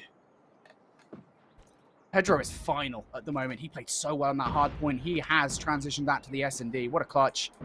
Now, feels like Skade, they have most certainly had their ego battered. Those players stacking up on A once again, Austin. But I think Loops this time, they're not quite falling for it. And it's still kind of the same setup, though. You see it off screen again, Skade right on the minimap. They're just constantly doing this 3-stack on A, and you can't drop the bomb safely without dealing with it. The nades and stuns over the top just haven't really hit the mark, have they? But there's a couple more kills. 3 versus 3. Bomb in hand through the middle of the map right now. Loops don't have to make a move for A this time around if they don't want to. B is an option. I think they just kind of know that those players are going to be stacked up on A, right? I mean, their only option here is really B. Because you're not going to win those trades on towards A. You have to be careful, though, because Lear Zero is a problem inside Grandma's house. There isn't any nice cooking to receive off the back of it as well. But the bomb now down. And now the round most certainly in favor of the Loops roster because they have done what they couldn't do previously. Here we go. How are they going to play this? Everyone kind of playing through the back right now, trying to push them out. You have some great support, though. So Leo's in. Tough spot, and yet he gets overwhelmed with the numbers. So now, 3 versus 2. Sniper in hand. Limbs trying to find an angle, seeing if he might be able to work the kid up top. And well, the shots over the top doesn't need the sniper rifle. Oh, he goes to the second as we switch off. Limbs gets the double up. And now it's a 1v2. He gets the third, and he'll get the defuse. Oh my goodness. Limbs coming out, making plays, making moves. I thought he was going to get caught off guard by the second player, right? Yeah, if he peeks a little bit further through the L wall, he gets caught. But no. Beautiful triple coming out from Limbs. And that's going to extend the advantage for Skade. They put a stop to any momentum build off Pedro's 1 versus 3 with a triple. Now back towards the offense we go here once again for a loops. This time around, though, if they do want to go towards A, oh, the bomb site is technically free. Look at the way the defense is being played right now for Skade. It is very open, and it's just like the mind game that kind of comes into search and destroy. It's like, are they just doing their normal 3-stack to A? Do we start playing more to B defensively? That's kind of what's going through the mind of Skade, but this one's kind of all maybe about playing retake a little bit late. So no one's in the site, but trophy systems are positioned outside, but that pick is huge. Leo Zero able to get one, and now the bomb will go down, but numbers advantage here for Skade. Shin looking for the kill, will not find it. Second falls as well. Dermek down, and King goes. It's just now 1. Pedro left up 1 versus 4. He has the angle, but he just can't get it done, especially with the sniper rifle being better off. Player was already on the defuse anyway, but that is a great retake coming in from Skade. Yeah, the playbook, right? It's a little bit deeper than I think most people expect. It's the constant stack of 3 players kind of on one another with one going prone to be able to get in the team shots for whoever initially challenges. But now it's about kind of playing a little bit more passive, playing for the retake. I really do love it, but Loops, I think, are sick and tired of A, and they want to now try something a little bit different here through the back alley. Scouting for information. Stuns didn't connect early, but now they're starting to come through with the kills. King and Dermek both able to get involved here around number 6, and now I think it's all about maybe backing up and playing with those numbers. Yeah, whether or not they've read this play, they certainly blew it apart. But be careful though. I was going to say you have to be careful because Leonzin was about to get himself in a position where maybe he could catch a couple of players off guard, but he does actually get caught himself on the cross. So that is something that not going to work out. And it's going to get even worse as well as Pabzera's fallen. Leah's in now, the last one left alive. And again, they have this information because they saw him make the cross back towards Tractor, so they know he's located around the A site somewhere. Machine might be the player to close it out, and he will be. A flawless round coming through from Dukes. Much needed round as well, right before going into the side change. You want to get that one last extra round right before you go over to defense. And now, of course, the story does change, as we'll have to see exactly what Skade have to offer for us on the attack, but Loop's definitely struggling to at least get into that A site. Will they be better at defending it? Skade say, well, we're running right into it. Completely open, it would appear, and it looks like that might be an early bomb plan today. Skade, they know how to play the A-bomb site. They were playing on the defense for 6 rounds in a row. And the bomb down for Loops on the retake. Got to make this one work. I think you're relying a lot of this on towards Dermek, who will be in a 1 versus 1 against Mihawk. Mihawk's got the timing on him. He's seen him. Should be done, but not before Limbs goes down. So that's actually a big kill coming in from Dermek, but still, I think the bigger problem is, of course, when we talk about the 1v1s on the site, Pabzera has already taken out 1, but he will fall himself. 15 seconds now left now, Austin. For these players to get the defuse, you got players inside the L wall who are trying to play their life, and Mihawk on the flank. He will take down the last remaining player, and again, you get the bomb down in that situation, you pull yourselves all the way back. And it's tough for the retake to actually happen. Man, Skade looking like a totally different search and destroy team. And I don't just say that because they're playing up against Loops. Like, I say that because of the way they're just maneuvering on the map right now, making it very difficult to read from the opposite end. And here we go again. Last round's a fast A hit. This time it's kind of moving through the back alley and mid, but Loops will be able to win out of the initial gunfights this time around. So won't fall for the trap, but now they make a quick rotation over to A. Trophy system's going down, and they do have a chance to play for a plant, but you feel like you want to kill or two before you drop the bomb. The thing is, I was going to say, if they get this bomb down, you know, maybe it's actually pretty good for them because they can work it off the bomb, but now they kind of hesitated, and that bomb is now stuck in the cubicle. Leazin has to get more than 1 here. There's the first. He cannot get the second. He tries to run away, and I don't think he quite anticipated the triple chow like that. And now I think this route should most certainly be Loops, right? Mihawk in a 1 versus 4. The numbers not going to work against him as Fashin and Dermek going to take him down, and Loops will survive. But I mean, Skade, they had an opportunity there. Now I feel like if you're Loops, like, you probably want to get some numbers on the side of A this time around. You shut down the back alley push.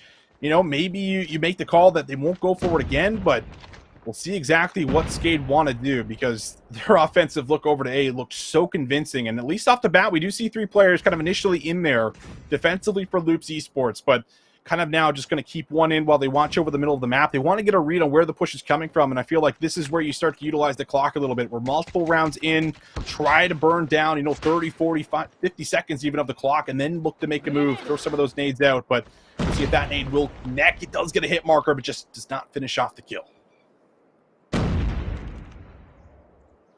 Nothing just yet, and that's good news, I think, for Loops. They still have players on the site, and the machine has just been spotted out.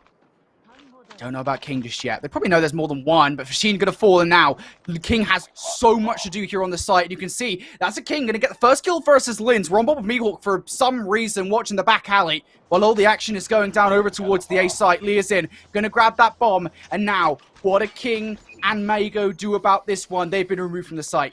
The setup, though, is looking really good post-plant. You're either going to flood through the front from your side, or you're going to come around through mid. And, well, it looks like they're trying to give shoulders here through the front. The first kill ended up coming through. Skade will be able to get the bomb down. And, well, Leo Zero off screen finds 2 more. It's all up to 1. The snipe does come in, but you got to cut through 3 more players here, and you got 30 seconds to do it. Mihawk's watching the cross. Like, Pedro is just in such a terrible position here, and he's taking his time as well because he has to check inside the cubicle, and these players are just frankly nowhere near cubicle. So now for Pedro, has to be perfect. The smoke goes out. Maybe this is going to be the defuse play coming through. He's jumping it. Pre-fire should come through though, and he hops it. Of course he does. Pabsera knows exactly where that bomb was planted for, and despite the attempt from Pedro, it just is not good enough here. So Skade now find themselves on map point 6-3 up. Just one more offensive victory will do. Just one more. That's all you need, and you have the luxury of playing through A like you've been doing. Maybe you just work for picks, as it's just going to be a rush play for Loops, but no trade comes through bottom mid as of just yet. Leo's in, able to get up top, gets the reset, gets the help, so that trade not coming through will at least sting a tad bit, but still going to drop us into the 4 versus 4. Bomb over now by the A site here for Skade. Another opportunity to drop this bomb, and it looks like they're going to get another free plant. It's these plants. I don't know why Loops keep on giving up so much map control.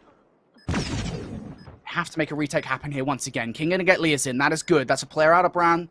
But again, the problem is, as Skade, I'm more than comfortable to push all the way back towards red here.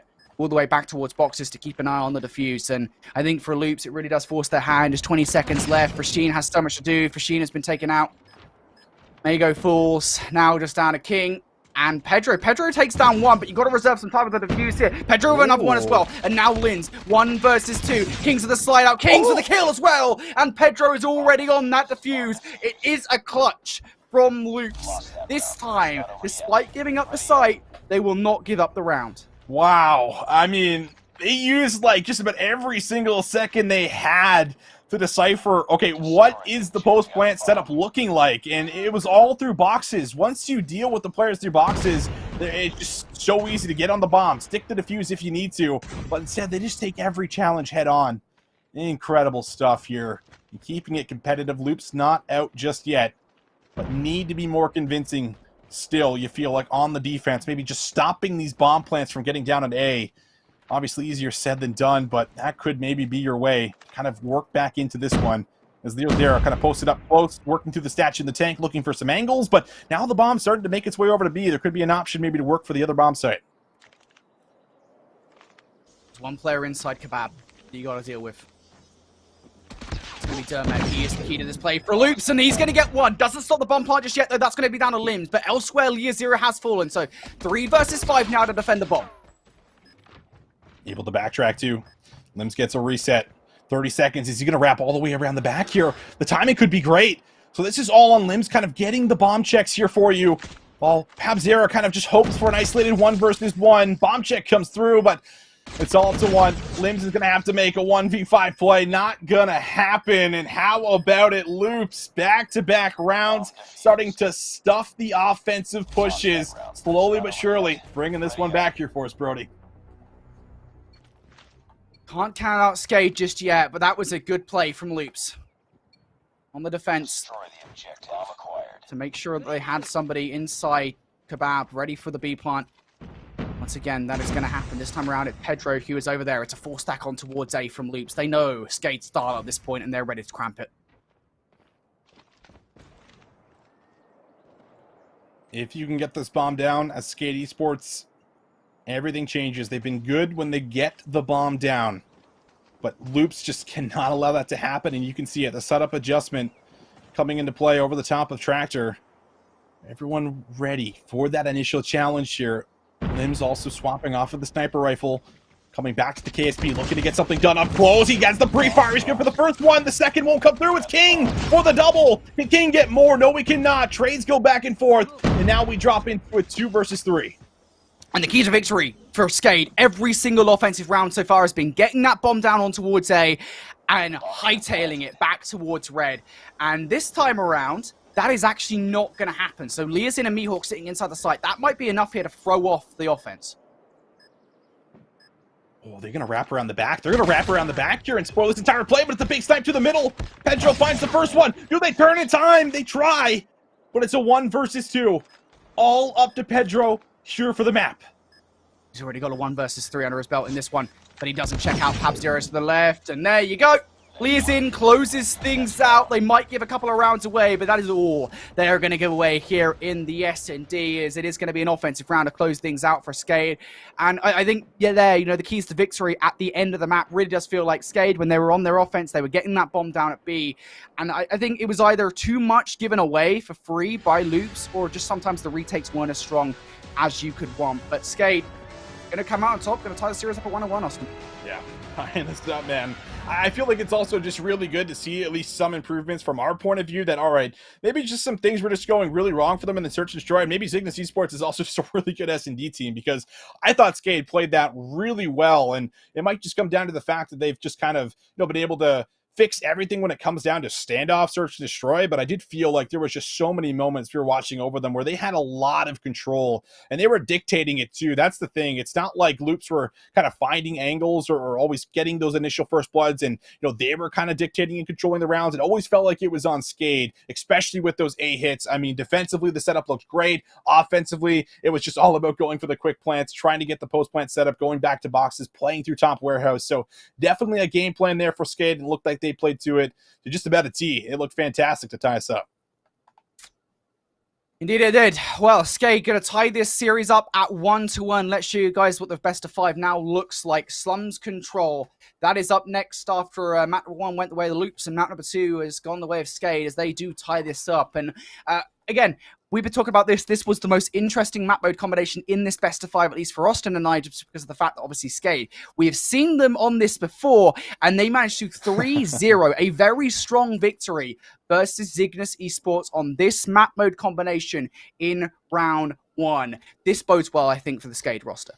You have to imagine so. I mean, you just came off of it. Like, you played it really recently. You looked really strong. Not too many mistakes whatsoever. Like, it's really difficult, I feel like, to go back through that map and kind of pick apart a lot of the problems that you would maybe normally see when two teams play each other really close. Like, it just felt like it was fairly one-sided. Probably the most one-sided map that I think we've had on the day. Maybe outside of, like, the Raid S&D. It was just complete and utter dominance. So you have to bring that exact same energy. You have to bring that exact same play style. I feel like you shouldn't look to change anything up. But on that same note, you gotta have to consider here, Brody, that they were willing to let this through, right? They didn't go and veto a slums. They weren't that worried about it. They have to imagine that it's probably coming in to that third map, and they're willing to play it. So you have to, you know, kind of at least look on the other side and say, all right, we saw a really dominating performance, but it's still really low sample size. Are we going to get that again? If so, then maybe you hard veto slums from here on out. But if not, I mean, you're looking at a Loops that did play really well, I feel like, when it comes down to at least the very first map in the respawn. The slaying power was certainly there.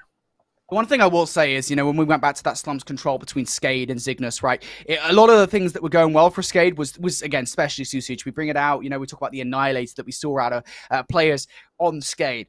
we actually look at kind of what specialists banned here, and Loops were the ones that banned that Annihilator. So I do kind of feel like maybe to a certain extent that was them saying, all right, look, we know that maybe this is not going to go how we want if we do play Slams Control, so let's get rid of that Annihilator, and it might go a little bit better. That said, I mean, the Gravity Gun, the Death Machine, the Sparrow are still all in and usable, which are pretty viable alternatives to the Annihilator. So I'm not going to count out Skade just yet, but I think there is at least that hard counter in there that says that these guys can't use the Annihilator anymore. Maybe that is enough to put a stop to them. Yeah, we'll have to see, man. I mean, it's hard. The fundamentals look good. The way they were playing the map looked really solid. Looked convincing at times. So it's a matter of seeing, what Loops is going to be able to do. We just have the sample size of just one map. It's 3-0, dominating versus Zygnus Esports. It's really hard to take a lot from that. But, I mean, I think the main takeaway is that it was just convincing. So if you can be convincing again, this is probably the hard veto maybe for the rest of the teams up against you for the remaining of the tournament. But if not, maybe Loops have the chance to be able to show us that, hey, we're Respawn stars. Didn't look too good in the S&D, but that's fine because we win throughout, 1, 3, and 4. And maybe that's kind of how they're looking to kind of close this one out potentially. We'll have to see. But either way, it should be a great matchup based off of what we've gotten here so far. A lot of clutch plays, a lot of big plays that are kind of taking place here with a lot of these individuals so far. A couple clutches here and there in the S&D. And we'll see what this third map has in store for us. Will it be another dominating performance? We'll have to see, Brody.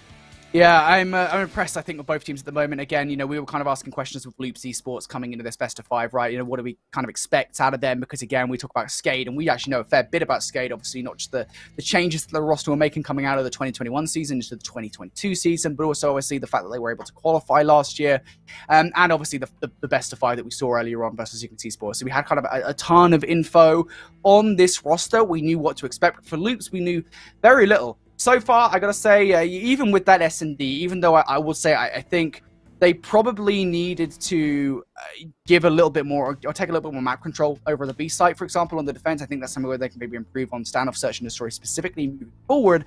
But I think for Loops, they have impressed me, specifically in the hardpoint, and even in the S&D. I think players like Pedro have proven that they are absolutely a force to be reckoned with, and will, I think, very likely, Austin, be so throughout the rest of the series.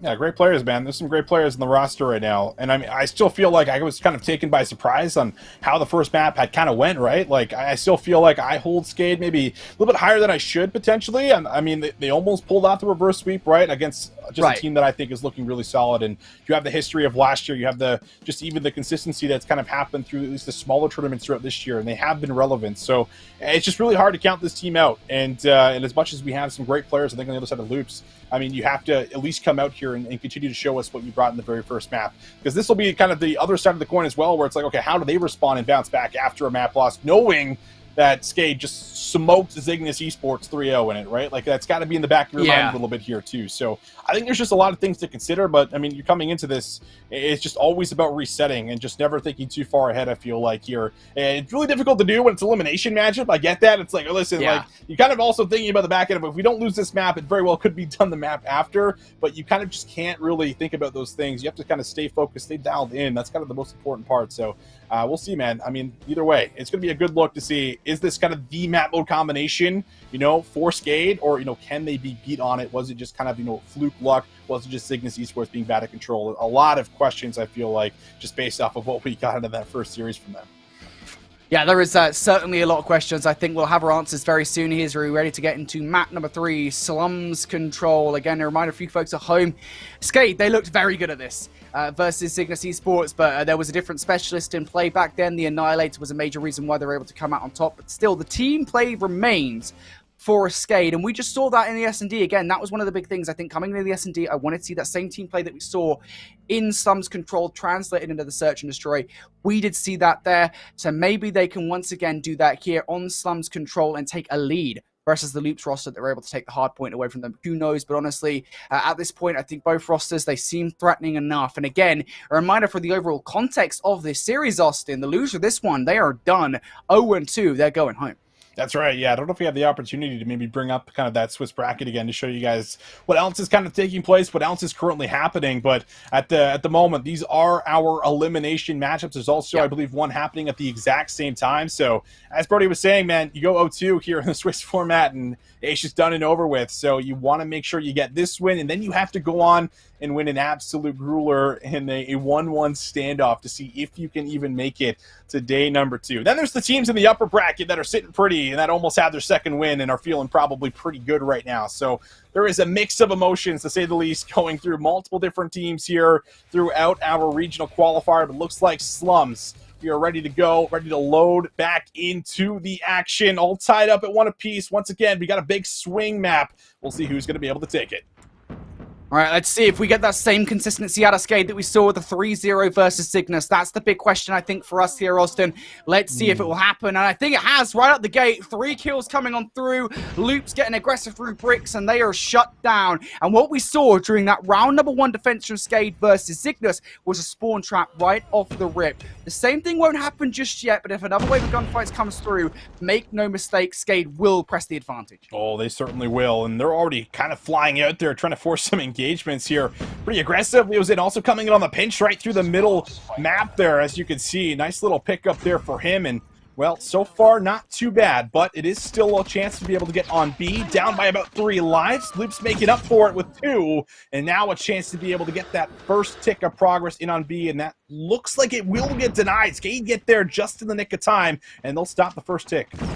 The overextension coming out from Linz as well. He will finally get shut down, and there goes Leozin as well. He was looking to make his way through the crack towards the defensive side. So this is the best chance the Loops have had so far, and now they're looking to really make the best of it as they make their way on towards B. Pedro trying to help the support in kills, but won't get anything as Trade's now starting to come out. Skade starting to gain power once again, and Dermek, the last remaining player, on towards B. I like the split attacks coming out here from Loops. This is a big risk, though. It has to work out. Unfortunately for them, as Skade come flying through with some kills. It won't, at least for the moment. And Mago, well, he's just got a couple of players to look at. So 9v15 now, 23 seconds left on the clock here, Austin. This has to be last chance saloon, you have to imagine, for Loops. That's right. Got to touch. Got to get on the point. And need to clear it off convincingly, too. That's kind of the factor. 13 lights up against 8. The first one is good.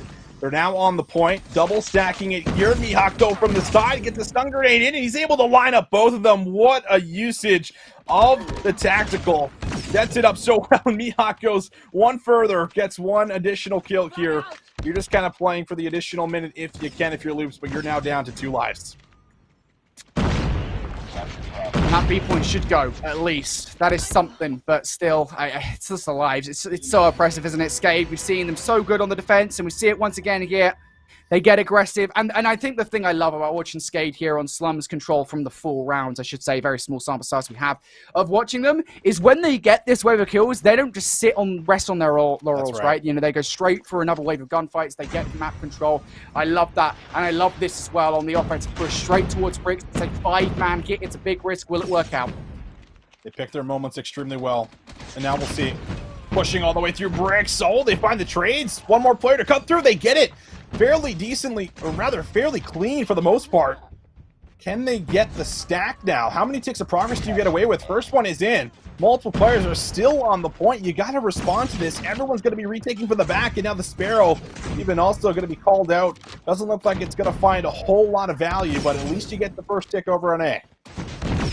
That first tick will be huge, I think, moving forward. That's why they wanted to make that overextension through towards A. But look at the map control as well. I think beyond that, you know, I like the overextension coming out from Mihawk to make his way towards Graveyard, but that push towards A gives the spawns a good amount of breathing room so that Skade can get close towards B. But now it's about how this kind of push off the back of that looks. Look at Linz now looking to go for the overextension through Graveyard. Gets the first one and looks to cause some carnage towards A. Maybe jump on towards the point, maybe make some more progression here, Austin. It just feels like there's almost like a 6th member on the map right now with the way that they're pressuring multiple zones, taking gunfights, but maybe a good moment here for Zygnus Esports to finally clear out everyone that's just been harassing them over and over and over again at A. Still one more player to try to deal with, and they do. And now that's going to give Loops at least a little bit of a life advantage as well, up by about 2. Going to set them up here for potentially locking in the defensive zone. But while all that happens, they've still been patiently kind of just sitting on B, stacking up the points. Lim should be able to get this final tick in, but it looks like maybe one last move. Try to see if you can disrupt something. Not going to work. Extra minute locked in. 60 seconds now on the clock. It's 90 in total, although as is always the case here with Control, you have to feel like it might just come down alive. 13 versus 9. Loops actually have the advantage to that degree. Mihawk sees the second on towards Mago on the outside of Garage. the kills along as well. Meork's putting a lot of bullets in at the moment, and most of them are actually going to be connecting. So maybe this is something where maybe Skade can close some more kills out. Hunter Killer Drone, excuse me, is going to be thrown out by Loops to try and clear the point. And it's a good clear as well. 3 kills coming on through. Now, the life advantage back again for Loops, and most certainly in their favor. This does feel like Skade have one good push left in them. Literally all you have, one good push with no lives really remaining here. It's going to make it difficult. You have time to work with. You can kind of just slowly shoulder things, get information, try to take challenges off the back end of bait and switches. You can see them trying for them, but they're not coming out with the kills. Just a 1-for-1 trade. Unfortunately, you feel like that's probably not going to be good enough here, but you do have players from the front. There is still a chance to be able to get a touch, and you still have time to work with. Kills actually coming on through now from Skade. Leazera and Pabzera are going to make this one realistic. The former of those two players has gone down. So now in a 3 versus 4, with Linz with the trophy kill on towards King, they're at least looking for some progress, but it is effectively a 2 versus 5 on the point now. Linz and Lea's in, and they're both going to fall. That is going to be done. As we're going to see a 1-to-1 now in this control. Skade, at the very least, have been denied a dominant victory here. That's right. They do lose the offensive round, but I feel like the good news is that you do actually get a little bit of utility, at least out of Loops there. They did invest the Sparrow there at the end, trying to make sure they did not lose the offensive zone, rightly so, but maybe a little bit to work off of now going into your defensive round. Loops, though, aggressive right into B. Will already starting to put on some early pressure to that first tick. It's just about in halfway through, and now maybe Mango over the top, trying to make the big play happen. You'll find 2, gets the double up, but not enough to stay alive here. That's still decent defense, at least thus far. Keep an eye on King, by the way, as well, where he's already earned the Hunter Killer and the Predator Missile. That thing can be deadly moving forward as King now looking for another kill versus Leozin. He's actually going to find it. That flank will work out pretty much perfectly because that is a lot of pressure alleviated on towards this B zone. Progression can now be made. 2 players currently sitting inside, but they are facing down the full force of Skade, who are looking to make their way in. And I think Mago wisely tries to escape. Unfortunately, you can't escape the Sparrow. And now we're starting to see Skade aggressive. Really just have to admire how well Skade used their stuns and nades to retake zones, and we might get to see another glimpse of it right here on the A point. Really one of the first times we've gotten to see anyone on Luke's kind of actually attack the point, maybe threaten it. It's just isolation right now, but King is able to get 2. Maybe it sets up his teammates to start to get some work done because Skade losing it on the lives right now, down by about 4. Oh, they're starting to lose multiple lives. King gets the double with the Predator missile, and all of a sudden this round completely changes. Yeah, look at Loops. They're really starting to get aggressive here, and they might just capture B. I think a lot of this is going to come down to Skade, just how much pressure they put on towards A, because you don't want to give this one up. Now, Sparrow shot's going from long from Pedro. He's not going to pick anything off the back of that, but I think the bigger problem is here in this round, even with all the progression that was made, 90 seconds of the clock, a 13 versus 5, the lives are just not there for Skade on the defense. This has to be basically perfect. You can't even get traded. Can't even get traded, man. That's tough. Very difficult to deal with, and you have to shut down what feels like 2, 3, 4 waves and have to do it cleanly. We'll see, though. Might just be 1 or 2, depending on how long they take to kind of set this push up, but that nade kill is certainly going to set something up. That's going to allow them to come through the front. The tight setup on the point, and again, has to be perfect here for Skade from here on out. Dermek really starting to pressurize right now. They're even investing in specialist weapons into the one towards this one to try and get this one done. Dermek's Sparrow is going to get him in towards the point now in a 2 versus 11. Kings as well. Throwing out, he's going to be the final dagger, or rather the final arrow here in this one, as it's something I don't think Skade expected. Loops for the aggression. A highly successful round from them as they win the offense. Truly insane stuff coming through right now for Loops. I mean, showing us that, listen, they show up in the respawns here, but the job's not finished just yet. Skade still have a chance, but King with the opening grenade is good for 2. Dermak gets 2 of his own, and already the first break off not looking great as Loops is starting to put some early pressure inside of their spawn, but won't be able to convincingly come away with a second set of gunfights, at least not yet. It's all about these entries on towards green, or on towards blue, excuse me. Pedro sitting inside at the moment. He's only going to get 1 before falling. Pabzera at least trades that one out, but the problem is, again, that this is just not as strong of an attack as you would like. Time dwindling down here in this round, 55 seconds left, and you're letting control of this point, go away towards Loops. Leazera going to fall as well. It's not looking good. It's yellow in the kill feed. Numbers most certainly in favor of Loops, and now we see a bit of a different strategy coming up, but Loops have read this one. You see a couple of players over here. Dermac able to get to Fashin with the gravity gun on towards one as well. I mean, Fashin will fall, but I mean, Liazin is the only player who has got past the line of defense, and he will be stunned and taken out by Dermac. 30 seconds left, one.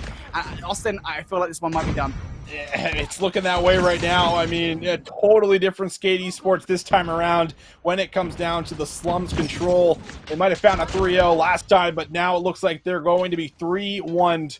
20 seconds left. Maybe Mihawk can try to make a big desperation play from the front, but I feel like you're asking almost a little too much at this point in time. No lives remaining. Everyone just going to try to stack and see what they can get away with.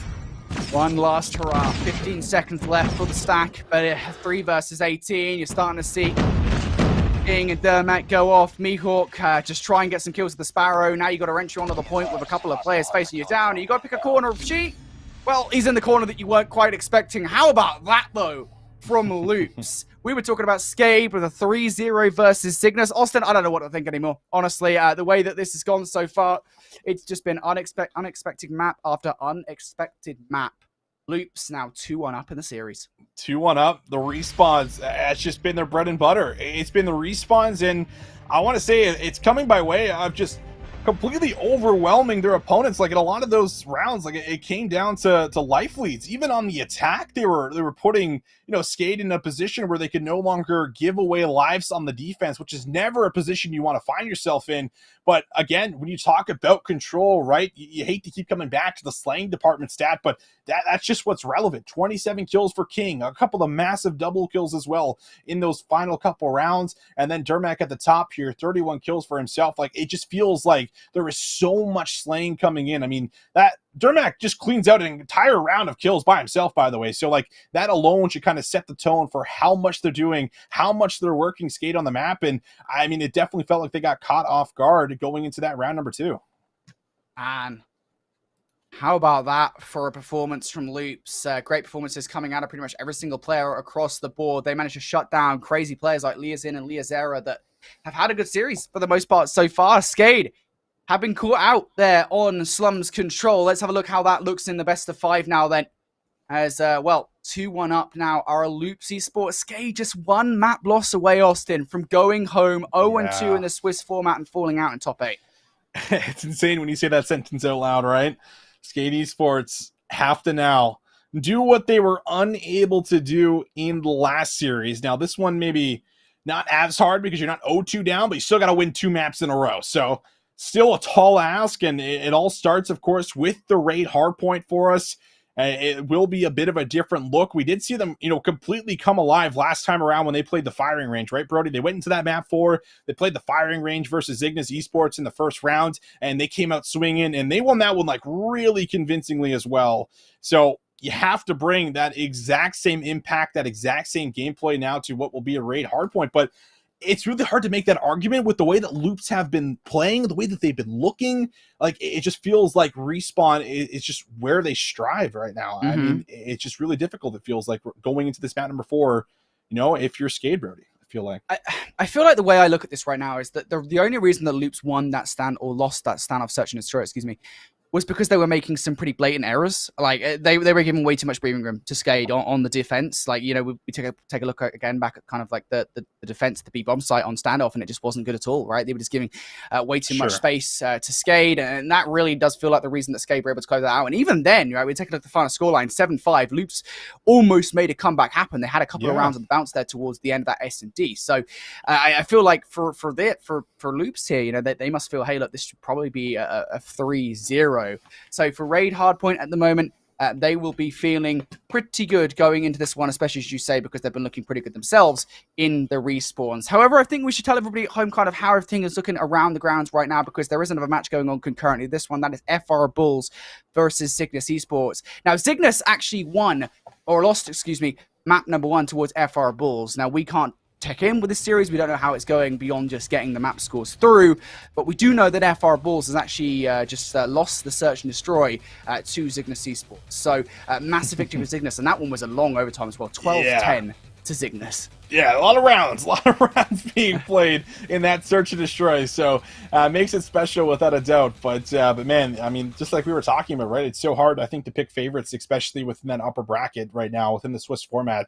You just don't know who's going to show up. So the fact that that one's all tied up one apiece makes things really interesting, because that's also a qualification match for anyone that does not know. You are guaranteed day two. If you win that one, 2-0 solidifies it. If you lose that one, well, then you're going to play the winner of the match that we currently see either from this series or from the other one here in Elimination Round. So we'll see, but we continue to keep things going within this one. It's not done just yet, but there is an advantage and there is a chance for Loops Esports to put this one away right here, right now. They have been relentless through all of the respawns so far up against Skade. Can they do it one more time, Brody? Let's get into it, man. It's going to be a fun one. It's going to be a fun one. Potentially the last map here in this best of 5. A Skade 2-1 down. Can they pull themselves back from the brink and force a game number 5? We're getting in towards P1 right now, though. It's going to be Skade looking to touch on first. Petro and King, though, providing some resistance around their kill. And Lim's in for 2. Brilliant start coming out, looking for number 3, and he will find it. Lin's coming out of the fire to open up this hard point. You'd love to see at least one individual already off to a hot start here for a Skade Esports that needs to chain together a win here in map number 4. 13 seconds so far on P1. Skade over the top here. More specifically, Leozera will be good for some long-range shots. But now up close, Limbs, last time with a 3-piece. How many does he get this time? Looks like 0, but he does set up the play for Leozin to get a 3-piece of his own. So 3 pieces galore, but it's all good news here for Skade, as it's going to be a good chunk of time off of P1 initially. Brilliant start coming out from Skade. They'll be feeling pretty good about the way this one has gone so far. However, they do not have the rotation towards P2, and that is the key thing, I think, for Loops here. They want to stop any early momentum building. They need to hold on to this one, and that's a good kill coming through from Leozin at the very least. Now the path towards Laundry has cleared. The Hunter Kill is showing about to come out as well from Leozin. They are not holding anything back, especially as Leozera already picking up 2 here. This is looking very dangerous as we move around the back line. Loops forced in towards Money. And Dermot gonna fall. Papzera with 3 in the key, in the feed, and Skade. I mean, this is such a dominant start from them. It only takes 10 seconds or so for them to break into towards P2. All through the middle, though. They will find themselves in for a quick moment. They go there for 2. That's going to give Loops at least initial control off the back end of what was looking like almost a bit of a runaway for Skade. But Leozera wants to get involved. 30 seconds to fight for. Here we go. KSB in hand. Trying to lay down to the trigger. A lot of assists coming in there on the back end of another multi-kill. Papzera, but is it going to be the 1v1 for Scrap Time going the way of Loops? Looks like that might be the case. Limbs can't find anything. Scrap Time secured, and now the P3 rotation already underway. Rotation once again here for Skade. This one is going to be a hard one to break into, but you've got the numbers, technically speaking, in favor for the moment for Loops here. And that is something they have to work off. Nice trade coming out from Mago as he turns around for the kill on towards Leozin. But here comes Leozera running straight for the middle of the map, looking for 2. He will not get it. Linz is going to be the one to pick up that second kill, but nonetheless, it's Skade in for the moment. Just the one player left alive, and that is going to be Papzera, waiting for the assistance to come on through, and it will arrive. The close spawns at the moment being so dominant for Skade. But still in the point. Skade with the Sparrow now in hand through the outside. Papzera will get taken down. Still contested. Still either team can get full control of this, but now it's all up to 1. Limbs will now be overwhelmed in the back. And a really unique situation right now with 25 seconds left, right? You don't want to give 25 seconds over for free, but you also don't want to cost yourself on the rotation. So it looks like nobody's really going to put any additional effort into hitting the scrap time. Everyone's going to make the call to rotate, but look who's already here. Machine is already up top, threatening the spawns. Loops looking to find their way through. Fashine, as you say, massive reason here why Loops are able to have this presence at all. But again, the problem is that there is just so much presence over there for Skade. I mean, you're looking at what player number 3 at the moment. Mago has to do inside. He has so much to do with Skade. Continue to spawn in that backline towards jungle. Now, Ermek should, fortunately, very soon here for Loops be able to block these spawns. Almost gets that second one to Papzera and actually doesn't. The fact that he doesn't get those kills means that Skade will continue to spawn in that backline, continue to respawn in towards this basketball hardpoint. And for Loops now, you've got to break in here. You don't want to give this time away towards Skade. Maybe go for a pinch push, but you also got to be kind of cautious about the fact that players like Leozera are already spawning out here, Austin. It's a good read, though, on the spawn flip. Like you said, now you just have to break into the hill. trying to do a collapse from both sides. It looks like player 3 down low. PabZero trying to get involved and will be able to get some shots in, it looks like, off screen, but will it be good enough for the break? Yes, it will. 20 seconds now. Might just be locked in, pending this hit is not successful for Skade. And it looks like they're simply playing for exits from here on out. So a really good moment for Loops Esports to hold on to some of the scrap time, lock in a decent second half of the hill here in basketball to keep this one close. Just about a 15-point game going into the final hill. 15 points is not a lot of difference between these two teams, and this, of course, is going to be P5, the hardest hill to hold here on Raid Hardpoint. Dermek able to pick up 2. Mega going to throw that Hunter-Killer drone out, and it should at least connect on 1, but in the kill feed, it's actually going to be Liazin and Liazera here who pick up 3 kills between themselves. But as we said, this is going to be one of those hotly contested hardpoints. Really, just got to try and position yourself around it. This is where we're going to see a lot of special usage coming out, especially from Loops. And you can see it right now. Look how much utility they actually have ready to go here. Not only does Pedro, who is having a hell of a time, already have the Predator missile and the Goliath ready to go. He just uses the Depth Tune to get control of the hill here for Loops. Oh my, and look at the control already. Gonna make some moves over to P1. Won't win the battles, but it's going to make sure you lock in time here on P5. This is usually not a hill that we see a lot of time go over to, but with all the streak usage, all the specialists being invested, it will pay off for Loops. Coming off the back end of a decent second half of the basketball court and then a really solid P5 hill inside of Square. That's going to give them the edge, give them a slight lead, and now back to the resets we go, heading into P1. Part of me does kind of realize here, you know, how much of this utility is actually going to utilize by Loops into this one, right? Do you want to use the Predator missile to break in, or do you just want to do it with the guns? Because right now is a really good opportunity to put some serious distance between yourselves and Skade. Now, they haven't opted to do it so far. I think they just want to do this in the traditional manner. But here we go. Pedro going to bring the Hunter-Killer drone down. That will assist on the exit, or the entry in towards the hill. Dermek, the only one at the moment for Loops, though, that's actually picking up any frags. And now, as we say it, Liazin and Liazera, the last remaining players on the hill. Skade spawning close towards Laundry, and yet still Loops going to lose control of this game once again as Skade getting full control of this one, and Liazera is now earning streaks. Oh man, so closely contested between these two. Maybe a chance to be able to get 20 seconds off of P1, and maybe even Loops, though, might be able to set themselves up for the spawns here. The Goliath coming into play. They're investing a lot, but the Goliath is down. Does not find a lot of value. The streak usage is just perfect coming through for Skade. They'll deal with everyone on the rotation, get the scrap time, and they're set up here at P2. And now Liazera's got their own Goliath as well. That is a huge rotation coming out from Skade and a great stop of Pedro. But got to remember that Predator missile is also still available for Pedro to use. So if the Goliath comes down from Liazera, well, we'll probably see the exact same thing from Loops. But the crate's going down inside the hard point at the moment. Just 25 points or so separating these two teams. And now it's going to be Loops in. PabZero with 2 with the Sparrow and Mihawk, and Liazera picking up kills as well. That is going to be the wipe that Skade required to get Loops out of the hill. And now for a Loops here in this one. Got to find your way on through, because this is the biggest thing we've seen so far in this game, and Skade are going to continue to grow it. Oh, it looks like it's going to be the case potentially. You have to hold from the front, and it looks like it's looking solid for Skade. Mihawk there with the double up on the Sparrow. Pedro just trying to lock down Zig to at least solidify the rotation right now.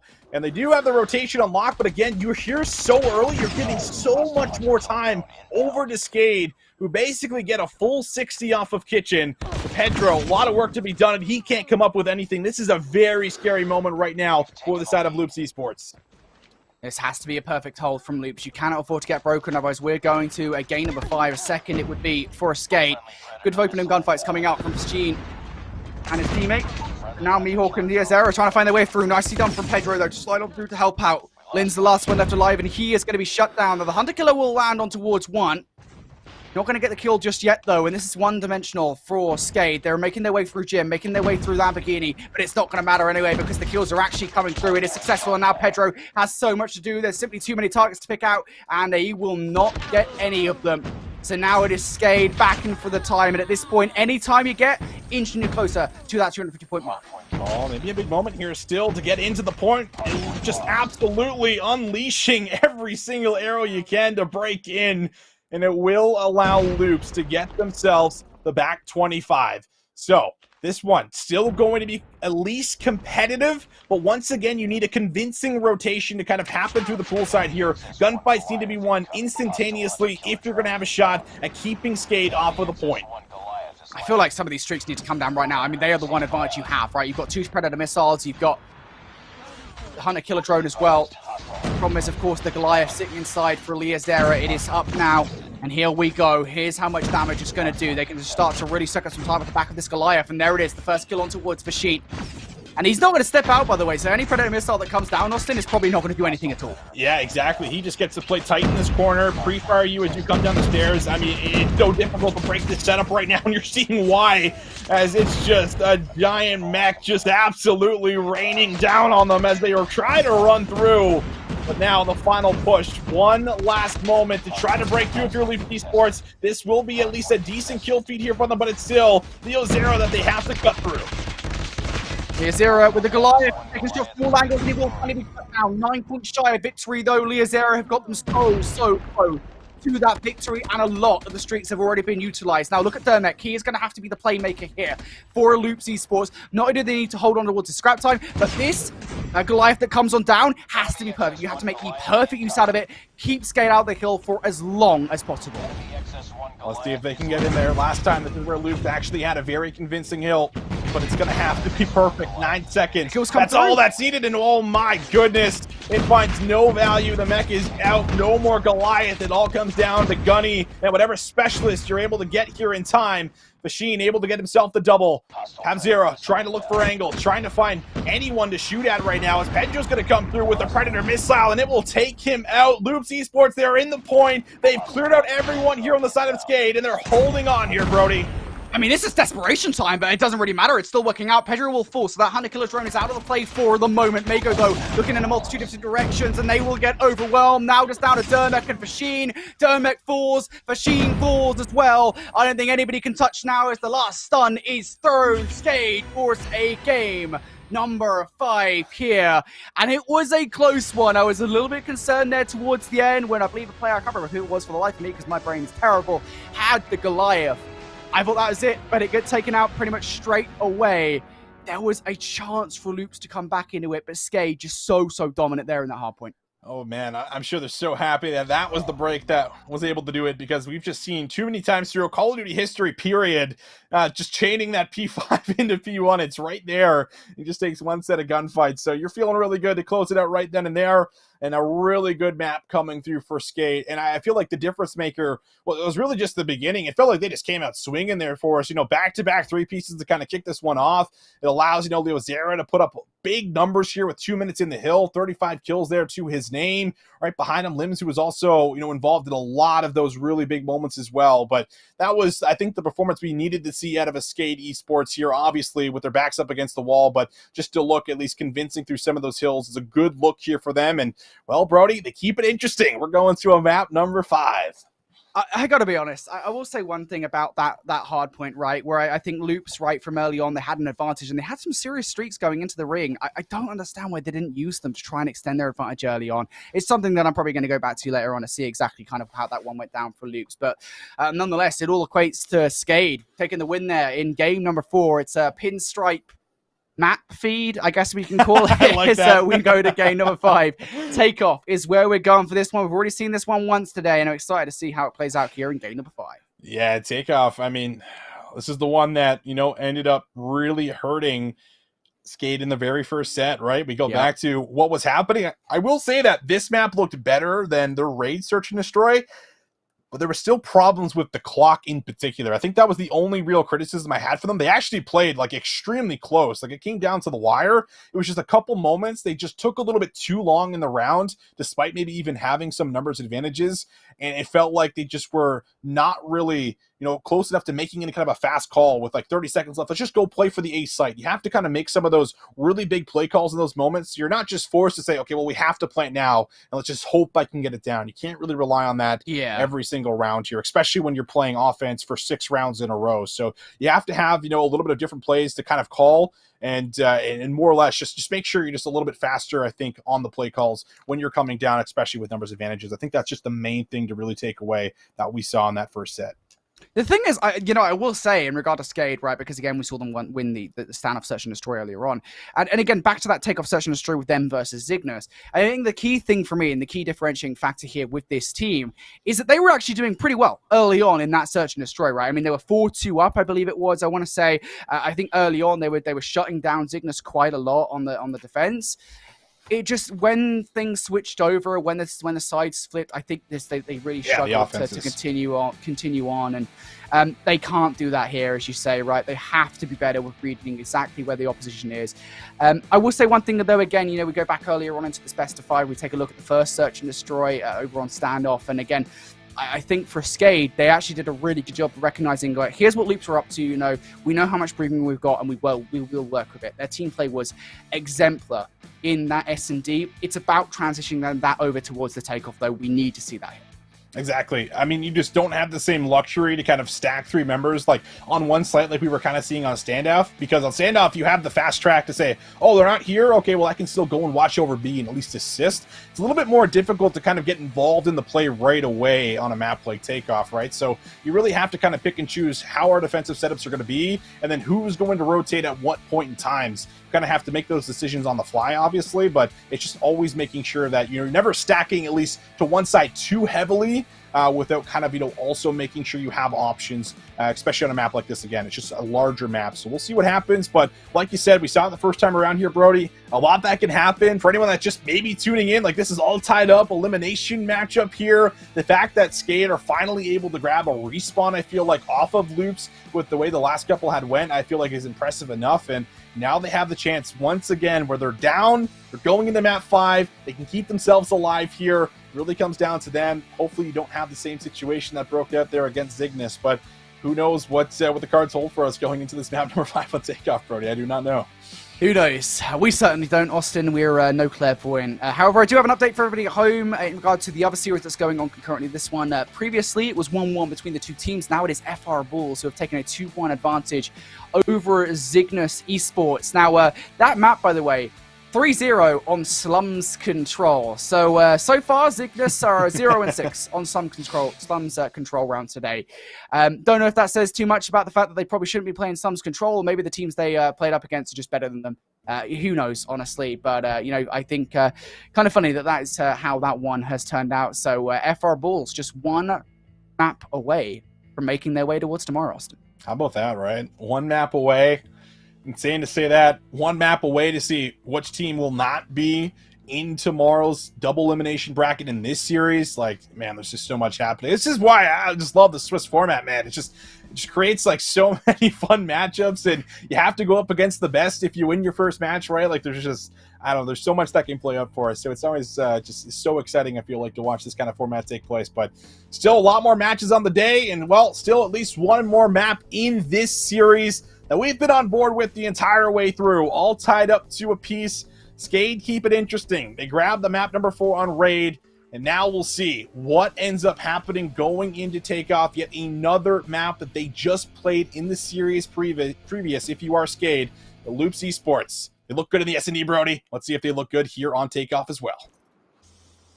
Let's see. Game 5 for all the marbles, or rather just the marbles that would save you from being eliminated from today's tournament. It seems like on the offense to kick things off, Loops have their heart set on towards an A plant. Leosin will be the player to spot this one out, if anybody at all. Bomb. Should be going down very soon. This is a lot of control given away. Yeah, it definitely is. It gives them an option at least to go for the early plant if they so wish. Look at this spot here. Fashine in the back is going to maybe get away with a kill. Potentially, no, the challenge. Babzera, so good with the sniper rifle. We saw it in the last series. Bringing it out again here on Takeoff. Good for at least that first pick to kind of even us up. But options that could come through over to B, maybe. We'll start to see at least Loops slowly but surely kind of clear out some of these spots, check some angles. And with about 55 seconds left, we'll see if that will be the play call.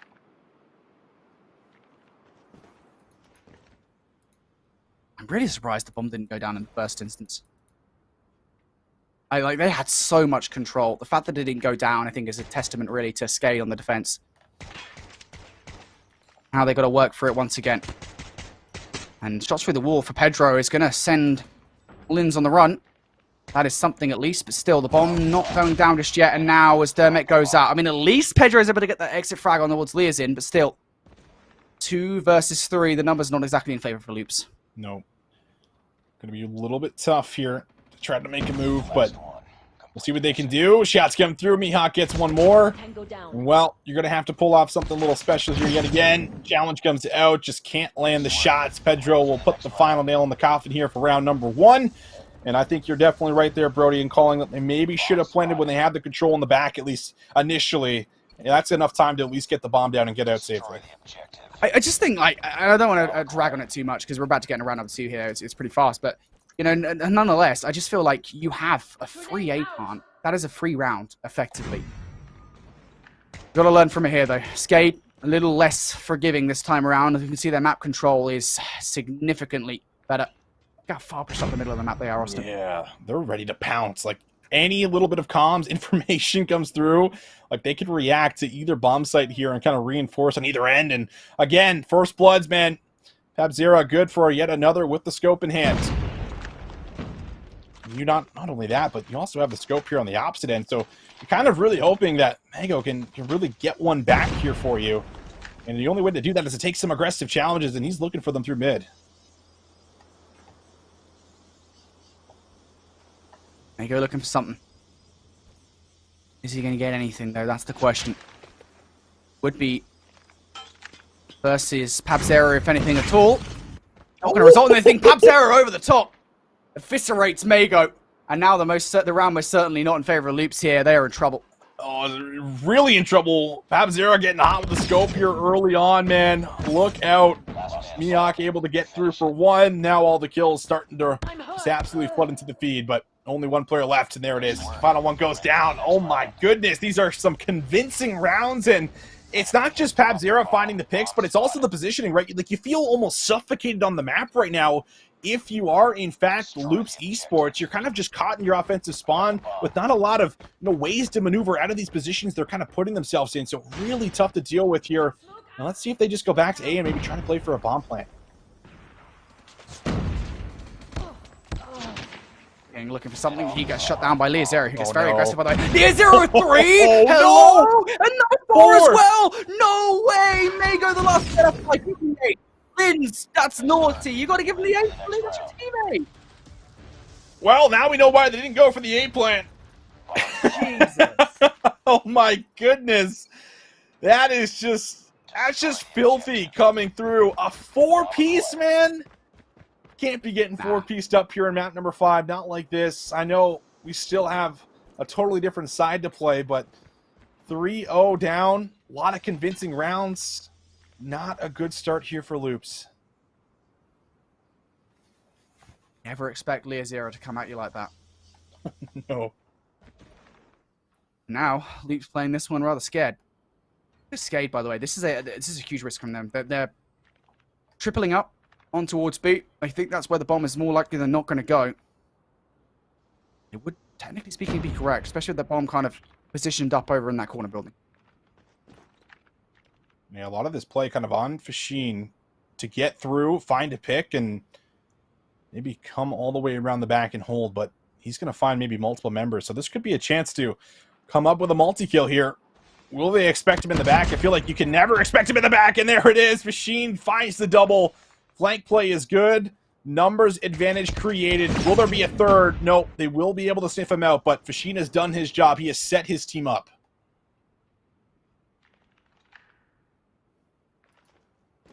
Numbers now in favor for Loops. Mago looking for something. Across the middle of the map. I do like that Skade haven't exactly given up their power positions despite not having the numbers, but you have to feel like a lot of this is going to fall on the shoulders of Pabzera, who is covering A, and he's going to get one on towards W. No. And a second one as well! Not again, surely! No. Pabzera with 3! And now Pedro in the 1 versus 3. How the tables have turned here. Pedro, you pulled off a 1 versus 3 before, but not this time. Stop Yet going another A! solo play. Stop going A! Get out of there! Just eliminate that part of the map from your brain. It no longer exists when you're on the attack. Worry about it when you go to defense, but it no longer exists right now. Go to B, play through mid, try to make something happen, elsewhere because you have now been 4-pieced and 3-piece in 2 different rounds on that A site coming through the door. Oh man, what do you say? And now Skade also, Mihawk finds yet another multi-kill here onto Loops, as it feels like they're slowly starting to break. Last man standing. Leah's here getting aggressive. Nice work. Well, Ready for the next that one was round. fast. Skade at the moment, just 2 rounds away. We're 5 round deeps now, and these guys on the defense at the moment have just been lights out, but there is nothing for Bomb Loops. spotted. They are getting aggressive, they're getting shut down. Skade is just, he's having their way with them at the moment. There's nothing else to say. Yeah, literally. Look at it again. They're just getting pieced up. They're getting pieced up and right through mid. Right through mid. They're just running at them. We'll get at least initial trade here. But still, 4 versus 4. Mihawk is going to find Machine. And Loops feel like they're in this really difficult situation at the moment. They have time to play with. I'd love to see them really work the clock here and slow it down, but still so much more work needs to be done. I mean, at least they've put a stop to the bleeding. The wound's pretty deep at this point, but... oh. Somebody get a band-aid on it. Slow as you like now between the 2 teams. Leazin, Pabzera, and Leazera. I think just after the last 5 rounds or so, there's an element of this is like, we're kind of scared as to where they could be located. Now, that's good news for Pedro. Take the kill on towards Leazera, but Leazin's just spotted out 1, and he might just get good timing on him. Oh, he could. No trigger discipline, but it's okay because he gets the first kill. Oh, he gets out. He sees both of them. Both players now. Oh, he's not able to escape. That was such a crazy chain of events, but it sets up Pabzera to maybe come up with a 1 versus 2 pistol in hand, and the bomb still needs to go down. We'll see exactly what they could do as now position's going to be given away. Looking for the trades, but oh no. Oh no. Finally. Around on the board. You're thinking for a second, there's no way another 1v2 happens. Not another clutch play for Pabzera. But all right, they're on the board here, Brody, as we switch sides. I think the thing we have to remember here is that technically speaking, every S&D map is supposed to be defensively sided, right? That's the one thing you have to remember, is that technically speaking, it's better to be on the defense than the offense. So hey, maybe this is where Loops can start to turn things around on the defense, but look at the aggression coming out. They're hitting this one so fast. King is ready for it, though. He's already got himself into a power position. He hasn't been traded out just yet. Even worse, he gets a second as well. This is very good as King picks up 3. And Leazin and Pabzera now left up. King surely not for number 4. It's left and right they go. He's dodging the bullets, though, and King is about to be given this one. Nope, he will not.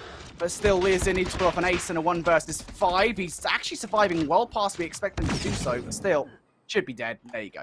Yeah, we'll be dead. I mean, I'm actually a little surprised that Loops kind of come out with that amount of aggression in their very first defensive round, but maybe that makes Skade play a little bit different now going into their second, right? Are they going to do that again? Should we post up and kind of play a little patient, hold a pre-aim? It starts to draw these other questions into your head, so I do like Loops kind of just throwing a little shift in tempo there into that round. Now we'll take a look at potentially what things are going to kind of unfold around this A site for the side of Skade Esports. They do have at least the initial setup, looking for some information, trying to work some picks, tons of nades. They're going out. Nothing going to connect here, but Loops do have at least a forward position around the bomb. And that's the good news, I think, for Loops here. Got map control. Have a little bit of information with some utility being thrown out as to where Skade are as well. Especially with that stun going out, I'm interested to see kind of what the adaptations look like from Loops. This bomb traversing through B, this is something we haven't seen yet, Austin. Yeah, we have not.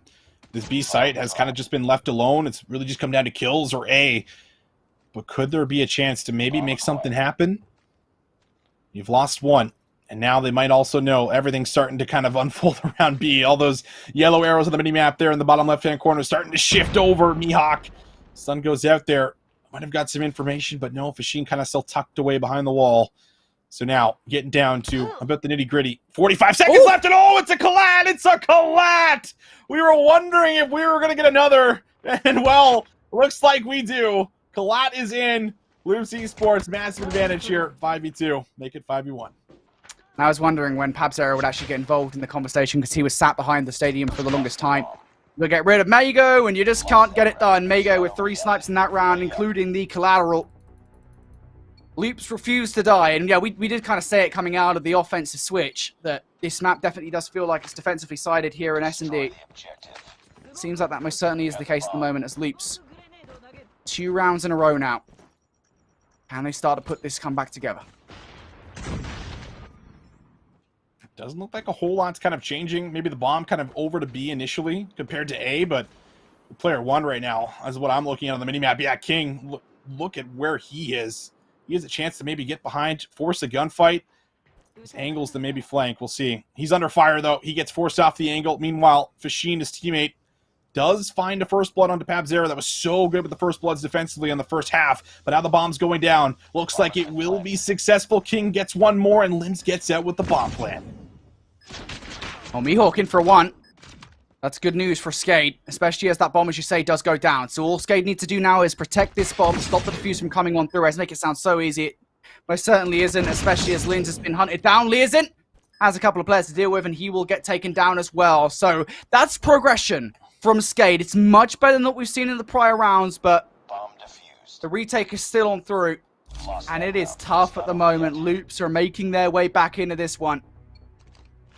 I think what's really interesting about this is the first time around with Skade and Zygnus, it was so back and forth. It was like round for round. It was never just kind of just this 3-4 streaking of rounds in a row, but this time it's just been so defensively favored compared to what we saw at least the last time around. Now, 5-4. A chance to put yourself still on map point, but you feel like the last couple rounds, they just have not went your way. The opening engagements have not been good. Trophy will get destroyed here for Leo Zera to open up a play onto B again. That's kind of been the favorite bomb site here so far, but it's still very much, you can kind of see the nerves setting in here, Brody. You know what's on the line getting down to the end of this search and destroy here. It's tough for sure. You know that snipers are going to be watching the crossing towards A from Stadium. You also know that more likely than not, players are going to be located towards B as well. You're just looking for an angle, anything possible. I kind of feel maybe to a certain extent, maybe the angle you're looking for is maybe if you're in the middle of the map. The Skade make their way over towards B. Maybe that is the strategy to get in towards one of these sites. They're going to try it. It is open. Smoke's also going down here. It's going to signal maybe a check to come through defensively for Loops. Watching over top. Limbs is going to try to drop that bomb. Fashin gets caught on the cross, but it's a trade right back. Turnback able to get one. And now it's Skade that create the numbers advantage. Bomb is down. Retake is now in the cards for Loops. King is the close player that can do anything about this. We need to see some heroics coming out from King. He's running straight towards the bomb. He should be able to stop it. And no, he doesn't. Does get one kill, though, and gets away with his life. No trade just yet. Mihawk maybe going to trade this one off, and surely will do. There you go. King down. Now 2 versus 3 on the retake from Pedro and Mago. Mago, the sniper rifle as well, by the way. Pedro, the AR to work with. And Pedro's about to walk right into Mihawk. He does. And now Mago, 1 versus 3. You know he's got the sniper rifle, and that is the round that Skade needed to get themselves back into this one. I love the usage of the smoke grenade there because it just always calls for a peek. You feel like defensively, I can't let the bomb down. You know you're there for a reason. It's your job to kind of guard over that site. So you kind of always want to throw those shoulders in, try to see if you can take the player off the bomb. But in that situation, ends up biting them. And now 6-4. Chance to put it away. Skade don't want to play with their food here too long. Try to get it done if you can. But it will be, of course, another offensive round coming through for them. It's been all about this B site over and over and over again. We'll see if it changes.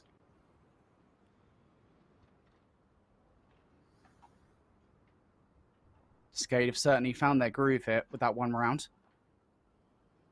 You have to imagine, though, if they make the same play happen, it certainly wouldn't work again. Loops would be much more reactive. I'd hope, at least.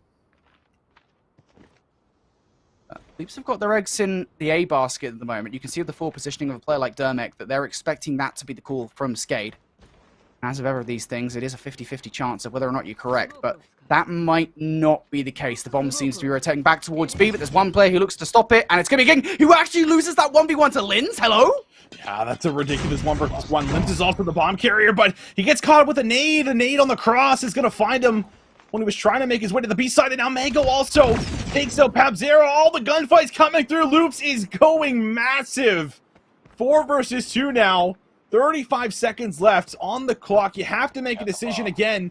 Do we go to B and try to get this bomb down, or do we rotate over to A? A looks like a death trap here, but they might try for it. I mean, it really depends how these opening frags come from Mihawk, and yeah, it just doesn't work out. Loops are going to win out, and from that first blood, Austin, I thought this one was over. I thought that was it. You know, they get the first blood versus King, and they get that 7th round, but nope, not going to be the case. 6-5 now. Skade have to finish it here, as we are going to see overtime. Haven't got overtime yet, but hey, if we're going to get it anytime, I'll take it in map 5. That's for sure. Here we go. Initial challenges again. I've just been everything. These first bloods have kind of ignited the initial push. If you can get them! And there it is. Leozera takes it on to King. Blooded in back-to-back rounds now. But this time, no aggressive move for the bomb just yet. Still plenty of time to work with here. Search for some information, then kind of start to figure out the game plan on how you want to drop this bomb. But this is at least exactly what you want. You got the opening pick.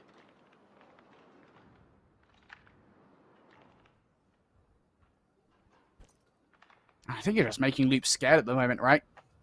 Where are we going to come from? The paranoia is high. They get the kill on towards Fashin here. It's huge. The sniper's there from Pabzera, but it will actually miss on towards Fashin. That would have been the dagger, you do feel. And now instead, information gained by Loops. What do they do with it? They're going to try to drop it. They're going to try to drop it right now. I don't think any nades are coming in over the top, so this bomb will go down successfully at B. It's going to have to be a retake. 4 versus 4. Fashin gets one back. How does Loops play this? Well, I like the advanced position, but Linz misses every single shot there. And Fashin back towards Leozera as well. Fashin continues his crusade in towards the site. 3 versus 4 now for Skade to try and defend this bomb. Trades are galore once again. Now 3 versus 2 here for Loops. And the bomb's still going down. 19 seconds left, and there's another one forwards. It's down to Pabzera all the way at the back of the map. He's being hunted down. A player on the defuse. And Fashin will send us to overtime as the defuse comes through. We're going OT, baby. Win by 2. As you can see it there on your screen from here on out, things get interesting as Loops go back onto the attack. Remember, A was just not looking great for them. They could never really get through that A door, but it's where they brought the bomb a multitude of rounds. Now do they start to kind of take the play out of Skade's playbook and kind of work through B? We'll have to see. Again, these opening picks really are everything. And you can see both sniper players on either side of the map trying to work for him. First bloods for the last couple of rounds have gone Skade's way, but unfortunately the rounds have not. Loops have fought their way back into this one.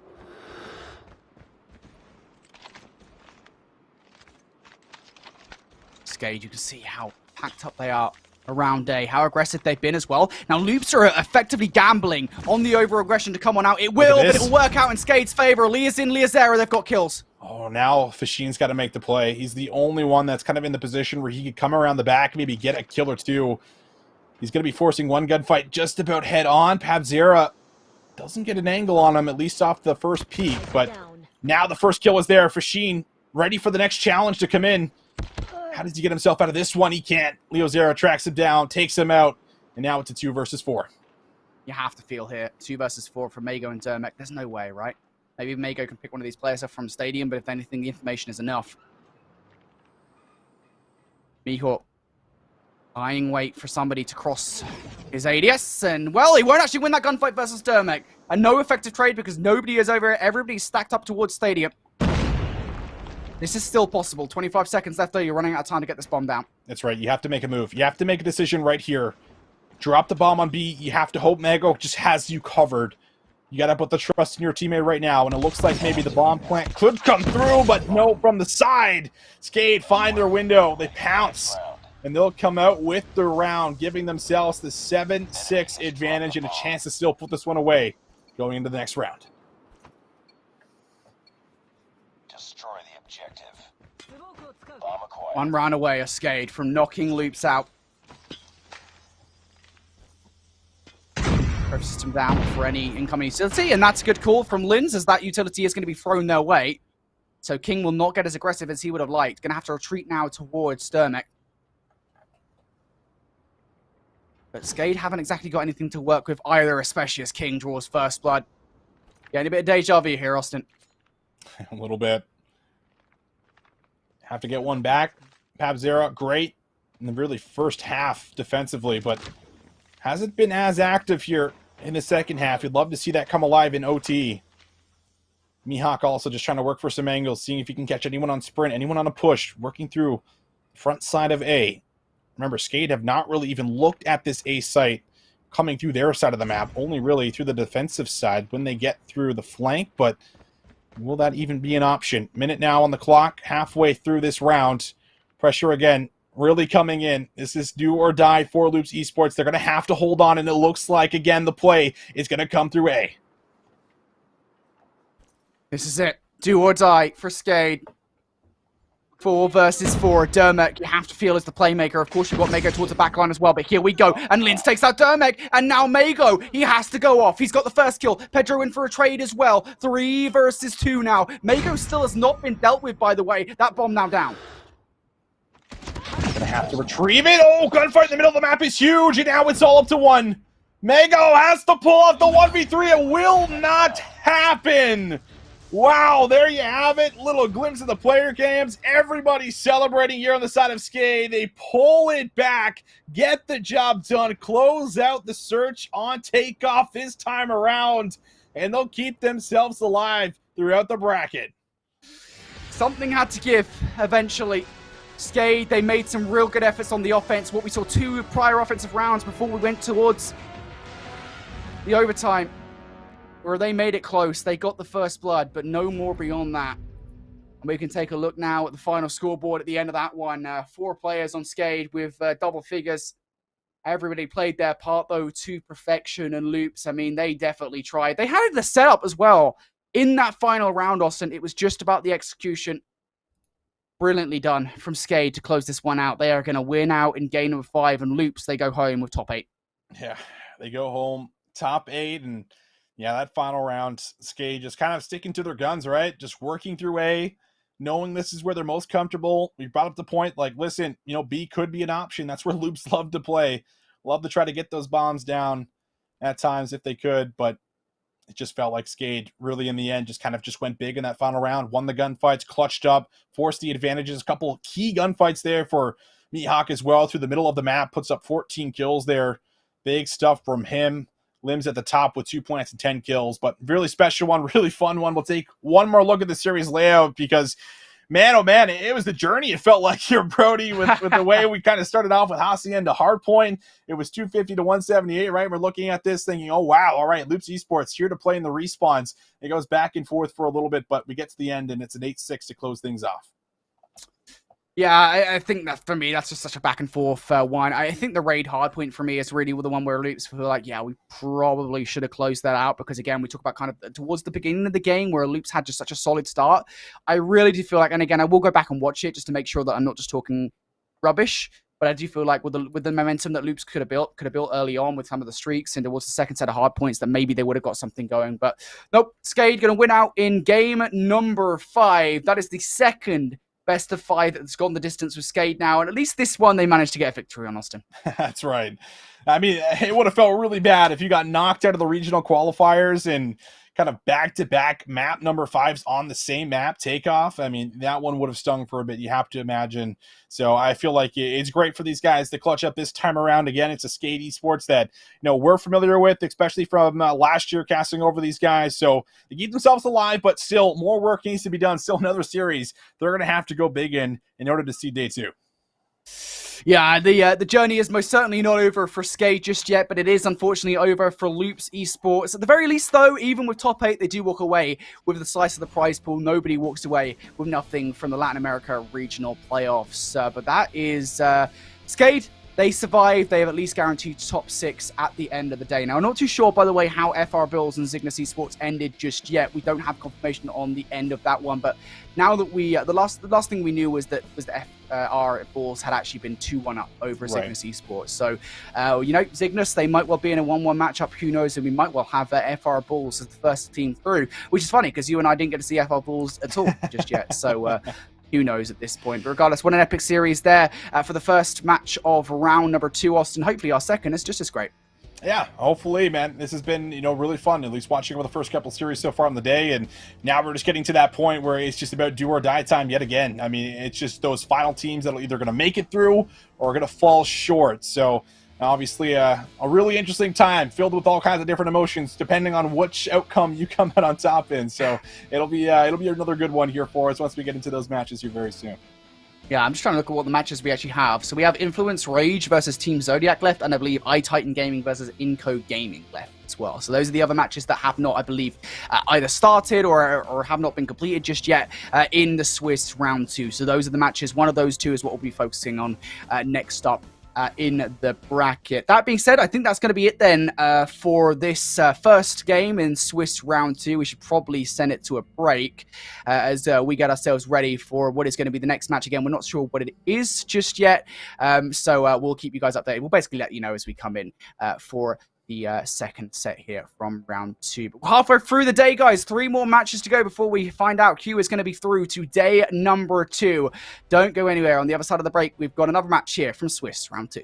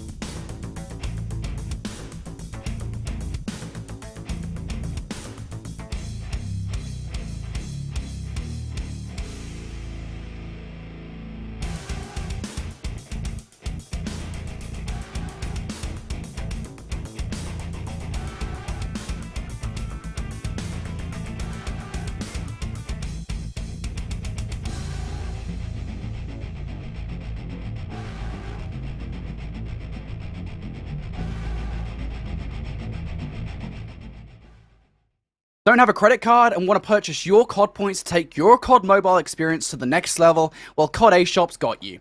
Go to COD A Shop Mexico right now and pay with your favorite payment method, from e-wallets to cash payments, a wide range of options for you to choose. And that's not all. COD A Shop is the only marketplace in which you can get 10% off for your COD point purchases.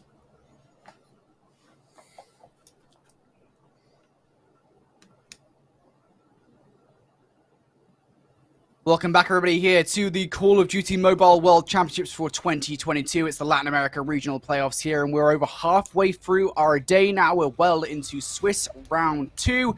And if you're just joining us, my name's Infinity, joined by Visions here on the casting desk. Austin, mate, we are 3 series down. We've got 3 more to go, and we're about to eliminate another team. About to eliminate another team, and well, the last one just went the absolute distance. So we'll see what Team Zodiac and Influence Rage got in store for us as we take a look at the series layout here. And well, we'll be kicking things off with some firing range hardpoint right away. We got the Summit Search and Destroy, Control Standoff, a couple of different ones in the mix besides maybe the Raid Hardpoint and Takeoff Search. So I'm a big fan here, Brody. We got at least a little bit of a different map set coming in here for our 4th one.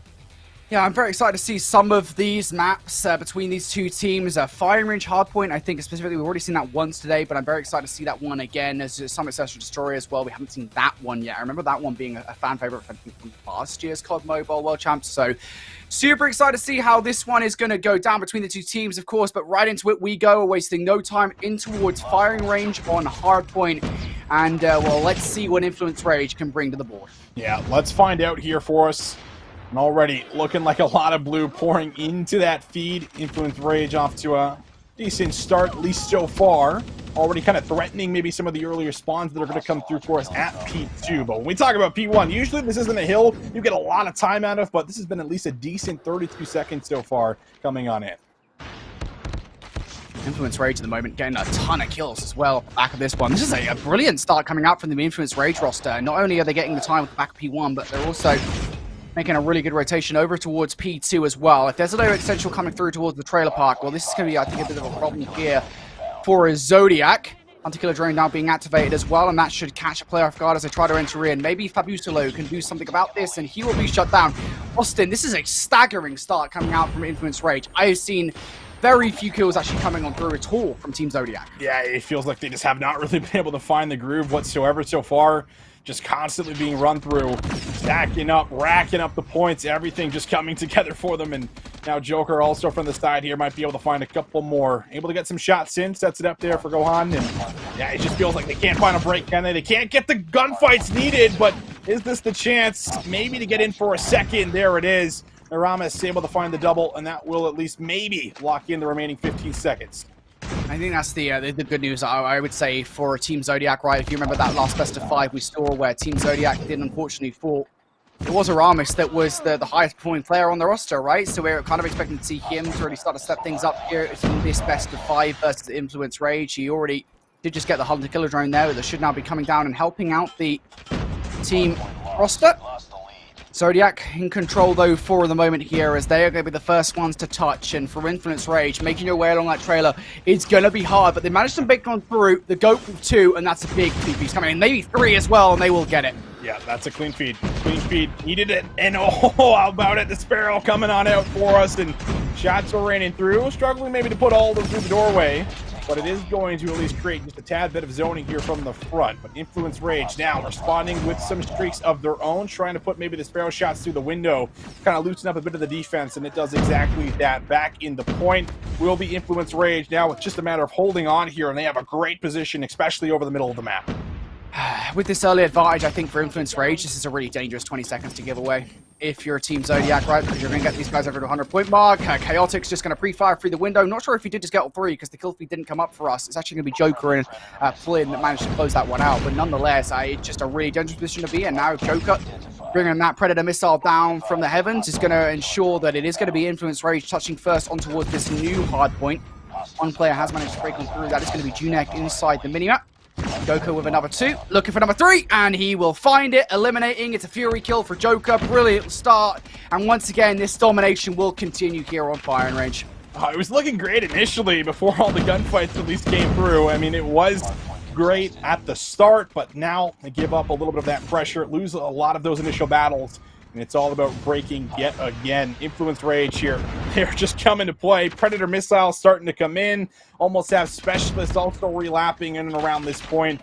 And it just really feels like things are going to be out of hand very early on here, Brody. But 20 seconds left. You can't really let it go over for free. At the very least, you need to rotate new and start to set up, because this is just looking like it's already a little out of control at about 100 points. Sparrow now coming out from Joker as well, who's had a hell of a game so far. 19 frags to his name. Was looking for 20, but isn't going to find it just yet. And I think the bigger thing is, in that back pocket right now, when we're looking at the streaks, again, we've been speaking about these Goliaths, which have been so huge this game thus far. Joker and Gohan have one apiece going forward. I mean, look, one player has a Hunter Killer Drone on the side of Team Zodiac, but those Goliaths are game-ending streaks if used in the right scenario. Certainly are. And now, 169 to 45, it's just about stopping the damage, right? Like, you got to keep them off the time at the very least. If you're not getting it, starting to go a little rogue around the point is what you're going to kind of need constantly. Sooner or later, a lockdown hill will be required. Here we go from the side. Junik maybe seeing if he might be able to create something from up top. Has to find the player, and he does. Drops low for the two-piece. Big play from Junik to take the route, get in here for the time, and potentially come out with the next 30 seconds. Team Zodiac now finally in for some time once again. They're going to break the 60-point barrier, maybe even the 80 if they manage to get the full 20 off the back of this. Of course, the problems don't really end there. I think for Team Zodiac at this point, you can get the scrap time. You do not have control of the next. And when we talk about those Goliaths, one is already out. Gohan, we look over towards the scrap though, and Flynn in for 2. Not even content to let him get to that 80-point mark, Austin, as Influence Rage now really starting to put the screws in towards this game. They are up by 110 points. And the next hill in control. This is all going to come down to the Goliath play from Gohan. How much damage you can do here. You're about to be swarmed by players, one of which has the Sparrow, and well, that Goliath will fall. That's right. They are able to deal with the Goliath here. So step 1 is done. Step 2, lock in 50 seconds and don't let Influence Rage touch a single second of the hard point. So far, so good with the first 20. And now, Yesto, maybe a chance to come in, disrupt the entire team push from the side. Lines up the shots onto the second. Can't really lock them all down. And now it's still a chance to get in for 30 seconds remaining. Up from the side, Gohan. Will he be able to find some of the players that are kind of just cutting off this cross? That's the question. No, Nate over the top stops him, or rather, Hunter Killer Drone gets the job done. And well, so far so good here, Brody. P1 and P2. This has actually been the best we've seen so far coming through for TMZ, but they have to keep it going and chain the next hill as well. They do. Predator missile coming down. We'll move one from that next hard point. They also have information as to where the other one is. The kill will be dead. Austin, surely there's no way to come back into this game. Surely not. The way that Influence Rage had a brilliant start of this one, surely it just doesn't happen. And I think that was the denial we wanted to see from Influence Rage as Doodoo, Gohan, and Chaotic all pick up their frags required. Now they're in towards the hard point. We need to see some individual heroics coming out from players. And in comes Junek. He's going to pick up the one on towards Doodoo. The help coming out from Aramis as well.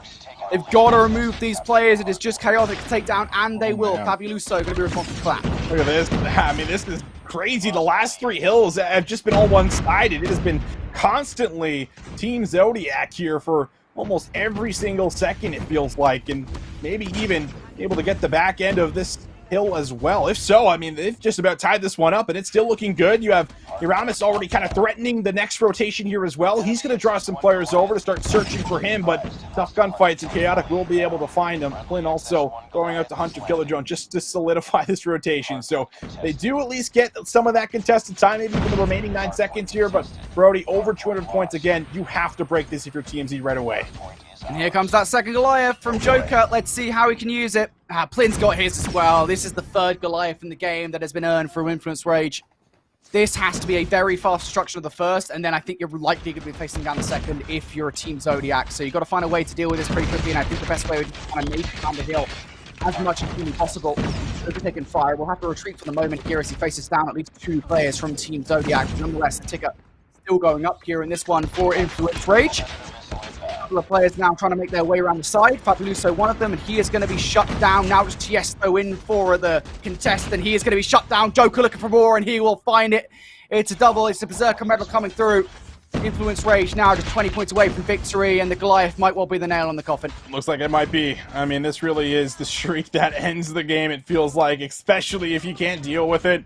and Specialist even available on top of it. Another 5 seconds will get the job done. TMZ put up a good fight on the second rotation, but the lead that was built off the start, too much influence rage coming out here and absolutely swinging on the firing range hardpoint, and they will be able to grab the very first map here in the first best of 5.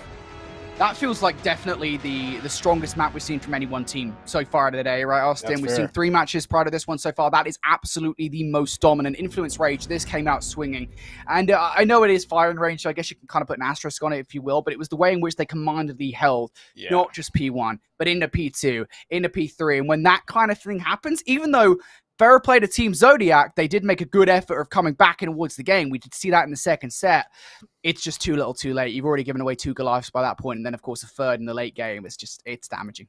That's exactly it. Like, that used to kind of be, really the big issue that we used to see when we had 150 points total, because it just felt like, all right, if you have a great first 2-3 hills, like, the game's almost over because of the specialists, because of the streaks. Now, of course, with 250, there is avenues to work back in, but you almost have to hope that they kind of blow a lot of those streaks, right? That they use a bad Goliath, and they're holding on for those Goliaths for the final hill, which is exactly what we get there in the end around Wood. And they're able to lock it in. And if you don't have, a Predator missile, you don't have your specialists up to kind of deal with it, it just feels almost unstoppable. So 250, 143, Influence Rage certainly coming out here and able to set the tone very early on here for us, Brody. But beautiful stuff on firing range. And now we take a look at the series layout here. And of course, coming up next, we do have the Summit Search and Destroy.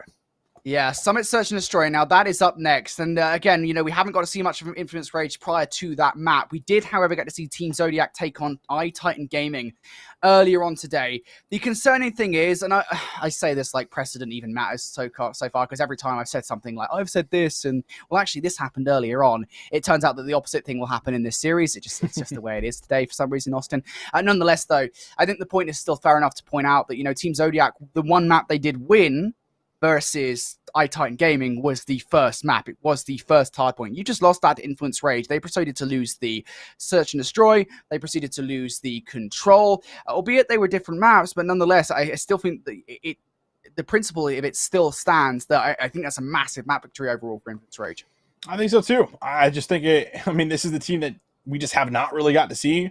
And when they come out and they start firing like that, just with like an opening, 70-point lead, I think it speaks volume to what this roster is capable of doing, especially when you give them a bit of breathing room. All of a sudden, they just start to take away the entire map, and you can just see them get funneled into spawn trap after spawn trap. So really tough here for Team Zodiac, but good news is this is at least a slower pace game mode coming up next, and like you had said, we have not got to see really Summit on the day, so this will be a good look because this is obviously a throwback to what we got to see a lot within Black Ops 1 and also a lot throughout last year, as it was obviously in the rotation as well. So should be another fun one. I feel like the biggest difference, at least in comparison to what we're used to, is just there's so much more time on the clock. There's so many more angles that you're able to work, and you just kind of work a site for a very long time and then have 30 seconds to still rotate if you want to. So I think that's kind of been the biggest difference on the day, and teams that have been able to utilize, I think, all of the time, or at least use it the best, has definitely been the teams that have been coming out on top on the day.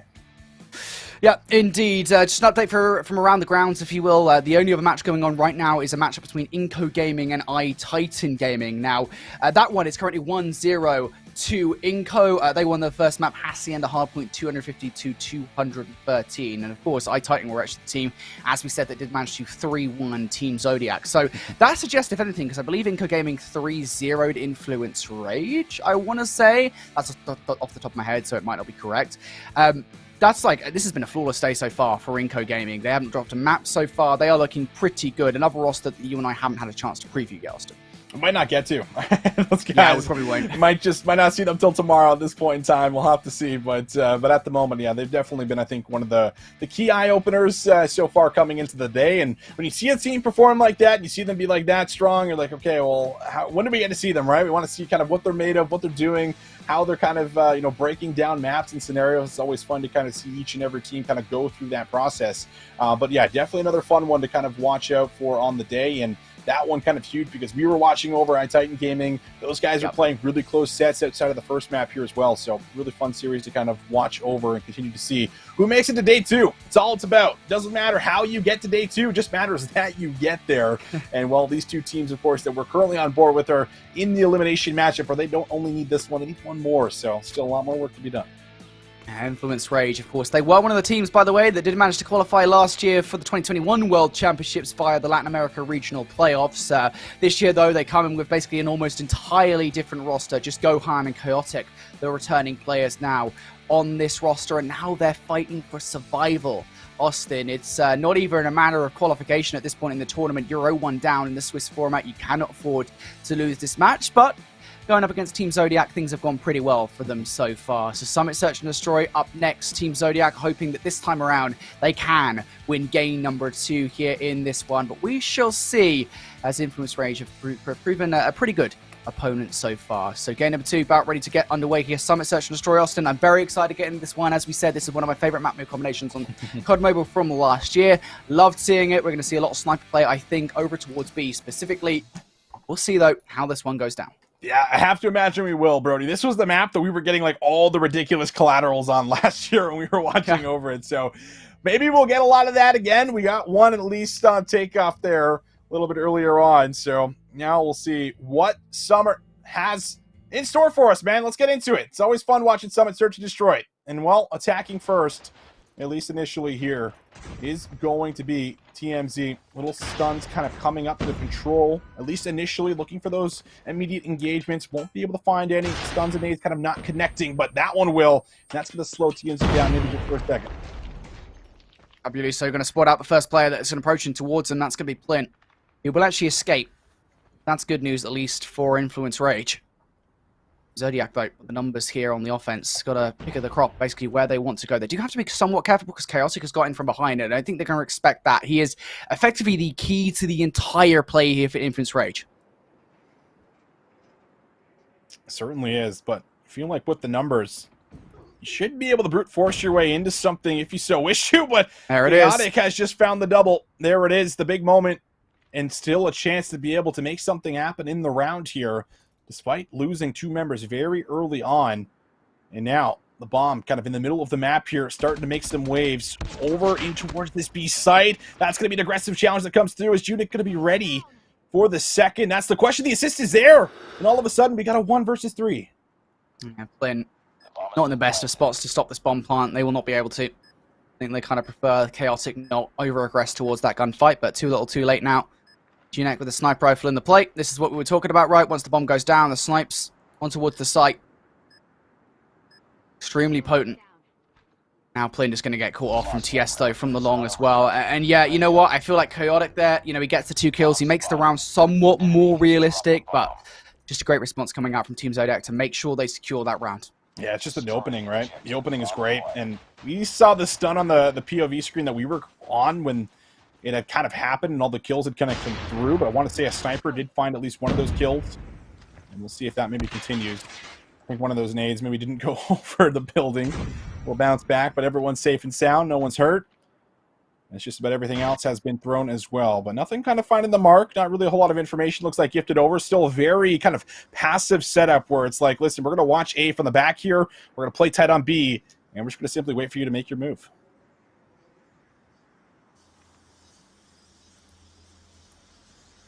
Out bomb right now.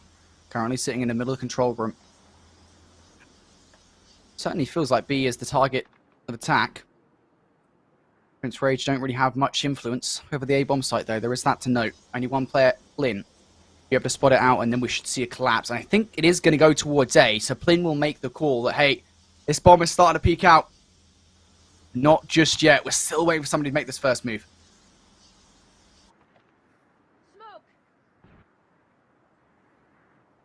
50 seconds now. Bomb over by A. Oh, we'll see if he can maybe get across here. Looked like they were going to make a move for it, but shots are coming through, and there it is, off screen. The kill does come through there onto Joker. That's going to loosen up the defense just a tad bit, make it a little bit more difficult to pinpoint on where they want to set up. And as everyone's kind of rotated over to A, the players are starting to work through B here, Brody. There's going to be a flank in the back here. Bomb will go down. And these players might well get caught off guard. You can see them. Yep, Judek going to be responsible for that one. How quickly this is falling apart now for Influence Rage. Gohan's left up, and he's already taken the shots against the GOAT, so they know exactly where he is. The GOAT going to close things out, and that's going to be Team Zodiac with the round win.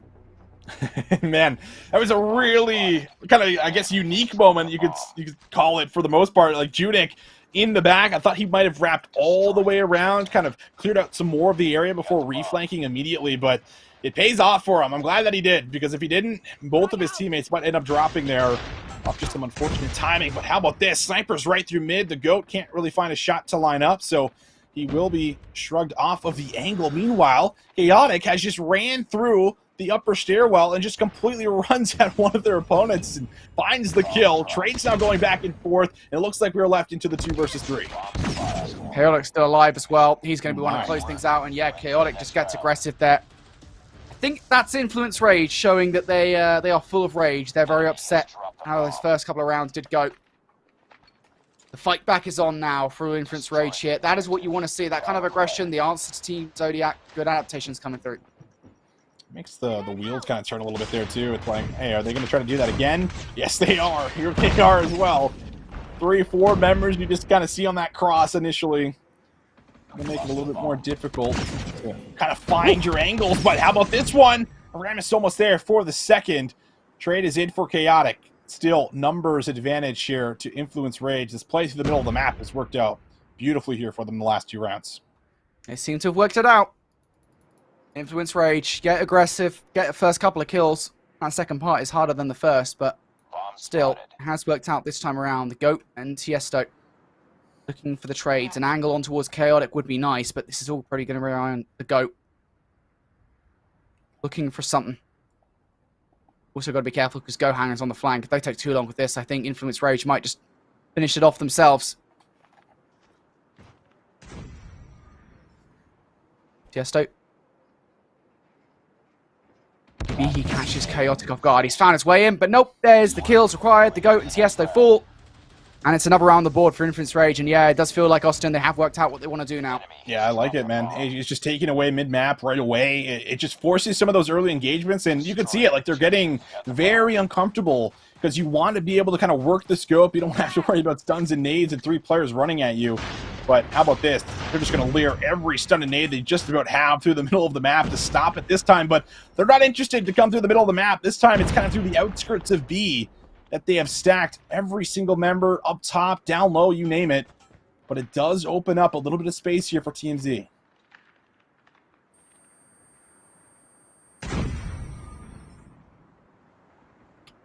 Team Zodiac certainly look a little bit more comfortable in this round, but even now, they are relying on flanking players to make this happen, and one of those players will be Tiesto, who has made his way all the way through, and he will activate on towards Dudu, but the problem is, there's not really many trades being made off the back of it. Aramis will take down Joker. Now it's basically full map control now once again to Team Zodiac. The 2 versus 3 now for Plin and Gohan. As the map is effectively flipped, Aramis wins the 1v1 versus Plin. Now Gohan, 1 versus 3. He picks up the first, but Fabuloso should surely take him down. I think he's seen him at least. They know he's definitely close and nearby, and there it is. Yes, they're over the top. Good for the kill, and finally, we get at least a little bit of a change, and that one is just kind of throw every single stun and nade that you have available to you and just dump it into the middle of the map. That's an entire play call offensively that just came through there for the side of Team Zodiac. They're sick and tired of the aggressive mid-push, but they might have to deal with it again. We'll see. Here we go. This time, Fabuloso able to find the double up as they try to cut across. It will not work out for them right away, and this is going to put them in a real tough spot early on. That bomb moving up as well. Very aggressive. They want to get this one down straight away. And with Joker and Plin, the last one's left alive here. Now just the latter of the 2. Plin, good luck, buddy. You're in a 1 versus 5. This would be a miraculous comeback if you can make it happen. But you have a feeling that Plin, I think, is just on damage control at the moment. Setup is just too good. And there it is. Shots come through, and boom. Go with the shot. Sniper rifle is good. And well, after those, first 2 rounds, it felt like they just have not really had that same answer. So now we'll switch sides. No more middle map plays defensively, at least for the side of Influence. Now they're going to have to try and get something done on the attack. And, well, looks like the mindset is still the same. Kind of still attacking through the upper part, trying to work through control, seeing what they can take away early. Duty, perhaps the playmaker here for Influence Rage, and will the... Looking for the second versus Aramis. And should surely get this one for free now. Not just yet. Aramis actually going to hold on to his life a little bit longer. Trade's now going down with the bomb down over towards A as well. This is going to have to be a great defense of the bomb site coming out now from Influence Rage, and it's going to make it a little bit better that Aramis does end up falling. So now the 2 versus 3 here for the GOAT and Tiesto. 25 seconds left on the clock. It's so difficult to break the setup too, because it's all on Joker just staying alive. That's like his only goal. The other 2 teammates can just kind of go rogue as they see fit, and well, they don't even really have to. They're just going to have to post up, wait for the gunfights to come to them. Will it be 2? Yes, it will. Such a difficult position to work them out of, and you see why high ground just too good there in that scenario. And the double up ends up coming through. Nice opening round coming through here offensively for Influence Rage. Destroy the objective. Acquired. Kind of wonder what adaptations we see now coming out from Team Zodiac. For Influence Rage, they won a couple of rounds on the offense. Or on the defense, excuse me, just by being able to get aggressive in towards control. That hasn't happened this time. Joker with the first blood on towards Fabuloso. Now, there is a trade from Aramis. That is good news. However, I feel like Plin is probably about to make that whole conversation point mute from up top. Elsewhere, though, teammates spawning around him. 3v3, or 3v2, excuse me, we go.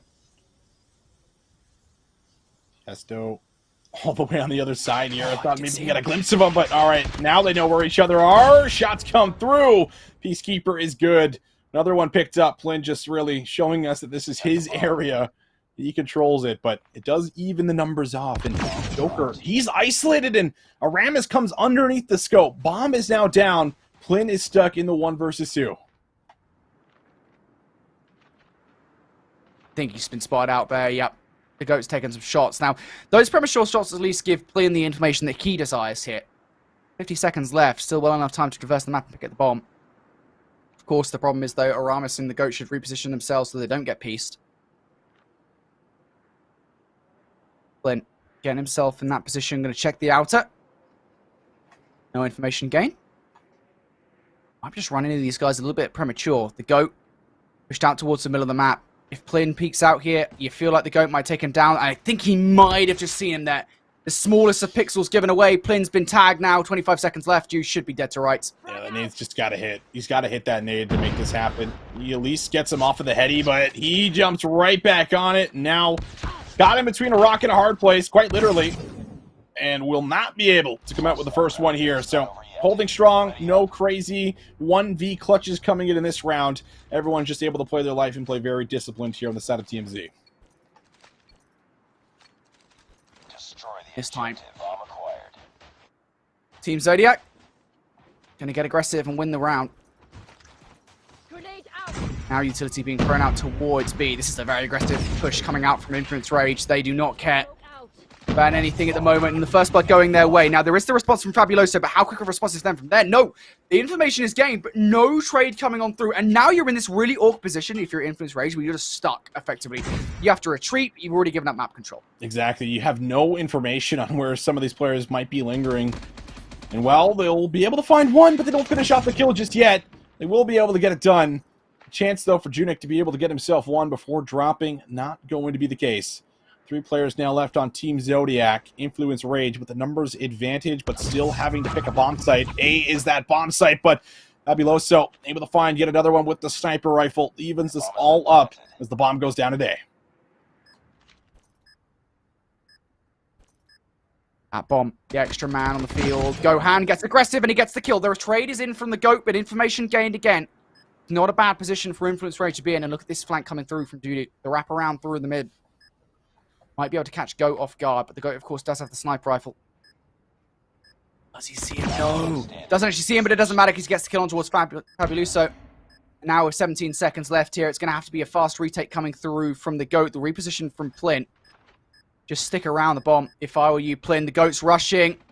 Plin, try to play a ring around the Rosie at the moment. Do not give him anything with the boxing gloves. Try and go for the 1-2. Good night as well, and he will. Plin with a melee to finish things off. And perfectly played there. You have to feel for the 1v1. Yeah, I think one of our first little kills that came through there with the prize fighters. So you love to see it. Nice little one punch, one tap to the face. And that is good. Did give him a chance, though, at the gunfight, at least at the first look. But still, able to finesse. Just kind of play a little hide-and-go-seek there, back and forth. 5-4 now, the tally. As We're still seeing, of course, Influence Rage on the attack, but Junik with the nade over the top will be good for a first blood. Looks like Plin's connected there too, but Junik 1 HP, just trying to survive, dropping down low though. Plin able to at least get one back as he loses a teammate, and now 4 versus 3, but it will be numbers for the defense. I have to feel this is a must-win round for Influence Rage. Things have slowed up to a snail's pace here. Zodiac. No, they have the advantage in this position, and even more so now that Fabuloso has taken down Chaotic. The trade! Oh, not going to come in from Plin. And that makes a bad situation even worse. But Plin actually gets aggressive, gets the kill, and gets away. So still, the numbers disadvantage to work with, but nonetheless, it's not as bad as it could be. Plin's just been great at just finding these little moments where he can collapse and pounce for the kill. Can he find another? Oh, not this time. Aramis up top, able to take him out of control. Gohan, good news, you got the bomb. Bad news, you got 40 seconds on the clock and 3 players to cut through here on Team Zodiac. It doesn't look like that's going to be an easy task by any means, but might be able to find the first one. Pulls out the boxing gloves, but won't be able to find the prize fighter kill that time around. Why would you walk around that corner with the boxing gloves? I mean, maybe we were trying to pick up a different weapon. Is probably what he was going for there. But even still, that's a risky move. Yeah, I don't know. It's a bold strategy. You know what? Whatever. We'll move past it. Team Zodiac now just 1 round away from tying up the series at 1-1. Influence Rage getting aggressive, just like they did before along the catwalks. Now, last time around they got the first blood, but it was an immediate trade coming through from Fabuloso. This time, Fabuloso won't be in the vicinity. It will be number 4 in Tiesto that does it. And at this time, at least, the trades are through. Look at the aggression now coming through, though, from Team Zodiac. Trades back and forth we go. 3 versus 3. Aramis in the middle of the map, though, could be the player to pounce. Oh, need the trade to come in. And there it is, Gohan, 2 in the round. Trying to go big here for his squad again, but now in the 2 versus 2. Minute 15 on the clock. A round that is needed here if you're Influence Rage. And it looks like they're going to opt in to go back to the B site. And well, really passive setup here defensively, right? Both players kind of playing for point of contact, playing for information, and then looking to make their move. But there's a chance to get around the back here. The GOAT, he's ready for it. He gets the information, and the sniper shot comes through. And now it's all up to Chaotic in a 1v2 for the map. And you got the first kill, but now you got to get away from the sniper rifle player, and you will. Now, should be able to get the bomb down. Post-plant positioning is what I'm curious about. Where does Chaotic go here? Does he try to get over-aggressive and flip the map with Fabuloso? I think that might be the play. The problem is, Fabuloso, I thought he was going to pre-aim that for a second. He doesn't actually do it. Chaotic gets away. Might be able to flip the map here on towards Fabuloso if the timing is right. Fabuloso's not going to look. He's not going to see it. You just need to make sure you get the kills. And Chaotic will do it. A huge round coming out. So they will not fall here. They won't fall here. Chaotic keeps them alive. 1v2. Still, obviously, more work needs to be done, but hey, maybe that's what you need to kind of breathe that breath of fresh air, start to bring this one back. Nades out the middle, and well, it's all been about kind of 4 and 5 stacking, just about everything that they've done. Looks like that's the same play again, right through the middle of the map, looking for some angles, looking for some picks. For something. Tiesto going to grab the first kill versus Dudu. At least the bomb has been retrieved through Influence Rage, but this time around, that strategy of pushing Catwalk hasn't come through from Influence Rage. They decided to go through the middle of the map, and that change in strat is just not going to work. And now you're left in a bit of an awkward spot. Yeah. 80 seconds on the clock in the round, Austin. A little bit of a tough spot. You're going to have to force your way onto the site one way or the other. The good news is, player 2, Joker, he's kind of been watching over this A lane for a good majority of the round, so it's hard to say if he's maybe spotted anything. But it looks like that's where they're at least looking to go. Plin has been great up top here for kind of searching for angles, trying to find picks. And Aramis, oh, how does he work himself out of this? Down low, at least able to get himself one before Chaotic gets the trade. Numbers all evened up, 3 versus 3. 45 seconds left on that clock. It looks like the bomb goes down at A. Big gunfight, though, for Gohan. He finds it and gets out. What's the trade like for Tiesto, though? He should be able to find this one for free, and he will. 35 seconds now. You have the information on where Tiesto is. And for the kill, it's going to be Chaotic, and he will find it. And now, the GOAT, 1 versus 2, has to live up to his name. These players pushed all the way back. Joker with a sniper rifle as well. Just get some jiggle peeks going. No real need to give too much away to the GOAT here in this situation. The GOAT, I think he was kind of anticipating something getting over-aggressive from the trade. That is not going to happen here, so...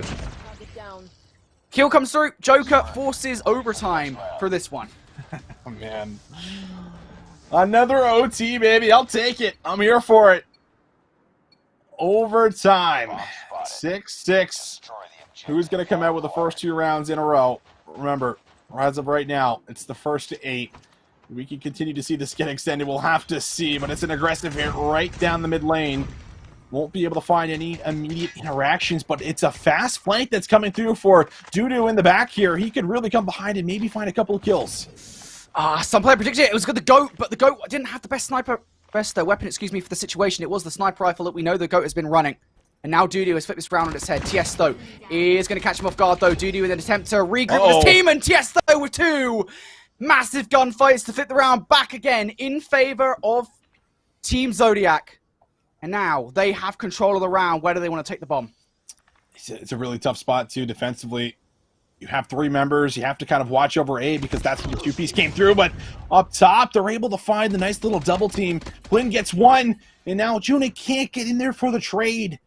It's gone horribly wrong off the back end of what was an incredible man advantage there on the A site. They don't really make a move for it. And now they're either, again, forced to kind of wrap back around with the bomb, which looks like that's what they're doing, to maybe go to B, but it looks like some missed signals looking at the minimap. Do they want to go to A? Do they want to go B? They make the A call again, but can they get the bomb down safely? This is probably the safer option of the 2, to be fair. They've got more control over A. I'm curious about what Joker's immediate reaction towards this one is, though. He's just pre-aiming the door at the moment, but nobody's going to be walking through. Hoping that is where a free kill would be given away. Problem, of course, for Infant's Rage, though, in the situation is they kind of don't really have much of a choice but to go straight down that hill, straight into towards A, and Tiesto is watching from up high. I think Plin's been spotted out as well. Shots coming down from Plin. That's going to distract Tiesto. If you could remove Tiesto from the situation, it's a huge kill to make. Plin in the 1 versus 1. Plin now taking shots from Aramis around the back as well. 15 seconds left, and that's at least alleviated some pressure towards the site, but Tiesto's still in this power position. All he needs to do is stop the bomb planner, or bomb diffuser, excuse me. And now Joker doesn't really have the time to make this one work. Aramis going to finish things off there. Tiesto in that power position, just way too strong over A. Oh, it's the double. It really is the double. You think Dudu made the play, and I even like the fact that he backtracked and didn't try to look for more. There's a lot of players that get very greedy in that situation where they get a kill and they want to see if they can get maybe one more. But he tries to backtrack, tries to get to his team, and Tiesto over the top to find both of them. Fortunate play here, but you have to bounce back. You have to respond. Playing the tight corner will be red. How about it? Chaotic gets in, finds the kill. Every single player gets out. And so much forward map control now available here for you as you're just running through if you're Influence Rage. Trades in favor. The GOAT will pick up 1, but that's all they're going to get. Aramis for another one as well. If he gets a 2-piece here, it's huge. Gohan missing some shots. And no way! Tiesto going to draw that one up. Tiesto with another one as well. Plin with a 1v1 now versus Aramis. Aramis is far away. But Plin's got to pick up the bomb. Tiesto might have just made the play, Austin. He might have just done it. Again, feels like we've asked so much of this man. He continues to deliver every single time. Plin does at least retrieve the bomb, but Aramis, the timing, he panics! He panics! What? Oh no! He takes the reach out! It's a breakdown from Plin! He pulls out the boxing gloves at the worst possible moment here, Brody! How has that happened?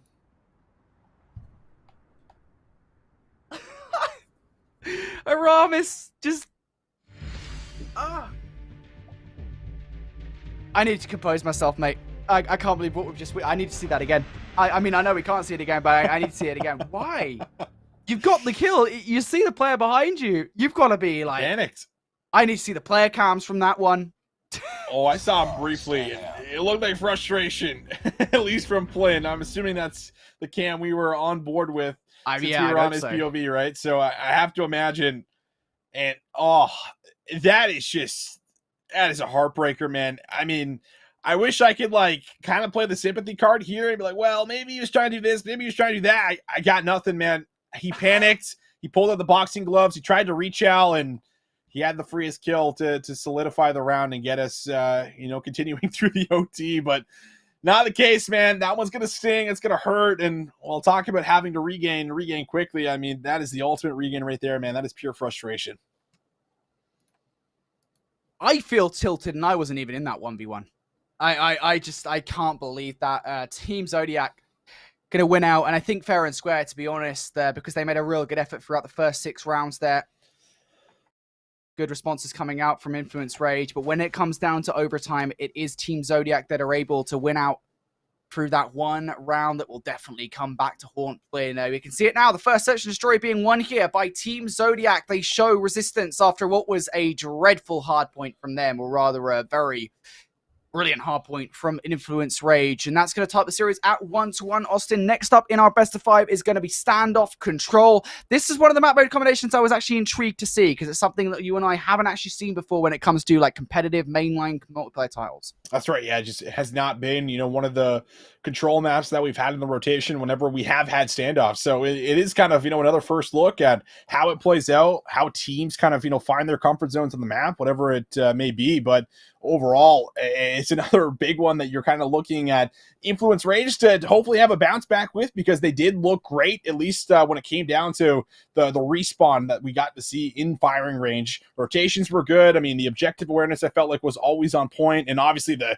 kills were just, an added benefit to getting to like couple Goliaths within like the first couple of hills. It really always sets you up for a map win here. So I feel like the key to victory, so to speak, on the opposite end, especially because you're probably feeling great if you're Team Zodiac, just to make sure you don't get styled on early, right? Don't let them come away with a bunch of streaks. Do not let them start to create the snowball. And I think we got ourselves, a really competitive map. Like that's kind of just what happened in map number 1. They got snowballed on, and it was really difficult to kind of recover from, right? So I feel like you can't count these guys out by any means, especially with the fact that they just clutched up really big, and they know they just shut down one of the players here on the side of Influence Rage.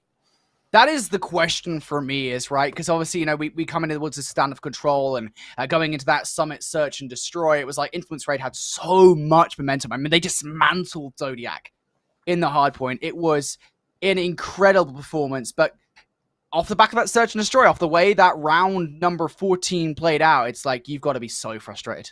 You've got to be frustrated if you're Influence Rage with the way that ended. So who knows what's going to happen here with the stand of control. We'll give you guys an update then as to what the current Swiss bracket actually looks like. FR Bulls did actually 3-1 Zygnus Esports. So they finished day number 1, 2-0, and they have advanced to Sunday, Austin. They have advanced to Sunday, and that's the very first team that's been able to do it. I mean, how about it, right? 3-1 in the very first round, 3-1 in the second round.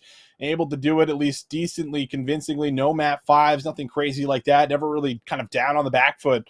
Felt like that's kind of been one of the teams that has really been able to lead the charge here and really run away with it at that same note. But either way, now we'll see Zygnus Esports with another opportunity to try to get to day number 2. Maybe even get the rematch, depending on how things kind of shape out here for us with Skade. We'll have to see how that all kind of fills in, but it will be definitely a banger, to say the least, for these last couple of matches here, Brody, as we also kind of figure out who also will be advancing to that last chance qualifier as well within the series we're currently in.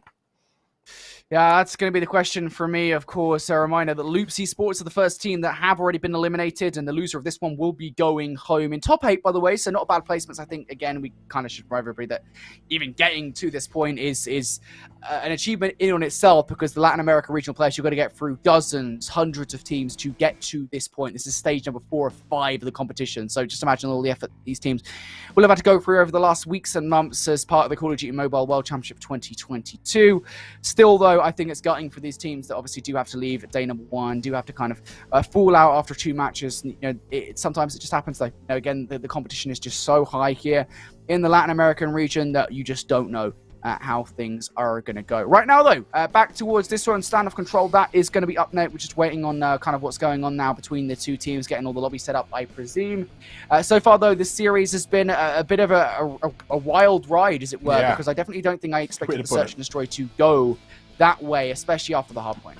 Yeah, I feel like if you're Influence Rage, you gotta just like chalk that one up like, we're probably gonna lose that one anyway. We had to make like a couple rounds in a row happen in order to even get it to OT. Like, I feel like that's just gotta be the mentality you have to have. You have to just chalk that one up and say, listen, it's not a big deal. It's okay. We were losing that one. We almost made the comeback. 1v1 in the end didn't go our way. It sucks, but it is what it is, and you have to kind of continue to go throughout the series. That's just how you have to treat that. In my mind, there's no other way to really do it because there's still 3 more potential maps to play here. So we'll see if they can in fact do it. It's one thing for me to just say that they need to do it, another for it to actually happen, right? So I mean, a lot can end up kind of coming into this next map mode combination, especially when we talk about standoff. And still, don't think we've had really maybe one round of the day so far in Control that has kind of come down to time. Like it really has just kind of all happened by kills, at least so far. That's kind of been the trend. Yeah, I think this is just the fast-pacedness of Call of Duty Mobile at the end of the day, right, is that we kind of expect these things to go down to kills. Now, Standoff, I've said this a lot today, to be fair, so it's probably just kind of a meme at this point, but Standoff is kind of one of the larger maps you'd have in the map pool in terms of Control. You have to imagine, you feel, right? So, like, maybe this one will go down to time more often than not rather than lives, but again, at this point, it's Call of Duty Mobile. Who knows how this one is going to go? We're going to kick things off here with Influence Rage, kicking things off on the offense, and they're going to be making their way around the back alley to start this round off. Abeluso and Aramis combining for 3 kills already, starting to go here the way of Team Zodiac. And as far as a good read is concerned, making sure you realize what the opposition team is going to do on the offense, that is a pretty good one coming out from Team Zodiac. Oh man, just laying on the trigger. This gunfight feels like it's been happening for like 20 seconds so far, and Flynn is like, nope, I'm just going to get out of there. And how about Chaotic in the feed? 3 in a row there for him. That's going to create just a little bit more of that numbers advantage here for Influence Rage. Now, while all this happens, A, of course, has slowly but surely been going over. First tick is in, and second is now on the way. And Junak in for 2 in the middle of the map. Well, that's a nice bit of resistance coming through from the middle to save A for the moment for Team Zodiac. Still, though, more effort to be done as Duty was sitting in the corner. The rest of the team from Influence Rage not that far away also. They should be spawning up around Kebab. Also keep an eye on B as well, is Gohan's over there looking to cause some problem, looking effectively just trying to draw the attention of these Team Zodiac players. And now, with that kill coming on through, A will be captured. Now we've got 2 minutes left on the clock here, Austin. This is a difficult zone to try to get to. I mean, really, it is just getting towards it. You feel like you get a touch initially. See if they can do it, though. Chaotic through L will be shut down from the GOAT. Looking for a trade out of Joker to kind of loosen up just a little bit of the AR pressure, and well, Hunter Killer Drone does it for him. Judy will be good here on the streak, and now up top in Warehouse. Shots looking decent out of Joker. Won't finish off the kill, but they're starting to at least move forward, force some of these gunfights, get into some important positions. It will be enough to get on the zone. Yes, it will. First tick is in. First tick is through. That's all it's going to be. As Chaotic is cleared off the point. As is Duty. Influence Rage sent back to the respawn point here, but they will not be that far away. And I'm kind of intrigued as to kind of how you approach this one. Looking to get control of boxes. Going to get control of that P2 side. And the kill's starting to come on through now. You can see Influence Rage here really starting to threaten this Team Zodiac roster. But there is those spawns. They are horrendous, by the way. Influence Rage gets so close, and yet still Team Zodiac able to spawn on up. And they still might be able to do it with Way of Kills. How about it? Chaotic looking for them off spawn. That one will not hit the mark. But now 3 lives remaining here. Trying to make just an absolute miracle play. Try it happen. While this happens, I mean, they're also going to capture the zone. Like, you got to make a move. You got to contest it. You got to try to slide in. And as they try, they fall. Very first opening round will continue to be good here. Influence Rage still showing us that they got what it takes here in the response. Massive victory there for Influence Rage. And again, we were talking about the bounce back from the Search and Destroy. I don't think Influence Rage were that bothered by it. They certainly seem cool, calm, and collected now towards this one. But look at this coming out from Team Zodiac right off the rip. They know how important that B capture is. But unfortunately, they're called the crossfire by Gohan for 3. And that's going to force Haramis and the GOAT to retreat a little bit. The GOAT is still pushed pretty far up. They made their way towards the tank. But Aramis back towards the spawn, and that actually assistance is pretty much really helpful actually for the roster to not get overwhelmed in the back alley. Aramis might have found a route, try to come through here on the flank and just try to loosen up just a couple of the defenders here to the middle of the map. It's kind of what your goal is at this point in time. but a long route also going to be taken all the way through the back of green, kind of around that P2 area as well. But while this happens, look at the numbers. I mean, the resources just, they can't get out of spawn. They're being hard spawn trapped in the back right now. Like, you got to go and help them. Naramis now going to finally activate. Look how far back Tiesto has pushed as well, by the way. They're ready for the players to come off spawn. I think this is the strategy right now. Tiesto's going to be the player to catch these guys for spawn while the rest of the team deal with the damage up front and personal. I think the bigger problem, though, if you look at the lives advantage at the moment, 22 versus 11, this has just been such an abominable start from Influence Rage. Like, how do you even get back in? With 25 seconds left, you can add an extra 60 seconds, but you and I have already seen way 3 controls today. We know how this one should go. Yeah, this one should be over here when it comes to just not enough time. You have to get on the point, and it's all because they just get caught in the spawn trap. Really, it's just getting caught in the blender over and over. Chaotic's going to make a big play. Fabuloso also able to come back with 2, but again, it's just the lives. Like, you just lost way too many. You're down to 4. Sure, you might be able to get the A zone, but even that's looking like it might be a little too far-fetched. But man, oh man, Brody, I mean, it's just the spawn trap. 2 players just not there to help them when they're just getting constantly spawn trapped in the back. I think the bigger thing is, for me, right, is that those guys... Team Zodiac on the offense, they tried something off the rip and it doesn't work out, and I think the recovery from that was fine enough. It was just the fact that it was Rage not only got that first wave of gunfights through, then got a second as well and implemented that spawn trap that was just so deadly. So hard to recover from now when you see a reverse sweep in the control. At the very least, Team Zodiac will be on the defense here as we switch sides, but look at this offensive start. Tiesto will only land 1 crossbow onto the players. Fabuloso is about as far away from the players as you can get as Gohan brings that Predator missile down from the sky. Influence Rage about to get the second tick, and Fabuloso has to activate in from behind. Here we go. The gravity gun in towards the point. He's going to take himself out with it. Oh no! That's how gravity works, buddy. That is very unfortunate. 2 more shots left there and won't even be able to get them off. And now you're starting to see it. Team Zodiac losing quite a few lives here in the process, but still, at least you're holding on to the A zone. 2 ticks have at least come through. Now Influence Rage try to get themselves back in here, checking corners. Plin now just kind of seeing if he can catch one in the back. Aramis has to be a little bit careful. He's lost his teammate, and now he's going to have to play his life up top in grannies, but slowly being hunted down. Plin with the boxing gloves. There it is. Those ones will connect, and now you have a 7 life lead going into this A zone. That's a hell of a redemption arc for Plin. Gets the kill with the boxing gloves this time around. Now, that A point is about to be captured, and there you go. So an extra 60 seconds on the towards clock. But this is actually a pretty good recovery from TMZ. Able to get 3 kills in a row, but do you have control of the track? So that's the question as Duty wins the 1v1. That's going to advance the respawn point a little bit. At the very least, it'll cut the map. But keep an eye on these players that are filtering through time and time again for Influence Rage, by the way. This time around, it's going to be Chaotic, who is able to get in from behind. And he's going to have to get the kill off to a spawn player. I don't think he'll be able to do any more. Somehow, Chaotic gets the second kill. What on earth is that? Oh my, life's actually now fairly even, right? All up until this point where Quinn is going to say good night, goodbye, it's over. But won't be able to finish off everyone. However, 8 up against 2. You feel like it's only a matter of time. Stopping the clock now on B. 1 more kill and you're good. There it is. Influence Rage.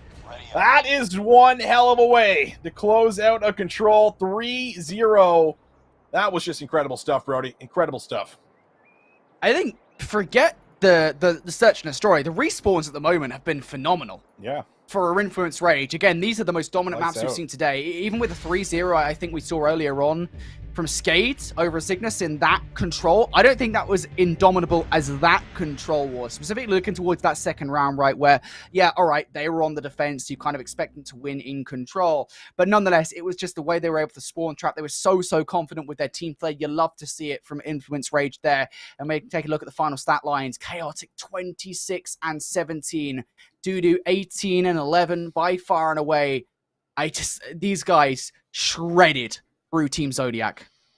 Oh yeah, I mean, just look at the objective kill differential. Like, the whole team combined has what, as much as one player has here, like on the side of Influence Rage. So just the focus around the objective as well, it's there. It's not exactly there for Team Zodiac, it felt like at times, because they're so worried about getting back it onto the map because they can't even get out of their spawns sometimes. And I mean, that is just a problem within itself. But my goodness, just a hell of a way to respond, like you said, after losing what was, a pretty tough, pretty heartbreaking 1v1. Should have been, another round on the board, didn't come through, but either way, incredible stuff coming on in. 3-0, Respawns have been lights out, and we'll take another look at the series layout, of course, to see exactly what Respawn we have coming up next, and it's a Raid Hardpoint, man. We got to find something here for Team Zodiac, Brody. I will say the good news about the way Raid Hardpoint works is, comparatively speaking to what we saw in map number 1, if you remember how that one went, Austin, P1 to P2 P3, there isn't a lot of distance between those two hardpoints, right? Or those three hardpoints, excuse me. So I think that's why Team Zodiac or Influence Rage were able to get such a massive advantage to kick off their game, because it was just like their rotations were so short and they were made those rotations work. On Raid, it's not as forgiving, right? I mean, Raid, there's a reason that I think Raid is historically considered the best Call of Duty map of all time, at least competitively speaking. And the reason for that is because on a game like Hardpoint, the hardpoints are very evenly spread. You have to properly rotate. So it will be a little less forgiving of a map, I think, for Influence Raid. They'll find it a lot less easy. But again, I think we have to go back to the point. The way they've been playing the respawns so far, like... Oh, yeah.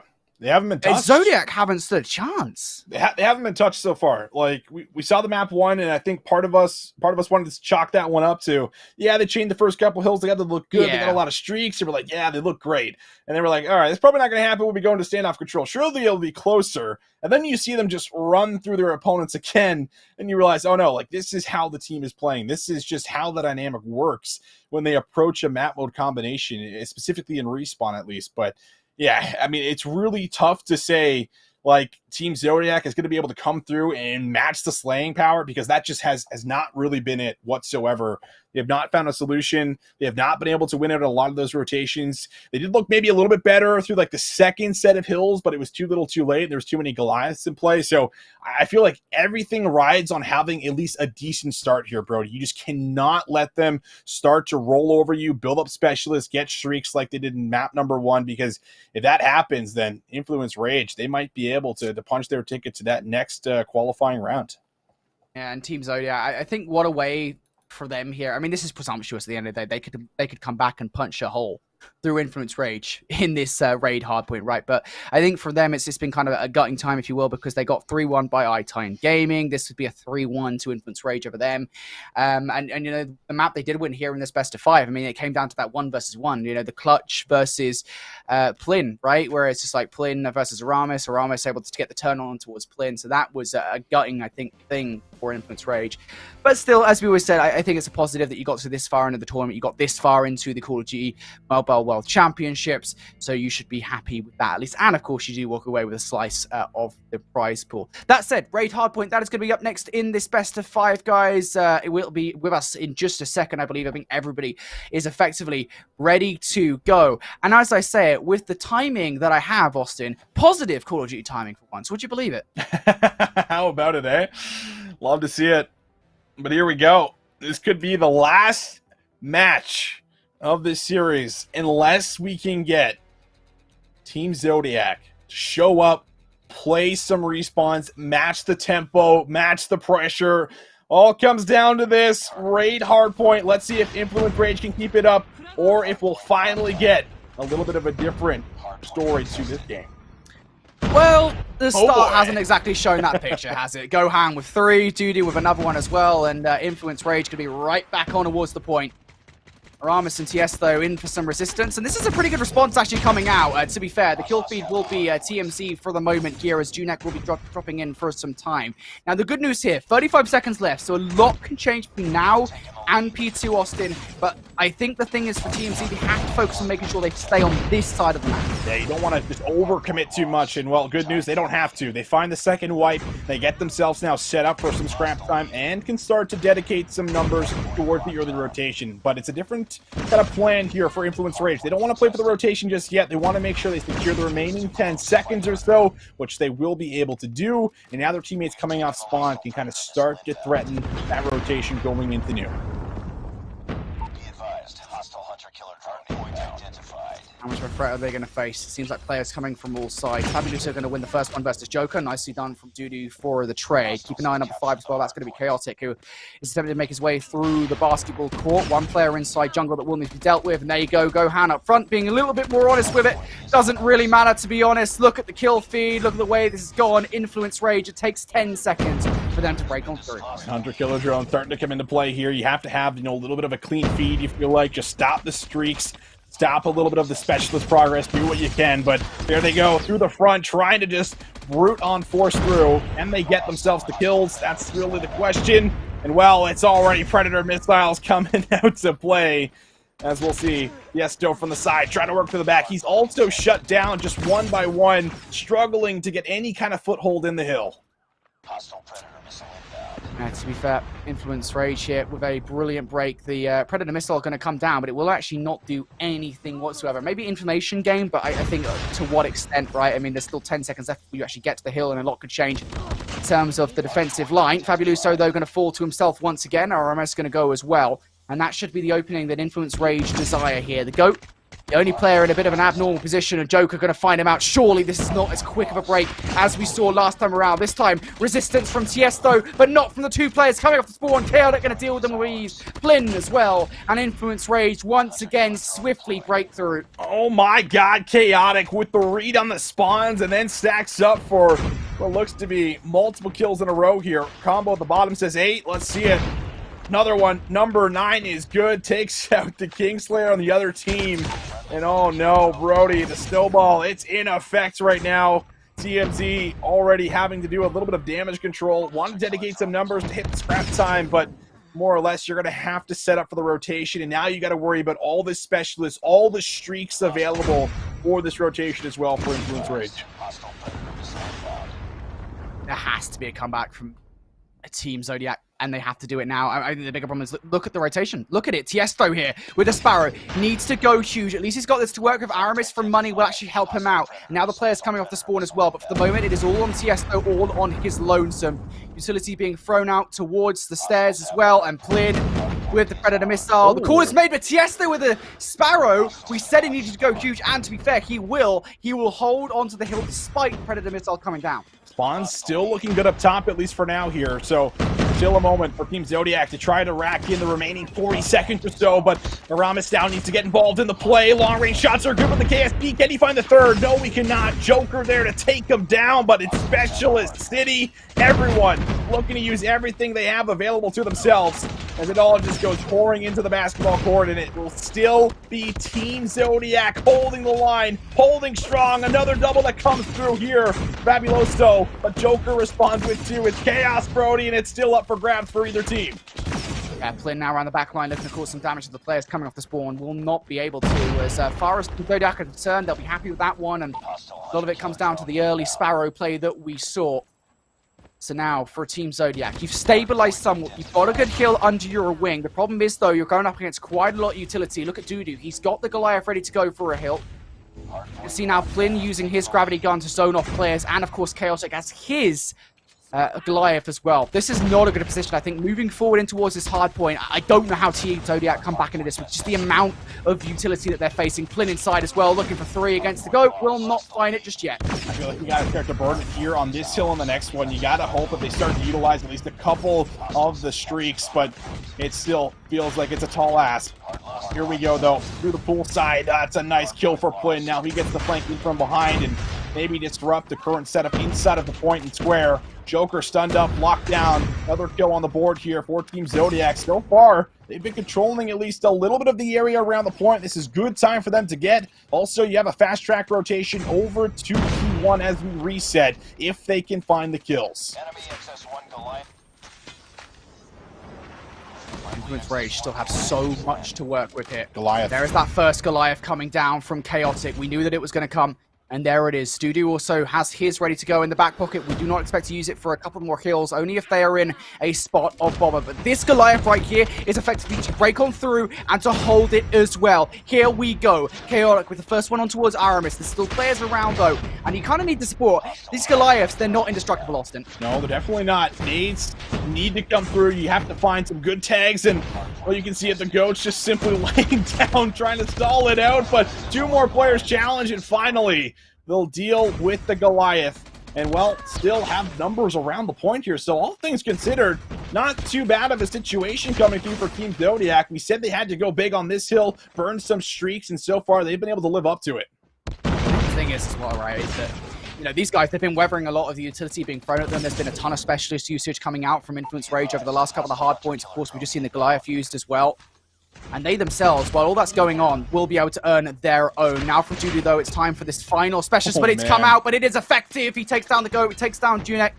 Now looking for more as well. It's Sparrow arrows being thrown into the air, and here comes that second Goliath, Austin. They know they want to extend the lead once again. Yeah, they want to try to at least steal kind of the deal, so to speak, here. If you can come away with 40, 50 points, and in the back, Dudu, just too good, able to hold strong. There is the second Goliath now. It has been secured, it has been picked up, but the numbers no longer really here for Influence Rage, so they're going to be able to use the Specialist. The Sparrow comes out, they deal with the second Goliath, and all of a sudden this game becomes a lot more manageable.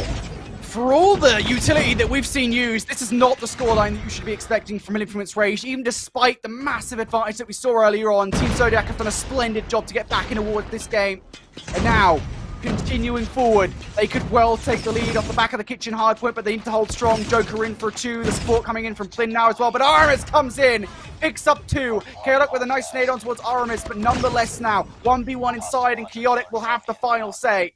But look at those rotations. Hunter Killer from afar. It is going to be TMZ in first, a 3 versus 2 to deal with on that side of the map. Chaotic goes for the scrap time. But this next rotation will be huge, Austin. If Influence Rage let TMZ back into this one, it will be a disaster. Oh, it certainly would be. Team Zodiac, well, they're going to be great off screen there with the initial engagement. It's another one there. Ramis able to find it onto Joker.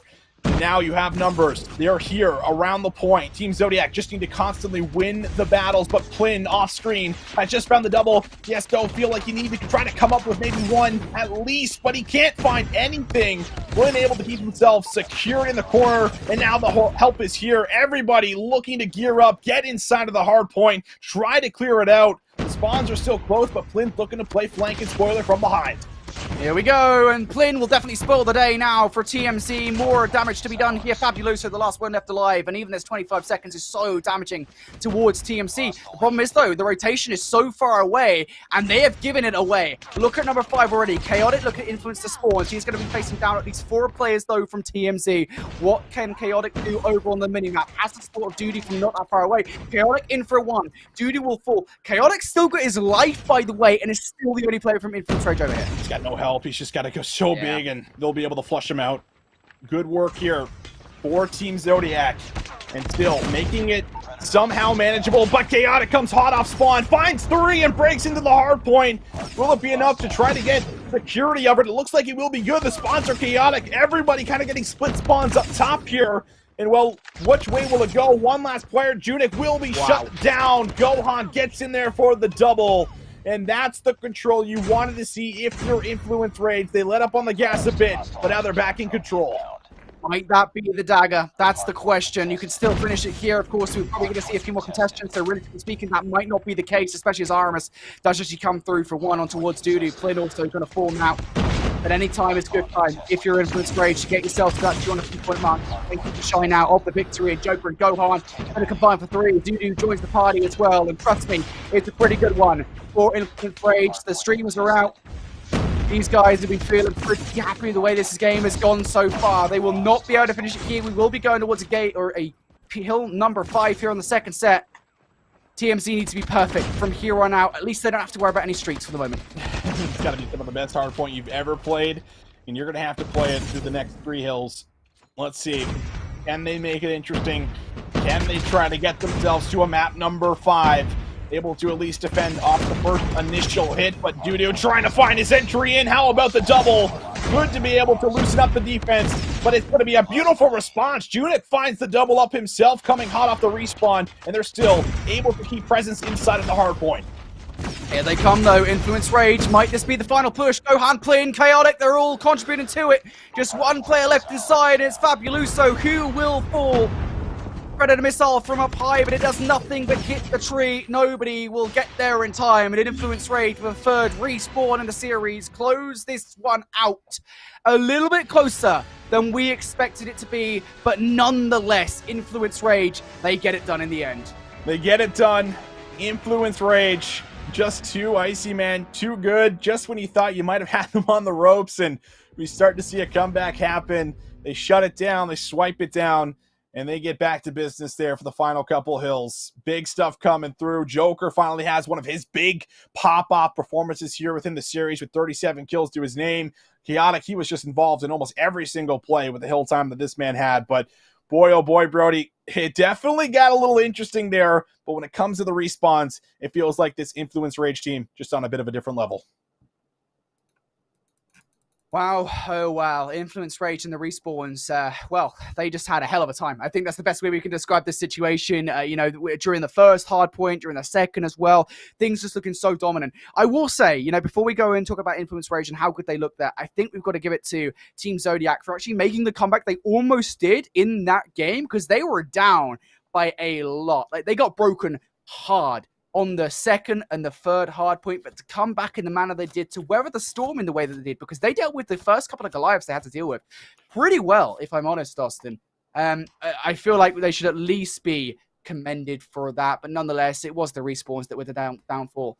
Ultimately, in the first one, it was the first 3 heals, and the second one, it was the first 3 heals as well, and then, of course, that stand of control. It was just indomitable from Influence Rage. And even the one map that we did see Team Zodiac win, it was a really close one, but even that was a victory down to probably a fess up from Influence Rage, right? I mean, that you argue they shouldn't have lost that.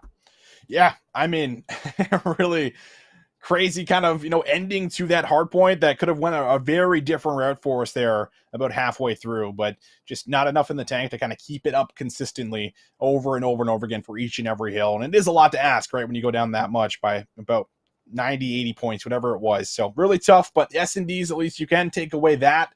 They were able to get themselves a singular map within this best of 5, but unfortunately, like Brody said, we say goodbye to Team Zodiac here, as that is going to be their very last series within the regional qualifier. But good news if you're an Influence Rage fan, because they keep themselves alive and can continue to maybe go through to some of those qualification matches and do what we just saw here, Brody. Influence Rage, they survive. Team Zodiac out in top 8 placement. Unfortunate for them, but that do be the way it is sometimes as a top 8 placement. Again, we'll continue to stress it. It is not bad whatsoever. But for Influence Rage, they survive. And we should say as well, by the way, I believe they got 3-0'd, I want to say, by Inco Gaming again. I think that is who they got 3-0'd by in the first round of play. It seems like Inco Gaming are proving themselves to be a very dominant team. Currently 2-0 up versus Titan Gaming. So who knows how this one is going to go, but Influence Rage at the moment, I think this proved their worth versus Team Zodiac, and their fight for qualification towards day number 2 is not over yet. And then there go confirmation just coming through. Inco actually, I believe, did beat Titan Gaming, so they will be moving on, Austin, to day number 2. And guess what? Influence Rage, they're going up against Zygnus Esports here, so that's going to make for a special one, because we got to see them earlier on. They looked good, at least in the very first initial matchup. They did maybe slip up map 3, map number 4, but they still got the job done in map number 5 to get themselves into that second round in the upper bracket. But now they also have to fight for their life. So either Zygnus Esports is making it into day 2 or Influence Rage is, but one of our 2 teams outside of the top 3 from last year will not be there for tomorrow, Brody. Yeah, that is just crazy, isn't it? Zygnus Esports versus Influence Rage. We should say again, Influence Rage, this is a very different Influence Rage roster from the one that we saw last year, and even Zygnus Esports have changed their roster somewhat, with 2 of the players not returning from the 2021 season towards the 2022 roster. So the rosters are different, but as you say, I think you're still right to call it out. So far, moving into day number 2, we've got teams that you and I haven't had a chance to cast over before, FR Bulls and Inco Gaming, making it towards day number 2, and so far none of the teams that, of course, were playing in the champs last year from Latin America have made their way through to day number 2. I think that is probably the biggest shocker so far, looking at some of these teams. But the competition has been so hot so far. I believe we're going to show you guys a look at the Swiss bracket in just a second here to show you guys exactly how everything does look moving into the 3rd round of play. But just 2 matches left, Austin. That is all we have. 2 matches for day 1, man. Feels like we've had some really long and entertaining series so far on the day. That one maybe just a tad bit quicker. But there's just been kind of a roller coaster of different series that we've gotten. I mean, some map 5, some going into OT, some kind of being closed out more convincingly, seeing some 3-0s in the first round. But outside of the first round, it feels like everything has at least been map 4, map 5. So I have to imagine that's probably what's going to continue, right? Everything just kind of coming down to the wire, elimination matchups. I mean, everything is riding on those ones in particular here. So we'll see what kind of plays out here for us going into those ones, Brody. I'm really excited for the conclusion of today. A reminder for everybody at home, now 2 teams have been eliminated. They are gone. Our field is down to 6. And we're going to cut that field once more down to 4 here, Austin, before the end of the night. And of course, tomorrow, just a reminder of kind of how the formatting is actually going for today and tomorrow as well. Once we're done with these next 2 matches, the Swiss stage of the tournament is going to be over. And going in tomorrow, we'll be going for a kind of a standard double elimination bracket. That's exactly it. Double in. Love to see it, man. It's always fun once you get there. Lower runs, whatever it may be. Only 4 teams get there as well, so you kind of always get like some kind of a second chance, at least if you don't come out of the gate swinging. So it's all about making it to day 2, Brody. That's literally what everything kind of rides on throughout day number 1 through the Swiss bracket. Make it to day 2. Get yourself a little bit more prize money, and more importantly, try to lock in one of those seeds to make it to the World Championship. That's really kind of what matters the most. Yeah, I think the thing is as well, going into day number 2, these teams will have a feel for one another a lot more as well, coming into kind of the Latin America finals, as it were.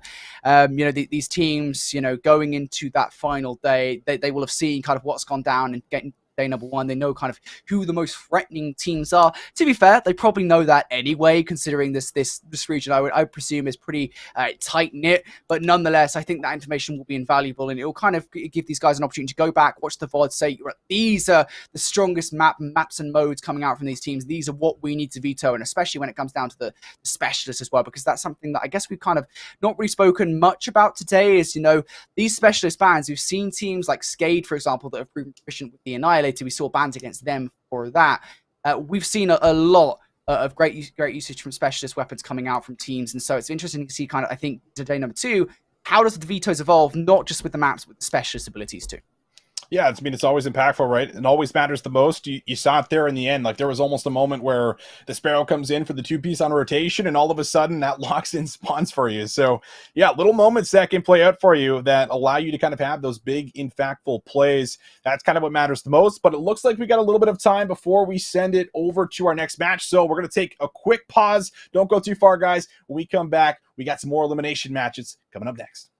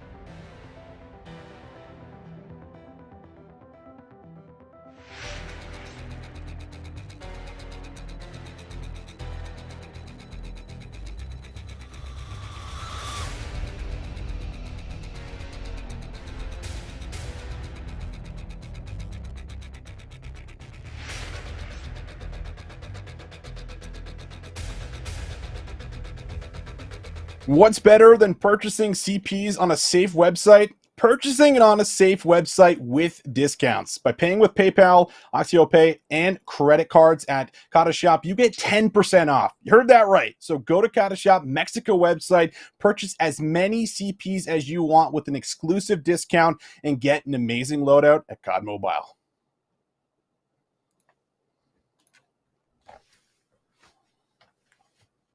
Welcome back, everybody, to the Call of Duty Mobile World Championships of 2022. The Latin America Regional Playoffs are almost over. We're into our final round of Swiss play, down to our final 6 teams. 2 teams have already made their way into the final day of play, into that double elimination bracket, but now we've got to get 2 more teams there.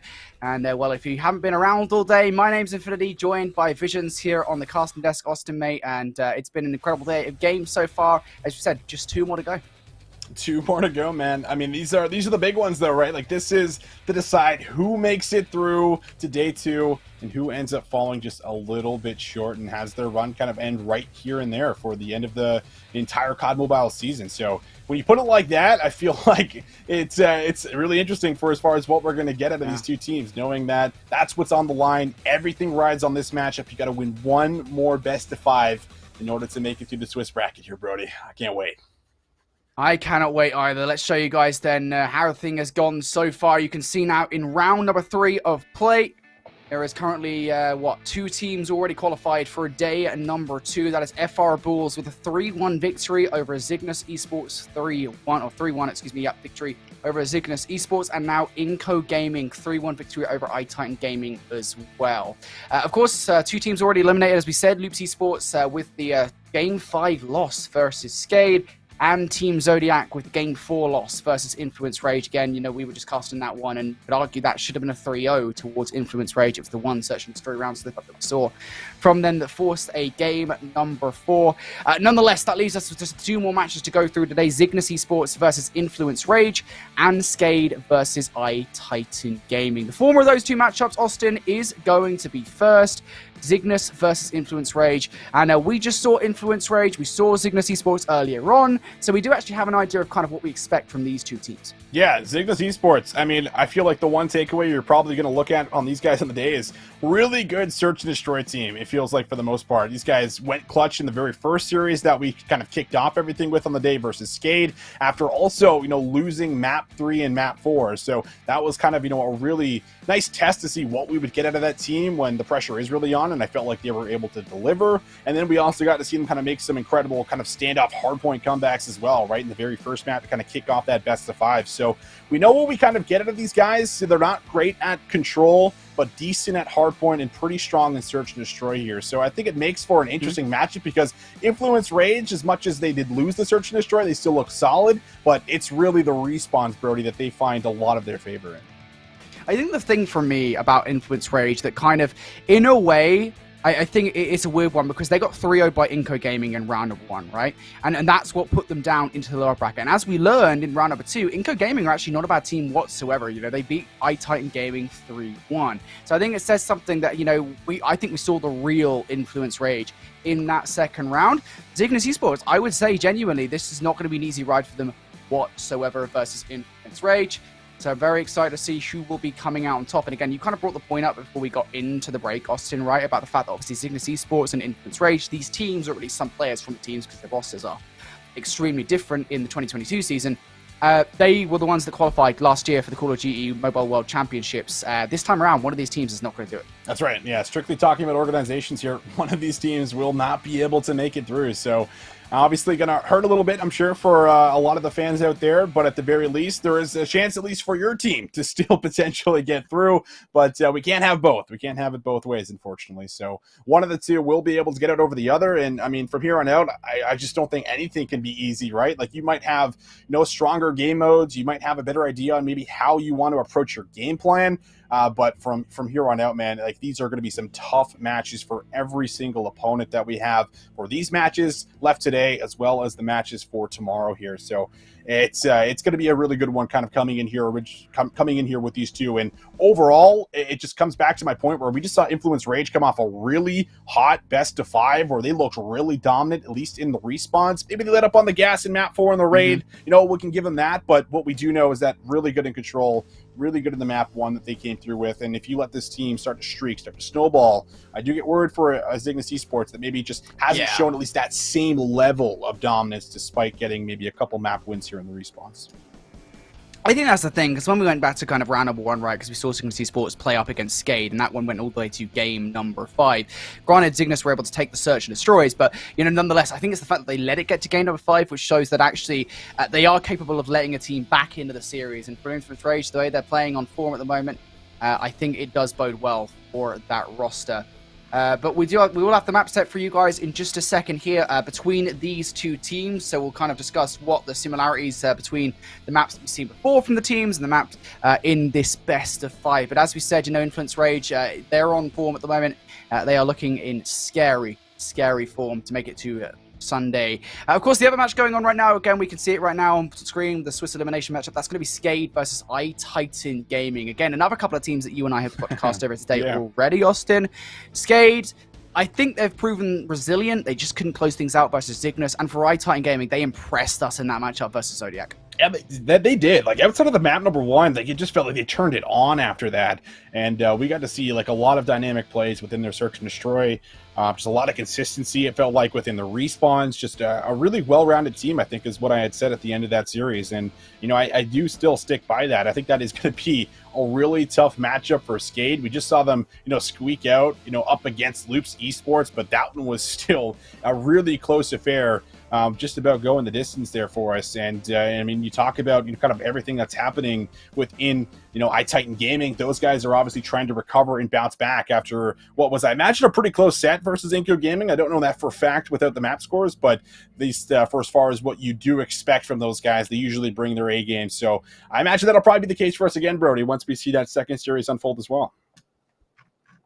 Yep, we shall see. I believe we have a map set for you guys. Apologies for the delay. We're trying to get this one done as fast as possible. This has been, I think, a long day, for these teams. They want to get through it as well. But here we go. Influence Rage versus Zygnus Esports. This is what our map set looks like. Summit Hardpoint will be the one to kick us off. Standoff Search Destroy from map number 2. Control on Firing Range from map number 3. And then Slums Hardpoint and Takeoff S&D if we need it for the 4th and the 5th map consecutively. Austin, anything interesting you kind of want to talk about here for this best of 5? What kind of jumps out at you? Yeah, I feel like it's a big change up for a lot of the map mode combinations coming through for both these teams outside of the takeoff, search, and destroy. That's kind of been, the staple. Even in the last series, as much as we didn't see the takeoff, search, and destroy, it was the map 5 that would have came up had we saw Team Zodiac take that map number 4 on raid. So I feel like, for the most part, this is kind of like a fresh look, at least across the board, for as far as a lot of these map mode combinations, maybe outside of the standoff search that we've seen. But, we'll get the firing range control for the very first time. We'll get the Slums Hardpoint the first time, and Summit Hardpoint. So this either tells me that teams are saving, like, their final map mode combinations for the really big series, which would be this one to get you to day 2, or we're just throwing in something else to kind of just change it up a little bit, throw in something to kind of mix it up more or less. Yeah, indeed. So there is our best of 5 map set, and to let you guys know about kind of what operators have been banned for this one, the Annihilator and the Sparrow will be gone. So again, we're going to see some of that Purifier action on the takeoff, or not the takeoff, sorry, because they aren't on the S&Ds, excuse me, ignore whatever I'm saying. But we will be seeing the Purifier in this best of 5, and the Gravity Gun, which has been so fun to see today as well. I've been loving to see the way that teams have been using that Gravity Gun to zone off areas on Hardpoint, on the control zones as well. I think generally speaking, because obviously the Gravity Gun is the one that I've enjoyed the most seeing, but I think generally speaking, the specialist usage that we've seen from teams today has been actually super efficient. I've been really enjoying it, Austin. Yeah, there's been a lot of big plays, man. Like, there's been a lot of big moments where people just know when to use it at the right time, and that just comes from the months and months of experience of playing not only this year, but years previous as well, right? Like, it's so much experience kind of racked up, compared to where we're used to seeing Call of Duty to Call of Duty, what needs to change. Here it's kind of, figuring out what specialist you're going to get, and then how to to efficiently use it, when are the right times, and I think a lot of times it's just been on those rotations, specifically in the hard points, or when you know, okay, we're starting to streak a little bit, I'm starting to overlap streaks, now it's time to pull it out, or I'm just going to start to, add up all that additional score for the second one anyway, so I might as well use it. It felt like there was maybe some moments like that too. So yeah. Either way, I think that it has been very efficient, though, in a lot of these situations, and I mean, it has quite literally won some of these teams' maps throughout the day as well. Yeah, and I think, on the flip side of that, we've been speaking about utility usage and kind of, the usage of those operators and those specialist abilities. Beyond that, I think the usage of the score streaks today has been pretty good for the most part. I also think as well, on the flip side of that, the reactions that we've seen to streaks today has been actually really good. Like Goliath suits, this is the biggest thing for me, actually, is we've seen a fair few Goliath suits make their way into the play today, but the reactions from teams just immediately get on it, get rid of them, get it out of the game, has been really, really good. And I was kind of surprised about that in a way, because I think Goliaths are just so powerful, right? This is extremely hard to get rid of. Rarely has one actually lasted more than like 3 minutes in a game or something like that. And even that, I think, is a super rare thing. So I've been impressed on both of those fronts. We've been seeing great score streak usage coming out of this today, Austin, and obviously on the other side of that as well, as I said, the reactions that we've been seeing from teams, it really does show high-level caliber mobile play. It definitely does, and I think adding on to that, something that I've noticed at least throughout the day is people will save Predator missiles just in case a Goliath does happen to come out, right? They're just like, all right, I'm not gonna use this for the rotation. It might maybe benefit us in this moment, but overall, I kind of want to save it just in case they do decide to pull the Goliath out. Call the Predator missile in, boom, that thing is dead. We, of course, saw that, a little bit with the Sparrow as well throughout the last series, just making sure you hold on to that to kind of just delete it. Get the mech out of there if you can, but it's when you don't have the utility to deal with it where the Goliath just sits up in a corner. You can't really nade it in some of these spots, and it's just going ham, just kind of finding every single kill, and it's almost impossible to deal with without sending, 4 or 5 members to kind of go and all just shoot at the same time. So it's definitely a game-changing ability, without a doubt. I mean, it is a streak that if you get, you're almost guaranteed. It feels like 30 points as long as it doesn't get streaked out immediately. Well, we've seen a lot of hard counters today of those specialists and the score streaks, and we'll see more of them, I presume, as we go into the final couple of matches here, folks. One of these teams are making it towards day number 2. Again, both of these two teams, or at least the organizations, managed to make it towards the World Championships last year, but only one will survive day number 1 here, the Latin America Regional Playoffs. It's Summit Hardpoint to kick us off here, Austin, and we're going to get on board with Influence Rage to kick things off. Let's see it. First Summit Hardpoint of the day. Who's going to be able to take it? Different map set, but 2 teams still with the same goal. And while around the back, everyone starts to hit the flank. It's going to be read quite nicely there from Kim Wax. He's ready with the gunfight, but still the numbers look like they have swung the way of Influence Rage, at least for the moment. And now Gohan, next one up to try to get some work done. Yo, facing down. Gohan, who has been a force so far today for Influence Rage. He'll only pick up 1, though, before falling. Nice trades coming out from both of these rosters, you have to say.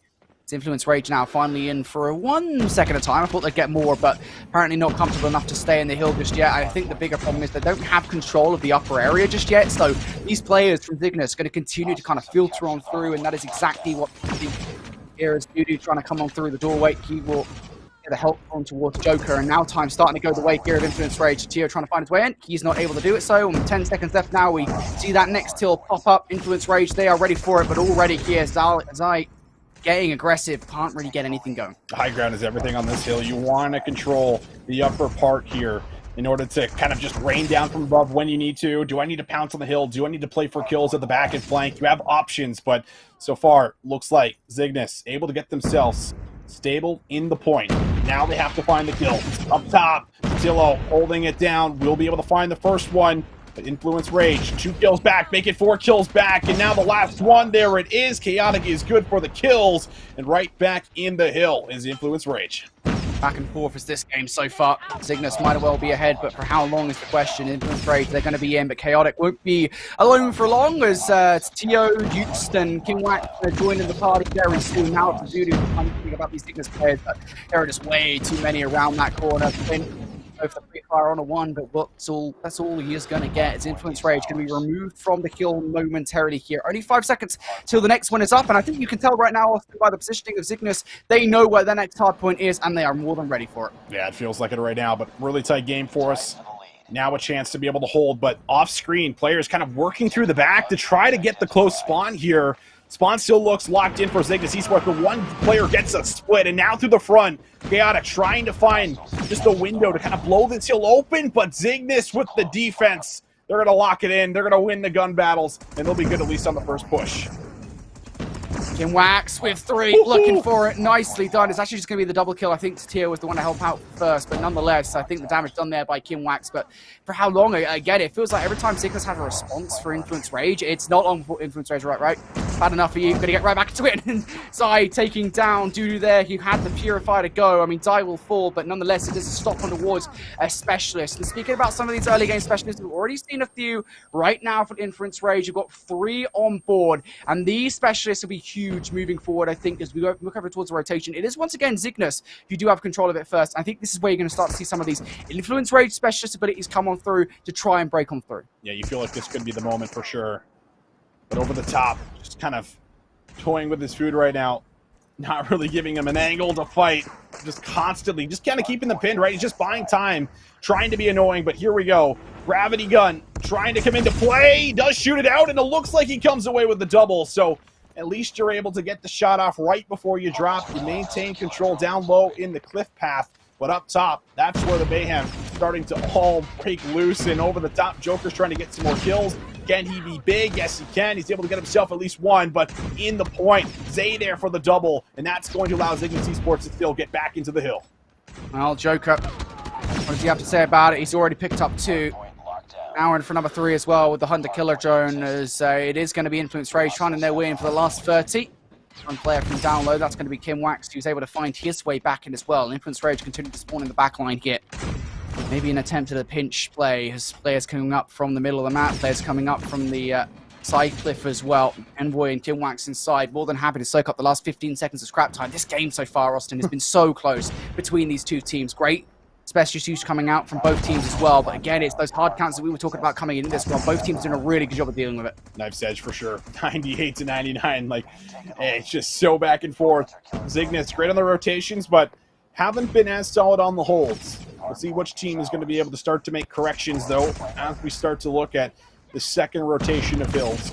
Now through the middle of the map. Good control up top. Again, this is something we saw from Zygnus the first go-around, and they're looking to try to maintain that as they'll find the collapse. They'll be able to break on in, and Zygnus Esports might be able to grab themselves the lead change here again. Wax on 5 in a row, by the way, did earn himself a 100 killer, so that would be a good entry in towards a hard point if they need it. Right now, they are the ones inside for the last 30 or so. Won't be long before Influence Rage jump back through, though, and again, it is that high ground control that we were talking about. Currently, it is Zygnus who will be in control of that. Keep an eye on Tatio. He is the one keeping an eye on his teammates. Joker trying to make the flank happen, though. That first kill, will it result in a second? Yes, it will. Joker looking for number 3. Will not get it versus Zai, but there should be a trade coming on through, and there will be from Gohan. That is going to remove Zygnus from the point for the moment, but again, it's the response that we're seeing from Zygnus. Every time we see like a 2-piece or a 3-piece coming on through from Influence Rage, there is always one kind of response exactly like that back from Zygnus. Here we go. Purifier coming out to play. Down low control should be good, at least on the initial rotation. But Influence Rage, they have to hold on here. Need to try to get at least a solid hill to potentially bring this one back, maybe even run away with a bit of a lead themselves. So far, no one even able to find an engagement. Zygnus Esports really taking their time on the setup and on the break, but it's not going their way, is it? 4 players going down. Juice the last one up. He'll find himself, oh, not 1, but 2. Gohan does get in there for the trade, but now the respawners need to find kills. Look at the scoreline. Just 2 points separating these two teams. Now it is going to be Influence Rage back in towards this hard point. And the long flank coming on through from Zygnus. This is the long game for this team. They want to influence the spawns so that they are ready for the next rotation because they can't afford to give away this 25 seconds as well as lose the spawns for the next. So it's the right call to make if you're a Zygnus. You've got to be careful though because the Hunter Killer drone will be coming your way. Just is going to survive it, but they will not survive Gohan picking up 2. And that is a massive play coming through from Influence Rage. They get the scrap time and they are still holding on to the spawns. Certainly are. Zillow inside the point, not ready for the pinch in the back. Joker gets there, and now the spawns, well, they're a little wonky. Who's going to get control of the close spawn in the back with that kill right there? Looks like Wax might have just solidified it as he kind of backs up, plays that anchor roll, and tries to hold strong. Now it's about the focus inside of the point. This is kind of one of the better setups we've seen from Zygnus Esports here, but the battle in the back goes the way of Dudu, only for a moment, and now the spawns might have just flipped. And right, well done. You can see Influence Rage now going to spawning that backline, looking to come and make their way through. Now's the time to use specialist abilities. You've got them. You can see the kill feed. Just is going to pick up 2 with a Purify, but now Plyn out with a Purifier of his own, but he can't hit anything. Those players are out of range, and Zygnus will now pick up the lead once again here in this game for what feels like the umpteenth time. The lead has changed hands as it's going to be 3 inside the old. Zygnus, they want that scrap time, and they most certainly will get it, but not all is lost for Influence Rage. Yes, they lost the majority of time at the back of that hardpoint after a great break from Zygnus, but now we see yet another fight going down for the spawns for new. Oh, but look at the kills. They come through, and now at the new hill, we'll see a large setup kind of zoned out here through the front. It'll be very difficult to battle in the back, and you're seeing why. Just that heady, just so ruthless for what you want to try to do, and getting to the back is such a difficult job. So player 5 right now for Zygnus Esports. Juice just going to hold on. His teammates are now here. The pinch play doesn't work through Split Path, so they're just going to have to try to make the call to overwhelm all the players in the back, but Joker is just picking them apart. Everybody's winning gunfights. Zygnus can't find a single kill. All 5 players go down. All 5 players down. Influence Rage doing a really good job at the moment of defending this hard point. Nobody from Zygnus can touch, but maybe this is going to be it. Here comes the Purify out, but it's going to be a Purify right back in your face from Zai. Zygnus look to break on through. Still 25 seconds of valuable time here. Dudu can't do anything about that Purify. He will fall to it before finally taking it down, but even that is not really the problem. It's players like Use who are able to put together not 2, but 3 kills inside the feed. Back and forth we go once again. It will be Zygnus at the end of this hard, maybe not, by the way, as well, as the fight for the scrap time will still be going down. And there you go, actually, they will be taking the lead. But Austin, this is the closest hard point we've had all day. This is just insane, man. It literally just keeps going back and forth from hill to hill. So difficult to find any breaks at this point in time. We are now back to the middle hill here at P1, so usually a little bit easier to at least get the opposition off of the time, but maybe easier said than done. We'll have to see. Zygnus, though, they do manage to at least get some kills, but now the Purifier coming out to play, able to get some damage in there. That will be from Dudu, but it doesn't look like he stayed alive for long, as back and forth we go again. Just a couple points separating these two, but it will be Influence Rage that get themselves numbers around P1. Kill's not going down for Chaotic. It's 3 again with the Purifier. And these kills of the Specialists, it's been so brutal this game thus far. 26 seconds left in this hill. There's not enough time for Influence Rage to finish this hard point here. And that means these teams will be bartering for the kills for new and bartering for the spawns for new as well. But the kill feed will be lighting up blue. This is as solid of a hold as we've seen so far here in this game. Chaotic bringing that Predator missile down as well. Dudu looking for another 2. It's going to be Zygnus in for the last 10 seconds or so. But even that, is that really that important when we talk about kind of the grand scheme of things here? It's Influence Rage, just 14 points shy of victory. They could end it right here going into P2, and Gohan has just found 2! Oh, can he find the third in a rotation? No, he cannot. Tries to turn. Dudu's there for the help. Big plays coming through for Gohan, doing everything he can. But Zygnus, they managed to find a moment to get on the hill. Up top, Plyn won't be able to find anything either. Zygnus now starting to light it up a little bit. They have the initial setup, but breaking on through will be Dudu and Gohan. Will it be enough? No, it will not. Flank in the back from Joker. Can he seal the deal? 4 more seconds. That's all that's needed, but Zygnus Esports, they can still deny them the win. They have to touch, and they won't get the touch, but look at them getting hyped, Brody. They get the job done, 250 to 214. It was close all the way down to that penultimate hard point you do have to feel, where finally Influence Rage were able to get control of the top area of that middle room. And then, of course, the hard point as well. A wave of gunfights came their way from there on out. I mean, it was just such a back and forth kill feed throughout the entirety of the game. And our final KDAs will reflect that as well. Pretty much everything even across the board. Of course, we have our kind of regular performers coming out like Gohan and Chaotic, which are playing so well all of today. And on the other side of things, of course, Houston, Zai, everybody playing well across the board, but it was literally down to that last 60, 70 seconds or so, I would say, Austin, where really it was Influence Rage that came out on top. But what a close game. That is our closest all day long.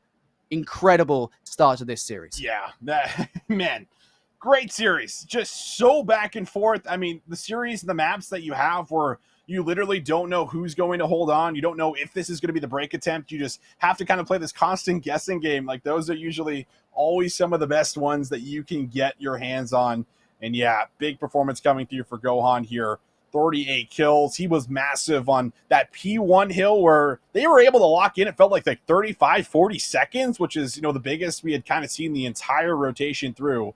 And they were able to kind of lock that in the final moments. Probably the best possible time you could ever ask. We had it going into that P2 hill. So special stuff. But we take a look at the series layout here again, Brody. See what's coming up next. The respawns hold true. But now we'll see if Zygnus Esports will hold true in the search and destroy. A standoff is coming up next year for the second map. Yeah, I don't even know if we can take anything away from that. When it comes down to the storyline of Influence Rage and the respawns at the moment are so deadly because this is a very different kind of opponent to what we just saw versus Team Zodiac, right? Where Influence Rage, obviously, they should have 3-0'd them, right? But I think for Zygnus Esports here, they still came out and they played so well in that hard point. Influence Rage, though, they win the map they needed to. Now we move into standoff, search, and destroy. And this is, again, where things do get interesting between these two teams. Again, this was, we go back to that last best of 5 for Influence Rage. They should have technically won the search and destroy. But again, from what we saw earlier on today for Zygnus Esports, they were very good at search and destroy in that very first matchup versus Skade. Yeah, you could say they could have won the search and destroy. It would have tied it up at 7-7, I think. It would have given them a chance to still close it out. But I still feel like this is one of the best respawn teams I think we've seen on the day, despite not going through the upper bracket. I don't think they've lost a respawn, at least on stream. I don't know what their earlier matches look like, but as much as that one is still back and forth, very competitive, it's still edging out in the end. It's still using some of the utility they were saving there for the final moments to really kind of drive that one home. So this team, very experienced, man. So good in those final moments when they have to go big. You ask them to go big. They just deliver, and that is just not something you can constantly rely on within a game mode, but it feels like it's been there. But now we'll see if standoff, search, and destroy will be a little bit different for as far as what we get, because the big thing that we saw, at least the first time around, was just massive stacks defensively on A. It was all about making sure the attacking team could never get themselves into A and get the bomb down. B, you could at least dabble with here and there, maybe try for a plant, but really, Brody, it's just kind of all about controlling that tractor area offensively or defensively. It really is important. Yeah, I think that to explain that to everybody at home as well as to why that was actually the case. I think when it came to that B-bomb site, you could effectively hang back towards Bales on the defense, right? You can hold back towards Grandma's house, and effectively you can keep an eye on B from there. Now, if the team plants over towards A, it gives you a fast rotation towards A, and also you kind of do need teams inside the bomb, or players inside the bomb site, as well. That was where I think we've seen teams go wrong on the defense today. I think, the first part is there. They've got players watching over B from the back, but I think they rely too much on that rotation part as opposed to you also, technically speaking, do need to have players inside that A bomb site, because if you let that one go, we've already seen it a ton of times today. The bomb goes down for the offense, they can just pull themselves all the way back towards red, and they would be perfectly fine. We cannot see that here from either of these two teams. Their S&D needs to be impeccable. And as we said, to be fair, we have seen some pretty good S&D from these two teams thus far. Again, we go back to that earlier Zygnus match. Yes, it was versus Skade, but nonetheless, their S&D was pretty good. So we should be seeing the same thing again here. In towards the S&D we go, though, and it will now be Zygnus kicking things off on the offense. Snipers in hand. Zay, we saw it on takeoff earlier. Kind of sealed the deal. Wow. Oh my god, look at the nades, look at the stuns. They're just raining over the top, and, well, that's one way to bully out the enemy team on the site. A good shot for Zay, but okay. Now it gets interesting. He connects with the second. The flank in the back is good for Juiced, and all of a sudden it's 2 versus 2. I was going to be super critical of Influence Rage there. Off the start of this round, they gave up a ton of control over the A site, but it doesn't matter now as it's worked out. All that utility being thrown over as a strategy and a half. Now for the retake of that bomb for Zion used. Waiting for the first move to be made from Influence Rage, but neither of these players, I think it's on the onus of them at all to move in this situation, Austin. Yeah, it doesn't look like Flynn's going to be moving anytime soon with that position. You can kind of watch over the bomb. A huge part of it is just making sure Gohan stays alive. He doesn't even need to find kills. He needs to just stay alive. But now, gunfights starting to be exchanged back and forth. Gohan does go ahead and win his battle. And, well, 40 seconds left to try to get through 2 players here. Sniper in hand for Zay. Bomb is down on A. We'll see what he can do. It's a tight corner-to-corner setup, it looks like, inside of Cube. Well, I don't want to count out Zay just yet, just considering he's got a sniper rifle. We already see Pedro early on with the plays inside Cubicle with the snipes, right? So we could well see the same thing again here from Zay, but 20 seconds left. It's not really looking realistic. Still hoping one of these players will peek out, and now I think he realizes, okay, I kind of have to do this myself. So going to go in the Ronetti. looking for the kill, and Gohan has the better of him. You just have to kind of pick a corner. Your centering has to be perfect in that position. It's just not going to happen. But I got to say, what a defensive round from Infinite's Rage. Again, I was going to be highly critical of them as soon as I saw the setup, but the utility being thrown over is genius. I mean, that's what? Is that a 2v5 that just came through? Like, I mean, 3v5, 2v5, something wild that just about came through there for us. But in the end, now we take a look at what's kind of changed, and not really a whole lot. Really stuns and nades over the top late, trying to play for information, have one player kind of just hover around the site, maybe play some info, go for a shoulder peek here or there. But it's a widespread also. You could say the same here offensively, kind of giving themselves options to hit multiple lanes. But now Tatillo finds himself on Tractor. He's going to lose Kim Wax here to Joker Sniper, but there is a chance to drop the bomb. Bomb goes down this time around, so no utility being thrown over that will remove them from the position. And now, strong, but okay. I was talking about the utility not coming through. It will actually come through from Gohan.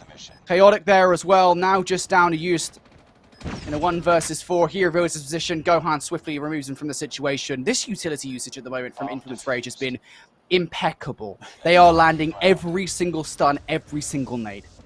I know Shift would be so happy right now, that's for sure. This man loves when teams set up and practice their nades and tacticals, and you're just seeing why it's so important, because you don't even have to force gunfights. You're just using them at the right time, at the right places, and it's allowing you some of these easy kind of loosened up kills when they get tagged by nades or they get stunned up and locked in, you name it. So 2-0, Influence Rage, bringing it to Zygnus Esports so far. They are, of course, on the defense, have to take that into consideration, but it is still kind of not what we expected as Zygnus Esports based off what we've seen today. We'll see if they can maybe open up, trying to maybe weave in a shot here, see if that might connect. It doesn't. It goes a little wide. We still got plenty of time left on the clock.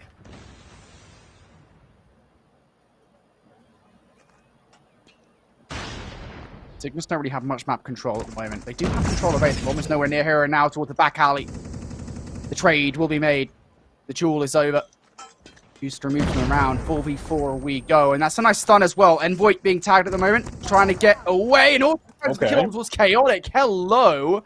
That's going to make the round more manageable. Especially as now you've got players towards the defensive line as well. The TO is about to blow this entire play up. Oh, he's going to get flanked to the back. And that's tough. Coming around the side there. Not ready for the close quarter engagement. And now that's going to result in probably the bomb going down, and a really difficult round to throw away here for Zygnus. Trophies are set up. You have great positioning. There's only 2 players you got to cut through. Gohan making a strong argument for winning this one. Going to take down Kim Wax. Unfortunately, Joker not going to win the second. And now, of course, they know where Gohan is. If Joker gets that kill, maybe this becomes a more realistic prospect. But Gohan, still alive, somehow finally gets double chowed there towards the end by Tatia and Zay. But nonetheless, whew, that was much closer than it needed to be. A much better round there from Zygnus, I would say. Good adaptations coming through. Yeah, I like it. I mean, it's just a little bit of a change-up, right? You kind of wait for some of those initial picks to come in. It's a nice hit into A, kind of coming around the back, and because no one's stacking it there defensively, just the 1 kill and you're good. And now the trophy system's really doing wonders in this game, as it's a full-on flood all the way through defensively. Influence Rage just looking to take away all of the map. It will leave a moment here for Juice to maybe come up with a couple of kills, because now you're kind of pinned in boxes. The bomb is down, but you still have to come up with kills. Juice is just coming out of the gate swinging this round. It's his 4th kill here. Now he's got the bomb, but no! Gets caught on the cross by Plin! And for all the effort Eustace made here in this round, it might all be for naught now that Kim Wax is left between a rock and a hard place. He might get caught off guard, but also might get some good timing, to be fair. If Gohan doesn't check, Plin will fall, and now the 1v1. Kim Wax versus Gohan up top. Gohan about to get caught off guard. Does Gohan turn around for the kill? Surely not. It doesn't happen. Kim Wax for the 1v2. 1v2, clutch plays. It was a great play call, I think, initially to kind of run all the way through A, match them head on, but it almost felt like they kind of trapped themselves inside of crates, right? Like they're limited to warehouse. Luckily, the bomb is there. If it's not, then that's a situation that I don't think you ever want to be in on the defensive side. But a big clutch up in the end. Got to give it over. Love to see big plays like that to tie us all up after what was 2 great opening rounds.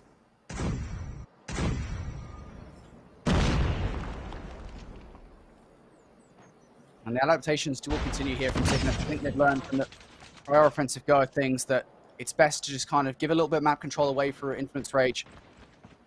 Don't get over aggressive. The first blood coming through now on towards Infinite's Rage. Or Rage. That's a nice playing with a snipe on towards Envoy. It's going to be pretty helpful. That's a bit of information gain now. You know where the bomb is.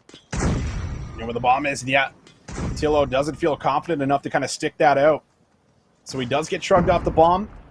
Kim Wax just trying to go for a little bit of a Hail Mary with the launcher in the backpack, but that's not going to connect. Hold the timing here from Gohan. Oh, he's going to line up too. Last player on the bomb. He doesn't spot him, but Dudu does. What a play. Gohan through the middle of the map with the KSP, man. He's done this so many times, and it works out again. Gohan just keeps on making the plays. Just keeps on making the plays here. 11 frags to his name.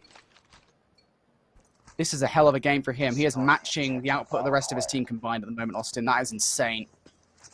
3-2 up now. Our Influence Rage looking to end their defensive run on the positive side.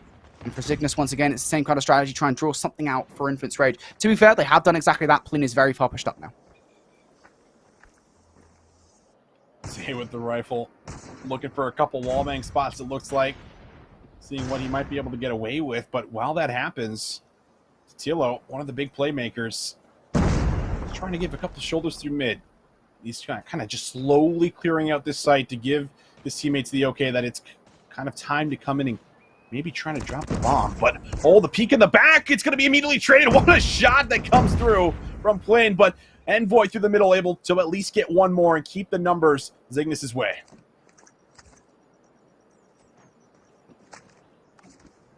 I'm dwindling down in this round now. 60 seconds or so left on the clock. Plin is the player to be careful. Oh, it just peeks up from the bomb. Looking for the second as well. There's no shot. This happens. The sun goes up, but Plin escapes. Most importantly, trades things out now. 3v3 we go. Plin should be taken down here, especially as Dudu has fallen. Gohan has to hurry up here in this situation, Austin. Yeah, you're definitely going to have to make a decision here, but in the back, Gohan. This time, the flank play, the pinch play does not work out successfully. Bomb now down on A. Plin able to get one more. This would be for multiple kills in the round, but Juice takes the challenge head on, does not give him room to work with. And that is going to tie us all up going into the side change. Destroy the objective. Got the bomb. Extremely close is this S&D right now. Now Influence Rage on towards the offense they go. How do things change for them? Well, I think we're seeing a much more aggressive approach from Zygnus on to hold on A. Envoy's over there. Going to face down a barrage of nades.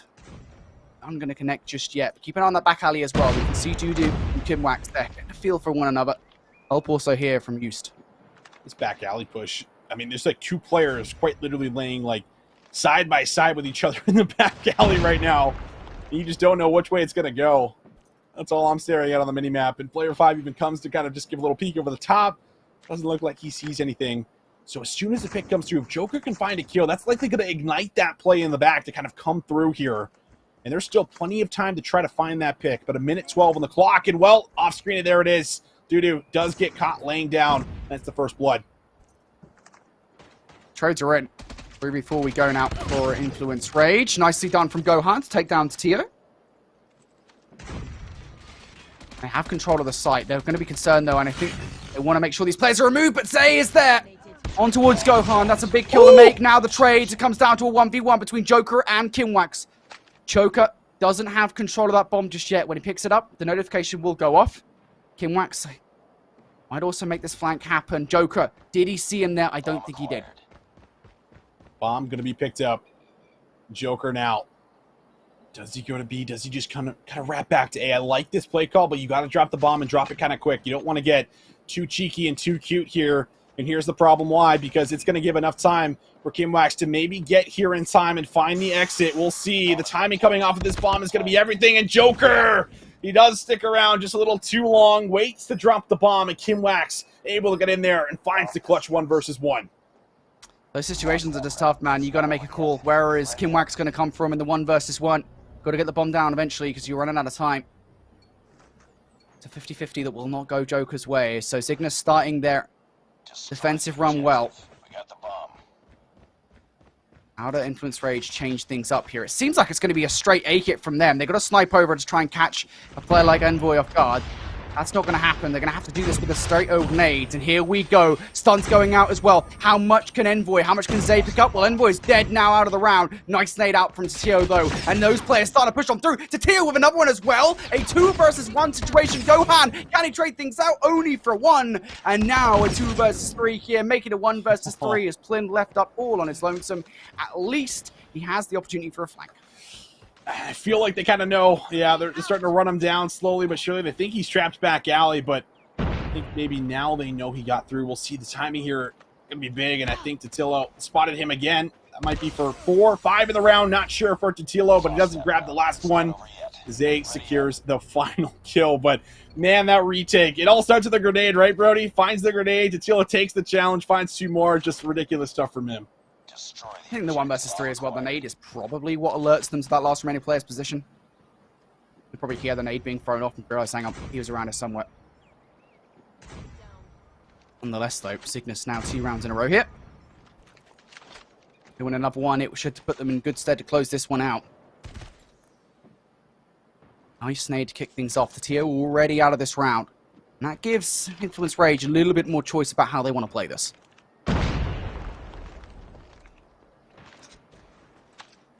Trophy system. Looks like it did go down. Going to give just Joker a little bit more support for angles like that.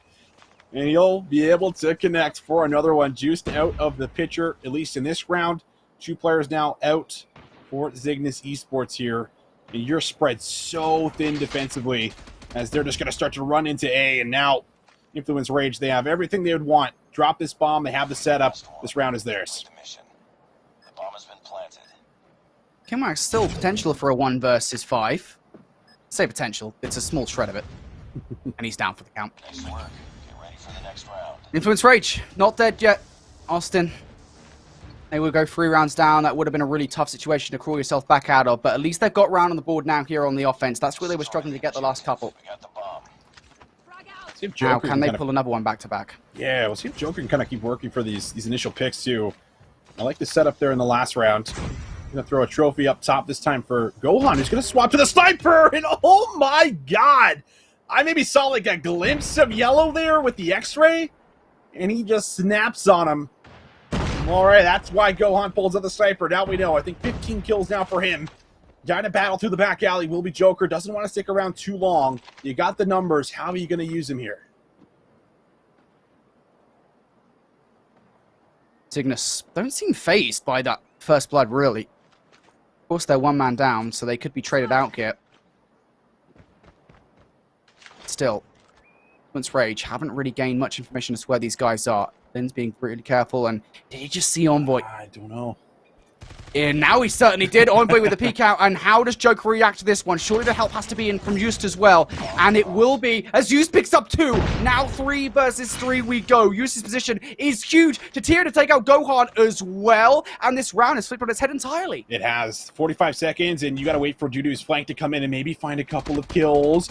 Oh, he doesn't finish off Tatilo. And all the help gets there from Kimwax. And Juice finds the 3rd.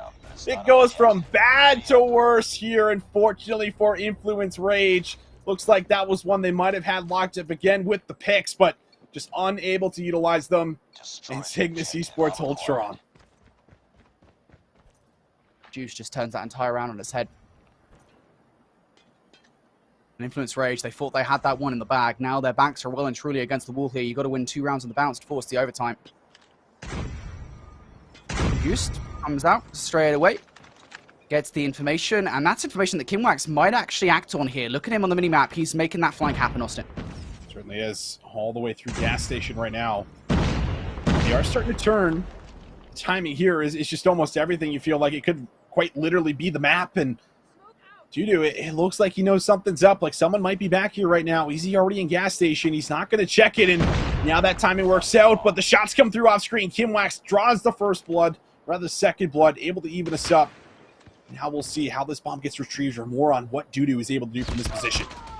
Dudu was spotted out with a sniper as well. At least he gets 1 before falling. That is a huge grab for Dudu. It enables this team to go grab the bomb in a 3 versus 3. And look at the way Zygnus are playing this one. They're making a flank happen. They want to flip the map. Of course, they probably know as well that Influence Rage won't be confident enough to get the bomb down without checking a couple of places first. The bomb has been planted. Here we go. Bomb is now planted. They won't have the information that at least one player is on the flank. They'll have Joker to go check it. But it is all but a feeling. They have no information as to where Tatio has gone. He's currently top red, and he might be able to get the kill on towards clear. And the shot's from afar, and it is enough. Now, the trade needs to be quick from Joker. Will they come through? Will it come through in the back? KidWax kind of just dabbling back and forth. Gohan finds one. KidWax gets the trade. And now it's a 1 versus 2. Gohan, rather Joker, finds the snipe. Tatilo's got to go. Oh, no, he doesn't track him down. The finesse, and now the bomb is becoming an issue. You got to back up. You got to play defuse, and there's no time on the clock to get this one through. Joker should be able to get here in time, and there it is. What a 1v2 for Joker. Joker with a play, man. I mean, I thought maybe the chase was going to be in for the final kill, but the slip up on the last one to get away in that position.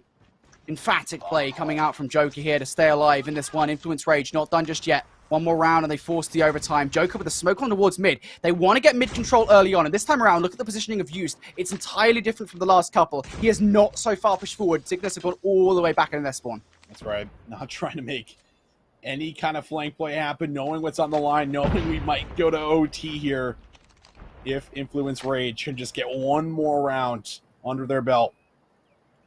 Right now, the bomb kind of positioned in back alley. You still have player 3 that can kind of clear things out through the front of statue and maybe make some waves if you want to kind of rotate back. So they still do have that option, of course, fully available. But look at the defensive setup. Just look how tight they're playing. Double stack in back alley, kind of through yellow. And oh, look at the hit. It's going to be a double that comes through initially, and then they back up right away. Influence Rage, massive numbers advantage.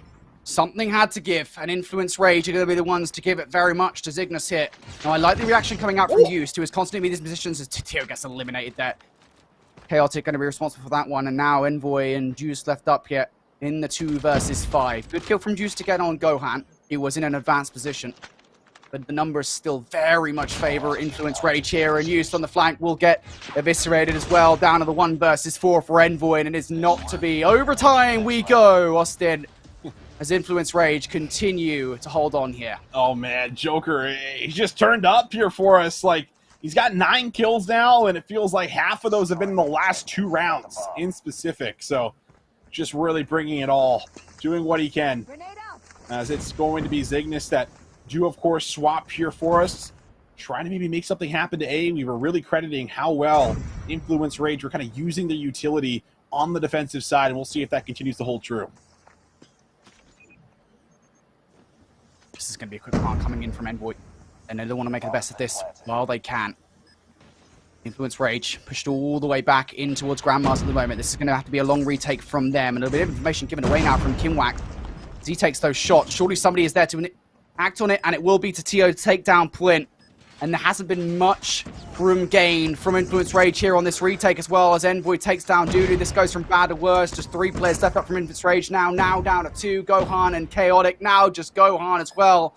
This has been a flawless offensive round from Zygnus, and it will continue to be as well. They get the bomb down. And those are those rounds I was talking about, Austin, where you're giving way too much credit to the offensive side. Yeah, they did definitely kind of just sit a little too far back, it felt like, and they are just like, listen, let's just move into A, drop the bomb, and maybe they were kind of getting a read on some kind of an aggressive push, but obviously it doesn't happen. Joker, he happens, though, that's for sure. Something about Joker on offense with a sniper rifle, and it will be good for another pick. And now with the pick, it looks like they're going to use all their numbers to come right through back alley and try to flood out player 2 right now. KidWax, can he find himself at least 1? No, he cannot. Gohan finds the kill. And look at that as well, by the way. Look at this response from Influence Rage. They get the kill and they dip away. Now, it's a good read coming in from Used that these guys will not push straight into the alley in fear of potential trade. So Used has effectively the entire power on the round here for Zygnus in this corner. The information gained, he tries to get away with his life, and he will.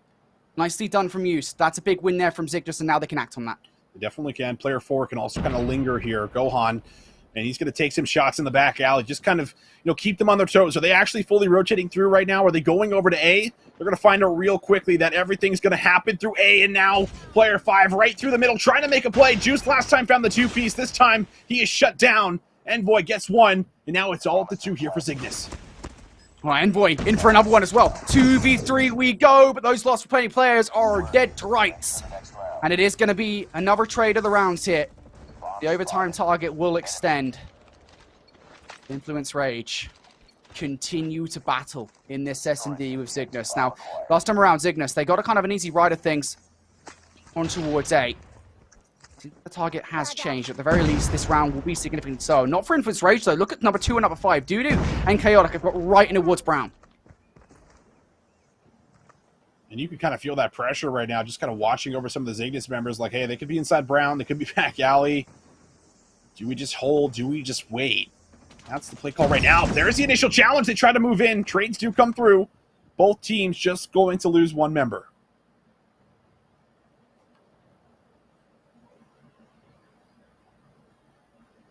Now Bomb's still hanging back here towards the alley as well for Envoy. Rest of his team making the advanced positioning towards A. You have to be careful as well, because if he falls, if there's an aggressive pushing coming from Influence Rage, it might all be over, but it's okay. Bomb now starting to make the move across towards A. The site has been cleared out by Tatio and Zay. They should be comfortable getting the bomb down now. Now, this is a very different reaction than what we saw previously from Influence Rage. They're trying to make the long flank round towards P2. Yeah, they want to play retake here through the offensive spawn, so Zay, he has the chance to maybe catch them out on the cross, and he might have saw one player there, but Juice is certainly going to see one. He takes out Plin, and well, there's the second. Zay finds Joker. Offense all the way through, it's looking like, unless Gohan can pull off a 1 versus 4. Gohan in the 1v1 against Zay. That's not going to happen. Zay wins out.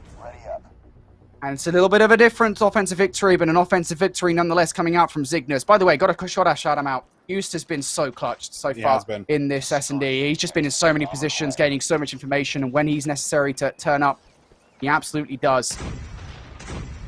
Influence Rage have to deal with him. And look at this aggression coming out. Used getting straight into the elbow. Is he ready for this one? Gohan in the 1 versus 1, and it's the trade. Gohan will fall, but luckily Plin is there, and Joker going to take down Envoy as well. This is a very fast defensive play coming out from Zygnus, but it has been answered.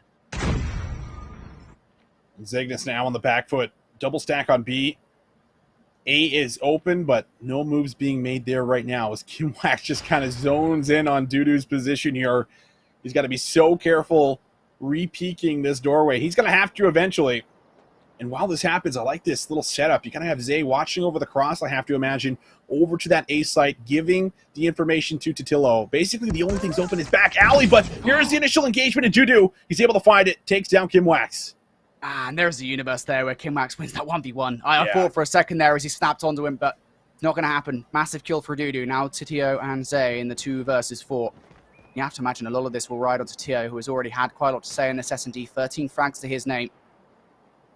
Zay also coming in for the fight as well, and Zay will fall now down to Tio. He picks up the first. We'll get the second as well. This needs to be the immediate reaction from Plin and Joker, and it will be the former gets the kill, and once again, our overtime target will extend as these guys trading the offenses at the moment.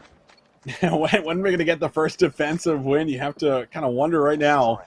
This feels like, you know, we've gotten even a couple curveballs in there, kind of pushing through L wall initially, not really working out, but how about this back alley push? Look at this. Oh my goodness, what a risky call coming through for Influence Rage. They are sick and tired of the defensive rounds, but Juiced, he's gone clutch again. 17 kills now for him. Totillo gets Plin, and that clears out the back alley push and puts us right into an immediate 1v3. I gotta be, I don't blame them for that play whatsoever. Like, they were so fed up with these trading offices, as you say.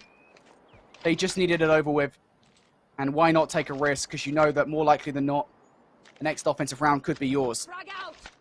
Joker throwing the nade over that should give Use the information as to where he is, but apparently Use hasn't actually heard that, so this could be a free kill for Joker. Nope, never mind. Doesn't see him. Use going to win that one, and yeah, it is a risky play, I think, coming out from Influence Rage, but if it works, obviously, you know, that reward is huge.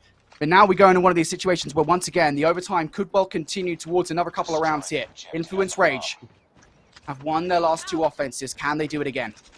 Juiced has 18 kills. Gohan has 17. We're getting very close to some 20-digit numbers kind of coming in. Let's see what happens here, though. Kind of looking down low. Joker trying to see if he can maybe work that angle. We've seen that played a couple times to the side of Zygnus on the defensive side. But it is more or less kind of that 3 stack. Not so much on top of each other like we've kind of seen. But will be in that kind of little trifecta trading situation. So have to make a move. A lot of it's kind of happened through bottom brown and back alley for as far as the initial picks for Influence Rage, but this time around have not been able to work for any of them. And they've kind of defaulted back to that A site multiple times. But Gohan, he has been the big player. They're going to try for a planet B. No way. They're going to try for this plant. And of course, the coverage is there. Used is going to fall. Now the plant is going to be down. Trade's coming in from Zay, but there is not an immediate trade right back. Joker able to take down to Tio. So 4 versus 3 we go now. Kimwax and Envoy still in a position to retake this site from the statue side. Kimwax with a 1v1. He will win the first, but Gohan in for 2 and Zay 1 versus 3. Has the sniper to work with. What a wonderful conclusion it would be to the S&D, but it is not going to happen. Influence Rage, they make a risk in the penultimate round there, and then they do it again here in round number 18. Round number 19 we go. Austin. Yeah, it just keeps on going, baby. 20 kills now. I wonder when we were going to hit it. Well, there it is. 20 kills for Gohan. Where do we go from here? Sky's the limit, I suppose, in OT. But Zygnus Esports still not trying to throw anything too crazy on their offensive rounds. Just about both teams kind of played the same for the most part offensively. Just working kind of just through that back alley area, just holding on to it, seeing if you can get a sniper in a good position, work for a pick, and then maybe slowly rotate the bomb back over to A. Now, the bomb hasn't come back over to A just yet, but they do at least have the initial setup to maybe throw a bait into Influence Rage on this initial push here as Attilo starting to get aggressive.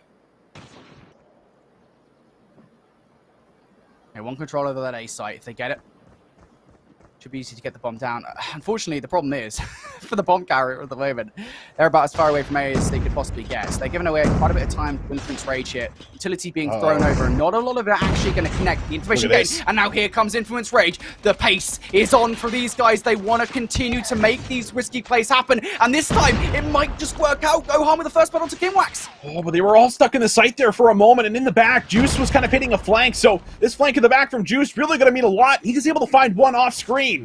Big pick up there onto Plin. No trade has come through just yet. He's able to escape with his life, and all of a sudden the map's kind of flipped on its head. But the bomb still needs to figure out where it wants to go, and Juice wins another and takes down Chaotic.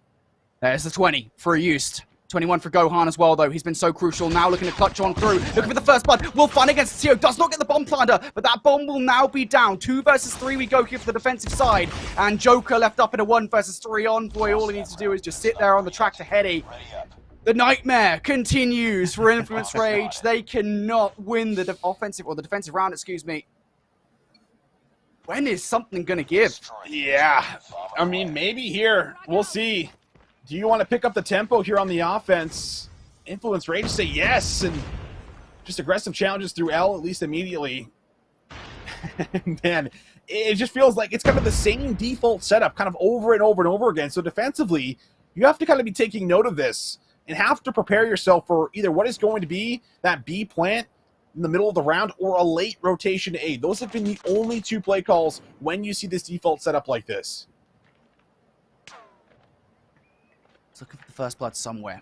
Joker down bottom brown. Not in the best position here. Once again, I think how long Influence Rage have taken to make this offensive push happen. They've given away control of the A site to Kimwax.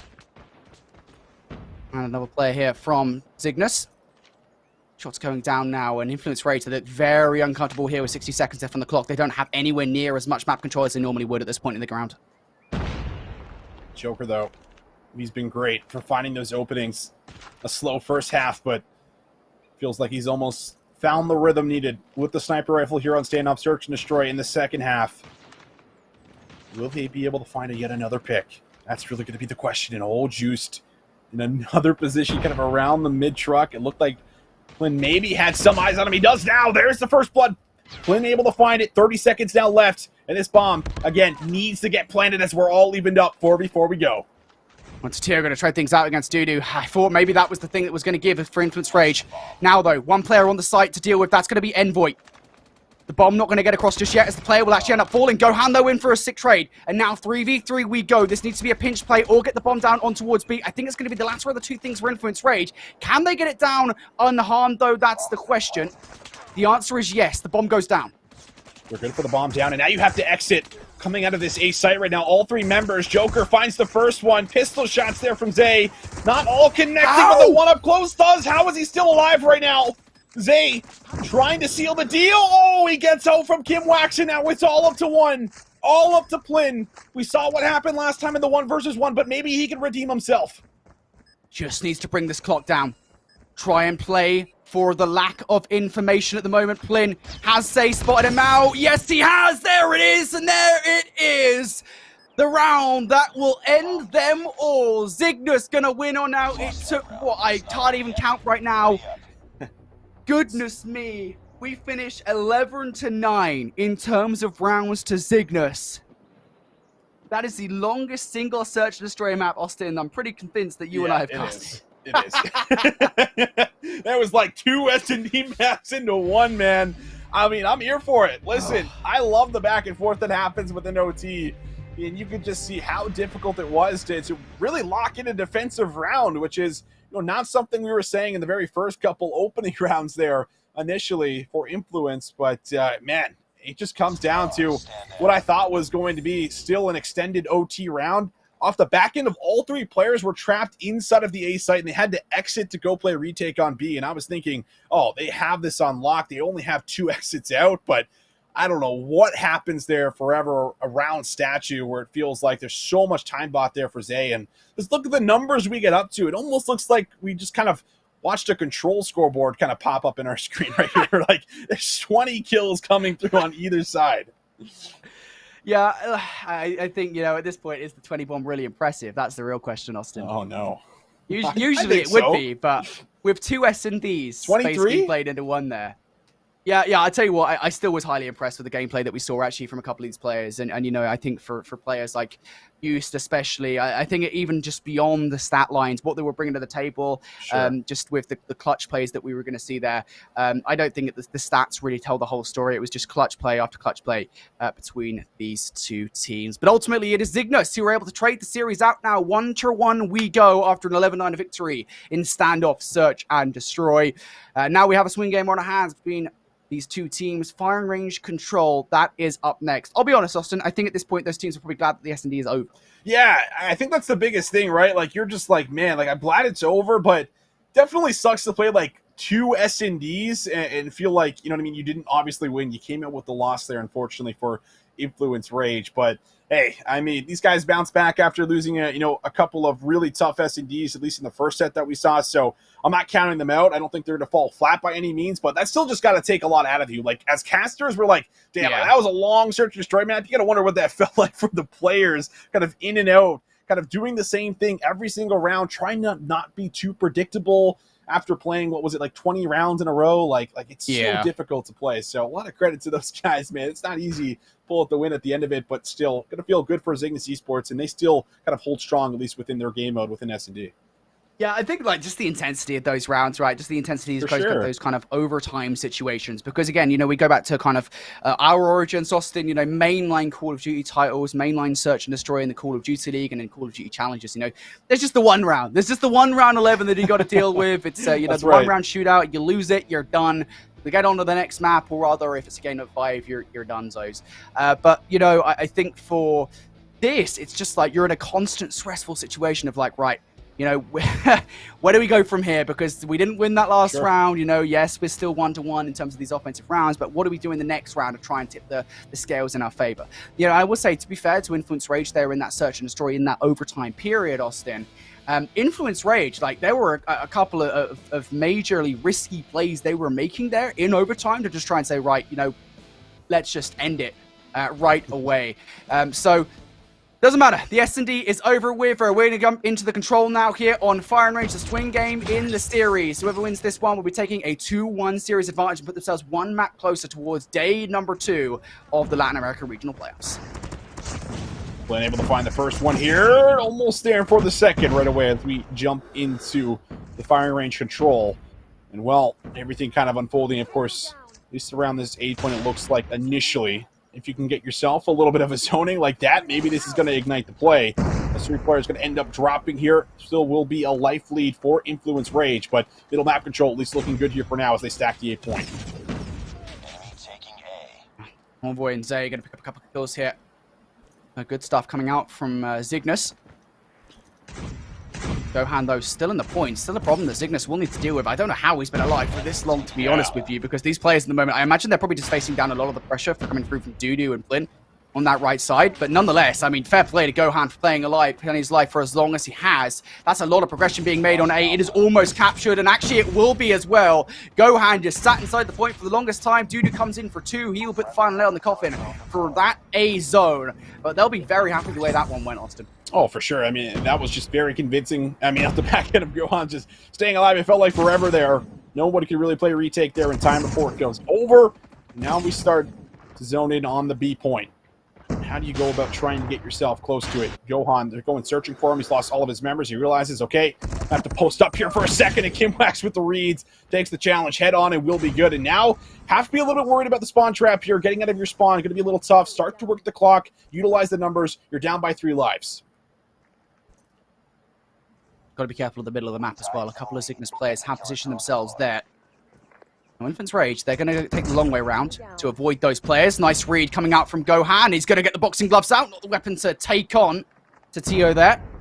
Has to switch over towards the SKS to get it done. But Tio just going to sit in his corner at the moment. Just try and keep Gohan preoccupied and run this clock down because we've got 55 seconds left at the moment. Influence Rage, their journey towards that right side of the minimap hasn't exactly been the most successful one, especially now to Tio making that move. Gohan, you need to help out. You need to pick up this kill versus Tio, and that is a nice one to grab. And now maybe an opening is elsewhere. Joker's got that going on to Killmax as well. All right, 3 up against 5. Influence Rage, going to have to play their numbers perfectly. As Gohan is able to get a touch on the point at 34 seconds, so they're willing to force the engagements, but now they just have to win them, and oh man, nothing can come through for the Purifier. Nobody up close here on the side of Zygnus Esports in and around that B point. Just could not utilize it, and now you only have 1 life left. Too little, too late from Influence Rage. I mean, props to them for trying to make their way through the trailer. Get around the players that were situated in the middle of the map. But, again, just a late resurgence that will not do now as we come out of that round. Zygnus got 2 specialist weapons ready to go. They use them here moving in towards this offensive round. Well, I really like this play coming out from Zygnus. They've barred that nobody from Influence Rage will touch that B zone, and it would be the right call to make, as now Influence Rage going to have to wrap around behind him. Gohan is just so great at finding these little routes and these little opportunities to get in from behind, but he is going to have to get here. Try to either watch over the spawners or try to reinforce the point at least at B, but it looks like only 1 player is left.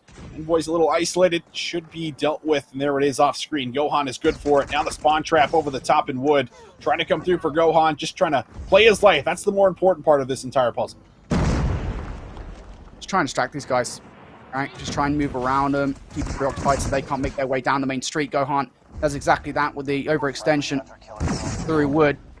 Nice kill from Tio to take him out of the equation, and now that should give a little bit of breathing room to Zygnus here as they look to make their way in towards A. But the problem is, Influence Rage players currently preoccupy this trailer.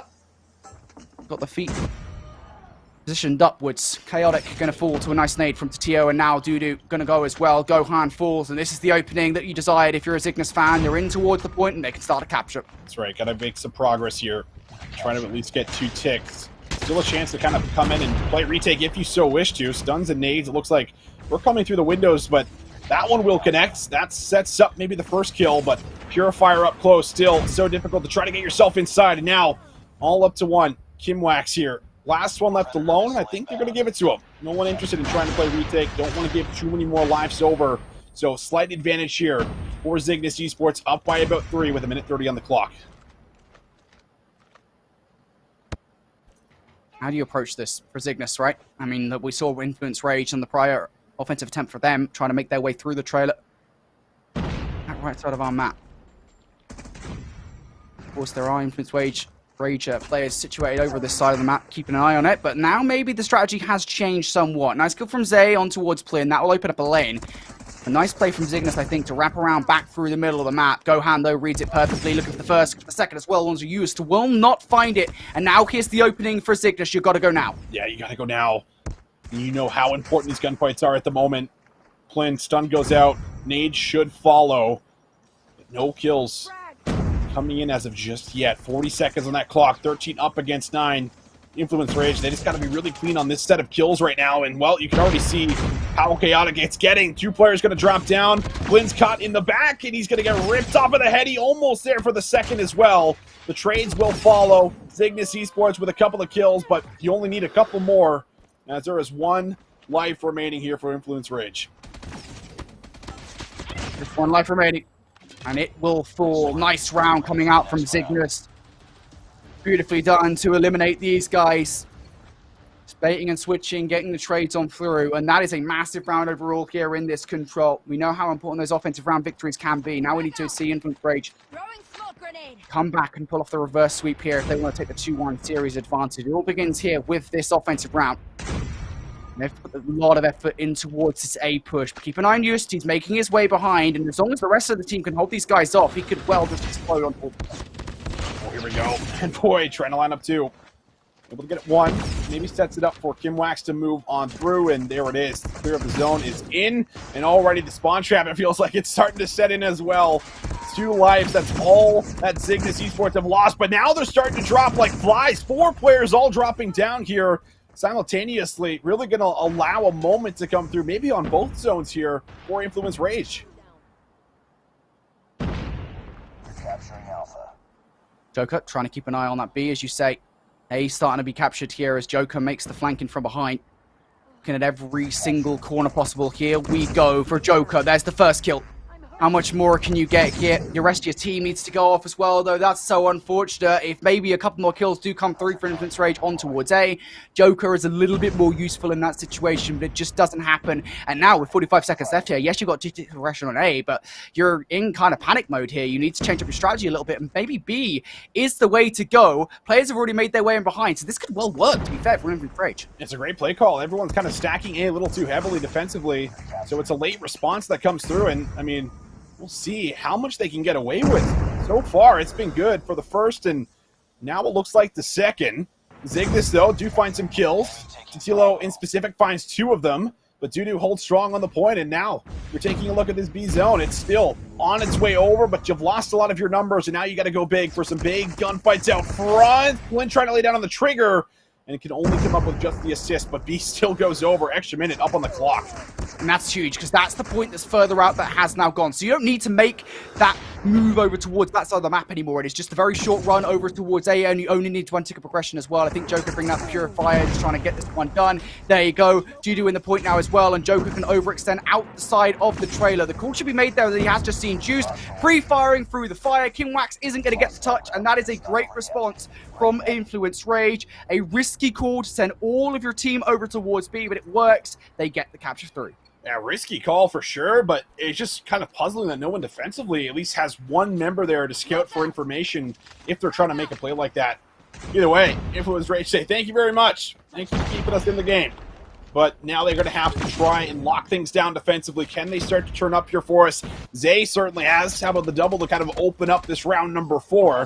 KimWax will also now have a free line of sight into the back as well.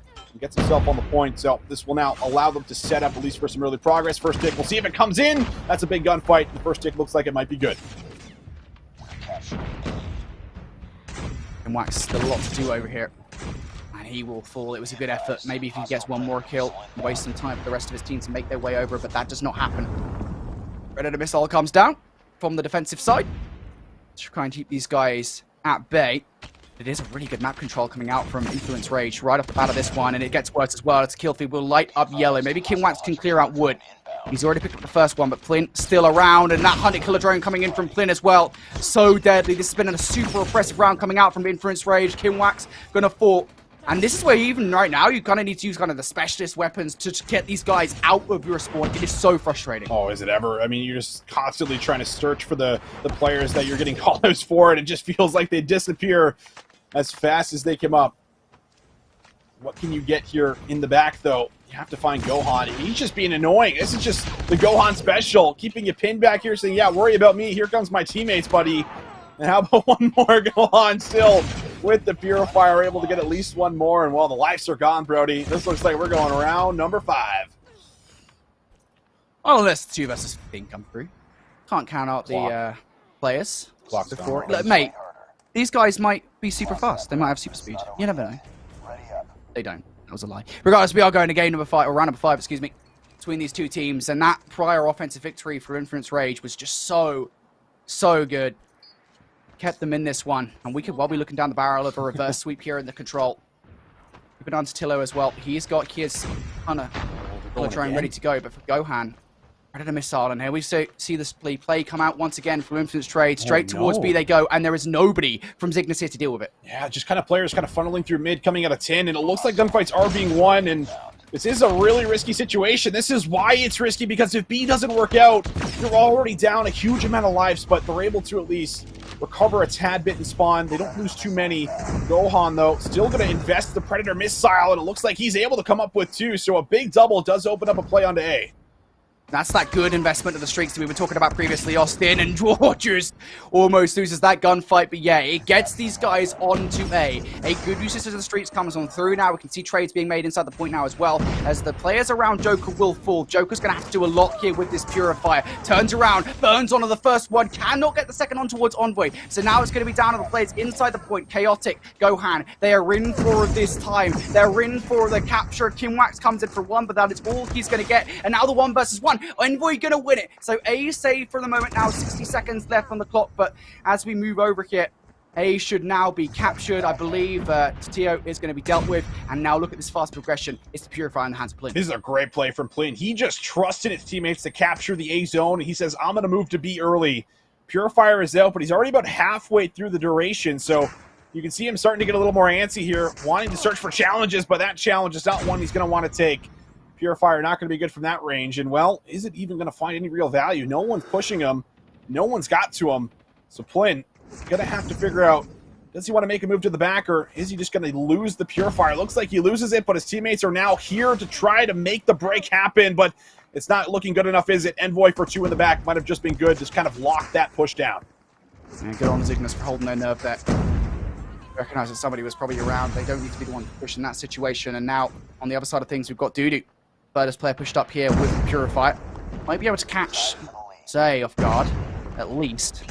But if he goes out and challenges Tatio here, you got to imagine he would probably lose that 1. Zay will fall to another player, though, and now maybe the Purifier can be a little bit more effective as more breathing room has been created for Influence Rage. You've got to get rid of these players. Pushed up, though, Tatio. One of those players. Tatio able to pick up 1. Kimmax has been trading things out, though, so 6 versus 7. Now, 6 versus 6 as Joker picks up 2. Influence Rage now down to the final 5 lives. Final 5 lives. And Plin's got a great look over the top here to maybe come up with 1 or 2. Oh, man. 40 seconds here to potentially find 3 rounds in a row. But just down that 1 life, you're going to have to make up for it somewhere. 30 seconds now on this clock. Try to make the push happen into B. Into Zilo off screen. It's just found 2. Kimwax gets the 3rd. 1 life remaining. And that Purify play should close it. 1 life remaining for Influence Rage. There's no way you play this so perfectly. Envoy gets the first shot soon. You got to play carefully. 15 seconds left. I think that caution isn't really going to work. Got to touch. You need a straight shot. You have to touch, yeah, and you're nowhere near the point. It's just a really rough position to be in. Now you can't touch that as well because the gravity vortex is in the middle. We lost the lead. And there it is. The trade comes through. Gohan able to pick up 1, but that is all he is going to get. It is Tatio who really does close the core on the game there with that Purified play for 2. And well, Zygnus Esports, I mean, it was, again, you know, you could argue that should have been a 3-0 again when we talk about how valuable offensive rounds can be. They managed to win the first one. Great comeback from Influence Rage in round number 3 to not give up, to push it to a round number 5. But Zygnus Esports are the ones that come out on top in the end. Absolutely. You could definitely argue that, you know, that could have been a 3-0, but just coming through in the final rounds, man. It's something about Zygnus when it comes down to crunch time, like this round 5's in control. We got to see a little bit earlier on, you know, within the S&D when it comes down to the closeout round, making sure it doesn't go to OT. They get the job done there. So Zygnus Esports going big, and hey, they take a respawn off of Influence Rage here, which is just so massive because they've been on a hot streak throughout at least the broadcast. Maybe they got some kind of a broadcast buff because they were just lighting it up when it comes down to the respawns, but these ones have obviously been a little bit closer, except this time Zygnus Esports, they're able to edge out at the end, which is kind of the big factor that we haven't got to see versus any teams that have stacked up against Influence Rage here. So absolutely huge, and Say also has a mammoth game here as well with 32 kills. That's what we were wondering, right? You know, when it comes down to Influence Rage, with their respawn prowess, can anybody take a respawn away from them? That, of course, wasn't the team they lost to in round one, because, they got 3-0 there, and it kind of felt a little bit like, maybe it was just kind of a product of the team they were facing. But when it came down to that Team Zodiac matchup, they looked so good. Here, though, it is Zygnus Esports who were able to take the control away from them, a 3-2 victory, and an important control victory as well, because today it seems like Zygnus have been struggling in control. They've been double 3-0, and I think it was on Slums both times too. So big victory, I think, there for Zygnus to finally get off Slums for one, and then to actually win the control too. But Slums Hardpoint is actually up next. They will have to return to Slums, although it's a different game mode this time around. And, I think if we go back to the first game in this best of 5, there wasn't really much to separate the teams whatsoever. It was so back and forth, Austin, all the way down to basically the final couple of hills. That was when the difference was really made for Influence Rage to actually come out on top. So really, this one could go either way. Yeah, it was the P1 hill of all things, too, that they locked like 40 seconds into the chain into P2, which was just pretty ridiculous. But yeah, man, like there was maybe like 6 or 7 different lead changes, I want to say, that happened throughout that map. Like it was definitely constantly on a knife's edge, without a doubt. It was just so back and forth. It was really hard to kind of get a grip hold on who you thought was coming out on top until we kind of finally went to that third rotation of hills. And finally, we saw, okay, that's the lock-in that we needed to see, but it was just kind of back and forth. You get a full 60, I get a full 60, so Slums is very much like that, right? You talk about just how this map kind of plays out and how the hills sort of work. Obviously, 3 and 4 is always the goal. You always want to control that side of the map, but this is still a very kind of highly contested back and forth, give and take type of map as well. So I love that we have this for the map number 4, I'm going to be honest. But this is the first time you and I have got to cast this today, right? I'm not blasted when I say that.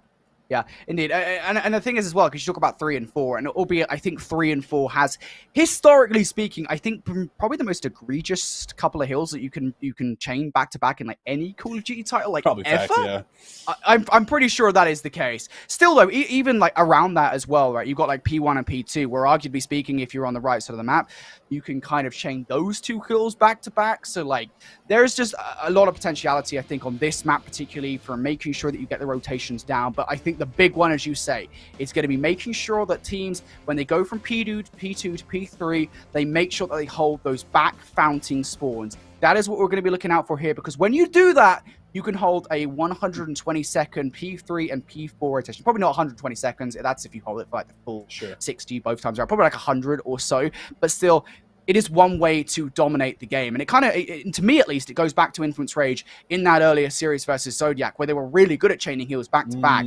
It is a scary prospect, I think, for Zygnus Esports to go up against it. Yeah, it definitely is. I think you bring up a really good point because of the fact that we've also seen, what the snowballing has also kind of, amounted to at times. So if you have like a really good opening and win the rotation for a P3, like all of a sudden the game becomes very scary. And by no means do we ever want to count teams out at that point in time, because we've seen comebacks happen, but it's just you go down by what could be an early like 80-90 points, and it almost feels like there's so much that you have to do. You have to bait out the streaks, you have to get streaks of your own, use your specialist at the right time, shut theirs down, right? It's a long laundry list, so you just never want to be put in that situation. And I mean, based off of at least what we did get out of Zygnus Esports in that last map, I think that there is at least a really good kind of spot for them to kind of maybe chain this one together into map number 4. I don't know for sure because Influence Rage, I don't want to count them out. They could get us to a map number 5. They've been the respawn gods, so I'm not just gonna be like, all right, they lost momentum. The wind was taken out of their sails after map 2, going like 20 rounds, but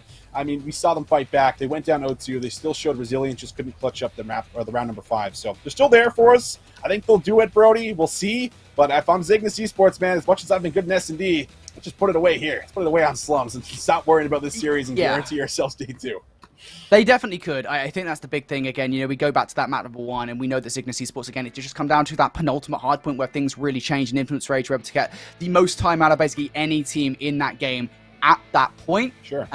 So we know that Zygnus are capable of winning this hard point out. It's just going to come down to kind of the performance, actually translating that into the gameplay here for Slums hard point. Right. I do want to go back to an interesting point that you actually made, Austin, because we talk about kind of the difference here about the snowballing effect that hasn't really been present in other titles where Slums necessarily has appeared. For Call of Duty Mobile, you've got so much to work up against. You've got the specialists, which I think is the key differentiating factor, because the 2 times that we've seen Slums in rotation or in a competitive setting, just in a Call of Duty title, have been Black Ops 2 and Black Ops Cold War. Right, and even though Black Ops Cold War, I think for Slums it wasn't in like for very long at all. I think it was in for like 5 minutes. We're like, nope, Absolutely not. I think it was Black Ops 4, actually, excuse me.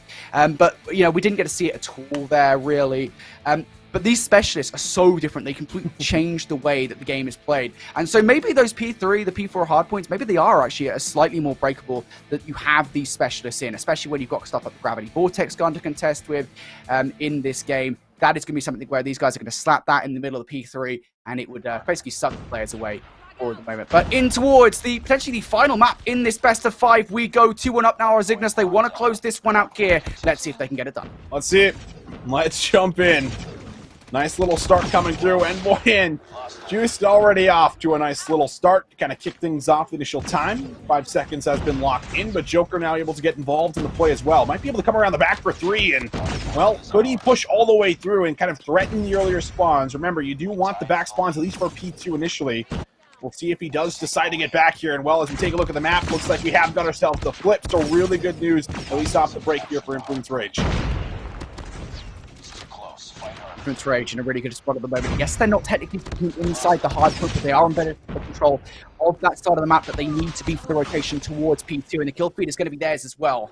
Fortunately for them, though, Pinwax and Just, they may well fall, but there are still players inside at the moment for Zygnus. This is a good amount of time off the back of P1, but this is what we were interested in, right? We come towards the rotation, and how does this first wave of gunfires go down? How does Zygnus approach this one? Do they kind of push their way for the front, or do they want to go round the side through the cafe to break those back spawns? Well, regardless of what the question is, you've got to remember that Influence Rage here, they're going to be facing down a ton of pressure either way, and here we go. We can see it on the mini-map. Those players, they're starting to make their way down the side, but they didn't quite expect Flynn to be sitting in that annoying position. Oh my goodness, Zay with the read on the pinch in the back, and now it looks like they've been able to get numbers back here, but the spawns might still be good for Influence Rage, but that kill they certainly will be. So the play around the back, not going to be successful. And now it's about breaking here through the front, but you got to get through all the members here. And Influence Rage, and how about it? Triple kill coming on through. Incredible stuff. Hunter Killer Drone also going to be locked in. And this is exactly the utility that you want to have going into these future hills here, Brody. That's the snowball effect that you were talking about, Austin. You know, now we see the Predator missile coming down from Chaotic. They know how important this rotation will be, and they're going to bring it down straight away. Now, these players, I was going to say they should be spawning on the back, but they're actually not. What? They spawn old?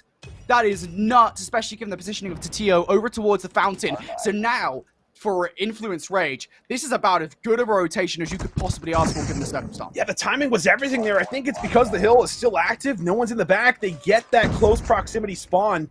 But now, it doesn't really matter because you still have Zygnus players at least in the back. There is a close garage spawn coming through, so there is still constant pressure you can pour into the back here.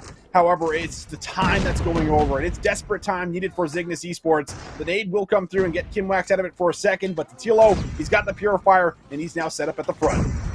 Yeah, and I was going to say, there's actually quite a lot of specialist abilities on side right now for Influence Rage. It's actually going to be Tatio that brings out his first here in this game. Try and hold on towards this trash hardpoint, and I don't mean that in a negative way. It is called trash. Players currently sitting side Tatio waiting for somebody to push. Also has the assistance of Zay, but it is going to be Tatio now starting to burn these players up with the Purifier as they look to enter in the front. Nope, entry is going to be denied. You have no ID, my friend. As Tatio comes through, the kill feed going to be in for Zygnus, and this is what we were talking about, right? Yes, albeit it was a pretty shaky start to this P3 to P4 rotation.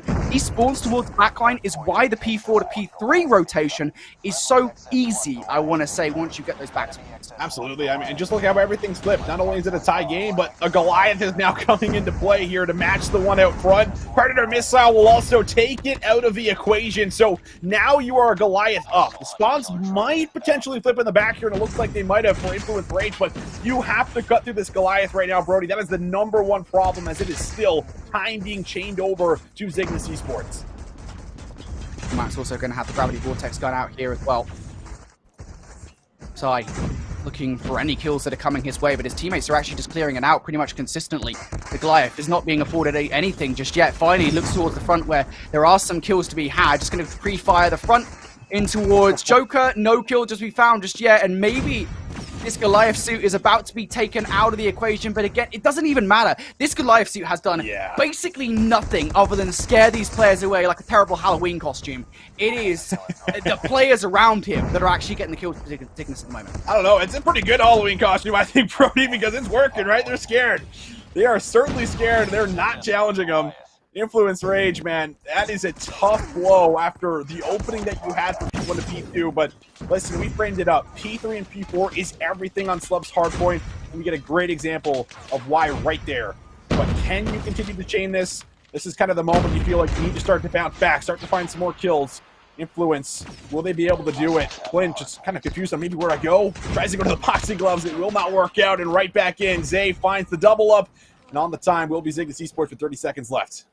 I really like this read coming in from number 4, by the way, Gohan, who is trying to win into the spawns to make sure these guys do have the right side of the map once again, going in towards P2, because that was where they found a ton of success last time around. They do need to be kind of cautious, though, because they are giving away a ton of time at the moment to Zygnus, and players still spawning out at the moment as well. Gohan has a lot to do on those rotations towards Nu. If Gohan falls here, if he fails on this rotation, it might well spell disaster for their team, but Gohan's still playing his life perfectly. Tatio making his way through towards P2 as well, and Gohan is still alive somewhere in the back line as well. Influence Rage have made the great rotation they needed to, and now they need to have just as successful of a time once again here on P2. This needs to be a good hold. They'll be right back in the game. It's required. It's required for sure. You get broken too easily and the spawn flip out, all of a sudden, this game might just get out of reach. But let's see. Chaotic. From the back, good on the heady. Push comes down low. Trades are looking solid, but in the back, Kim Wax, could he influence the spawns? No, Plin there for the follow-up.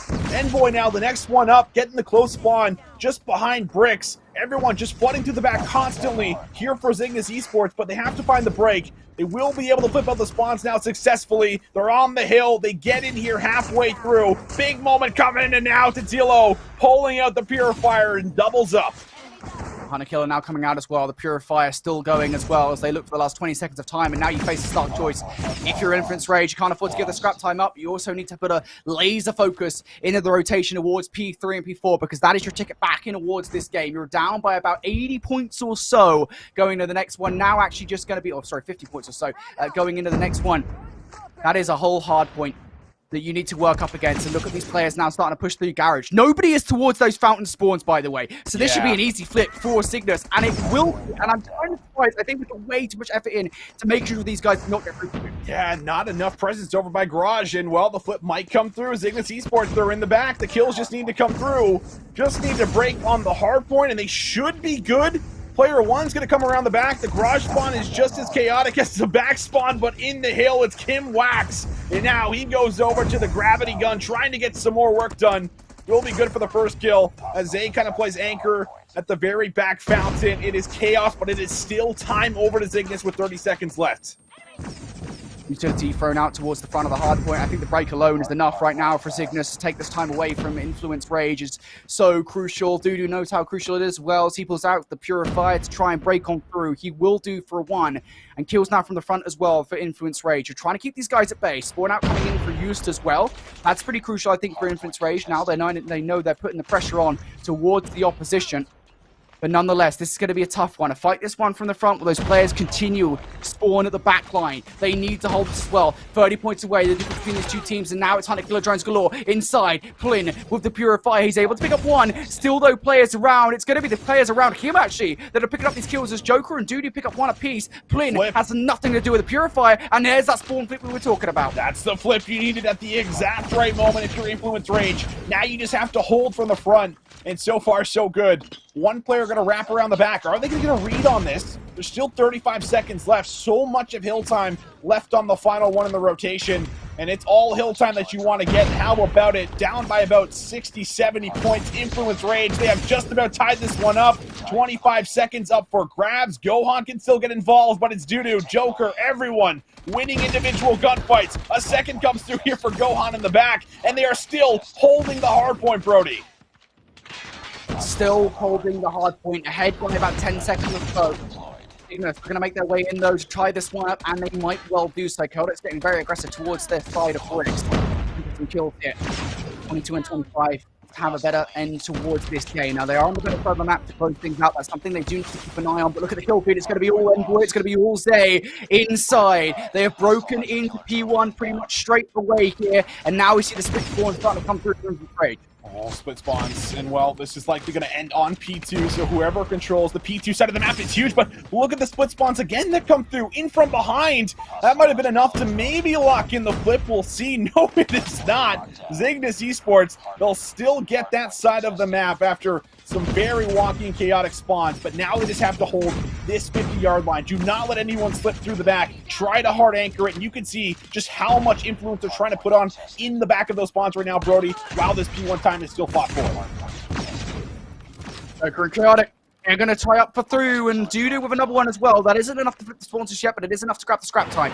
Now, moving forward. Thing gets taken down by Tio. The Purifier. Joker with his out will be taken down. Massive gunfights going down right now for Zygnus. The first wave of gunfights is dead. They're facing pressure around the backline, coming in from Gohan and Chaotic. Chaotic going to fall. Gohan's still there. He was crucial in the hold of the spawns last time around, and now he might just well be crucial for the break as well. The rest of the roster are here. Joker inside boot to pick up one. Those players are going to be spawning out now for Zygnus. And oh no!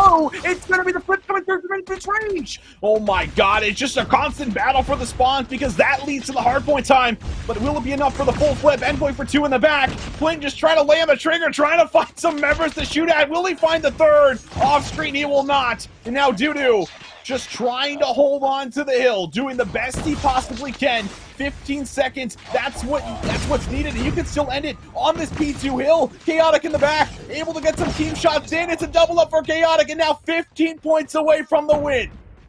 And even if you break on in here, if you're a Zygnus, you do not have the spawns for new. Duty wants to finish it here, though. He's already picked up two players in the back line to try and put a stop to it. They have been denied. Now all rests on the shoulders of one inside. They are removed momentarily to Tio's age. You stall them, making their way towards the new. As you say, the new rotation is coming through. Nobody can finish it here anymore. This all falls on the shoulders of Envoy, who has made his way over towards the new. He is going to be shut down. Just the 1 point required. All they have to do is get into the rotation, and we will be seeing again with 5. But surely somebody can make it. Somebody from the front to Tio was the closest player, and they have been shut down. The hype is there for Influence Rage. They will not lose another respawn here to their opposition. Game number 5 we go. What a comeback, man. It was looking pretty tough on the back end of that first rotation, down by about 50-60 points, somewhere around there, definitely about a full hard point apart, and they start to bring it back. And well, we look at the second rotation, and that's kind of where everything changes. That time around, they're able to be at least a little bit more competitive around P3,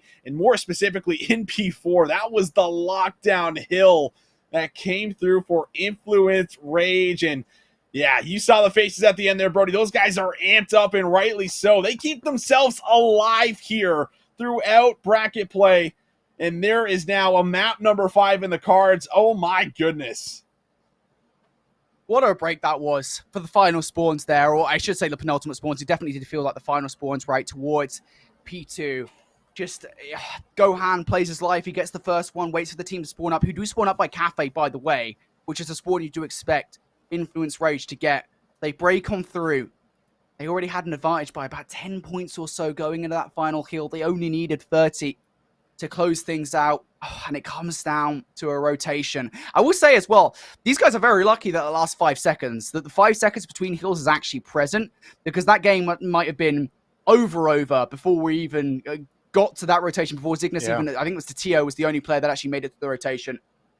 Nonetheless, though, Influence Rage, yet another hard point. Almost exactly the same scoreline, by the way, as the first one.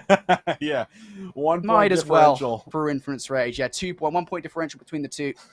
And Takeoff S&D is where we'll be going for a map number 5. And if the Takeoff S&D is anything like the stand-up S&D, get yourselves a cup of tea, folks. Or I don't know what the Latin America equivalent of like a British cup of tea would be. I haven't got like the brain to figure this out. I couldn't tell you, Brody. I don't know. I got nothing. It's been a long day of Call of Duty, man. This has been what? We're going on like 10 hours, something around there. It's been a long day. It's been a fun day, though. And this series continues to go big for us as we just have a map 5 on Takeoff again to be the decider. And this is so interesting because this was the Zygnus map 5 the first time around when they played Skade for us, Brody. And that one, I want to say they won about 7-6 or 7-5. I want to say was the scoreline for that one. So they played it very close, very tight. There was a lot of clutch-up moments that also took place in that one, and we get to run it back here again. So just ridiculous. I mean, you just could not ask for a more competitive series out of these two. It has just been incredible. I think between these two, the way that this has worked so far between Influence Rage and Zygnus Esports, again, to me, my mind comes back to that standoff S&D, right, where everything was just so back and forth when it came down to the flip of who was on the offense. And I think the same thing is probably going to apply here. When it comes down to the takeoff, search and destroy, though, things are obviously very defensively sided. And teams are very much struggling to get in towards A. I think, it comes down to the question for me is how much have Zygnus learned from their prior face-off versus Skade, because there, Skade were a problem on a couple of rounds, but it was the defense where Zygnus were able to kind of come out on top. I think they were able to take a couple of crucial defensive rounds away from Skade. Are Influence Rage going to allow those rounds, though? That's the question for me. Because I don't think Influence Rage are anywhere near as easy. I don't want to say easy because I don't think they are. Either of the teams are easy in this situation, but I think Influence Rage, I think they're most certainly a more formidable opponent in the context here.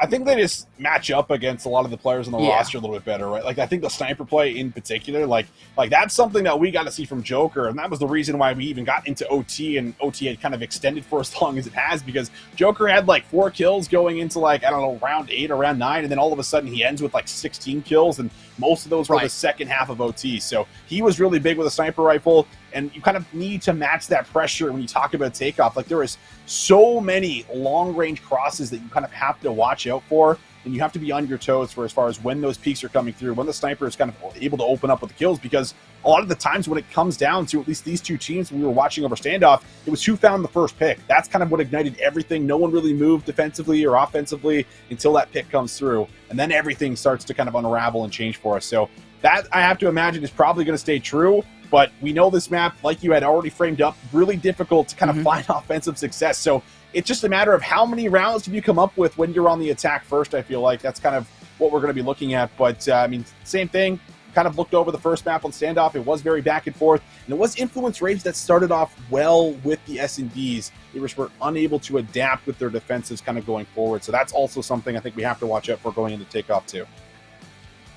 Yeah, indeed. And, I'm kind of glad you brought up the players to watch as well for this one because, we talk about kind of what Gohan was bringing to the table in those early on in the S&D. The rest of the team as well, they started to really pick things up. Joker, as you pointed out, right, towards the latter half of the S&D was really starting to pick things up. But on the other side of the situation as well, players like Just, who were consistently putting themselves in these outrageous positions on the standoff.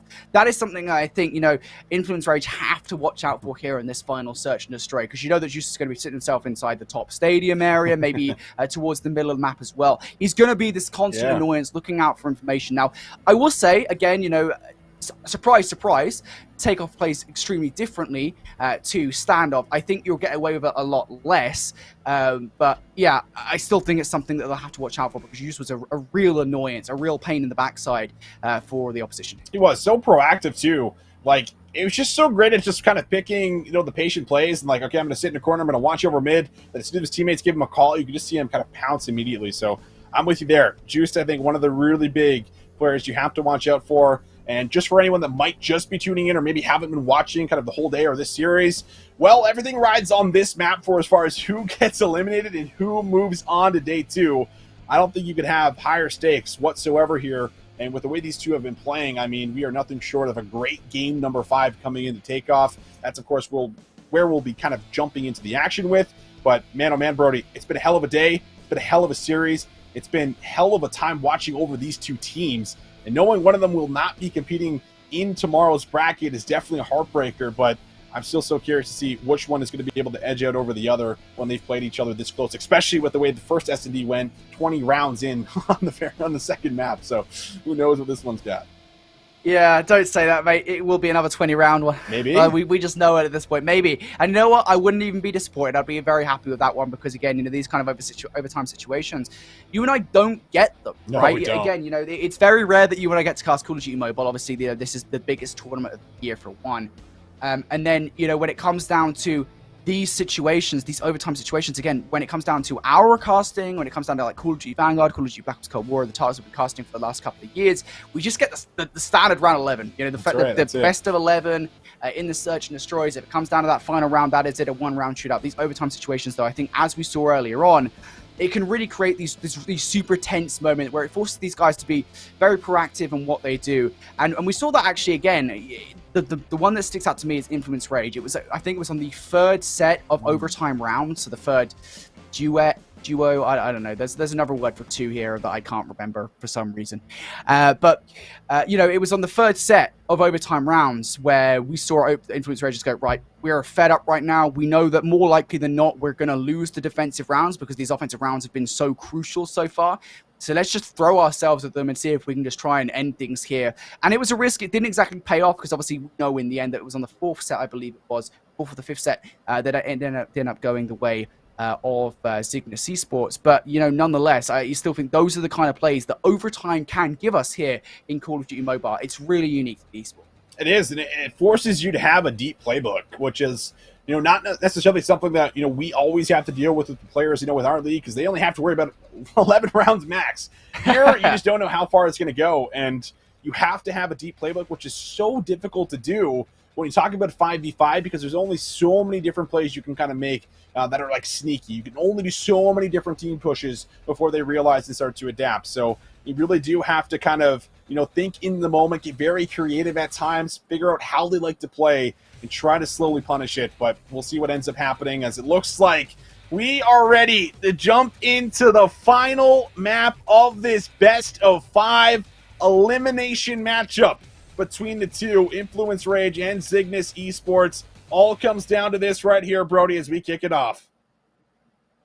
It all comes down to this. One of these teams will move forward. The other one will be going home in top 6. Who will it be? Well, look at this on the defense. Zygnus Esports getting very aggressive right off the rip. They've got themselves in towards Stadium, but that is not where these guys are going whatsoever. As they start to make their move forward here, it is a very aggressive push here. The bomb is far pushed up the map. Go on, shots coming through, and he'll be able to find the first. Can he try to combine for a second? Looks like the stun comes out, the regen comes through, so he's able to at least reset here, but still in a really difficult position. We'll see if he's going to be able to work himself out of it with two members kind of just around the corner here. Meanwhile, Chaotic with the bomb also positioned up top, waiting for anyone to kind of jump through, find this easy pickup. But again, everything kind of just coming down to a pause. Minute of play left on that clock. Bomb still in hand, and B is the closest bomb site. I think for all the curveballs that Influence Rage threw at Zygnus, they've done a really good job of recognizing them and dealing with the pressure. But now this bomb has to go somewhere, and they probably need a pick before they go for the bomb. Utility thrown out towards the middle of the map for Joker. You said he was the difference maker. The late stage of the stand of Search and Destroy. Maybe he can be the difference maker here. Zai will be the player to put a stop to this one. Kimwax is actually going to take down Chaotic, and now maybe Zai will activate, but no! Joker for 2! How do you get away with that one? I have no idea how he picks up that second kill. How? I don't have answers, Brody. Just unbelievable stuff. A reload must have came through, but maybe Titilo could maybe do the exact same play. Joker is going to have to try to stick for the plant. The plant will go down, so a chance to come through, rocket over the top, but Joker for the last couple of kills in the round goes absolutely huge for the opening offense. I have no idea how Zai doesn't get a kill. He got eviscerated. That's all. That is all. Close the chapter. We'll continue the book now. First blood going to go the way of Zygnus. It's a good recovery from Zai. And that will start the offense significantly. I like the change of pace coming out here from Influence Rage, of course, compared to what we saw from kind of teams in the prior Takeoff Search and Destroy that we saw, where teams are kind of butting heads inside the stadium towards A. Things have certainly slowed up. Teams taking their way towards B instead. Yeah, teams, I think, have maybe seen enough 3 and 4 pieces through that doorway and want to see what else the map has to offer, maybe. But B certainly has kind of been more of their priority, at least, outside of watching that first takeoff that we saw. Tilo able to draw yet another kill. And now 4 versus 3. Gohan does get one back, but Kim Wax here through the middle of the map will add in some additional support that maybe was not needed, but just in case he was there. And now Chaotic also able to continuously kind of keep things at least manageable as we jump into the 3v2.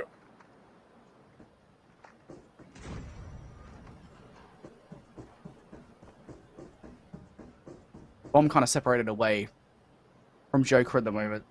Fortunately, Chaotic's not going to come across any adversity just yet. Should be able to get this bomb down pretty much uncontested. It's just how quickly they recognize it, because sometimes you get these situations where you have basically a free plant and you just don't use it because of how concerned you are about the defensive side. That feels like this might be one of the situations where they extend themselves into towards Stadium. They should still get the bomb down, but how quick a reaction do we see here from Zygnus? Yeah, Chaotic's gotta come up with one, and no, he goes over to the fist swap back to the gun, but it's not in time, and now the bomb is set up for Kimwax to potentially try to make something happen, or rather Joker, but Joker just dies off screen. No shot there. Won't be able to make anything happen. Retake is going to be solid. Zygnus Esports will make sure nothing gets out of hand early.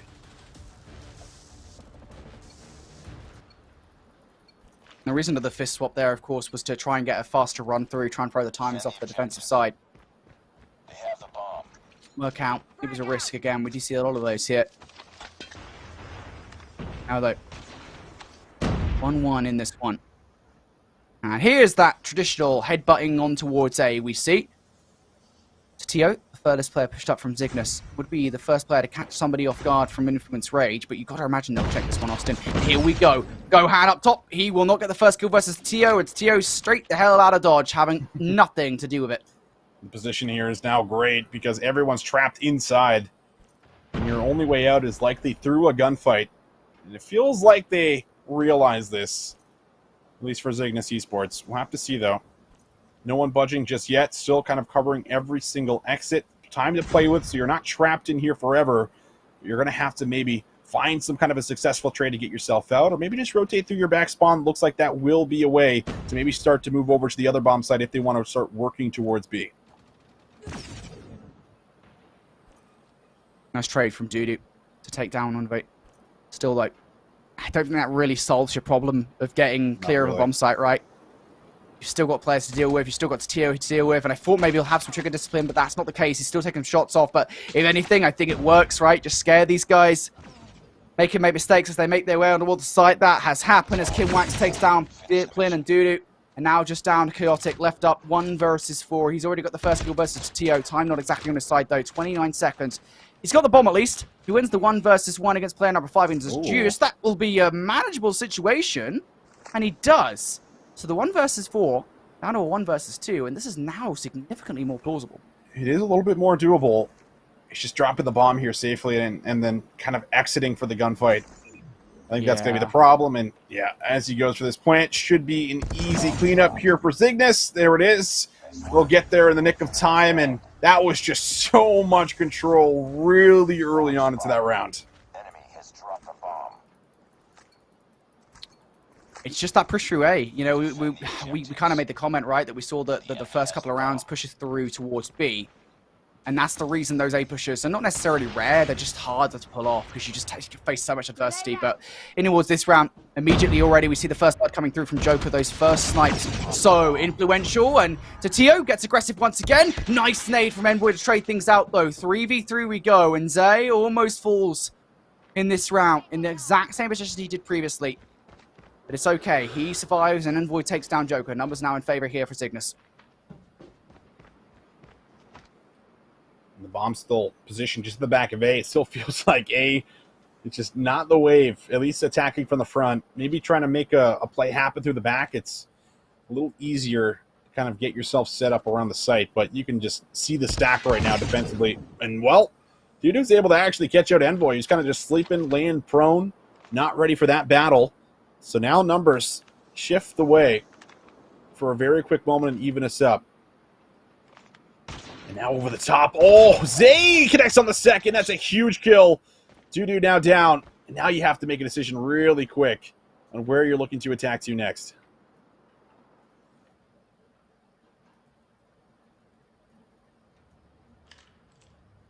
They're just looking for some good timing here. The bomb now down, and now they know it. Mm-hmm. And now this is a really tough one for Plin. I mean, before, you know, he kind of had that on his side that he could grab the bomb. With 25 seconds left now, I think this is just such a tough position. At least they don't know what side he's coming from, right? And maybe he lines them both up here. We'll have to see, but I think Plin's just a little bit more worried about grabbing the bomb and maybe making his way over to his site, but he gets tagged on his way out, and that's going to stop any kind of a bomb plant.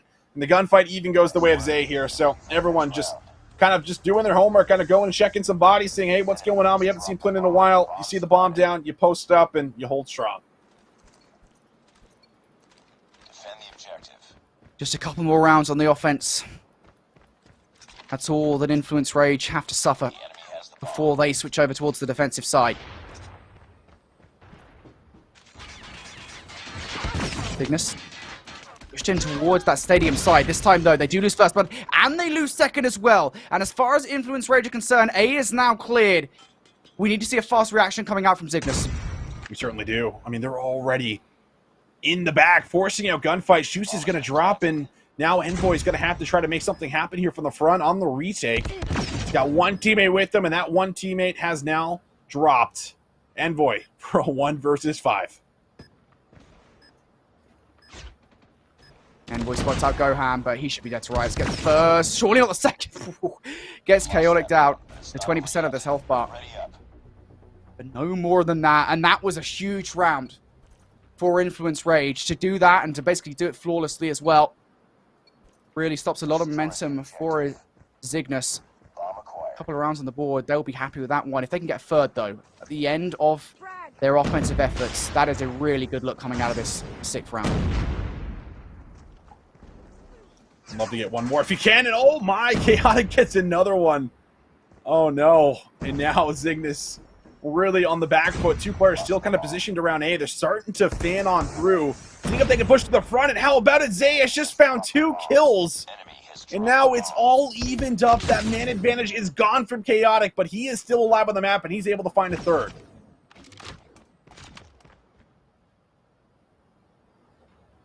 Two v 2 now. Kinwax to TO playing this one together. Bomb still down as well for Influence Rage. You got to go grab that. Joker should be the player to do it. Maybe Chaotic can actually catch these players off guard. Does he see him through the windows? Yep, yes he has. The shot's even going out for Chaotic. I'll be honest, I'm kind of surprised that Chaotic actually took those shots. Maybe he just wanted to get Kinwax dead. But nonetheless, now the information is there for Zygnus, but they are kind of trapped here in this back building. They are a little trapped. Trophy system even going to go down to give them a little extra security. But that bomb looks like it's making its way over to A. A really good play call coming through. And that should allow a plant here for Influence Rage for sure, without a doubt. There it is. Bomb plant is in. Retake now underway. How do you play this with both players have just the ideal power position when you're playing around A? Going to be really tough here for Zygnus Esports. The 1v1 inside. Last man standing. Chaotic facing down both of them, and there you go. Now the 2 versus 1. The number's still in favor here. Time's still really on their side as well. There's 20 seconds left. That's a wealth of time to take the retake happen, but Joker around the back line. He's able to pick up 1. Has he seen Satio as well? Yes, he has. Trying to dip and dive away here. Just play your life for as long as humanly possible. Joker's done this before. He is so used to these situations. He will get taken down. Now, is there time to jump on the defuse, though? That is going to be the question. I believe there could still be no is the answer. Oh, The bomb will go off for Joker. That round, but it's not ready up. Joker gonna clutch. wow. It was really close. It was really Goodness. close. Just about a second I there. wasn't sure. I wasn't either, to be honest with you. I had no idea if that was coming through or not, but he does not get there in time. Joker finesses on the final round on the attack, and they get 3 offensive rounds. I feel like you are very happy about that, as now we take our first look at what Zygnus Esports is going to bring to the table offensively. Looks like a lot of preset nades were good, but Tequilo trying to get aggressive. He will be punished. Dudu finds him here for first blood.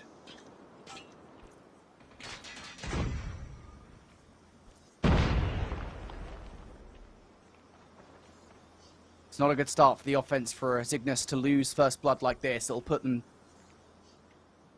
in a bit of a terrible situation. Maybe Just can be the player to really pick things up here. Hasn't had the best S&D so far, but we said he was the playmaker over in standoff. Now maybe Kinwax can get it done, but no, Plin takes him down. And the situation goes from bad to worse here. There it is, though. Just going to take down Plin. That will open up a lane here around the back of B. But he's still going to get past Joker. That's exactly it. It's just a lot of information. As long as Plin gets one in that situation, it just feels like you're still fine defensively. You have cover over A. You could still stop the B plant from mid or over the top from Joker. So this still doesn't feel like a comfortable position whatsoever here for Zygnus Esports. They're going to have to explode one way or the other with the numbers disadvantage and try to open up something in order to kind of create some room around B. And now gunfights maybe coming through. Challenge in the back, and Chaotic takes it. 2v4 now. Make it a 1v4. Well, Envoy's going to get the first. If he gets the second one towards Joker, it's realistic, but no, just not going to be. And I think right from the off there, it really did feel like they were doomed.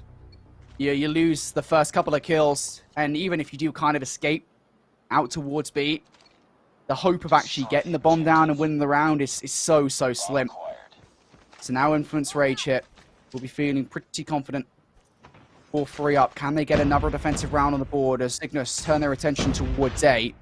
There's in the middle map for Influence Rage. Gunfight, there it is, right through the middle. We said Juice has not really been too active within this S&D. At least not as much as the standoff, that is for sure. But he finds the first blood off the aggressive move here defensively. However, it is still a lot of forward positions, right? Still have a lot of cover over B and A, just like last time. It's just, how do you break this open? How does this nade get you a little information to try to push this player out over A if you want to hit it? You have to make a decision here.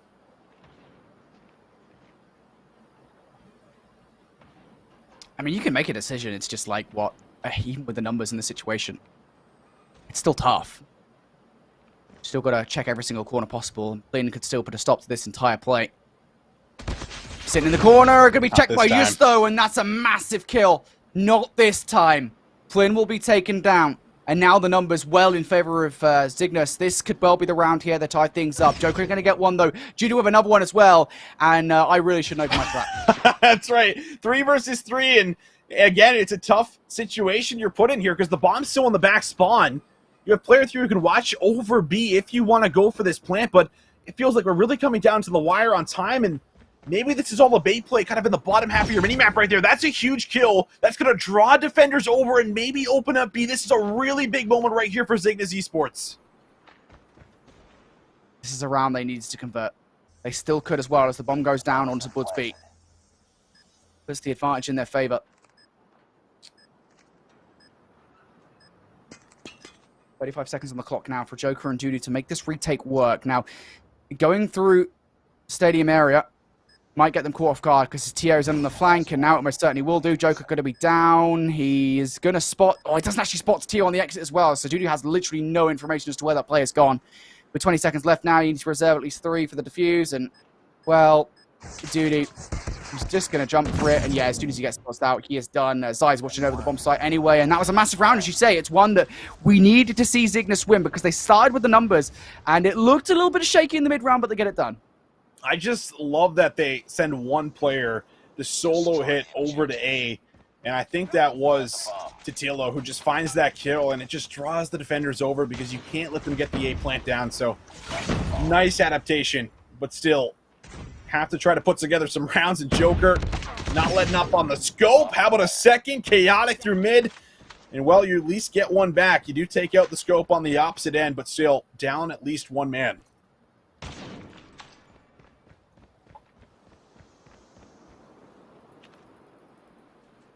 Numbers in favor now for Influence Rage once again. You can see they've got the map split pretty well.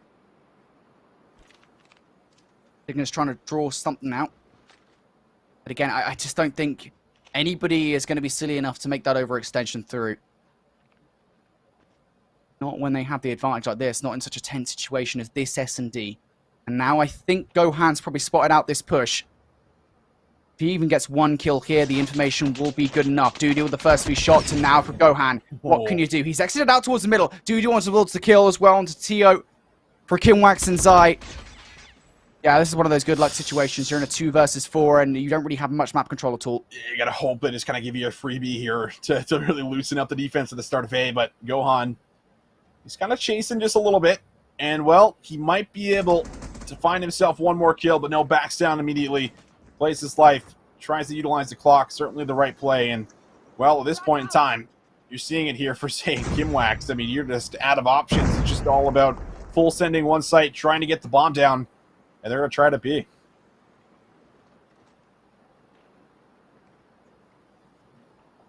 The bomb will actually go down here, and if you look at the positioning of Zai, he might be able to catch one off guard. Chaot's going to fall. The trade is through from Gohan, so now the 1 versus 2. It's all about the post plant from Kimwax.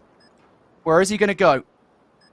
Well, he has escaped, and these guys don't exactly know where, but there you go. Dudu's going to find him out, and the defusal will come through. It was a really good effort, I will say, from Kimwax and Zai there. If Zai gets away after that first kill, again, it's a much more realistic effort, but nonetheless, they do make it close.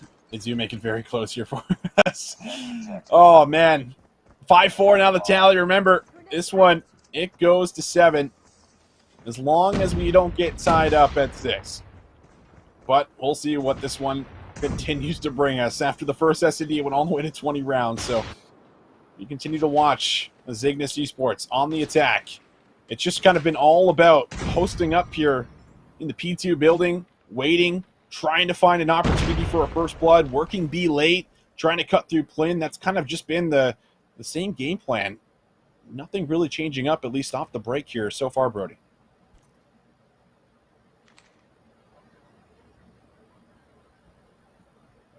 And look at the overextension coming through from an Infinite's Rage as well.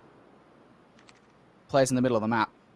Once again, it is Plin in that position he usually likes to take on the defensive side. I think Zygnus should know that Plin is around the vicinity somewhere. Just where. He has changed up quite a little bit every single time Plin has been in this position. And now Plin will activate in for 2. Joker for another one as well. Tio does get 1 in the trade, but Plin is not that player that has been traded out. And, well, Gohan in the middle able to take down Juice as well. Plin will finally fall, but at this point, the job's done. Tio down in a 1 versus 4. And, well, gets taken down from up high. 6-4-1. Oh. S&D round away now. 6-4. Is this how it all comes down? Is it this round right here for Influence Rage to punch their ticket to day 2? Will Zygnus Esports show us what they were bringing so much of at the beginning of the day within their search and destroy? Oh, man, coming down to the wire. And the attack, isn't going to change for us because off the break, it's kind of just been all about getting inside the building. This time, they're not going to play it as heavily. But, what is the game plan? Like, is it to play for B late? Is it to play for a pick and then maybe try to work into A? Whatever it is, you feel like they need to be on the same page here because this could be their final round.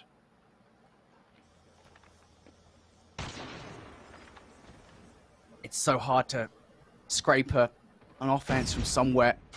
There is a good help, though. Tio going to take down Chaotic. And now, what do they do here? Do they go straight towards A? Be a little bit more honest with it. Nobody is technically on the A site for now, but they will see the cross through the crack in the door. Got numbers in favor now for Zygnus, so you have to make it work in your favor somehow. Oh, man, it's a play right now. It's just so tense. You can just feel it all building. The 5 versus 4. Zygnus with a chance to at least extend this one more round. But you just see how tense they are in the back of their spawn right now. Still in the P2 building. Nobody has shifted out of it really since the beginning of the round. And where are they going to look to bring this bomb right now? They have numbers. They can overwhelm. They can win the gunfights and bully their way through A if they want to. It is risky. It's a very risky call, but it is an option. And it is a play. But here we go. 25 seconds left, Brody. They finally made a play call. They're going to start to work over to B. It's a bold one. You've got the numbers to make the trades happen, but these trades have to go through to Tio. Massive 1v1 here against Plin. Plin escapes. Information gain, but Kimwax's going to take him down. Now 3v5.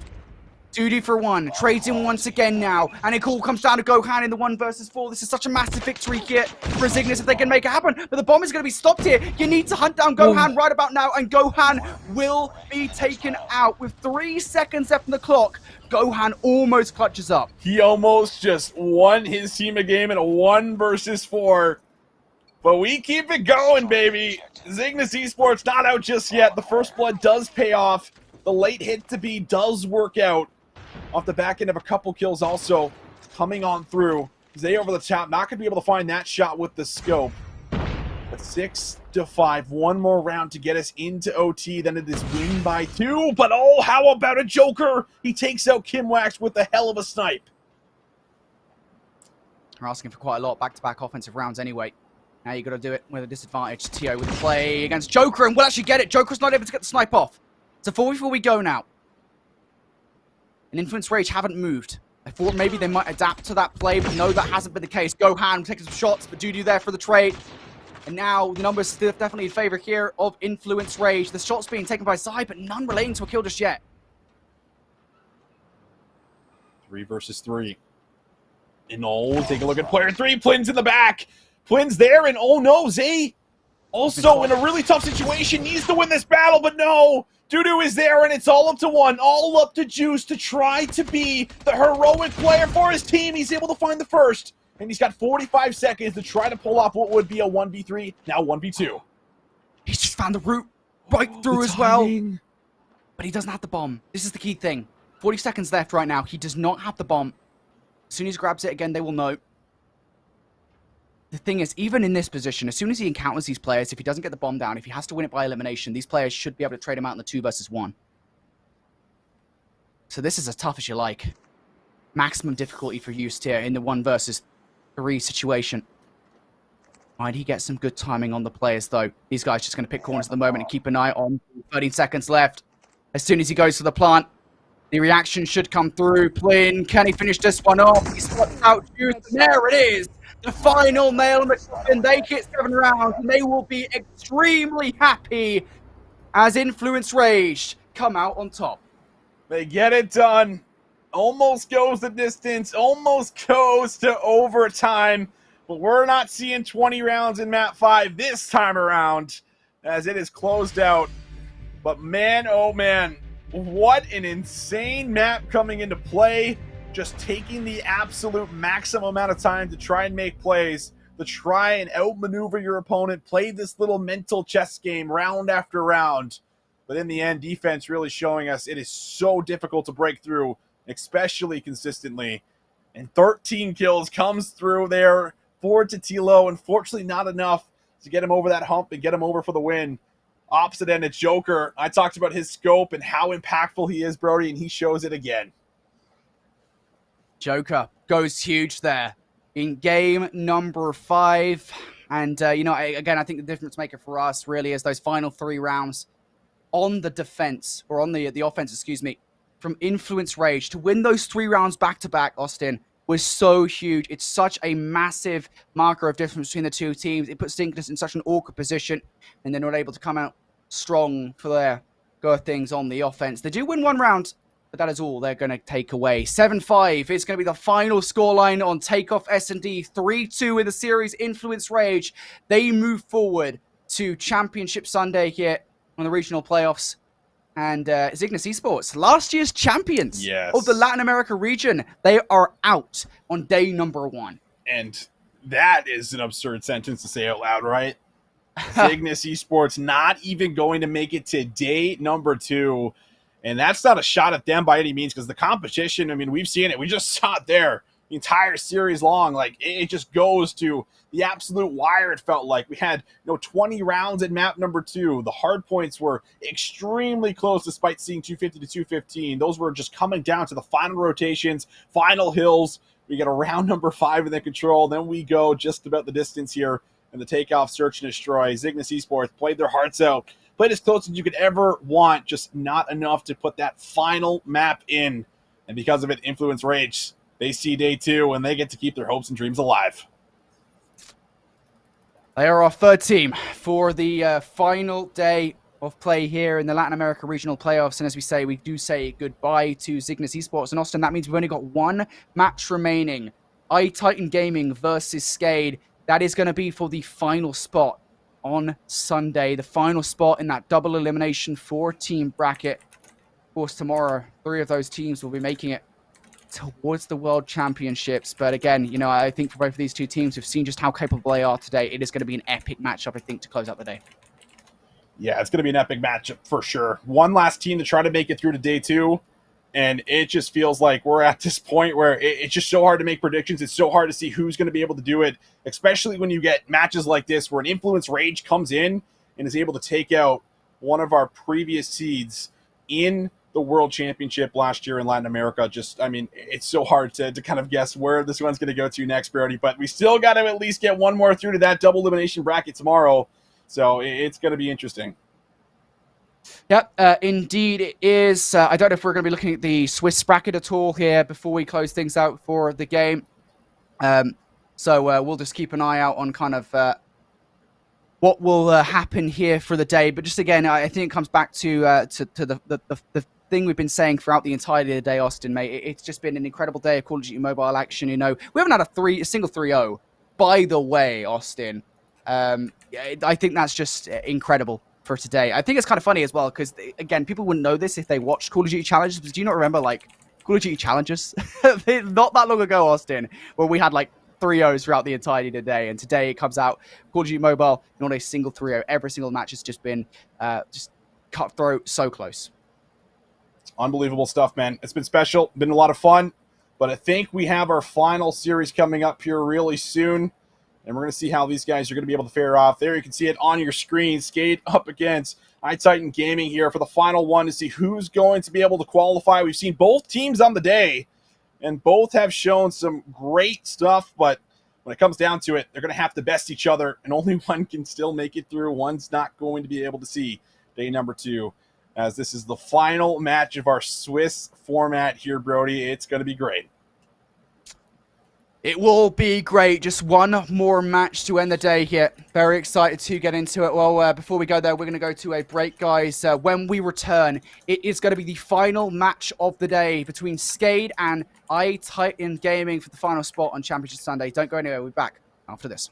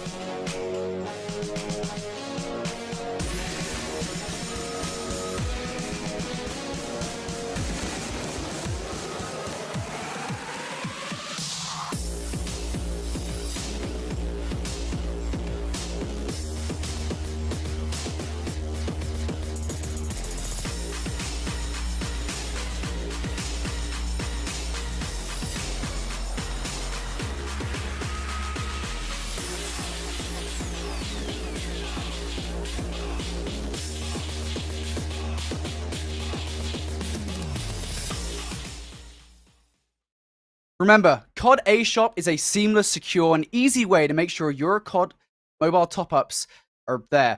You don't need to register or log in. COD A Shop will give you the most convenient options to top up COD Mobile, COD Points, and your favorite mobile games with different payment methods, exclusive discounts, and many other promotions. Go visit COD A Shop now.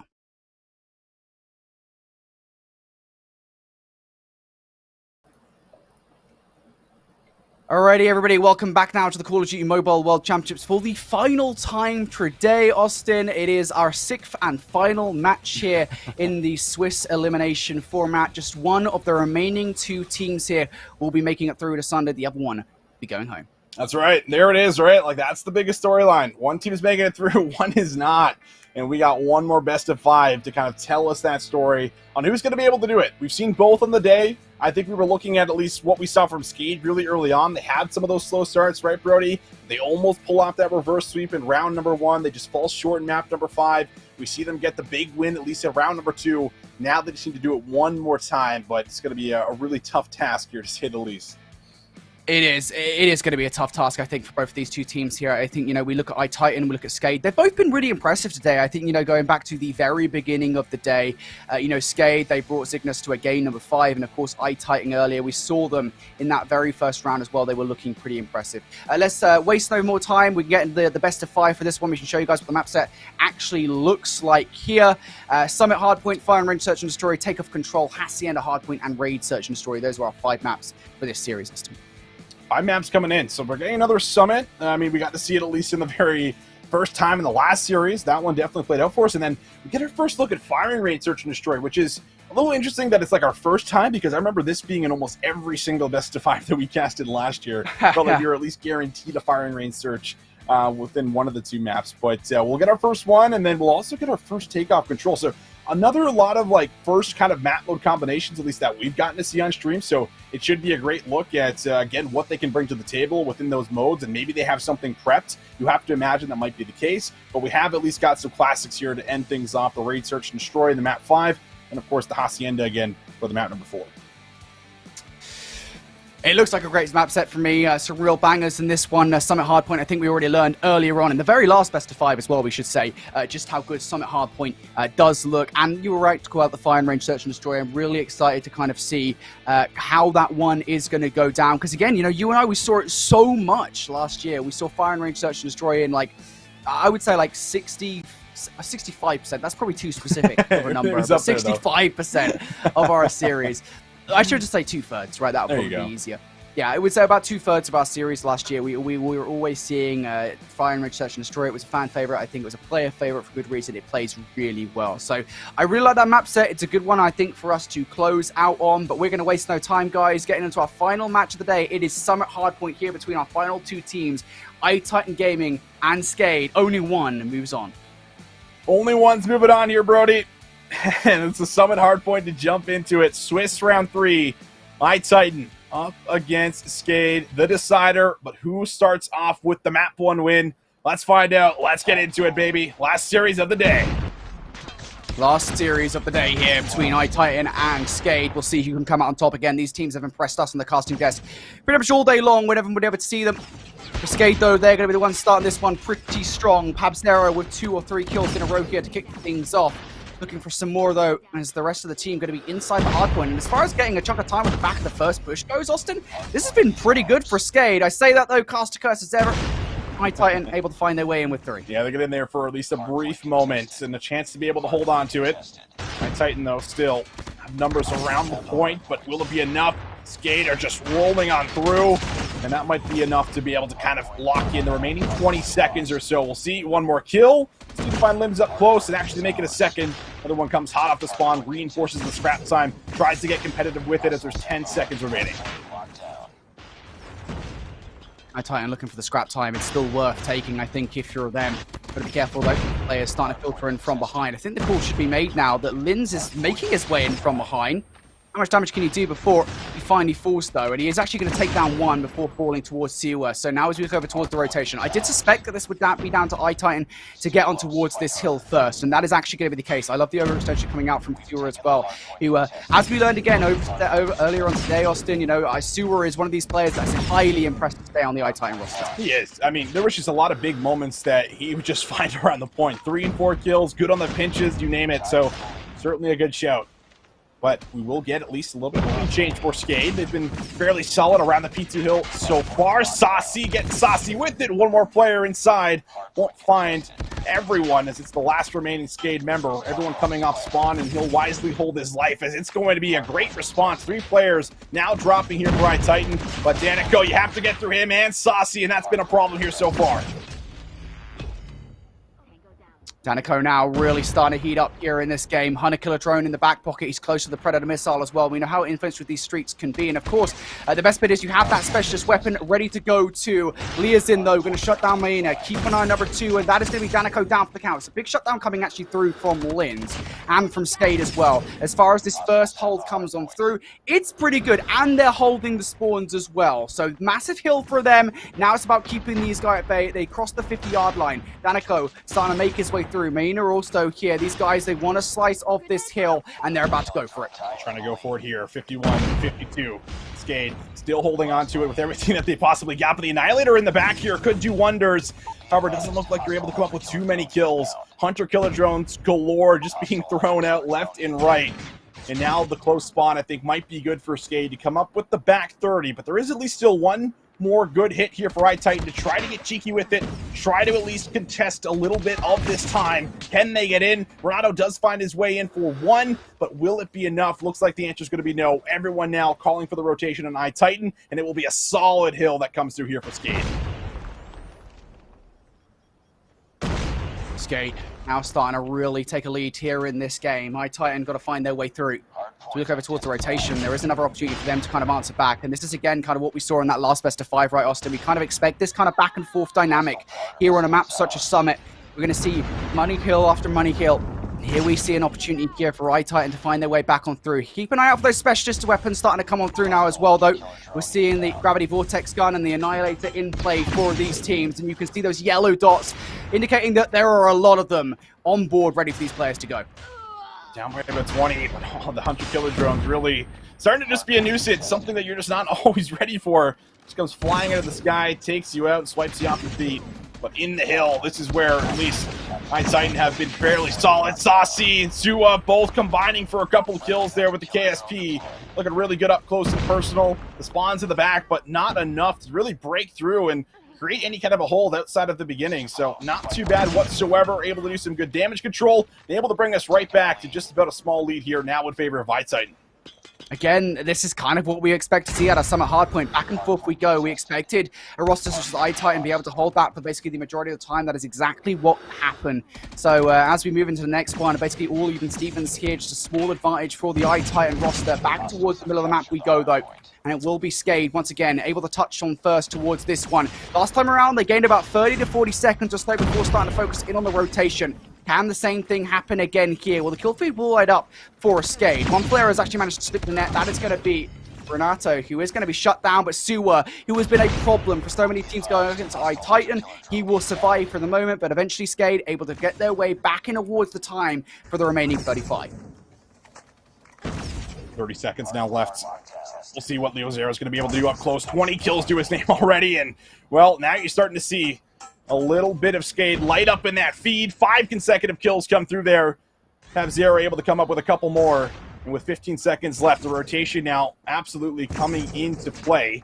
We'll see which team's going to be able to get there first, as it's an off-screen battle, and it's looking good for Danico, but one last move, maybe for the scrap, trying to see if he can get in there, but Sua over the top, finds the head, somehow takes out Limbs. Does he get another one? No, he will not. The trade comes through, but it comes through late, and he creates a ton of time. It's Sua, man. Look at his KD at the moment, or we can't see his deaths, we can see his kills. 21 frags to his name. We can call this man the Peace Man. He is consistently going off. And Titan working off for the better of it. Unfortunately for them, though, as we look over towards the rotation, it will be Skade touching first. And this is a hill that they really just break into Titan. They will do so. Now, though, it's going to be Skade right back in there and through, as Leazin going to use that Predator missile, bring it down right onto Danico's forehead. Leazin and Leazera are going to pick up 2 kills as well. And again, we talk about how close back and forth this map has been. This might well be the moment in the game where Skade can really start to pull away. They're on the right side of the map for the inevitable rotation, and they've taken away some time from Titan off the back of this hard point. Limbs there for a couple more, too. And this has definitely been a huge turnaround, Brody, as you say. I mean, look at them starting to turn up, starting to zone from the front, just making kills more and more difficult. And making it just more and more difficult to even see the hill whatsoever here. Titan have let up on the gas, and now they're almost forced to try to have a response here at the new hill. Zero around the back line with the Annihilator. It's a good kill to make. And this is where Skade, again, we really need to see them start to pull away. You're in control of the spawns. This is that money kill where you can make it happen. Eliazera with the Annihilator up front. One on towards Danico. Cannot go to the second. On towards the second player there.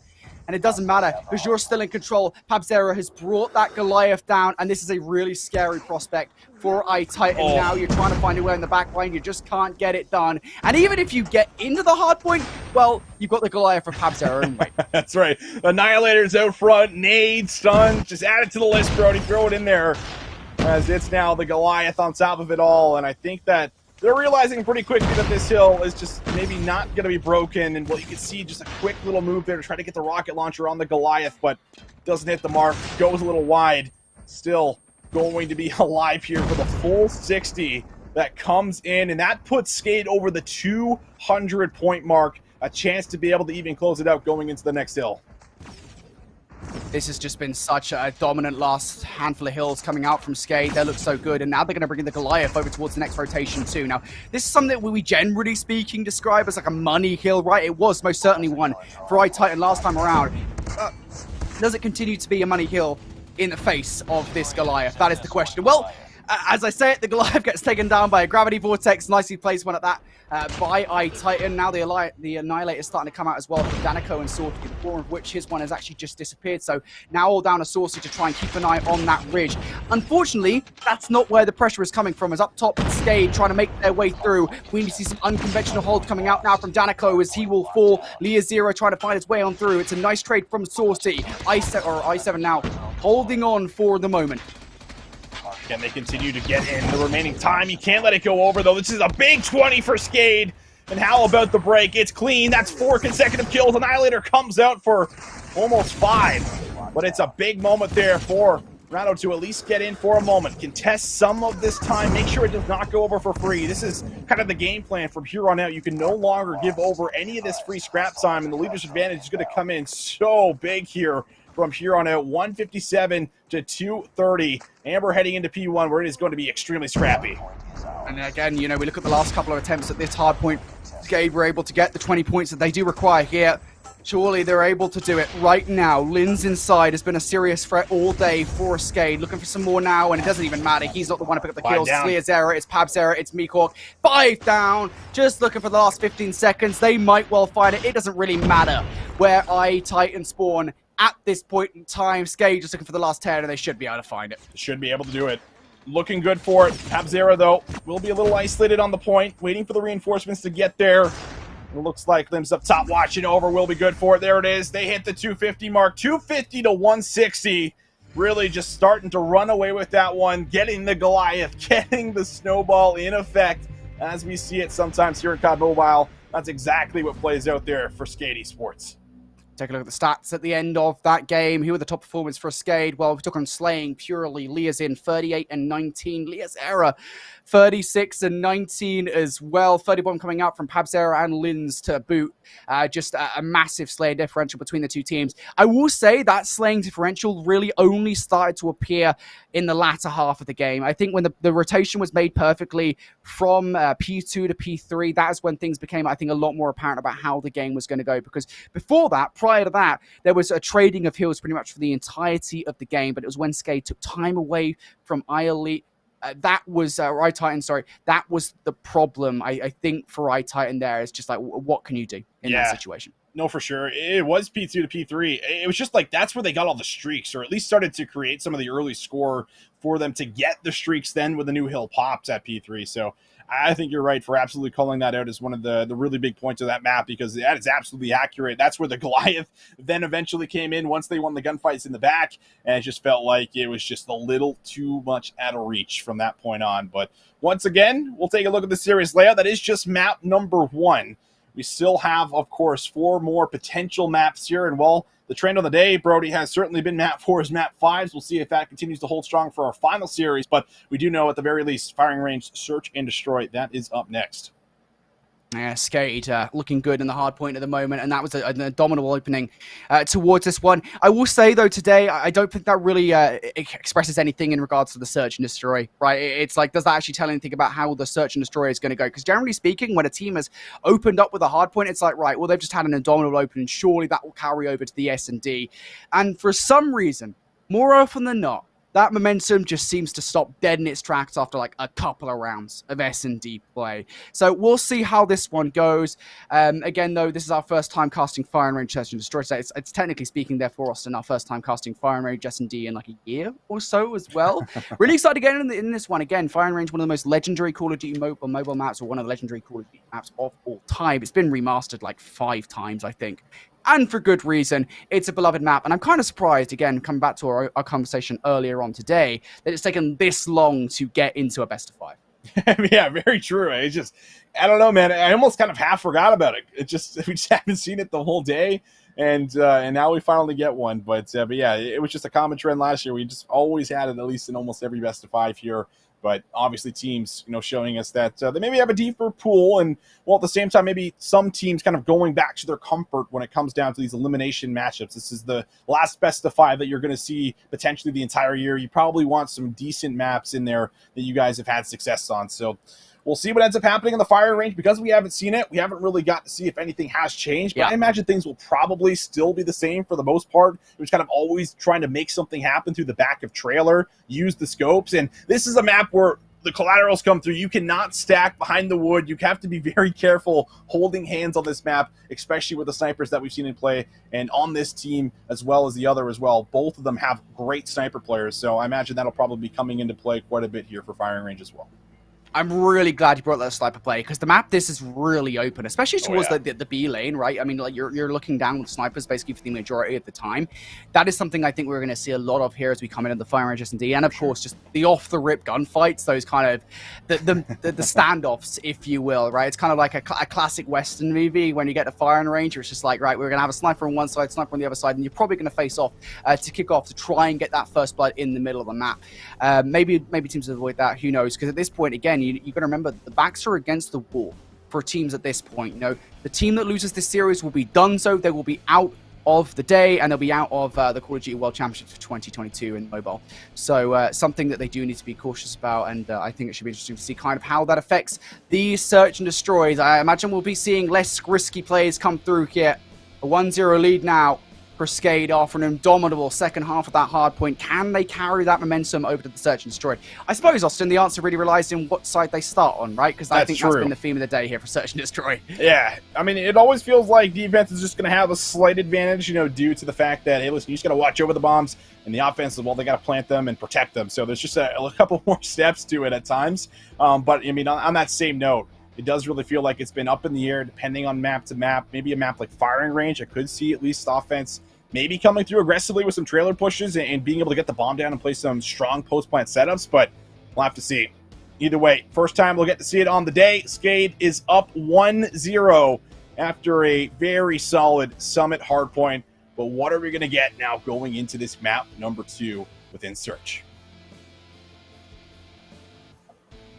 We simply don't know, Austin. That's the answer, predictions? Really. Nothing? You're not going to come in with any kind of prediction there, Brody? Dude, if I predict you know me. If I predict anything at all, it will never happen. I will curse the team that I predict against. So I'm just not going to do it. I don't want the fans of either of these two teams on my butt. But regardless, in towards the search and destroy we go. Apologies for the late coming here. As the trade's going down right off the rip. Saucy looking for it on towards Mihawk. Mihawk looking for the double, and he will find it to close things out. Nicely done from Mihawk. Yeah, I didn't expect maybe, too many offensive plays to kind of break out, at least over by the B site, but I like it initially. Again, just kind of keep it mixy. That was something that I think that you've just seen on the day, where it's like teams kind of get a little too one-dimensional in a lot of their offensive setups, and I think it's just too easy to read and pick apart. But this one, it's just a little different. Double smokes down the middle of the map, rushing all the way over to A. This is kind of what I was anticipating when we were building up to this one, but now you got to win the gunfight to try to work your way onto A for the plant. I mean, you've got some modicum of control over the A site, but Papsera comes through and blows it up with the sniper. Now, 3 versus 2, that bomb, I mean, at least it's in the hands of one of the players from My Titan. But these players, I mean, if the bomb planter goes down, if Danica falls inside the trailer, like, I don't see much of a trade coming out from Saucy. See, that's the glass half full stuff I'm looking for right there, Brody. Still manageable, still doable. I like that. Change it up a Coming little around bit. to your ways, mate. 2v3. As Brody has said, bomb at least is in a good spot. You could still get this bombed at an A, and you have the sniper from Saucy. So Saucy can look over the long range here and kind of see if he can maybe get across, but you can take a look at the angle, at least through the X-ray from Leo Zero. He's kind of just holding that trailer angle as soon as you pop out, it looks like. So could be a little tough to kind of get to the bomb site, at least through trailer. Still time to work with, however, 50 seconds, but no one really over-peaking for Skade, playing very tight right now.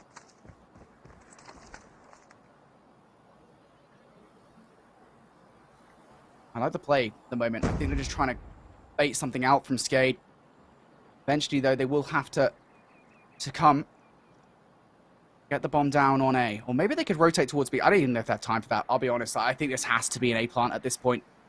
It's just whether or not they can do it without falling. Leo Zero with a check. This should be done. As soon as he does, there you go. The shots into the leg and the kill. The bomb goes down at least. So that is something to Saucy to work with. He has a sniper to take this one down from long.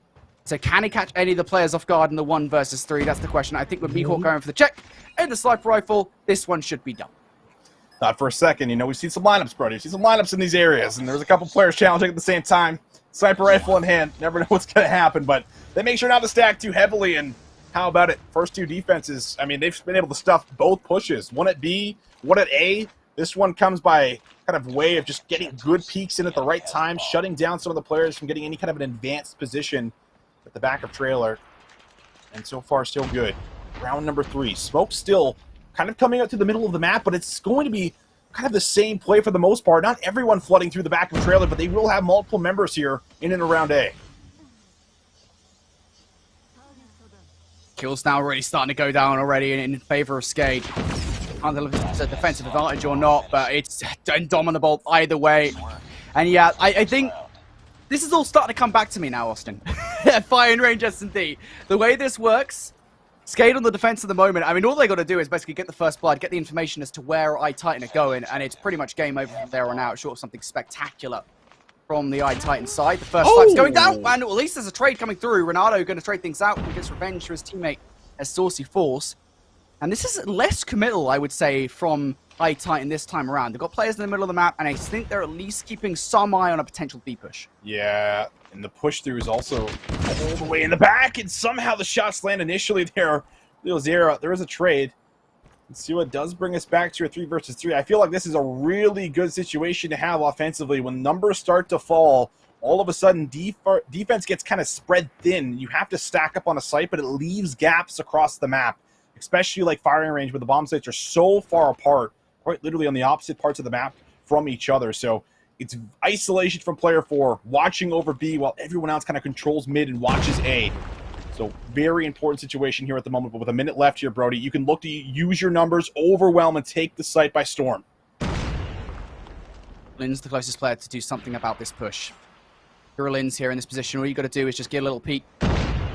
Get the hell out. Recognize where these players are coming from, but here we go. Lin's going to be overwhelmed, but he will pick one before he falls. Now Mihawk left up. He hasn't died just yet in this game. 5-0 start. Looking for the snipe on towards one of these players, but they're currently trapped inside the trailer and gets the exit frag on towards Renato. Now the bomb carrot in the 1 versus 2. Mihawk looking for it, and that's 7-0 for Mihawk. Has not died yet and will continue on that deathless streak. 4-0 so far. Defense the whole way through. It's just been so convincing, and it just doesn't really feel like you have an answer here. At least you have the good news that, hey, we're going to get over to defense eventually, but look at this play. Both teams kind of just go for a hard counter.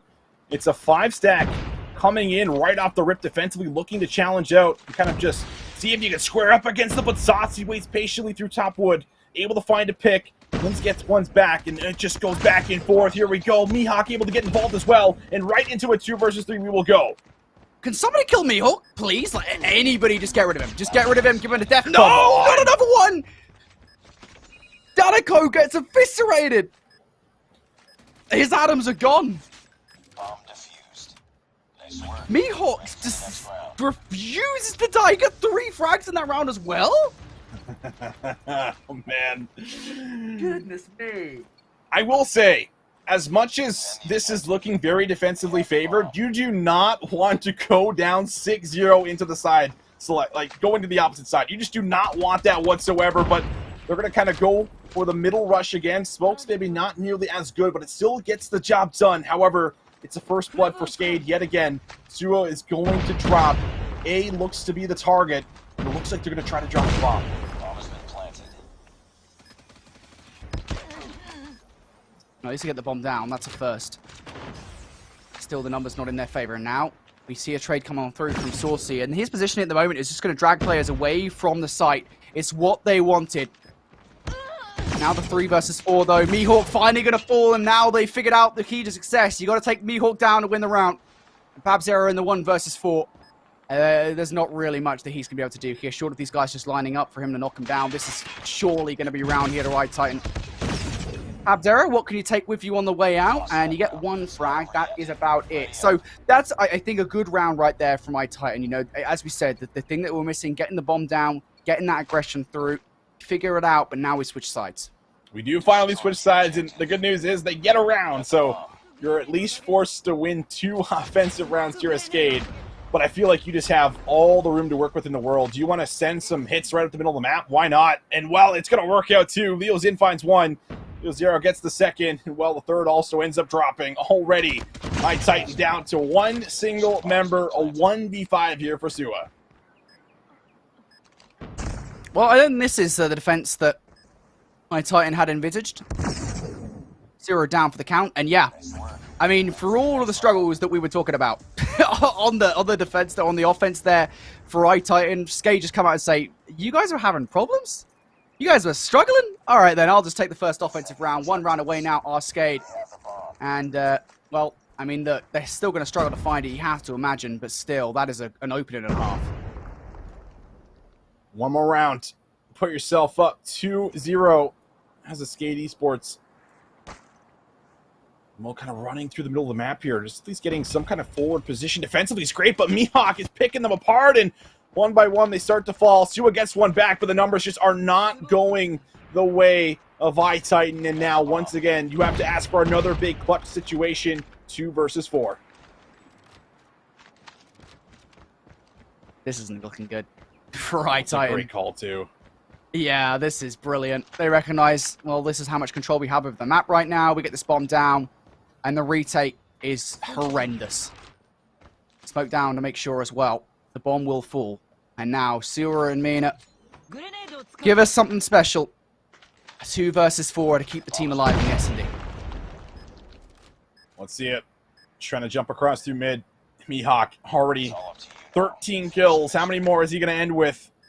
Throughout 7 rounds, just ridiculous stuff. And, well, Leo's in. Looks like he gets the last 2 right through mid. 7-1 victory. Skade, they are tired of waiting around, Brody. They are done. They want this one over as fast as possible. Those were some great opening maps to put themselves up on match point. I can't believe what we just saw. I mean, I was like, right, the defensive side, fine. You'll win 5 rounds in a row. Pretty dominant nonetheless, but hey, we're about to see the same thing from iTitan on their defense, right? And then it turns out no. We did not. The first couple of rounds, get like, no. Let's get into the control now, lads. Like, we're not messing around anymore. And I tell you, he wasn't messing around. Mihawk, yeah, man. 13 frags. Did he? I don't think he died again after that first one, right? On the 6th round. Pretty sure he didn't die. I don't know. He might not have. He very well might not have died. Somebody can call me a melon. if I'm wrong, but I'm pretty sure I'm not wrong. Mihawk was crucial. He, like, those first 5 rounds, unstoppable. You couldn't hit him if you're iTitan, and iTitan just shut down time and time again. Skade, that is a dominant performance there. They looked good in the hard point, and now they've managed to follow that one up with a dominant search and destroy as well. The most dominant search and destroy we have had all day. Literally the most dominant one. I think maybe we got 1-7-2. I know Skade did get beat down pretty bad on Raidus in D7-3, but yeah, that might be it. 7-1 victory, and you just really cannot emphasize enough just how crazy that is, especially when you go over to the other side and it still looks like they're putting up a good fight. They're still winning a lot of the opening rounds with the first blood, second bloods, not getting traded out whatsoever. Everyone playing their lives extremely well. Have to tip it. That is for sure. I mean, again, Skade's just showing up right now. Brody, they're looking just completely elite, and now it's a takeoff control that we're going to have to start to see a reverse sweep in for the side. iTitan Gaming. I mean, that is insane. This is interesting. So again, this is one of those map mode combinations I'm kind of really intrigued by here. You know, how does this benefit Skade? Looking at 3-0, obviously we've seen them, and they have looked pretty good on control all day. Can they translate that to takeoff? That is the question, because it's a very different control map to the rest available here on Call of Duty Mobile. Skade looking pretty good though, and it's about carrying that momentum through towards this control. For iTitan, a reverse sweep now required. A reverse sweep to survive. No less, Austin. That is a hell of an ask. I think especially when you look at kind of the remaining maps in this series, even if you get past the control to go into the Hassie and the Hardpoint, that one I think is probably a good one that will probably favor Skade as well. iTitan, they have it up against them right now. They definitely do. And I mean, what an interesting kind of flip of the script, if you will, too, because Skade was the first team that we started the day with, and they were in this exact situation. 0-2 down, brought it back in map 3, map 4, fell short in map 5. Now the script is completely flipped, and the very last match of the day that we're casting is with Skade up against iTitan, and they're 0-2 down, with iTitan having to win the next 3 maps in order to qualify and advance to day number 2. It just completely flipped around here for us, Brody. Incredible stuff for Skade to kind of bounce back after what was a really rough start of the day, but they still have to close. They still need to get that final map in. It could be on takeoff control, or maybe it'll be a little bit later down into the list. We have not had a 3-0 on stream so far in the day, but we'll see if that changes. Here we go, Brody. We're jumping into it. This could be our final map of the day. Goodness knows how many hours of Call of Duty Mobile action here on day number 1 to determine who will be making it towards day number 2 and continue in the Call of Duty Mobile World Championships. Here we go, in towards control. And High Elite, we'll see what, or iTitan, excuse me, we can see what they can do now off the rip. Look at the aggression coming out, though, from Linz and Liazin, pushing all the way up towards the middle of the map. And this is exactly what you love to see. If these guys want to spawn trap, this is how you do it. Yeah, it definitely is. Already getting some work done, trying to keep them pinned back there as long as possible. And yeah, it's a nasty spawn trap of that too. You can hold the building, weave in and out for some different off angles, and you're just going to continuously spawn there. Look at that. Player 4 is dead like 3 times in a row right now. Might be 4 times in a row. This is filthy. Nobody can move, but they still have some progress at least made on A. Progress on A. That is good news here for iTitan. They're looking for the capture as well. Currently, Justanico sitting on it. See, we're looking to zone off players. Gets the turn and burn on towards Liazin as well. That will most certainly help if these guys want to do capture A. You've got to get past Mihawk, though, who was a monster in the search and destroy. He will fall. And now you have to imagine, with the amount of players around this A zone, this one should fall by the wayside. Looks like it should go over. A couple more seconds on the point. He will be good. Little shots coming through the outskirts here. Lizaire will pull up the double. And, well, Mihawk there for the third. A has not gone over just yet. Still, decent defense around the point. Almost a little turn and burn, but there it is. That's going to look great for Skade. They're going to find 3 players down. Zua now gets to put on a little bit of pressure down low, and he's able to recover for the double. Still keeping the play alive, but that final ticket A still needs to come in. It is just one push. I think that's probably what we should focus on here as we look over towards A. It is all it's going to be is one push. You get there extra 60 seconds. It's never that easy. Sewer with the kill on towards Linz. Renato with another one as well. This might be the opening that they're required, but Mihawk, what do you have to say about it? He's only able to get 1. I don't think anybody else is going to be able to stop this one now. 6 versus 5, though. The lives are something you need to be cautious of, and maybe Linz could stop this right now. He's able to get 1. Shots towards the second will get away. 4 lives now remaining up against 6. Baiting and switching just has to be on another level, and in the back, Limbs is able to get 1 more onto Saucy. 3 lives now. With a lot of time, that's kind of the key factor here. If you can maybe find a pick here or there, play your life, this is still doable. But in the back, you're going to have to deal with Limbs, who's just constantly being a threat. And they will find kills. That is a really good kill feed. Now iTitan able to keep this one close. 4 up against 3. This is still possible for iTitan. You just need to find some kind of angle in. If you can get past Liazera, that might be the opening you need. Middle of the map is also open as well. That is currently being watched, though, by Liazin, who puts the shots in towards Renato, forces him away. 20 seconds now left on the clock. You find an opening, and there you go. Danico's going to pick up Liazera. Now, what's the reaction like here from Skade? Not going to be a movement, anything from Meekhawk. He's waiting for the push to come on through from that back building. You've also got the support of Liazera here as well, and now Saucy caught kind of with his pants down over towards that point. All players from iTitan going to fall, and it was a valiant effort. They got the first kill, but just anything past that on that offensive push it's almost impossible to make happen. It really is. It's a solid attempt at the end of the day. It's just, you have to touch, the clock's playing against you on top of the lives, and you can only deal with so much at a time, and they do a good job of finding some kills back. Not going to matter. But here we go. Round number 2. Much better here, at least off the break. Titan will come out with the first 3 engagements. Skade, however, have been able to match just about all of it. Danico now, the final one push forward, seeing exactly, he can cut off some of the spawners, but no, Leo Zin says no, shuts them down, takes them out, and now it's going to be a chance to maybe get a touch on A if they can move forward. Kind of intrigued to see kind of what the difference in the offensive attempts looks like between these two teams. Because now one round has passed by. We're going to start to see specialist weapons across the board for these two rosters as well. There's that first tick progression coming through now from A, though. Lynn's currently sitting on the point. Liazera also. Now the trade's starting to go down. Renato looking for the push in from behind here. Got to wait for his teammates to get kills as well, but it's not happening. Inside the kill feed, it's Skade with 3. Pabzera will fall. Renato doesn't do anything, and now A surely going to start to come through here as Suwa, even with the Annihilator, cannot stop the point. No, we can't stop the point, and they're also losing out on a little bit of lives here. 4 life advantage. Mihawk comes around the corner. Nice little swing. Able to get one more before falling to the Annihilator. Saucy still trying to be impactful. Whatever he can. Suwa also gets eyes on the limbs. He is locked in. He will be cleaned up. 14 now, up against 14. B is going to have to be the priority, but you can also play for kills. 2 minutes to work with here on the clock. Great push back coming back here from iTitan. With a wave of gunfights. Force these guys to now have to go back to square one, back to the respawn point. Utility being thrown out now by Skade. Will it land on towards anything? Not just yet. Meekhawk, though, facing down a couple of players here from iTitan. And, well, Sewer and Danico. Great response coming out once again now. 11 versus 10. Still lives in favor here of Skade. The trade starting to come on through now.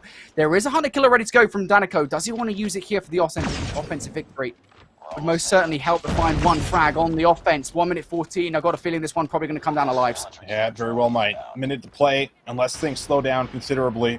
This tempo of play, you feel like it definitely will be, but another one on the board there for Limbs. Looks like he maybe actually pulled up the Annihilator here, so yeah, they want to put this one away. A double kill comes through for him off screen. Another one comes through for Limbs. That's 3 in a row.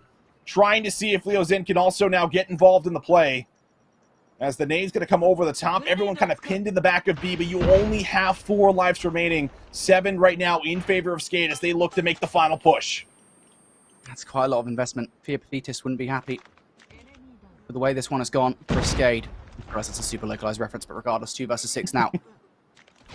iTitan, 1 versus 6. It's all falling apart. Skade win it out. A massive round for them. And I was going to say, I think the investment in this situation, it was really risky because you've got to make sure you get the kills off the back of it. And they do get a couple of frags each. It is enough. And now Skade just 1 defensive victory away from locking that spot up into day number 2. Locking it up, trying to get us done here in the first best of 5 very early on. We'll see if iTitan has anything to say about it. It's now do or die. It's now or never. We need to see it, but it's not looking great off the rip, is it? A 1 for 5 trade comes through right away for Skade, as they already look to set the tone early. Another kill comes through here for Limbs as he's attacking respawners in the back. You're struggling to get out of your spawn right now as Limbs looks for some more. A spawn trap? This is like pubs right now. The way that Skade are playing this, they have no care in the world for this one. Pabzera keeping these guys in as well. They are locked in at the moment. One player has broken the trap. That's going to be Danico. I think they're trying to sniff him out as well. Danico going to reactivate. There you go. With the first kill on towards Liazera. That is the opening that was required now. And the pressure on towards B. This actually might work out here for iTitan. As long as Danico can play his life. But no, he gets shut down there from the players coming off the respawn. At least some pressure alleviated. A couple of players have managed to slip the net once again. This time it's Renato who has to come back and help his teammate. And no, you can't lose that one. Fortunately for Renato, he will not. So a couple of players out of the spawn now. At least they're not too concerned about that. They should be able to get on towards A. All things considered, they're able to at least deal with the life problem. They bring it down to about a 3 deficit, which is not bad whatsoever. The problem, though, is getting the extra minute of time here on A. That's going to have to be the target, and you're going to have to get some real mid-map control very quickly in order to do it. but these kills will be decent. Saucy able to get one as well. You'll end up dropping around the point, but can you stay up? You have to keep your numbers alive, and they will. A, with that first tick, looks like it will be good, and now they have presence on B. Nice kill coming in from Saucy. Danico too. This is actually pretty good, I'd say, over recovery coming out from Titan. Despite the fact that they get wiped here. 7 seconds left. This one might all be done and dusted. I was going to say it was a good moment. There is players now on A. It's last chance saloon for these guys. The Zero, though, looking to come on through and ruin their day. Renato has to play well here, and they're going to put the extra 60 seconds on the clock. 3 versus 8, 2 versus 8. Austin doesn't look realistic. Oh, it's not looking good. Have to be one of the best rounds we've ever seen, and it's not going to happen. There it is, Skade. They'll make sure no crazy storylines are breaking out in this best of 5. No reverse sweeps. It is just a clean sweep the whole way through. As you can see it, Pavzera there throwing up Brazil, letting them know, getting hyped, and why wouldn't you? What a performance we just saw out of Skade Esports. 3-0 in the control. It was a huge investment in round number 2 to give them that offensive round victory required. They knew they wanted to finish it out there, and I was a little bit concerned that it was an overinvestment. But it doesn't matter. It works out in the end anyway. They prove us wrong here on the casting desk. It was the right call. And a 3-0 in the series as well after an indomitable search and destroy, and I guess an indomitable hardpoint as well. It was an indomitable series all around. Let's take a look at our final stat lines there for Skade. Great performances from Linz, Leazera, Leazen. I don't know why I'm really listening, to be honest. Everybody had such a great game there. Everybody contributed to the victory. Everyone getting involved here, and I feel like that was kind of the story the whole way through, right? Like, Mihawk doesn't have a crazy game number 3, but he goes off in game number 2. Everyone has their moments. Everyone pulls their weight throughout this entire series, and I really feel like you got to see that the whole way through here. But for the most part, that was the most convincing series that we've seen on the day. Skade, I think we're just wanting to put this one away and say, listen, we deserve day number 2, and they show us that they can live up to it. They do absolutely deserve it. And now our top 4 are locked in for the double elimination bracket heading into day number 2 here, Brody.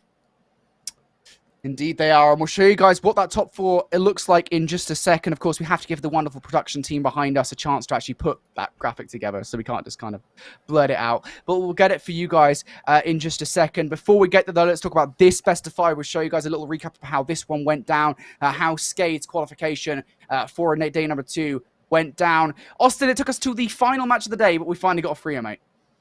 We finally got a 3-0 in the end, right?